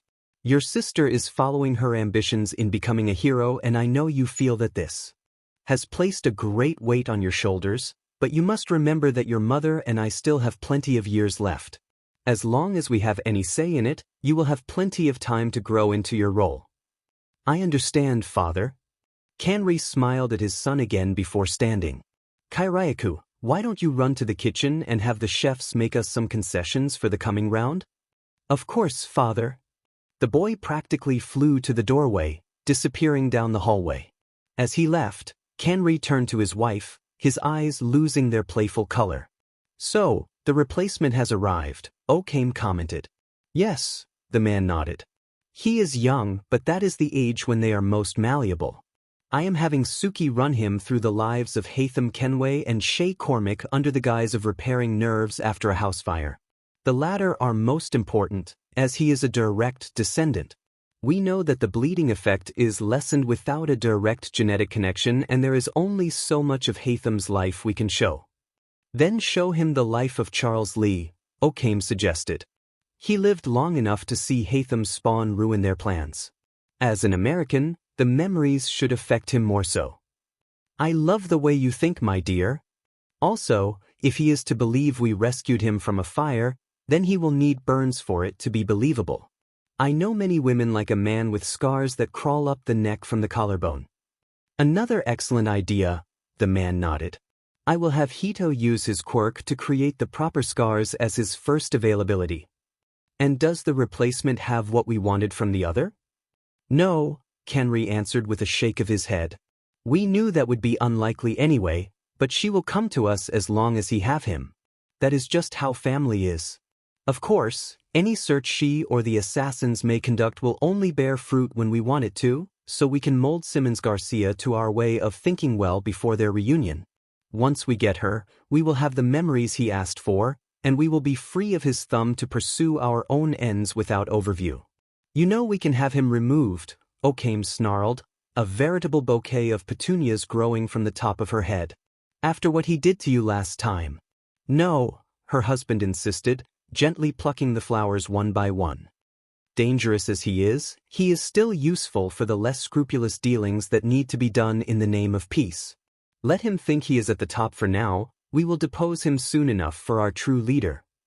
Fine, the woman sighed. But as soon as he poses a threat to either of our children, I will kill him myself if need be. Kanri reached out, taking Okame's hands into his own. You know we do not have the outright power to deal with him, and our social standing only goes so far with such a man. No, Okame agreed before grinning, but we do have a few disposable pawns strong enough to expose him to the world. Once that happens, we just have to let the heroes and assassins have their way with him whilst we sit back and watch. Oh my dear, Kenri sighed, trailing a finger down Okame's jawline. Arranged our marriage might have been, but you remind me every day why I love you. She reached up, grabbing his hand with one of her own. And I you love, she replied. Speaking of marriage, I want you to watch the second round and tell me what you think of our dear Momo's interest. I dare to say he might rival even you if given the proper time and soil to grow. I will need to see that for myself, the Templar chuckled, but it will be the third round that determines the validity of such speculation. If he is skilled enough to warrant an invite to our coming gala, we will meet him ourselves soon enough. And should that turn out well, perhaps it will be time to arrange our daughter's future. The bonus games of the sports festival rolled by, but Izuku didn't pay attention to them. The assassin initiate secluded himself in one of the prep rooms, trying to calm his nerves for the coming tournament. Slots had been drawn and the matches were decided, and Izuku wasn't facing anyone he knew or even fighting early. He did not know if this was a boon or a detriment. Izuku was set to go against Setsuna Tokage of 1B, a girl he vaguely remembered being able to split apart, a power that reminded him of something from a pre-quirk manga keeper had him study. Something about a clown? The first match would be Shoto Todoroki versus Hitoshi Shinso. Despite having had the Gen Ed student on his team for the second round, Izuku still did not know what his quirk was. He hoped Shinso at least put up a good fight and showing. As Izuku sat there thinking, he felt his phone buzz. Drawing it out of his pocket, he saw that it was his mother calling. And what a rush it was to need to check the caller ID after so long when it was only his mother that would call him. He answered. "Hello. Izuku," his mother blubbered, audible tears rolling down her face. "I'm so proud of you, baby. You're in the third round of the UA Sports Festival." "Yeah, Mom," Izuku said, an unconscious grin coming to his lips. This was a dream finally coming true, and his mother's words only confirmed that he wasn't dreaming. "I can hardly believe it myself." "Oh, sweetheart, I didn't know you could do all those things. I nearly had a heart attack when you were running along those wires. Mama, and when you jumped onto that other boy's shoulders over that pit. Aizu, what were you thinking?" "Honestly, I wasn't," Izuku promised. "I've done a lot of training. I just had to let my body take over and not think about it." "Well, I hope you'll introduce me to those friends of yours that gave you all that training, Izuku. I need to know the people who are having such a dramatic effect on my baby boy." "Mom, I'm not 5 anymore," Izuku sighed. "I can make my own decisions, but I promise I'll introduce you to my main teachers after the sports festival, okay?" Speaking of introductions, his mother continued, the tone of her voice sending a shiver down his spine. "I was watching that second round and I saw something that tingled my mother's instincts." The verdict covered his face with his hand, the heat from his blush burning against his palm. "Mum. Baby, when were you going to tell me you were so familiar with 2 of your female classmates?" "Mom, stop. They're both very pretty." "Mom. I recognize the look in. It's not like that." "Are you sure?" "I'm sure." There was silence on the other end of the phone, every second. That passed making Izuku shift a little more. When she spoke again, he could hear the teasing grin in her words. "So, which one is your girlfriend?" Izuku yelped, his blush redoubling. "Come on, baby. Mommy needs to have an idea of what her future grandbabies will look like." "I'm not dating either one. Momo and Sue are just friends." "You're already on first-name basis with both of them." The background noise on the call sounded like a running faucet and, despite the nuclear blush on his face, Izuku hoped she was outside for this or they'd need to get a new couch. "Oh, Izuku. You aren't two-timing them or stringing them along, are you? I raised you better than that." "Mom. Stuff. Besides, I'm sure they aren't interested in me that way. We're just friends." "I don't think they—" "Mom." "Fine, keep your secrets," his mother sighed, but she still maintained that motherly, teasing tone. Izuku let out a breath. "Listen, Aizu. I know the sports festival means a lot to you and you may or may not be trying to impress your lady friends, but I don't want to see you getting hurt. I've seen the power your classmates have and I want you to think about yourself over winning. Don't push yourself too hard, okay?" "Okay, Mom." Izuku smiled. "I'll get as far as I can, but I'll give in if I think I'll get too hurt. I promise." "Thank you, Aizu. I'll be here rooting for you. I love you." "Love you too, Mom." Izuku pulled the phone away from his ear, hanging up. Unexpected as the call was, it had calmed his nerves somewhat, but only because a part of his mind was now stuck on what his mother had said. Momo and Sue couldn't actually be interested in him that way. That was impossible, right? "Welcome back, everyone." Present Mike yelled into the mic to the roar of the crowd. "Are you ready for the tournament arc?" "Mike, this isn't an anime," Aizawa sighed. "We don't have arcs." "Well, not with that attitude, Eraser, but it's time to see the best of what our finalists have to offer. Coming from the West Gate, we have the son of the number 2 hero himself. He fought his way to second place in the obstacle course and changed the battlefield in the paintball war, but don't be too insulted if he gives you a cold shoulder. It's our top recommendation student Shoto Todoroki." The crowd went wild as the two-toned legacy stepped out of the tunnel. He did not wave nor did he even look at the crowd. If anything, he looked almost bored, walking with his hands in his pockets. And coming in from the East Gate, we have the dark horse of this bracket. We've yet to see what he can do, but it's clearly enough to make it all the way to the third round. Coming all the way from Gen Ed, we have Hitoshi Shinso. I have to admit, it warms my heart to see a Gen Ed student make it this far, Aizawa commented as the purple-haired boy exited his own tunnel. "That's right. Present Mike realized. No Gen Ed student has made it this far since your own school days. That's true. I had to work my way into the hero course through Gen Ed, but we haven't seen what Shinso's quirk can do yet. That means it's not visible, placing him at a slight advantage. And he'll need every advantage he can get, 'cause Todoroki's proven himself to be a serious powerhouse. I didn't miss anything, did I? Izuku asked, sitting among his classmates in the stands. Nah, man, Kirishima replied, Tetsu sitting beside him. Monoma of 1B sat several rows ahead of them, glaring back at the white-haired traitor sitting with the enemy. Todoroki and the Gen Ed guy are just coming out. Oh good. Ah, Izuku, Momo said, her seat one row and one seat to the left of his. She turned so she could see him out of the corner of her eye. I had hoped to see you before my match. Hi, Momo, Izuku stuttered, his mother's words echoing in his head. He could practically feel his cheeks coloring. I wanted to be certain I wished you luck, should my match go poorly and I end up missing yours as a result. Oh thanks. Oh, Mina grinned. Yamamoto and Midori are on a first-name basis, huh? Spicy. It's and not like that. Izuku insisted, waving his hands in front of his face. Momo, for her part, simply tilted her head, an almost visible question mark appearing over her. Didn't you get the wrong idea? I do not understand, the Ravenet said. Though I understand that our referral methods are unorthodox by the standards of Japanese custom, I do not see how that adds any sort of flavor to it, much less spice. You don't get it, Yamamoto? Mina blinked. But you're so. She trailed off, drawing a rounded hourglass with her hands. This only served to make the wealthy students all the more confused. I am still unclear.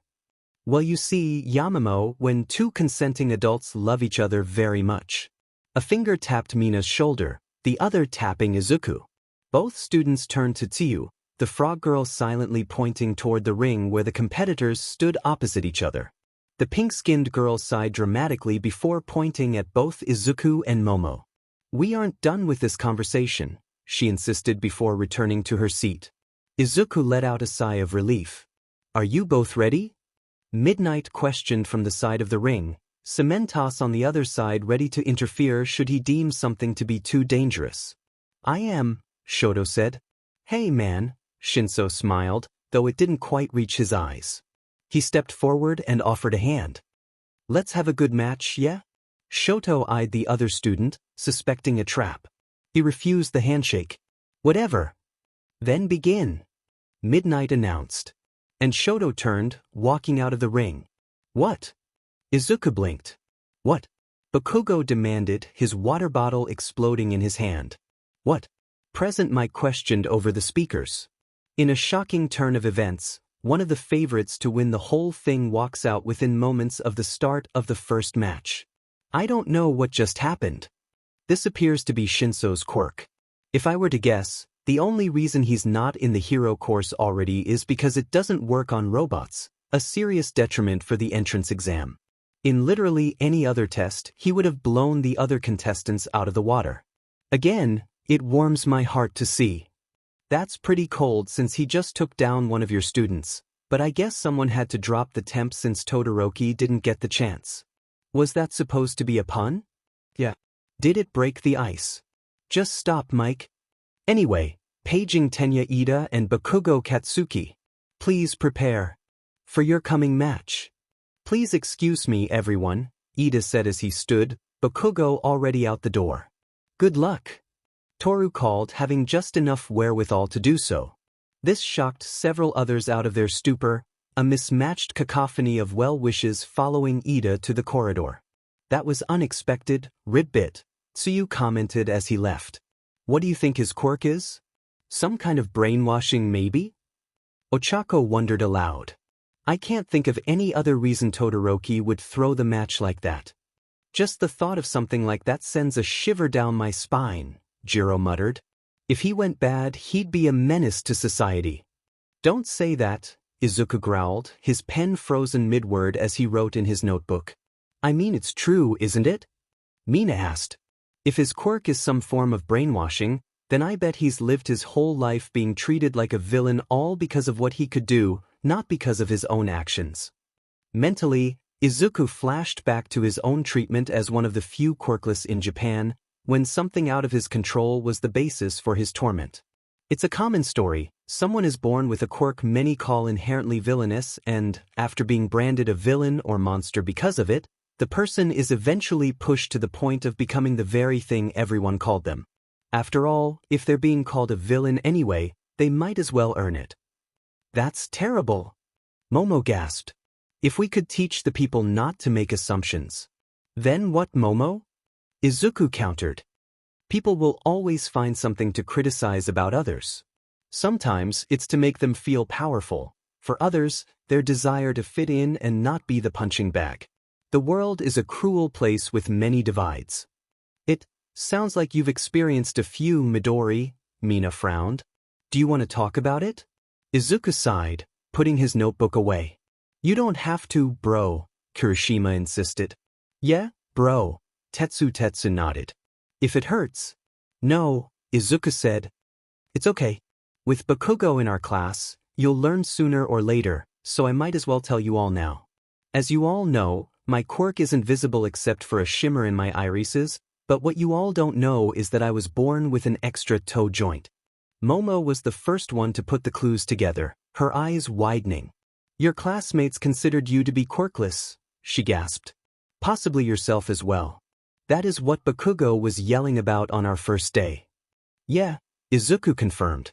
So I think I can relate to what Shinso might have gone through. Ostracization, bullying, no one willing to be your friend lest they join you in the hot seat. I'm sorry, Midoriya, Jiro muttered, the ends of her jacks tapping nervously. I had no idea. But we know now. Kirishima grinned. That means we can take steps to fix it. After all, it takes guts to admit if you've been wrong and try to fix it, right? And it's heroes' jobs to try to fix the world as best we can, from the big stuff to the small stuff. That's so manly, bro. Tetsu agreed. Bro. Anyway, Kaminari cut in. You know that old phrase about judging books by their covers?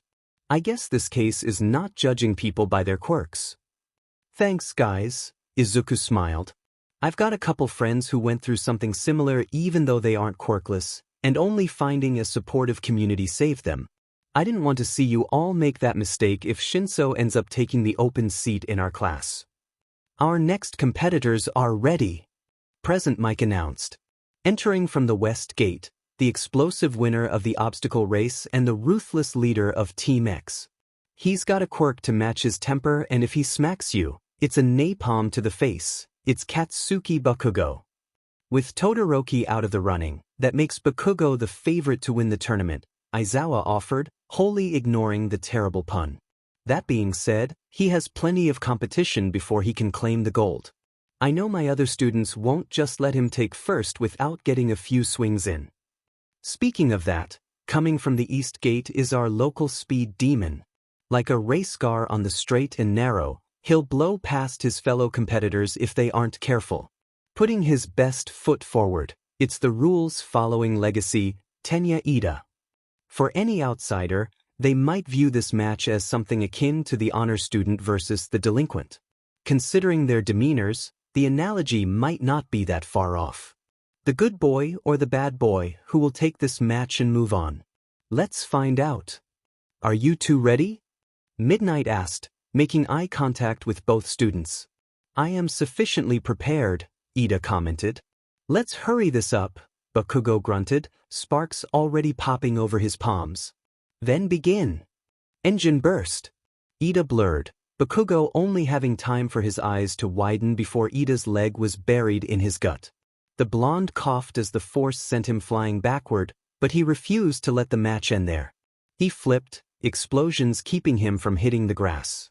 I'm not letting you win with a goddamn cheap shot like that, rich boy. Bakugo yelled, blasting himself back into the ring.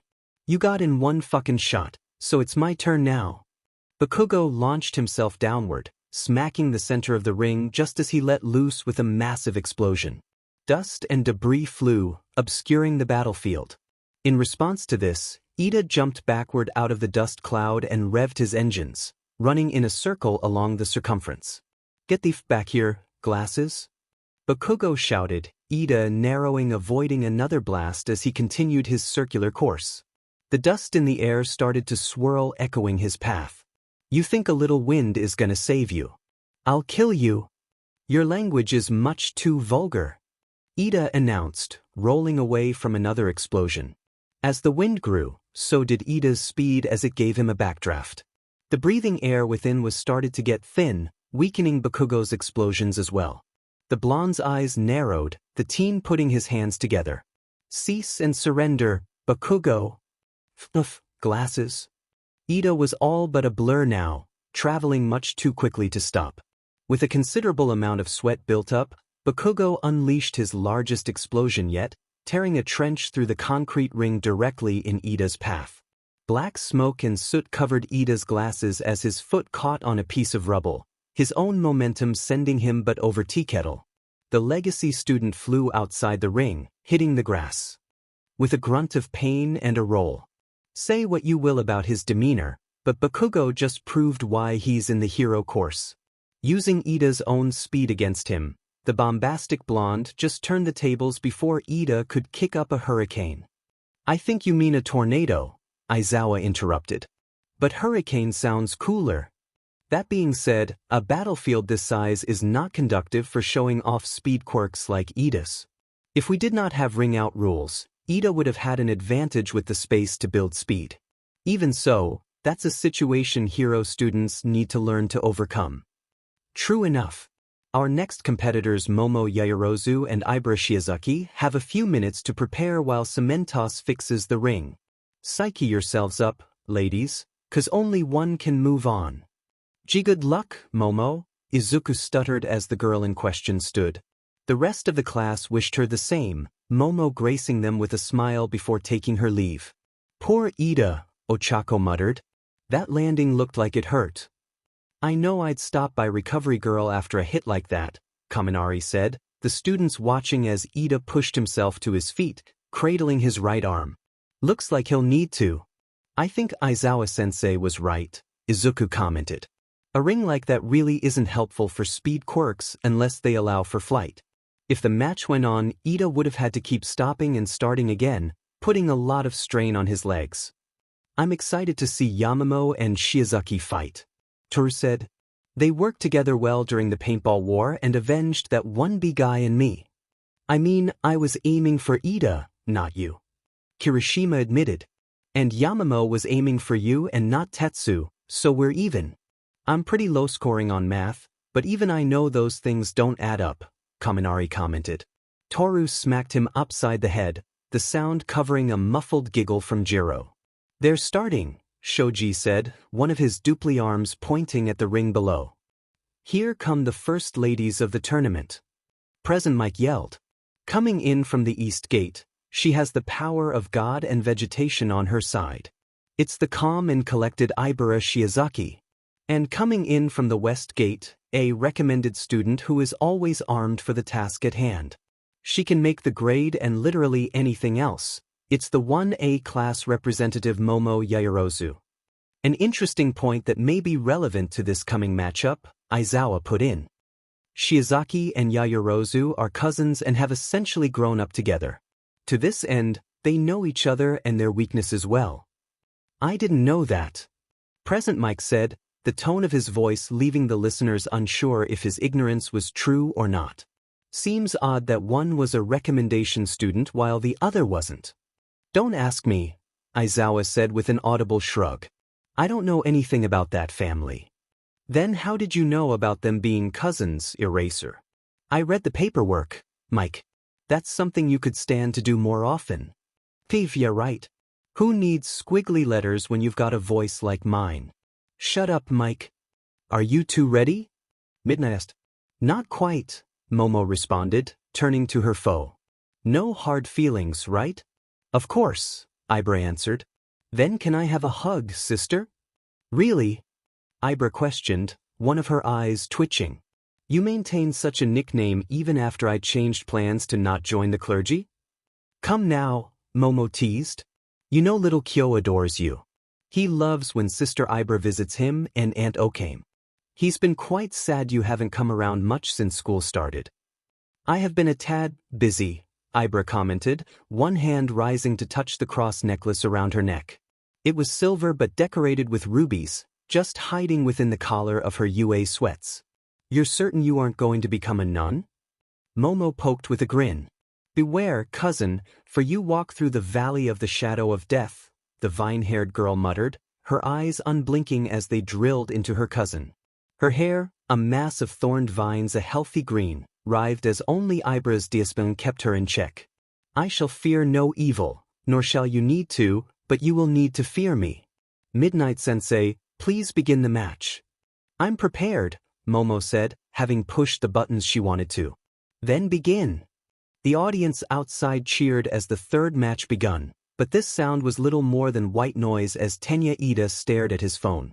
His arms, one recently healed of its break thanks to Recovery Girl, shook as he tried to keep it next to his ear. The phone beeped, prompting Ida to quickly bring the phone down to press the proper button to replay the message that had been left for him. Hey, Tenya, his older brother's voice whispered, but it was shaky, his breathing ragged. There was a light echo, as if the phone had not been by his mouth. Listen, I don't have much time.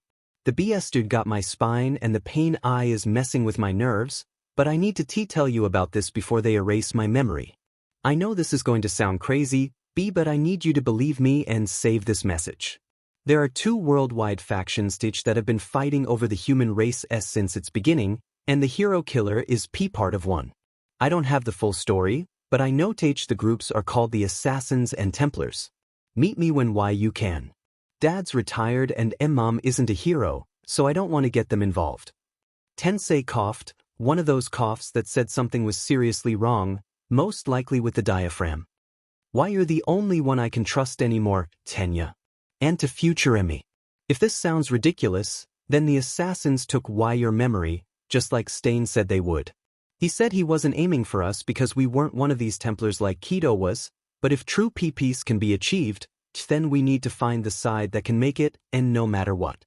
This is so much bigger than us, Tenya. Tensei's voice was hard to hear now, barely a whisper on the wind. It's an ancient conspiracy. I can't handle it alone. There were several seconds of silence filled only with Tensei's labored breathing. Something crunched, followed by the sound of Tensei shifting. Ditch that outfit. Why, you're one of them. Easy there, a soft voice said with no accent to speak of. I heard what happened. I'm here to fix the record. No, don't. Tensei tried to deny. There was a nasty, glorping sound followed by something like the singing of an ethereal voice. Tensei sighed. Our war means nothing to you once more, the man said. I'm sorry you got involved at all. Footsteps walked away only to be shortly replaced with the distant sound of sirens. The phone seemed to register there was no more speaking, cutting off the message there. To replay this message, press 1. To delete this message, press 2. To save this message, press 5. Tenya mashed 5, saving the message before ending the voicemail call. Though he wanted to support his friends and classmates for the remainder of the sports festival, this was a much higher priority. His brother had been attacked, and Tenya would find the one or ones responsible at all costs. Those two are seriously going at it, Kaminari commented as, in the ring below them, Momo Yayorozu and Ibara Shiozaki fought. The latter was using her prehensile vine hair to dig into the earth and act as a defensive wall, but the former had armed herself with a reinforced weed whacker and a small bottle of plant killer. Whatever Momo had said before the match started had gotten under the 1B student's skin, and she only seemed to be getting more agitated as the match went on despite her own attempts to calm down. Aizawa-sensei did say they were cousins, Ribbit, so you said? Maybe they're working together to make sure whoever loses still has a great showing. I don't think that's it, Izuku countered, his eyes on the fight even as his pen danced across a page of his notebook. Kaminari is right. They are both fighting as hard as they can without lethal force. Their knowledge of each other has turned this fight into a battle of attrition, a battle it appears Momo is more suited to win.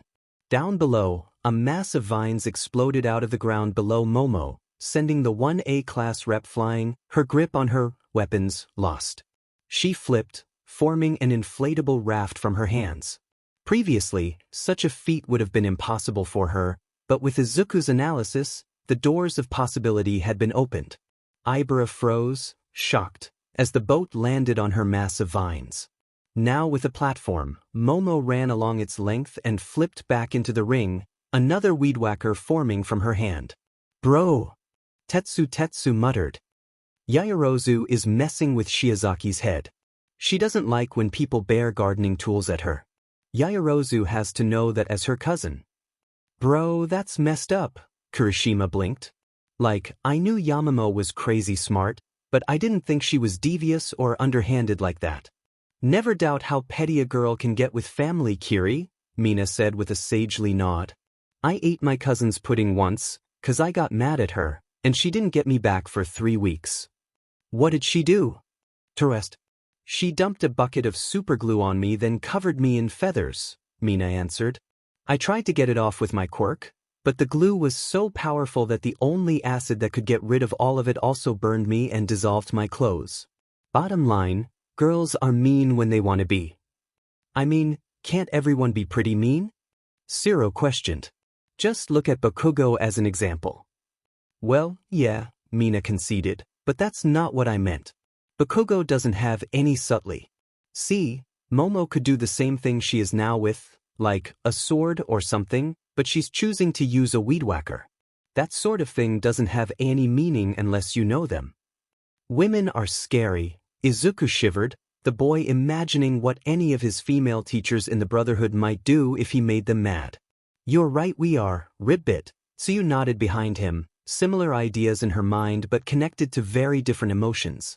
Down below, apparently tired of their back-and-forth status quo, Ibra pulled her hair back, the vines wrapping around her hands in mimicry of 1B's class representative's quirk.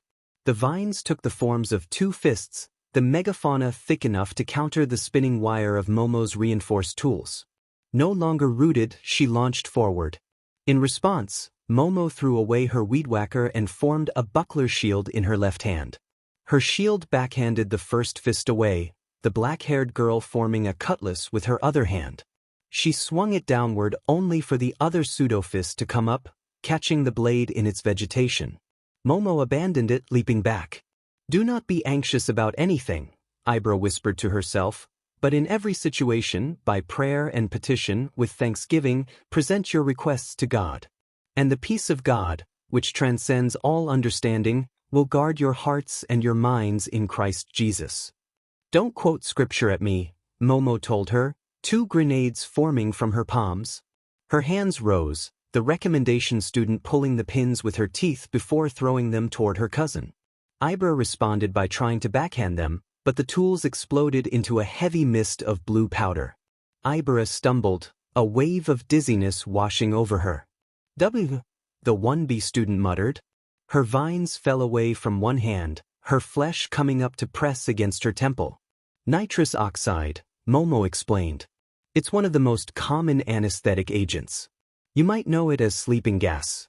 Our match is over, sister." "Crap," Ibra muttered, swinging her remaining vine-covered arm wildly even as the world started to distort. She stumbled, first falling to her knees before her eyes closed and the darkness of sleep took her. "Ibra Shiozaki is unable to continue," Midnight announced, raising her whip. "Momo Yaoyorozu wins by knockout." "What a match!" Present Mike yelled, medbots floating into the ring to pick up the vine-haired girl and take her to the recovery room. Momo followed them into the tunnels, intent on making sure her winning strategy didn't have any adverse effects on her cousin. This near-sibling rivalry comes to a tiring end as Yaoyorozu puts her opponent to sleep with a couple well-placed sleep grenades. Shiozaki had some effective strategies, Aizawa offered, but it appears Yaoyorozu's versatility was simply too much to overcome at this point. Such a loss should drive Shiozaki to better herself and not fall for such a ploy again. It appeared she was relying on her knowledge of Yaoyorozu's quirk, but information had changed since they last spoke, catching her off guard. "If you're gonna make mistakes, it's best to make them here and now rather than in the field where it could cost you your life." Exactly.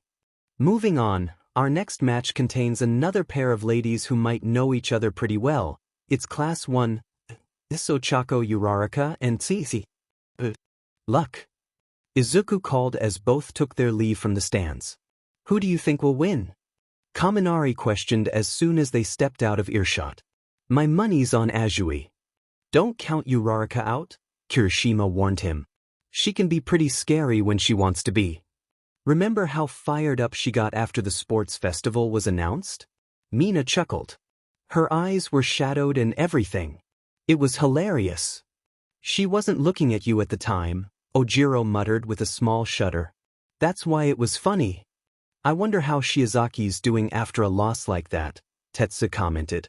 Yaoyorozu really riled her up. I've never seen her so emotional before. Family brings out the best and worst in us, Izuku offered, remembering his mother's phone call.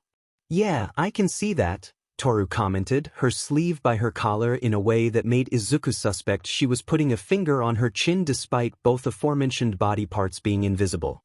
My dad was a bit of a prankster when he was my age, and when I turned out invisible, well, you can see how that reignited his old habits. That explains a lot, Kaminari said, remembering all the times Toru had snuck up on him just to spook him. And here they come. Present Mike called. Coming to US from the East Gate, she's got hops so mad she's disqualified from basketball. It's our resident frog girl, Susie. And from the West Gate, her powers are out of this world, and with one touch, she can make you too. It's Ochako Uraraka. This should be an interesting match, Aizawa said. They know each other and their combat abilities, so I'm not giving away anything to either party here. Both girls are primarily close-quarters fighters, but Azui has long-range capabilities. That said, one touch is all Uraraka needs to turn the tables. I want to see a good, clean match, Midnight told the girls. Are you both ready? I am, Ochako smiled. Ribbit, Tsuyu nodded. Then begin.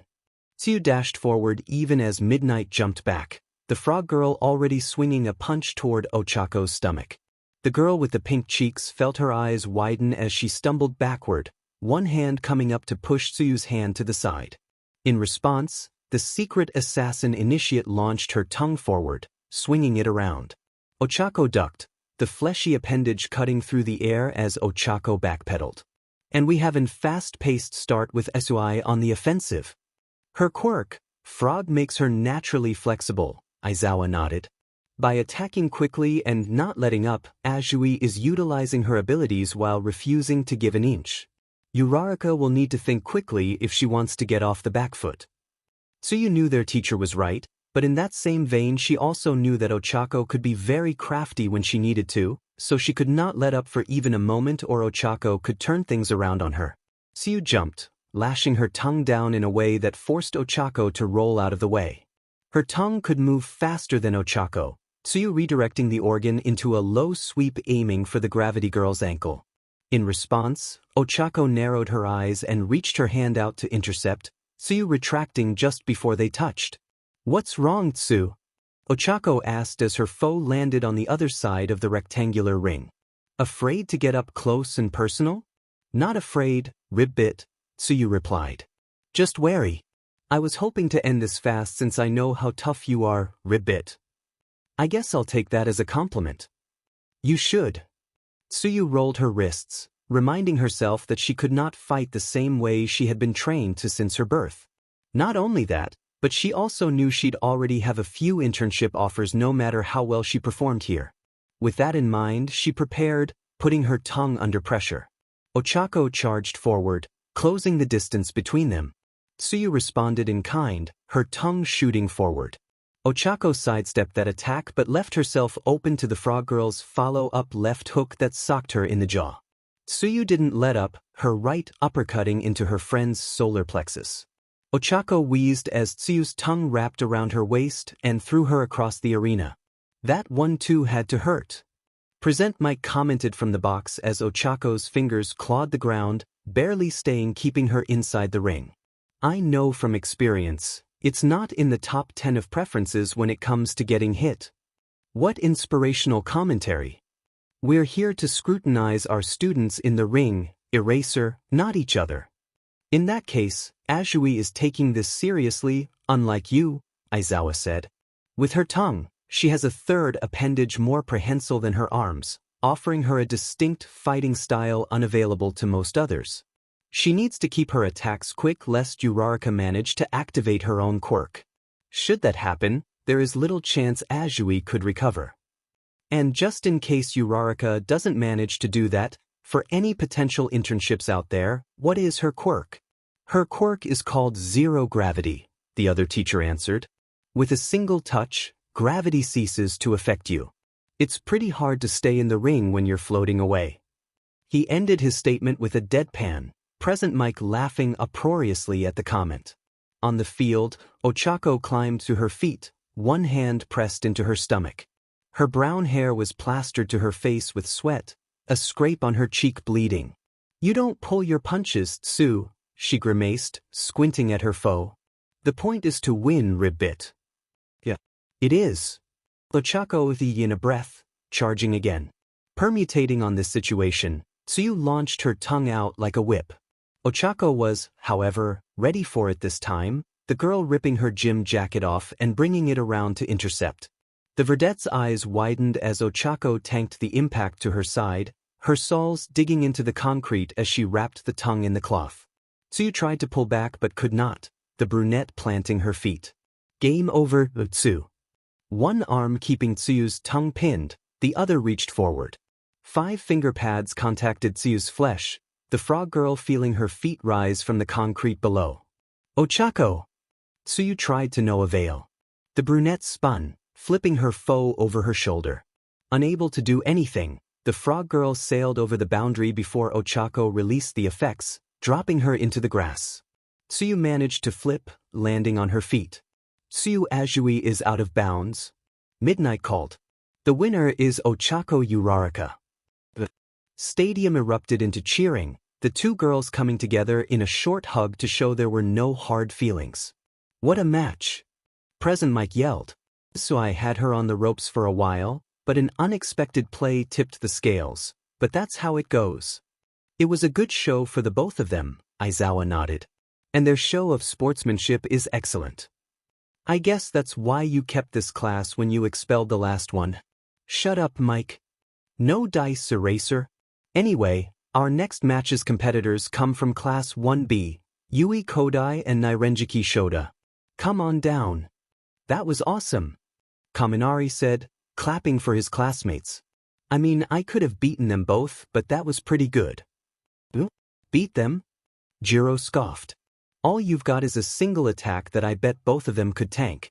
Then they just have to lead you around like a grandpa right out of the ring. Hey! Kaminari yelled over the snickering of the others in the area. Izuku stood as they bickered, the verdict excusing himself.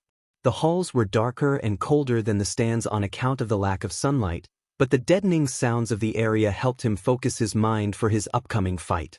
There were 2 matches before his, but considering how quickly the first match ended, that did not mean he could take that time for granted. Coming to US from the Eastern Gate, she'll bring you down to size if you get a big head. It's Yui Kodai of 1B. And from the West Gate, the Vice-RP of 1B. He might not look like much, but it only takes him 1 hit to double-tap those in his way or anyone who mispronounces his name. It's Nairenjiki Shoda. You pronounced it wrong, Aizawa said. Sheet, did I? No. I just wanted to scare you. That was mean, Eraser. Izuku wondered for a while, considering what he knew about Setsuna Tokage from his talks with Itsuka Kendo, 1B's representative. The green-haired girl was, apparently, a bit of a rebel with a penchant for being loud when she felt like it and making inappropriate jokes. She also had a penchant for using her quirk to perform elaborate pranks on her fellow students. Izuku only knew that because of how much Kendo would complain about such at representative meetings. Having been lost in his thoughts, Izuku had lost sight of where he was going, the verdict finding himself bumping into someone. They were tall and muscular from what he felt, but with a distinct sort of padding at his head height. He bounced, landing on his tailbone. Kids these days are so forward, a familiar voice laughed. At least buy me dinner before you try to smother yourself. Mas I mean Mirko. Izuku gasped, amending his initial form of greeting lest there be someone around who was unaware of her double life as Master Assassin Usajiyama. What are you doing here? After the USJ attack, Yue thought it was best to have some extra eyes looking out for any trouble, the pro-hero answered, offering a hand to the fallen student. You were one of the team leaders in the second round, right? Yeah, Izuku replied, accepting the hand as he mentally set himself up for another faux meeting. Even if no one was around to see it, performing such an elaborate hoax would go a long way to establishing a cover story for how they met should the topic ever come to the attention of others. Izuku Midoriya. And you're the rabbit hero, Mirko. That I am, kid. She flashed him a proud smile, her boisterous hero persona more obvious than the subdued pride she exuded in the Denver. You've got a fight coming, don't you? What are you doing wandering around back here? Not up to anything devious, I hope. No, of course not. Izuku said, waving his hands before his face. Mirko leaned forward, her skin-tight hero suit emphasizing her tall, fit figure. Izuku felt his face color, the boy averting his eyes. I needed the quiet to think and strategize. My fight will be tough, and I want to have a good showing even if I don't move on. I can respect that, Mirko grinned, seeing the effect she had on the young initiate. With these ears of mine, quiet can be pretty hard to come across and present mixed commentary doesn't exactly help. Why don't you walk with me? I'll let you pick my brain for tips you can use. Are you sure? The boy asked. You don't think I'll get in the way? Nah, the hero waved off. You might just be a freshie, but you're good enough to get to the third round of the UA Sports Festival, so I'm sure you're good enough to take orders if something comes up. She gestured for Izuku to follow before moving on, the student having to jog to keep up with her long legs. So Greenie, what do you know about your opponent? Her name is Setsuna Tokage, Izuku began. She is a student in Class 1B under Vlad King and her quirk allows her to split her body into pieces and control them freely. She can be loud and brash and likes jokes. Huh, Mirko nodded. If that's the case, then you might have to be careful of her trying to flirt with you. Flirt with me? The boy questioned, his blush returning. It's pretty obvious pretty girls are a weakness of yours, Mirko teased, poking Izuku in the cheek. He grumbled. Anyway, fighting a quirk like that will be tricky unless you have some area of effect power. I don't, Izuku told her despite knowing she already knew the information from the tests he ran through for the Brotherhood before his acceptance into UA. My empathetic eye should help me keep track of her different parts, but that's it. And since she can make her pieces float, I can't count on a single piece giving me a ring out. You'll need to knock her unconscious or make her cry uncle, then, Mirko commented as they rounded a turn. Her ears swiveled as she picked up on sounds Izuku could not hear. Depending on circumstances, forcing her to give in might be the only way. It might make you look mean, but you're in a competition. You gotta be mean if you want to advance. You can't talk your way through it. I suppose, the Verdant sighed. This isn't just training. And without a flashy, powerful quirk of my own, I need to give it my all. Plus ultra, right? Mirko laughed again. Listen, kid. You were fast and agile from what I saw and heard from the first round. If you've got a fighting style to go with that, and I'm sure you do since you never would have made it this far without one, then you just need to show it. And don't be afraid to hurt her. You hero students are tough, so I know any one of you can stand to lose a little bit of blood. Got it? I understand, Mirko. Izuku closed his eyes, committing her advice to memory. What a match! Present Mike yelled, his voice echoing through the hallways louder than the muffled commentary he'd had for the rest of the match that just finished. It was a well-fought fight, but Nirenjiki Shoda just proved that he knows his classmates as their vice. Kodai had an impressive opening gamble, but It didn't pay off. There was a pause, presumably for Aizawa to say something Izuku could not hear. Mirko swallowed a chuckle. Right you are, Eraser, and Shoda's skywalk carried him up the stairway to victory. Our next fight pits our gloomiest students in a battle of gothitude. Another pause. I don't care if it's not a word, that's the best way to explain it. You need to lighten up, 'cause this next fight will bring the dark. Reiko Yanagi and Tokoyami Fumikage, Come on down. You should be getting to a prep room, Mirko suggested. Your fight is coming up and you have no idea how long this fight will go. Good luck. I'll be rooting for you. Thank you, Mirko. With you in my corner, I just have to win. As it turned out, the match between Yanagi and Tokoyami took nearly 15 minutes as they fought in a constant back and forth, her poltergeist and Tokoyami's dark shadow on even ground until she managed to use his mist attacks to make enough rubble to pummel the bird-headed teen out of the ring. Izuku in a breath, releasing it slowly to try to let go of his tension as Present Mike called his name. Coming to us from the west gate, she can stab you in the back while looking you in the face. It's the fun-loving Setsuna Tokage. And coming to us from the east gate, one look from him and he'll know your soul's secrets. He made a name for himself by taking third in the obstacle race with nothing but his normal human legs and acrobatics. It's one Vicer Izuku Midoriya. Izuku blinked away the light as he stepped out of the tunnel, the boy activating his eagle vision for a few seconds until his eyes adjusted. He blinked the effect away to take in his opponent. She was about his height with long, green hair a shade or two darker than his own. She flashed him a smile that showed off her sharp teeth and Izuku's hand went to his belt on reflex to check that his weapons were still there. Oh, another greenhead, she said as Izuku climbed the steps. I'd say we need to stick together, but only one of us can advance, so I'll go ahead and say sorry. Oh, Izuku questioned, giving a grin that he hoped looked more confident than he felt. For what? Not giving me a real challenge. Ha! Setsuna laughed. Good one. But I'll need to beat you up for that one, 'cause it's a challenge now. Well, I'm not going down without a fight. Are you both ready? Midnight asked, turning to look both of them in the eye. Both students gave their acknowledgement. Then begin. Hand cannon. Setsuna yelled, both of her hands separating at the wrists and blasting toward him. Izuku moved, his bow extending even as spun it. Setsuna winced as the metal rods smacked her detached hands out of their intended paths, the girl retracting them. She shook them as they reattached. A bow? I thought that was, like, pepper spray or something. My quirk has no outward effect, Izuku admitted, nor does it affect my body in any way, so I'm practically quirkless. I needed to make up the difference. Yeah, that's fair. Too bad I couldn't end this quick, but I guess that just means I need to show off a little bit. Circus cannon. I knew that power looked familiar. Izuku yelled as Setsuna split apart. Several pieces of her abdomen launched toward him, the male student diving into a roll as the body parts sailed overhead. He came out of the roll and twisted, smacking an arm like an oddly shaped baseball.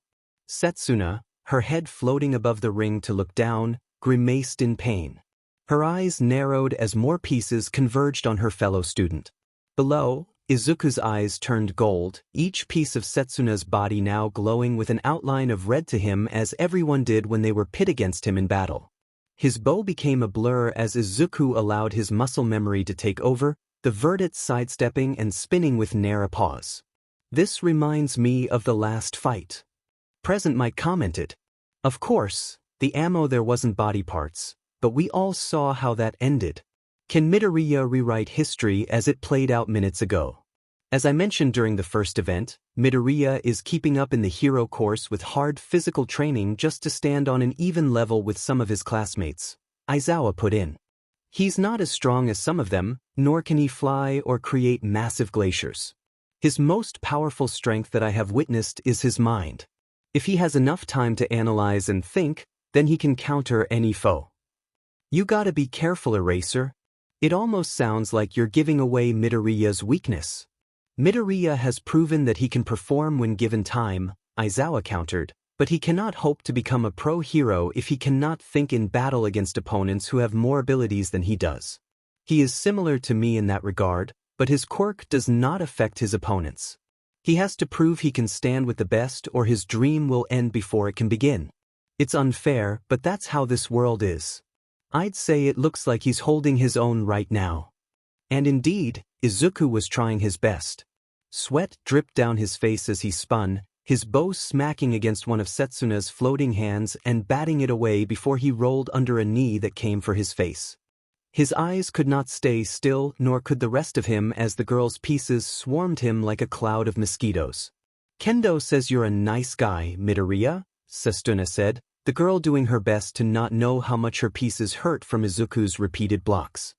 He spun only to pull back and duck as Setsuna's chest flew over his face. The girl laughed. Just surrender and we can all get out of this a little less hurt, okay?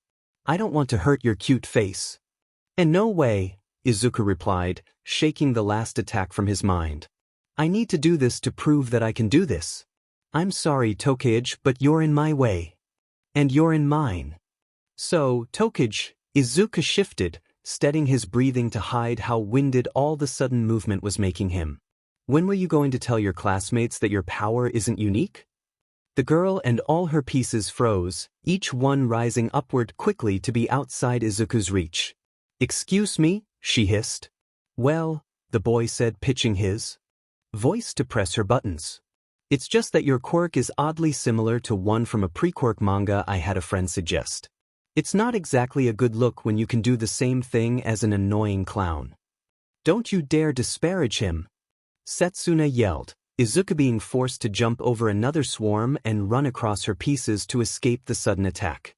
He rolled, landing in the corner of the ring. His eyes scanned the arena, looking for an out or a chance. All the best ways to use my quirk I learned from his strategies. I won't let you badmouth the man who became an emperor. He becomes an emperor? Izuku blinked, having not gotten to that point in that series yet. To be fair, it does have over 1,000 chapters that were none too short. That guy. Of course. That's what inspired me to become a hero. If Buggy the Clown can use the powers of the Chop Chop fruit to become one of the most powerful men in the world, then I can use my lizard tail splitter to become one of the top 10 heroes. But you're looking at the end of the story, Izuku commented, his rope dart shooting out to stab into Setsuna's pelvis. She let out a cry of pain as that floating part jerked, trying to pull away, but the barb in the dart would not come loose that easily. Izuku pulled, reeling in his capture. You seem to forget that he was just a small fry at the start. Let my butt go, perv, Setsuna ordered, her face verging on purple as anger and embarrassment mixed. Izuku hooked an arm around his hostage as he stowed his rope dart and lined up his bow. The hell do you think you're doing? Let go. I know this doesn't look good, Izuku admitted, his own cheeks red, but I have to do whatever I can to get moved to the next round. With you able to float, I can't force a ring out or knock you unconscious. That means I have to force you to surrender. So you took my butt hostage. Present Mike couldn't seem to come up with words to explain the situation, the man choking on his own tongue while Aizawa beside him watched without a shred of emotion. Midnight covered her mouth, unable to fully muffle her laughter. Win or lose, she and Nikoi were so going to tease Izuku about this. My bow has a taser function, but long-term exposure to it can cause numbness and permanent damage, both of which I want to avoid. Tokage, if you surrender right now, you can save us both a lot of embarrassment. If you don't, He swallowed. I'll hit you. Setsuna choked. Are you threatening to spank me on live TV? Unable to hold it back anymore, Midnight laughed one of those full, hearty, making it hard to breathe belly laughs. I can't believe he would even think about such a plan. Mina raged in the stands. When Midori gets back up here, I'm gonna give him a piece of my mind. You're not alone there. Toru agreed, her sleeves showing her own anger. That's so not manly. Kirishima blinked. You must admit, however, it is an effective strategy, Shoji muttered, only to fall silent when the pink-skinned girl turned a baleful eye on him. Are we sure this doesn't constitute harassment? Present Mike questioned. If you remove societal ethics from the equation, it's a logical conclusion, Aizawa replied. Considering Tokage's abilities and Midoriya's lack of an outward quirk, this is one of the few strategies that could lead him to victory, and of those, the most effective. This still has to be a violation of something. If kicking a male student between the legs is allowed, as the sports festival last year proved, then this is also within the rules, Aizawa argued. Gender equality, Mike. As referee, I declare this plan legal. Midnight called after she got her laugher under control.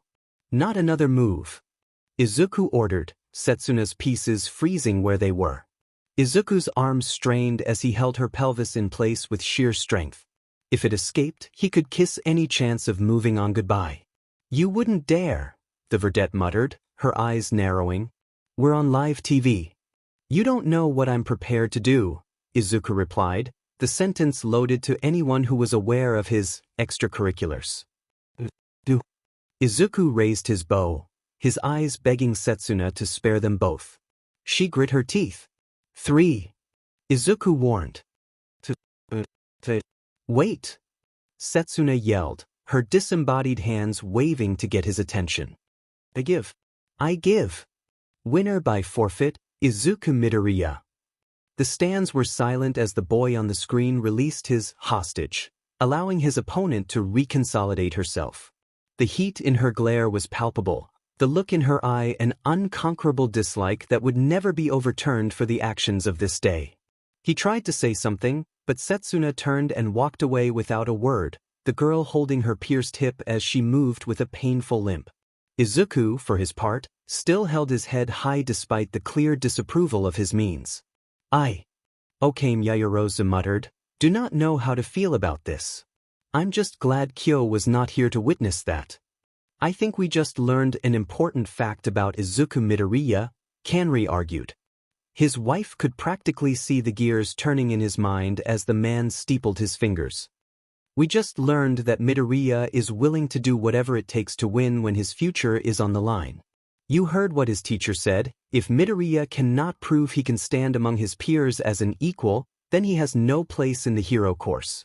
He just showed that no means, no matter how unscrupulous, are out of his limits when needs must. That is exactly the mindset he needs to have if we are to recruit him. Why, with that mentality, I hazard to believe that B could become the next Grandmaster with our backing. With his mind, our Momo at his side, and the full might of the Yaoyorozu group behind them, he and Momo could complete the goal every one of us has fought for the last several millennia. That is assuming we can give Momo the same mindset, Okame said, certain lackluster results coming to mind. We cannot afford for our future leaders to have subpar beliefs without conviction in our cause. Not after we lost the head start we had from the purge of the turn. The assassins are back to their former numbers after the chaos of the dawn of quirks. I know that. Kanri growled at the reminder, his fist pounding into his chair's armrest. The Meta-Liberation War was the bloodiest time of our secret battle in Japan since World War II. They turned that on us and grew in the chaos, but those times were unprecedented. At that time, quirks were still new. Now we can prepare for the next great purge of the Assassin's Brotherhood. His eyes drifted to the victor on the screen as Present Mike tried to shuffle the proceedings along. We just need the right trigger.